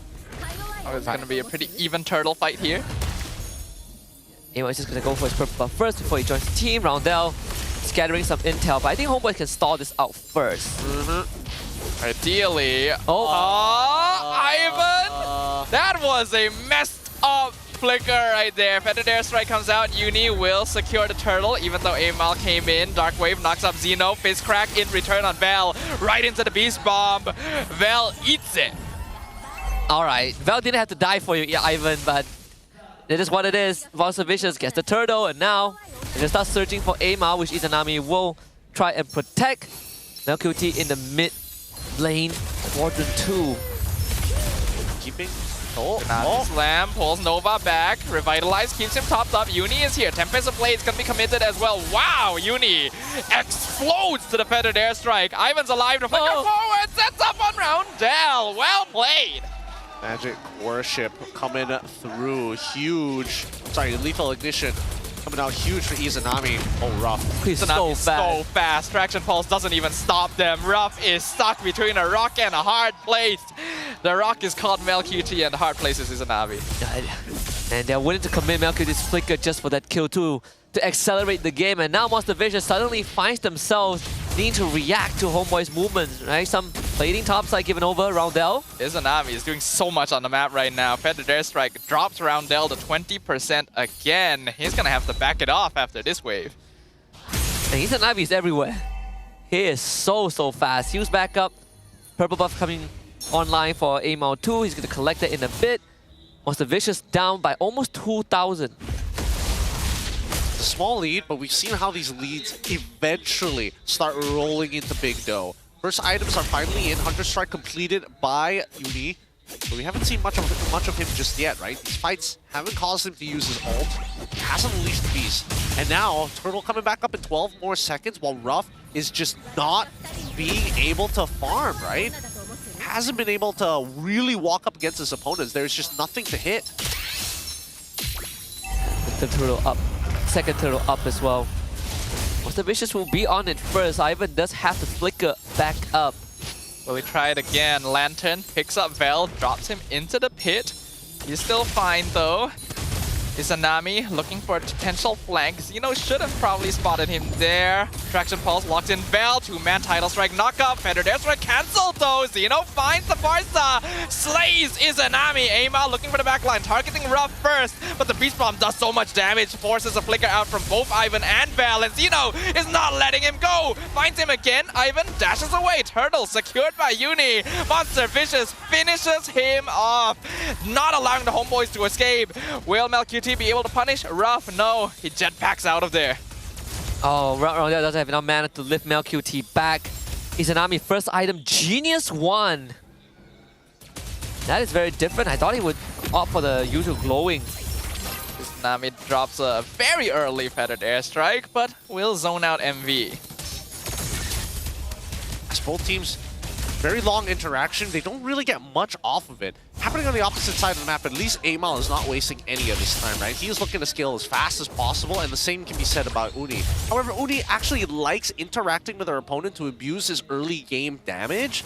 And even if he has to wait later into the game, I mean, sure, he can still have that one-shot potential, but it's just a very, very slow early game. Uzi finally slow down a little bit. That's kind of what we want to see, a bit of a breather for both sides. And then Nova and Zeno, especially Zeno on this Badang, has been on the money, right? He's getting crucial cancel, he's staggering the right backline targets. An attempt on the Lucas. Ouch! Woo! Look at that damage. And that's why this hero is ridiculous sometimes, you know? Nana missed the fist break, and now he's gonna get jumped on. Still manages to cancel the Feathered Airstrike, but he's 1v3, so AERO will eventually finish him off. What is the rest of the team doing as they see all of this happening? 3 members down. Oh! Ivan, does he have the Tsunami Slam? He's gonna delay it, wait for it. Purify comes out from Roundel eventually, and he will ult away. Oh, good save from Nova. That taunt really stopped MelQT from continuing that Rhapsody that I feel like would have killed off Roundel. But it did force the Crimson Beacon out. Turtle online in 5 seconds. So Monster Vicious are going to be missing some crucial resources. Speaking of resources, Turtle is up. They're getting some good damage on Ivan so far. Wait, Feathered Airstrike, they got Uni. Val trying to get the crush, but the Red Tree gonna be used in return. Izanami almost dies to Xeno, but he's able to fly away. AOG comes in, knocks up Val. AERO secures the Turtle. Now HomeBois looking for a Tidal Strike, knocks up 2, Revitalize, popped off by Novak's Kobar. Can he survive? Looks like the answer is yes. HomeBois can no longer continue. They slowly start pressing for the space. No mid-structure. Oh! Two-man knockup. The Flicker Tidal Strike picks up Roundel with the Tsunami Slam. HomeBois gets the kill. They're keeping it clean this time. Really clean execution from the side of the HomeBois. They're trying not to make as many mistakes as they did before to give Monster Vicious any sort of lead. Yeah, Ivan having to pull yourself together so that Flicker cooldown is going to be lower than usual. 1.5 minutes, I think, at max stacks. That's going to be MelQT getting the Malefic Raw, and his first 10 Skypiercer stacks, top tier 2, is going to be pushed in. And even though Uni shows up, it's really nothing much that MV can do. Right, so they'll try to trade bottom with that minion wave. They will take bot tier 1. Tsunami gonna stop Xeno from rotating. Should be able to scout out Novak's Kobar as well. Amal is there. They already got the top tier 2. Vel trying to delay Uni's advance to let MelQT get out. AOG going to miss as well, but so much damage from the flash combo. Tsunami Slam gonna pull Uni back into MelQT. He gets the killing spree, and now HomeBois is committing to this. Novak's Kobar dropping low, revitalized, keeping him topped up, and now the flicker backwards. Ruff picks him up and gets the shutdown. Izanami also gonna be melted away with the double kill. Amal will have to make a disgraced retreat. Oh man, MelQT really wish he has a bit more of the Sky Piercer stacks. All of them were within execution range. But now Amal having the Sea Halberd going to help with dealing with Monster Vicious. Still, despite all of that, we're still at a very relatively even game. This even game might finally have its equal breaker at 6 minutes. Sorry, 6 seconds. Both sides looking for position. And now, a higher focus on Ruff to keep him alive as long as possible. As we look at the items, right? He's already got that concentrated energy. He's got Feather of Heaven. In the meantime, his counterpart has already completed 3 full items. MelQT's got it, what he needs to get involved in these fights. Same can be said about some of the supports. Ivan with the Antique, Duras, trying to protect himself. I'm not seeing enough MR, and neither am I seeing the abuse of Blade Armor. Yeah. The goal advantage that HomeBois has essentially all lies with MelQT. He's going to be the crucial target to take down. So far, HomeBois have been depending a lot on MelQT to hold out these late games, but he still does need the space created to actually get to that stage. HomeBois still have the slight goal lead, but it's a lot lower than what they had before, thanks to a pretty solid team fight from Monster Vicious. Ivan looking for a roundel. Tidal Strike will commit to it. Amal enters as well. Better Strike sets up perfectly for the mega kill. Uni trying to target Izanami, but he is also melted down by the Rhapsody. Novak Kobar with the AOG is a little bit too late, and Xeno will be chased down. Amal not able to land a final hit, but MelQT will find a double kill. Finally, the Temple Breaker from HomeBois. A fantastic fight to isolate and pick off crucial members of Monster Vicious. Without roundel, it's so hard for Monster Vicious to keep staying in the fight. Without all the Lantern Flare, Uni got control. He really couldn't move, I believe, by Ivan too. So Holy Defense gone, a solo on the Lord by Amal. Traction Pulse pulls Ivan back into the Stallion Beam. Fist Crack also locks him down, but he's able to flicker away. And he survives everything. So far, so good. The push was all right. They got at least a 1 Holy Defense, although it's on that mid turret. It's not the biggest deal. Athena Shield now purchased by Nova X Kobar to try to survive the initial burst coming in from Izanami's side. I'm expecting this last T2 to start collapsing down, but from that point onwards, with the Lord in hand, you're looking to start sieging. Fel finally getting that Blade Armor. Now, Ruff is going to have a slightly harder time. Yeah, and we went from a 800 gold lead HomeBois to 5.8k, a 5,000 net worth advantage, just off of 1 Lord.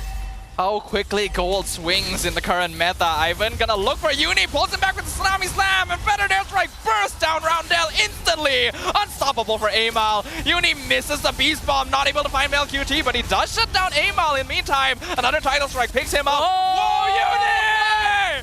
The double kill, and he's still going. The flash combo on 2. He sets up for the rest of Monster Vicious. He finally goes down, but Vel as well will be left in the lurch. 1v3. He's surviving a really long time with all the frontal pursuits. He's still alive. He's still going. Ivan's still here. He's getting healed up. Better Strike. Vel! HomeBois! How are you doing this? They actually turned it around! Ivan passive, dude, healing up Vel, topping him up, and just like that, 1 fell swoop, all the inhibitors fall in MV's face. Honestly, Ivan's flicker Tsunami Slam was not to kill Uni, it's to isolate him from the fight. He still makes it back in, gets a almost full wipeout on the HomeBois, but the moment he went down thanks to Izanami, it was all Ivan and Vel. That was wild. This is crazy. Both teams really pushing their mechanics to the very edge. 3.4k, all 3 missing inhibitors. That could have been so good for Monster Vicious. They could have sacrificed minimum 1 of those inhibitors, if not saved it entirely if the first engagement when they made contact was cleaner. overall, HomeBois, they really pulled it out of that one. They were looking like the losing end there. I mean, both of them pulled some magic from the hat. Woof. And you can see MelQT, he stole his Legion sword. He's like, I need my Winds of Nature. Yup. We've seen back and forth games, but I feel like that's the first time we've seen a truly back and forth fight. Because HomeBois started off so good, bursted around L instantly, thought they were gonna get Uni. He goes in, he picks off 2, survives all of it, eventually goes down. We think MV is gonna be able to do something now, and Val says no. And mind you, he doesn't even have a Thunder Belt. It's a full tank Phoveus, and he just got the Winter Crown. Gonna be the thickest boy right now. Amal should be easily able to solo this by himself, but Nova Escobar is taking a lot of punishment. Knowing that is good because MelQT. Oh! Goes in for the Fist Crack, finds MelQT, flickers away from the AOG. Federative the Beast Bomb! Uni finishes off the Ordinary Marksman, but Amal secures the Lord away, pops the Beast Form. HomeBois are looking to disengage. They're actually able to escape from it, and look at Amal. Oh my god. Is he gonna go for the split push? He actually goes for the mid lane. He's gonna end the game. Is buying time. He's surviving Winter Crown. He'll eventually go down. Uni is able to get back to the base in time and stop him though. That was close. Amal, he had 2 ways to work with. It did force Monster Vicious back, but with the death of MelQT and Amal, they get to hold the Lord back for one more time. But when the next Lord spawns, it might just be the evolved Lord. HomeBois gets that one, the game just straight up ends. This is an insane game right now. I was not prepared for this. Yo, I don't think anybody was prepared. We expected it to be an intense matchup, but this final game is pushing it to the wire. Still, the advantage is with HomeBois, right? They have a majority of their structures alive compared to Monster Vicious, who have none. And this next Lord should be able to end the game as we are moving on to the 17th minute by the time it actually spawns. Man, where do we even begin if you're Monster Vicious? I think we're just kind of speechless right now. Oh, you look at the damage, right? We're seeing that at least for MelQT as well as Izanami is going to be topping these charts. They're more than happy to do everything. And I think so far, this choice of rapid boots for Izanami has been put to good use. Oh yes, really helps him to rotate, right? Like he's just using his ultimate off cooldown, clear up waves. As long as they maintain that wave in their favor, victory is almost guaranteed. When you have a Ling on your side, nonetheless. Yeah. I mean, a lot of plays have been made, but a lot of outplays at the same time. They're really pushing each other. Xeno flickers, MelQT is able to flicker almost immediately after before getting hit by Nova Escobar's AOG. A lot of good moments, but a lot of things to remember in terms of order. Going in on Roundel, forcing out the Susin ult, instant disengage. Ivan gets pulled back though. The Tsunami Slam cancel, the Fist Crack! Xeno! No, not again. Xeno sets it up for Uni! They found the backline, it's a double kill for the Sacred Feast! Amal now gonna be seeing if he can get some kind of split push in. He's already lost 3 teammates and Monster Vicious is 5-man strong, but Xeno is ready to defend. What is happening? What was that angle? I didn't think the hitbox was going to hit all 3 targets. That was like a hoop-for-all. Like when the wall forms, it falls behind you and it traps everyone in the vicinity. It is. And Monster Vicious, they should be able to get this inhibitor. I'm not sure if they can end the game. Izanami and MelQT are coming back. Retribution used. They will brute force their way through, but at least the members of HomeBois will be back in time for the next Lord. This could be one of the greatest comebacks we've seen, right? We've already seen a comeback by JP9ers without inhibitors. But MV doing it against HomeBois? I mean, I think the HomeBois are honestly cutting it a little too thin here. At this point, you can't let another super play like that go through. You've already given it twice now. A third time, you're really asking for it. Which is what we kind of established, right? There's very less good targets to grab. You grab Zeno, he kills the whole team. You grab Uni, same thing. What is HomeBois' choice? Gonna get pulled in, dodges the traction pulse with the flicker. Monster Vicious still looking pretty healthy. Amal is actually on the opposite side. I think he wants to find Ruff if possible once the fight starts, or go for a split push, maybe. Ivan gonna start things off. Tsunami Slam pulls away Xeno. AOG doesn't really hit anything. Amal comes from behind! Steals the Lord away! Get out. Revitalize comes in. Uni gonna keep kept alive. Gets the Mega Kill back on top of Val. Traction Pulse dodged again by MelQT. Only one player gets killed in all of that. It's an item swap by I believe by Uni. He lost his immortality, now he has a Winter Crown, Amao getting the Malefic Roar. MV holds on for another probably minute. But this Lord, it's not the evolved one, so at least MV don't have to worry about a supercharged HomeBois roster running it down mid. Yeah. This game goes on. Oh man, Uni decided to go for the Twilight Armor instead. They're looking for as many engagements as possible, but again, they have to focus wave by wave, right? They can't just simply run it down mid to try and crack open the base of the HomeBois. With Izanami still around, they have plenty of wave clear. Ivan gonna commit Tsunami Slam on Novak's Kobar. Feathered Airstrike going on rough. Izanami dodges Zeno! My goodness, Traction Pulse pulls him back though. Izanami in trouble. He doesn't have abilities. He picks up rough. He trades it for himself. And now the Tidal Strike picks up Zeno once again. Amal looking for it, but he doesn't have the energy. He doesn't have purple buff. Ivan gonna form the front, but it is still a 1-for-1. Man, the Pigeon of Izanami actually killed Ruff. Now HomeBois is going to start walking up. Ivan, he should have his Tsunami Slam soon. They gotta hold these waves. Monster Vicious doesn't have their gold laner. HomeBois might be trying to force it in with this. Val doing a good amount of poke damage. They've got a fight! Tidal Strike knock up. Sacred Beast Form comes out as well. Flash combo only lands on one. Fist Crack also only on Val, and he's still alive. Revitalized, popped up by Novak Kobar. Nevis plays the taunt. Amal able to dash away though. Still has immortality. Standing Monster Vicious. Haven't lost any extra bodies. They're still holding on. Oh, they've chunked them out hard enough, and now they're like, man, this sucks. I'm out of here. Man, whoever... MV better make it through play-ins. If they go lower bracket, they better make it through the lower semis. But this is a top 3 worthy performance so far. Rose Gold Media now swapped over for Ruff. The conversion of the attack speed over to magic damage, it all is going to pay off. Gets an extra shield, some extra lifesteal. MV holds on 45 seconds until the next Lord. What a crazy defense. What a crazy defense. Had anybody not been able, for an example, Uni, the way that he plays this, okay, jump in, push them as far back as possible, try to live, flash step out of there, and have to redo it again to make sure that he collapses upon 2 waves of minions. This is not an easy game to play.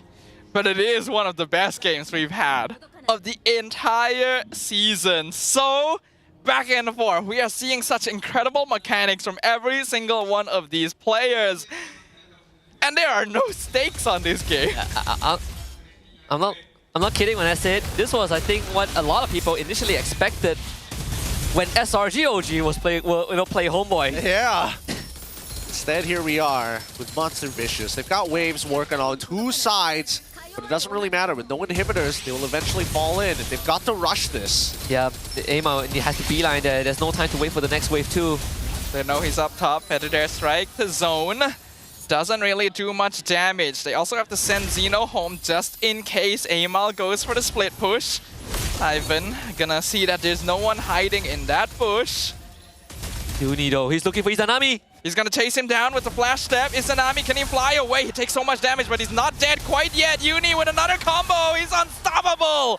And he Winter Crowns away, but Tsunami Slam pulls him back into Melcuti. Then he get the execute. No, Revitalize gonna heal him back up. Val is on top of Ruff. Wind of Nature comes out. Amal diving into the wall. Backs over the wall, and now Val and Amal are stuck. But they finish off his immortality. Ivan's on top of him. Facing down Melcuti. Val is 1v1 against Uni. Val gets the shutdown. Ruff has been found! Melcuti finishes the Rondell! There's so many fights happening on the map right now! But only the tanks are left alive for Monster Vicious! And also they have immortality, they don't have the wave clear! They're just gonna try and hold on as much as possible to get 2-man Dark Wave knockup. Tsunami Slam gonna pull him back forward, the taunt of Fist Crack comes out, Monster Vicious trying to hold on for as long as possible, but they simply cannot do so! HomeBois have finally done it! They have wiped out Monster Vicious! The crystal is theirs for the taking! And what a hard-earned victory it was! Oh man, both teams deserve their flowers. Either way, doesn't matter who won, this was one of the match of the season. I don't know if we could ever top this. At least not in regular season, maybe playoffs will give us more, but it has set the standards for sure. HomeBois maintain their standings and maintain the fact that they are still the superior team in the long run. All smiles across the board for both of our competitors. Disgusting game here, and a real treat for our full house here today. All the HomeBois fans are joyful. Even Monster Vicious fans are pretty excited about how this played out. Nobody is disappointed with this best of 3. It's truly a marathon, not in terms of just game length, not just because we went the full distance, but with how bloody every single game was. Really just pushing the mechanics to the maximum. That is why we got the Infinix GT30 Pro, man, to give these players the optimal performance. I mean, I think we need a breather. Boji, stage is yours. Take it away. Ini adalah perlawanan terakhir untuk Monster Vicious. Jadi berikan tepukan gemuruh kepada mereka, guys. Satu persembahan mantap. Rasa macam final tapi dekat regular season. Betul kata Mars tadi. Alright, soalan yang pertama lah kita macam puas hati. Untuk Monster Vicious, hari ni saya tahu bukan hari awak, kemungkinan ada hari lain, itu dekat playoff. Korang dah lock. Jadi untuk playoff nanti, kemungkinan besar akan bertemu dengan DX Soul dan kemudian bertemu semula dengan HomeBois. Perancangannya macam mana? Korang akan bantai balik ada orang. I like that confident. Terus bantai, maksudnya planning macam mana? Meta macam mana? Kita ada few days untuk prepare apa mistake kita untuk 2 hari ni. Then we should be good untuk playoff nanti. Baik. So segalanya akan berlaku dalam tempoh kurang 1 minggu sahaja, betul? Betul. Okey. Nice. Suka jawapan. Confidentnya ada sebab korang dah pun layak playoff dan secara jujurnya HomeBois pun bukanlah pasukan yang lemah, betul? Alright, jadi untuk Raf, saya ada satu soalan untuk Raf. Raf, kita ada dekat sini kan, Raf?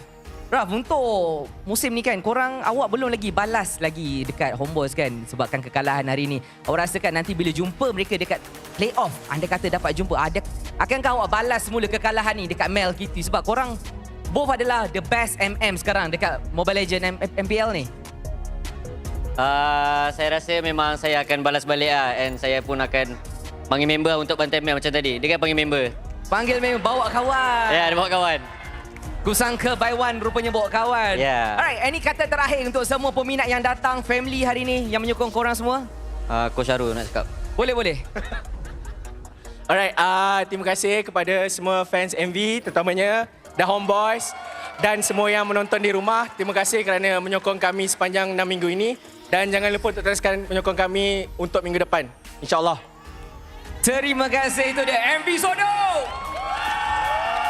Okay, terima kasih. Alright, jemput turun. Terima kasih kepada korang. Dan sekarang, terima kasih kepada anda semua. Pemenang hari ini, HomeBois. Dipersilakan. Anak-anak rumah jantan, ini gelanggang aku. Tempat layaran naksi. Saya tak boleh nyanyi lah, tak pandai. Tapi ini dia pemain-pemain kita. Tahniah. Kenapa jauh-jauh? Sinilah. Sini, dekat. Alright. HomeBois, tepuklah sikit. Itu dia. Satu kemenangan mantap daripada HomeBois. Alright, soalan yang pertama. Kita nak straight away pergi dekat Val. Mana Val? Di sini Val. Ini kita. Ini dinamakan buff water heater. Alright Val. Saya nak tanya sikit lah hari ni. Saya nampak awak datang awal. Semualah satu tim datang awal kan. So sebenarnya nak buat apa datang awal tadi? Dah ready sangat ke nak menang? Terlalu bersemangat. Wow. Memang dah plan lah. Hari ni mesti menang. Ya. Water heater okey? Okey lah. Thank you kepada Daddy dan juga semua yang udah give lah. Thank you guys. Alright. Jadi sekarang Val, korang untuk HomeBois sekarang dah ada dekat upper bracket. Pasti dah lock dah kan. Kalau dah lock kat situ, korang akan berjumpa di antara dua. Kalau bukan DX Soul, Monster Vicious. Antara dua ni, yang mana satu nak jumpa? AERO boleh, AERO dekat atas. Monster Vicious lah. Monster Vicious. Sebab kuat lah. Ya, rematch lagi. Respect. Nice. Okay, kalau kata dah dapat jumpa DX Soul apa semua tu, DX Soul tak nak. Okay, kita nak Monster Vicious. Sekarang saya nak tanya Imal. Mana Imal? Kita punya The Carry. Sinilah Mal. Kita tukar-tukar. Semua orang kena dapat dia punya slot. Sebab ni adalah game yang terakhir korang untuk regular season. So Mal, sebelum ni kan, Rose pernah tanya awak. Kan, siapa pada pendapat Imal kan yang Imal rasa tak pergi dekat playoff? Lepas tu, jawapan tu salah satunya Vamos. Tadi Vamos pergi. Apa Imal nak cakap? Congrats. Okey.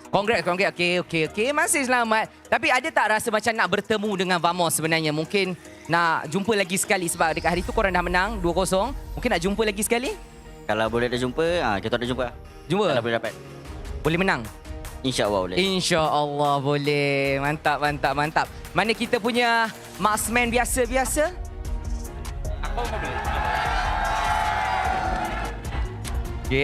Okey. Mel. Ada satu video.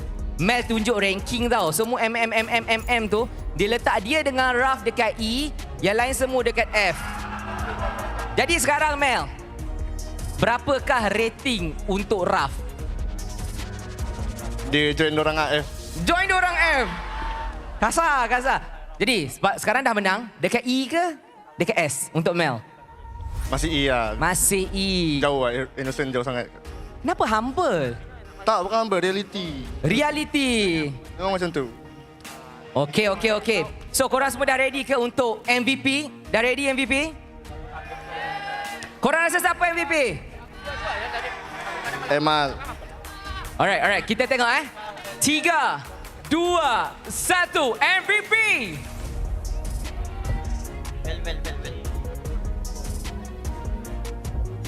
Alright. Siapa? Abe MVP.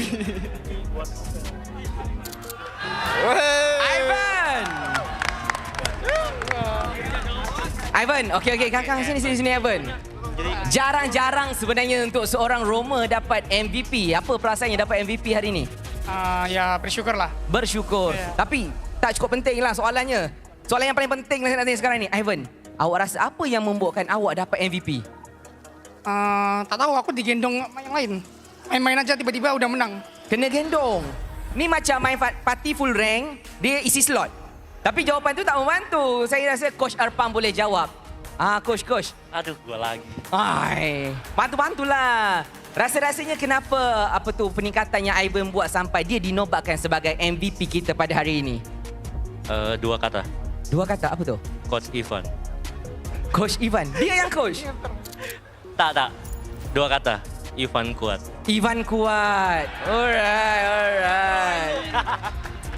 Alright. Kalau boleh bagi sepatah 2 kata lah untuk prestasi Ivan hari ini. Apa pendapat coach ni? Adakah dia cukup bagus dan dah pun bersedia untuk melangkah ke pentas playoff?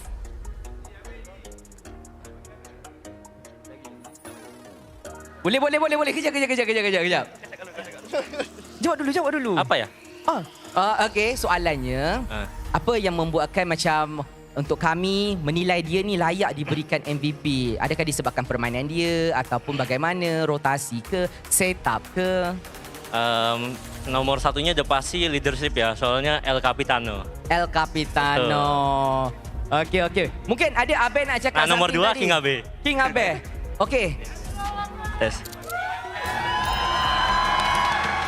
Korang punya brother, Abe. Apa yang nak cakap? Daddy suruh cakap. Tak ada soalan Tadi sebab Daddy kata Abe ada something nak cakap dekat fan.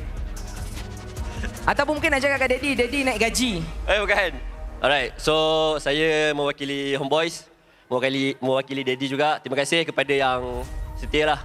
Walaupun bad season kan, last season kan. So untuk tu minta maaf and Alhamdulillah berkat doa semua, kita bangkit sama-sama lah. Thank you Daddy and semua management yang still percaya saya. And kepada semua fans juga, terima kasih sebab percaya kita orang lagi. Kepada Poji juga, tak tahu sebab apa. Tapi terima kasih Poji. Alright.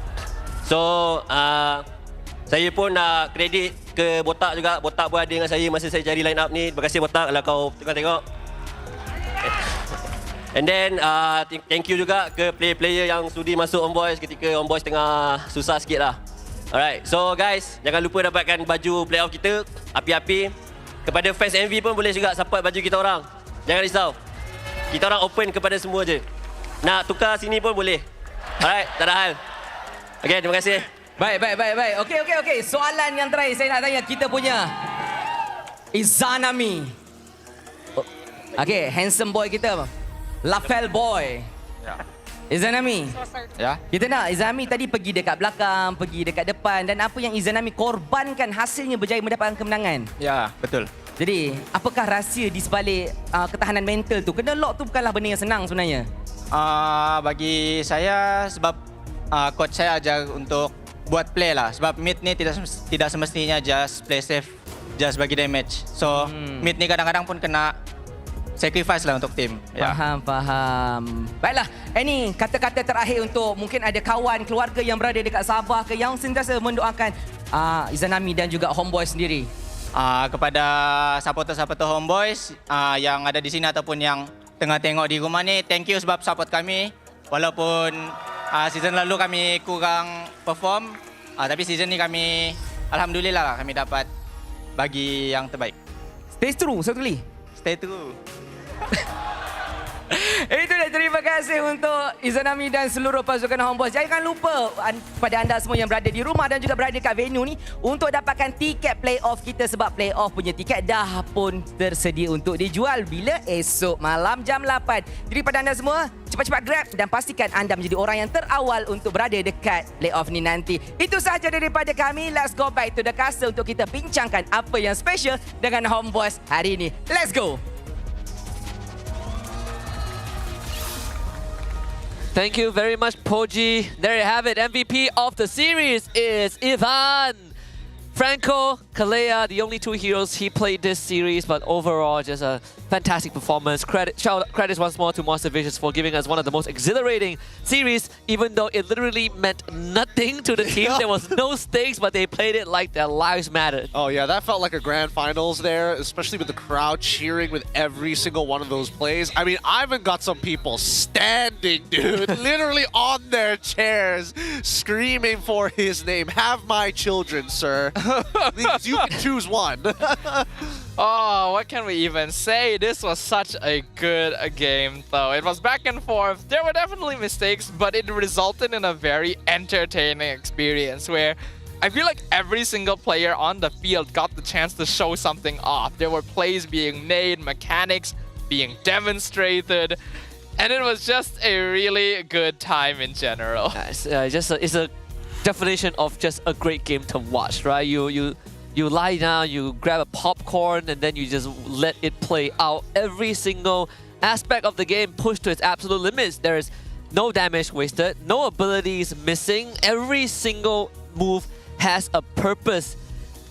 I just can't believe that we almost got a witness a comeback from MV. Yeah, they nearly pulled through, to be fair. They nearly pulled through. And this is with them having no inhibitors whatsoever. It is just raw, can I outplay my opponent? Really nothing else to it. The amount of dodges we see. Honestly, how many stacks does Xeno have at the end of that with his Thunderbelt? Now that I am a little curious about. Did he make... It's 22 minutes, and they were fighting pretty often. Wait, well, in War Axe. When did that War Axe get purchased? That's all I want to know. Hey, he probably had to sell it. He probably had to sell it, realizing like, hey, these items are kind of useless. I need to just live. I need to live, sir. It's like, oh wait, the Kimmy can't kill me anyways. Let me just rub my hands a little bit. The fight is lasting long enough. Let me get down and literally embodying "I want to live" in that last fight when he turned it around, despite Uni's play. Again, what a ridiculous series this was. And what a way to close out the day as well. Like, oh, yeah. As if we weren't exhausted before. I'm not gonna lie, this one woke me up. Oh, for sure. For a good reason. It was a good game through and through. You could see that both HomeBois as well as Monster Vicious were not willing to give up any of the interactions, right? At most, okay, I'm only here to stall. At most, there's something else happening on the side. Like Husky mentioned, no wasted movements here. Very efficient, but also the second part of Monster Vicious, it was very true to both of these squads. Both squads ruthless. Yeah, very ruthless and bloody. Every single punch is meant to knock them out cold. And honestly, we also get a glimpse of how far can all these players go, right? How far can they be pushed when they are locked in, when they are, when all the sensory has been unlocked, when they're playing with 100% of their brain power. this is the quality that we get. And this is just best of 3. There's a chance we see them meet again in the best of 5 in the playoffs. Oh man. They put on one hell of a trailer, boys. They really again, there were no stakes in this game. They've set the bar. What were they doing, really? It was literally all a matter of pride and ego here of who would be able to get that victory in the end. And I gotta give props for that. These teams were willing to fight. They wanted that win, even if it didn't really mean anything from a big picture perspective, but oh man. The mental resilience is definitely a very commendable trait, right? We look at the Hall of Famers. We got AERO Rich Guy still maintaining 896 GPM 22 in a 22-minute game. Mel QT is the carry, Nova Escobar sandbag, Ivan best wingman. I think this is what differentiates between the top echelon teams and the teams who are still trying to make it through to the middle pack. When a game and a series goes this long, how long can you maintain the state of being locked in, right? Like certain teams gas out halfway through. They start getting sloppy. You know, we've seen examples of that, like JP, Rave, even Famos. But not these two teams. They are locked in through and throughout. Yeah, they were in the flow state for a very long time. You can tell after game number 2 where Monster Vicious pulled that back, oh, Udi was going off. He was jumping out of his chair ready for game 3. He really was. Every single one of these players were so ready to levels that we never could have anticipated. The game started off pretty solidly for the HomeBois. We could see that they were able to get the early lead that they played off of in game 1 once again. And at that point, it seemed like we were going to get a similar performance to game 1, right? Especially with Izanami being in so many places at once. Oh man, honestly, it caught me off guard how fast he was rotating and how much he was sacrificing in terms of the raw wave clear, right? After he gets like 2 items, he basically one-shots the wave. And at that point, that's when you just see him constantly around the map. The early game giving those few minions to Ivan to reach level 4 first to create a winning scenario during the first turtle. This was the Ivan Vel duo. Look at him, bow, punch him, bow, gets healed up. Healed up. So ridiculous. Look at him. Vel left the fight with more health than he entered the fight with.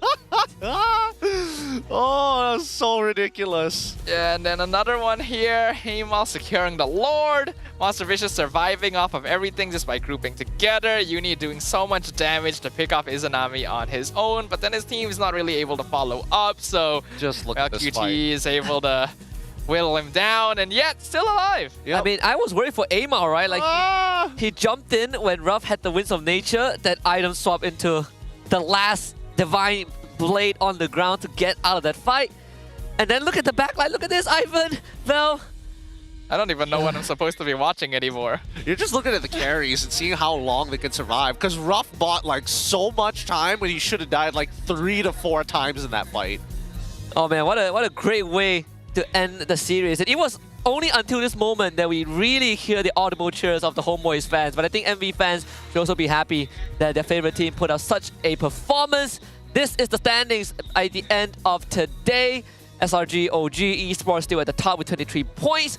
HomeBois 22. Monster Vicious confirmed 3rd place. AERO confirmed 4th. Vamos confirmed 5th. DxO confirmed 6th place.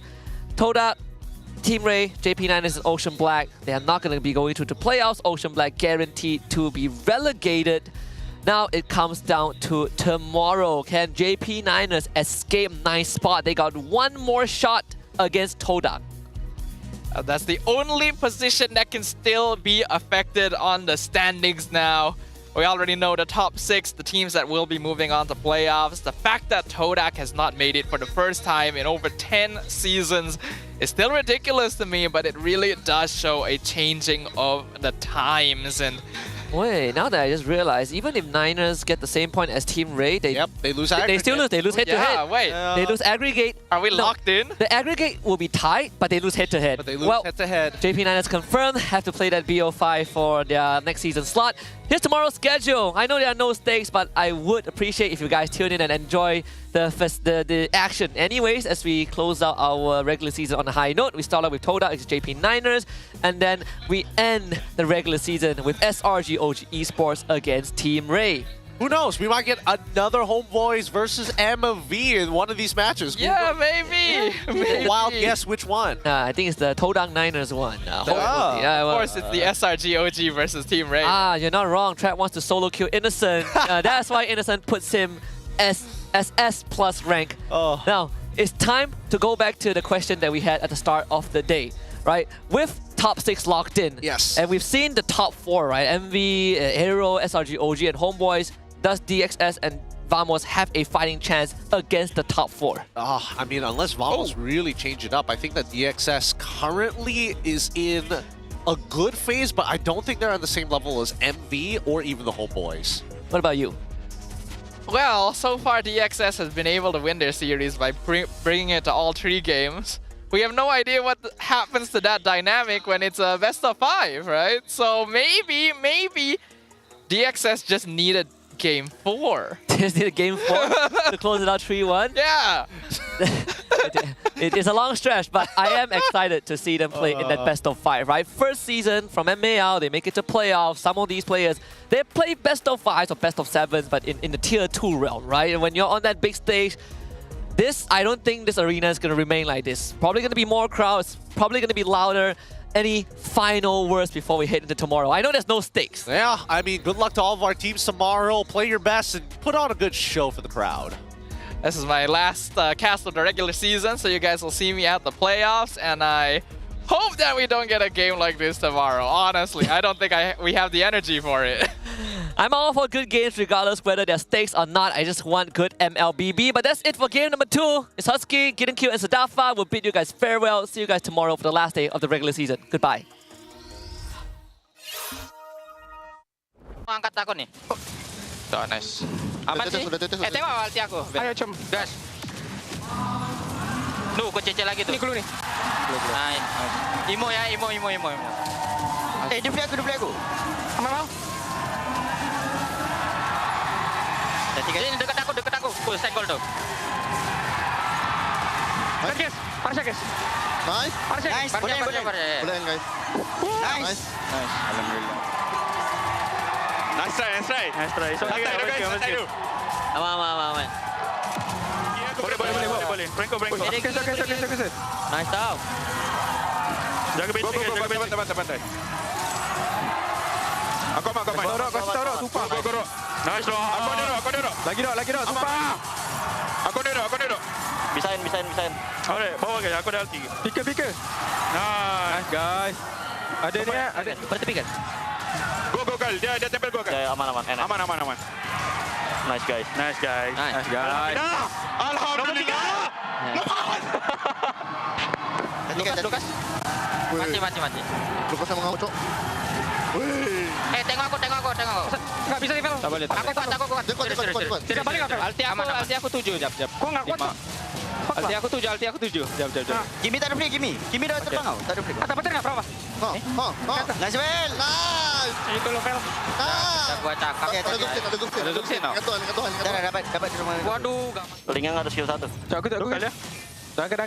Aku GP. Aku. Jangan bobe. Mati tau. Jaga base. Ya, ada. Aman. Aku. Yang mana tadi? Tengok Lukas. Winter. Ada Winter. Bunuh dia boleh? Bunuh dia. Jauh. Posisi batang. Dia no get 3 tu. No get 3. Dong tak boleh lot ke? Lost. Tu tengok. Kimi. Nice. Tunggu on-nya Amal. Kasih tau Mel. Nice Mel. Jadi Mel aku aman ni? Aku aman ni guys. Santai. Boleh Mel. Basic attack. Mati mak kuat Kimi. Nice one. Nice. Kimi mati mak kuat. Bisa atas. Ayo lu. Nice Cok. Koen lu. Defend. Bismillah. Boleh. Tengok jap. Oi. Nice try. Let's go. Nice try guys.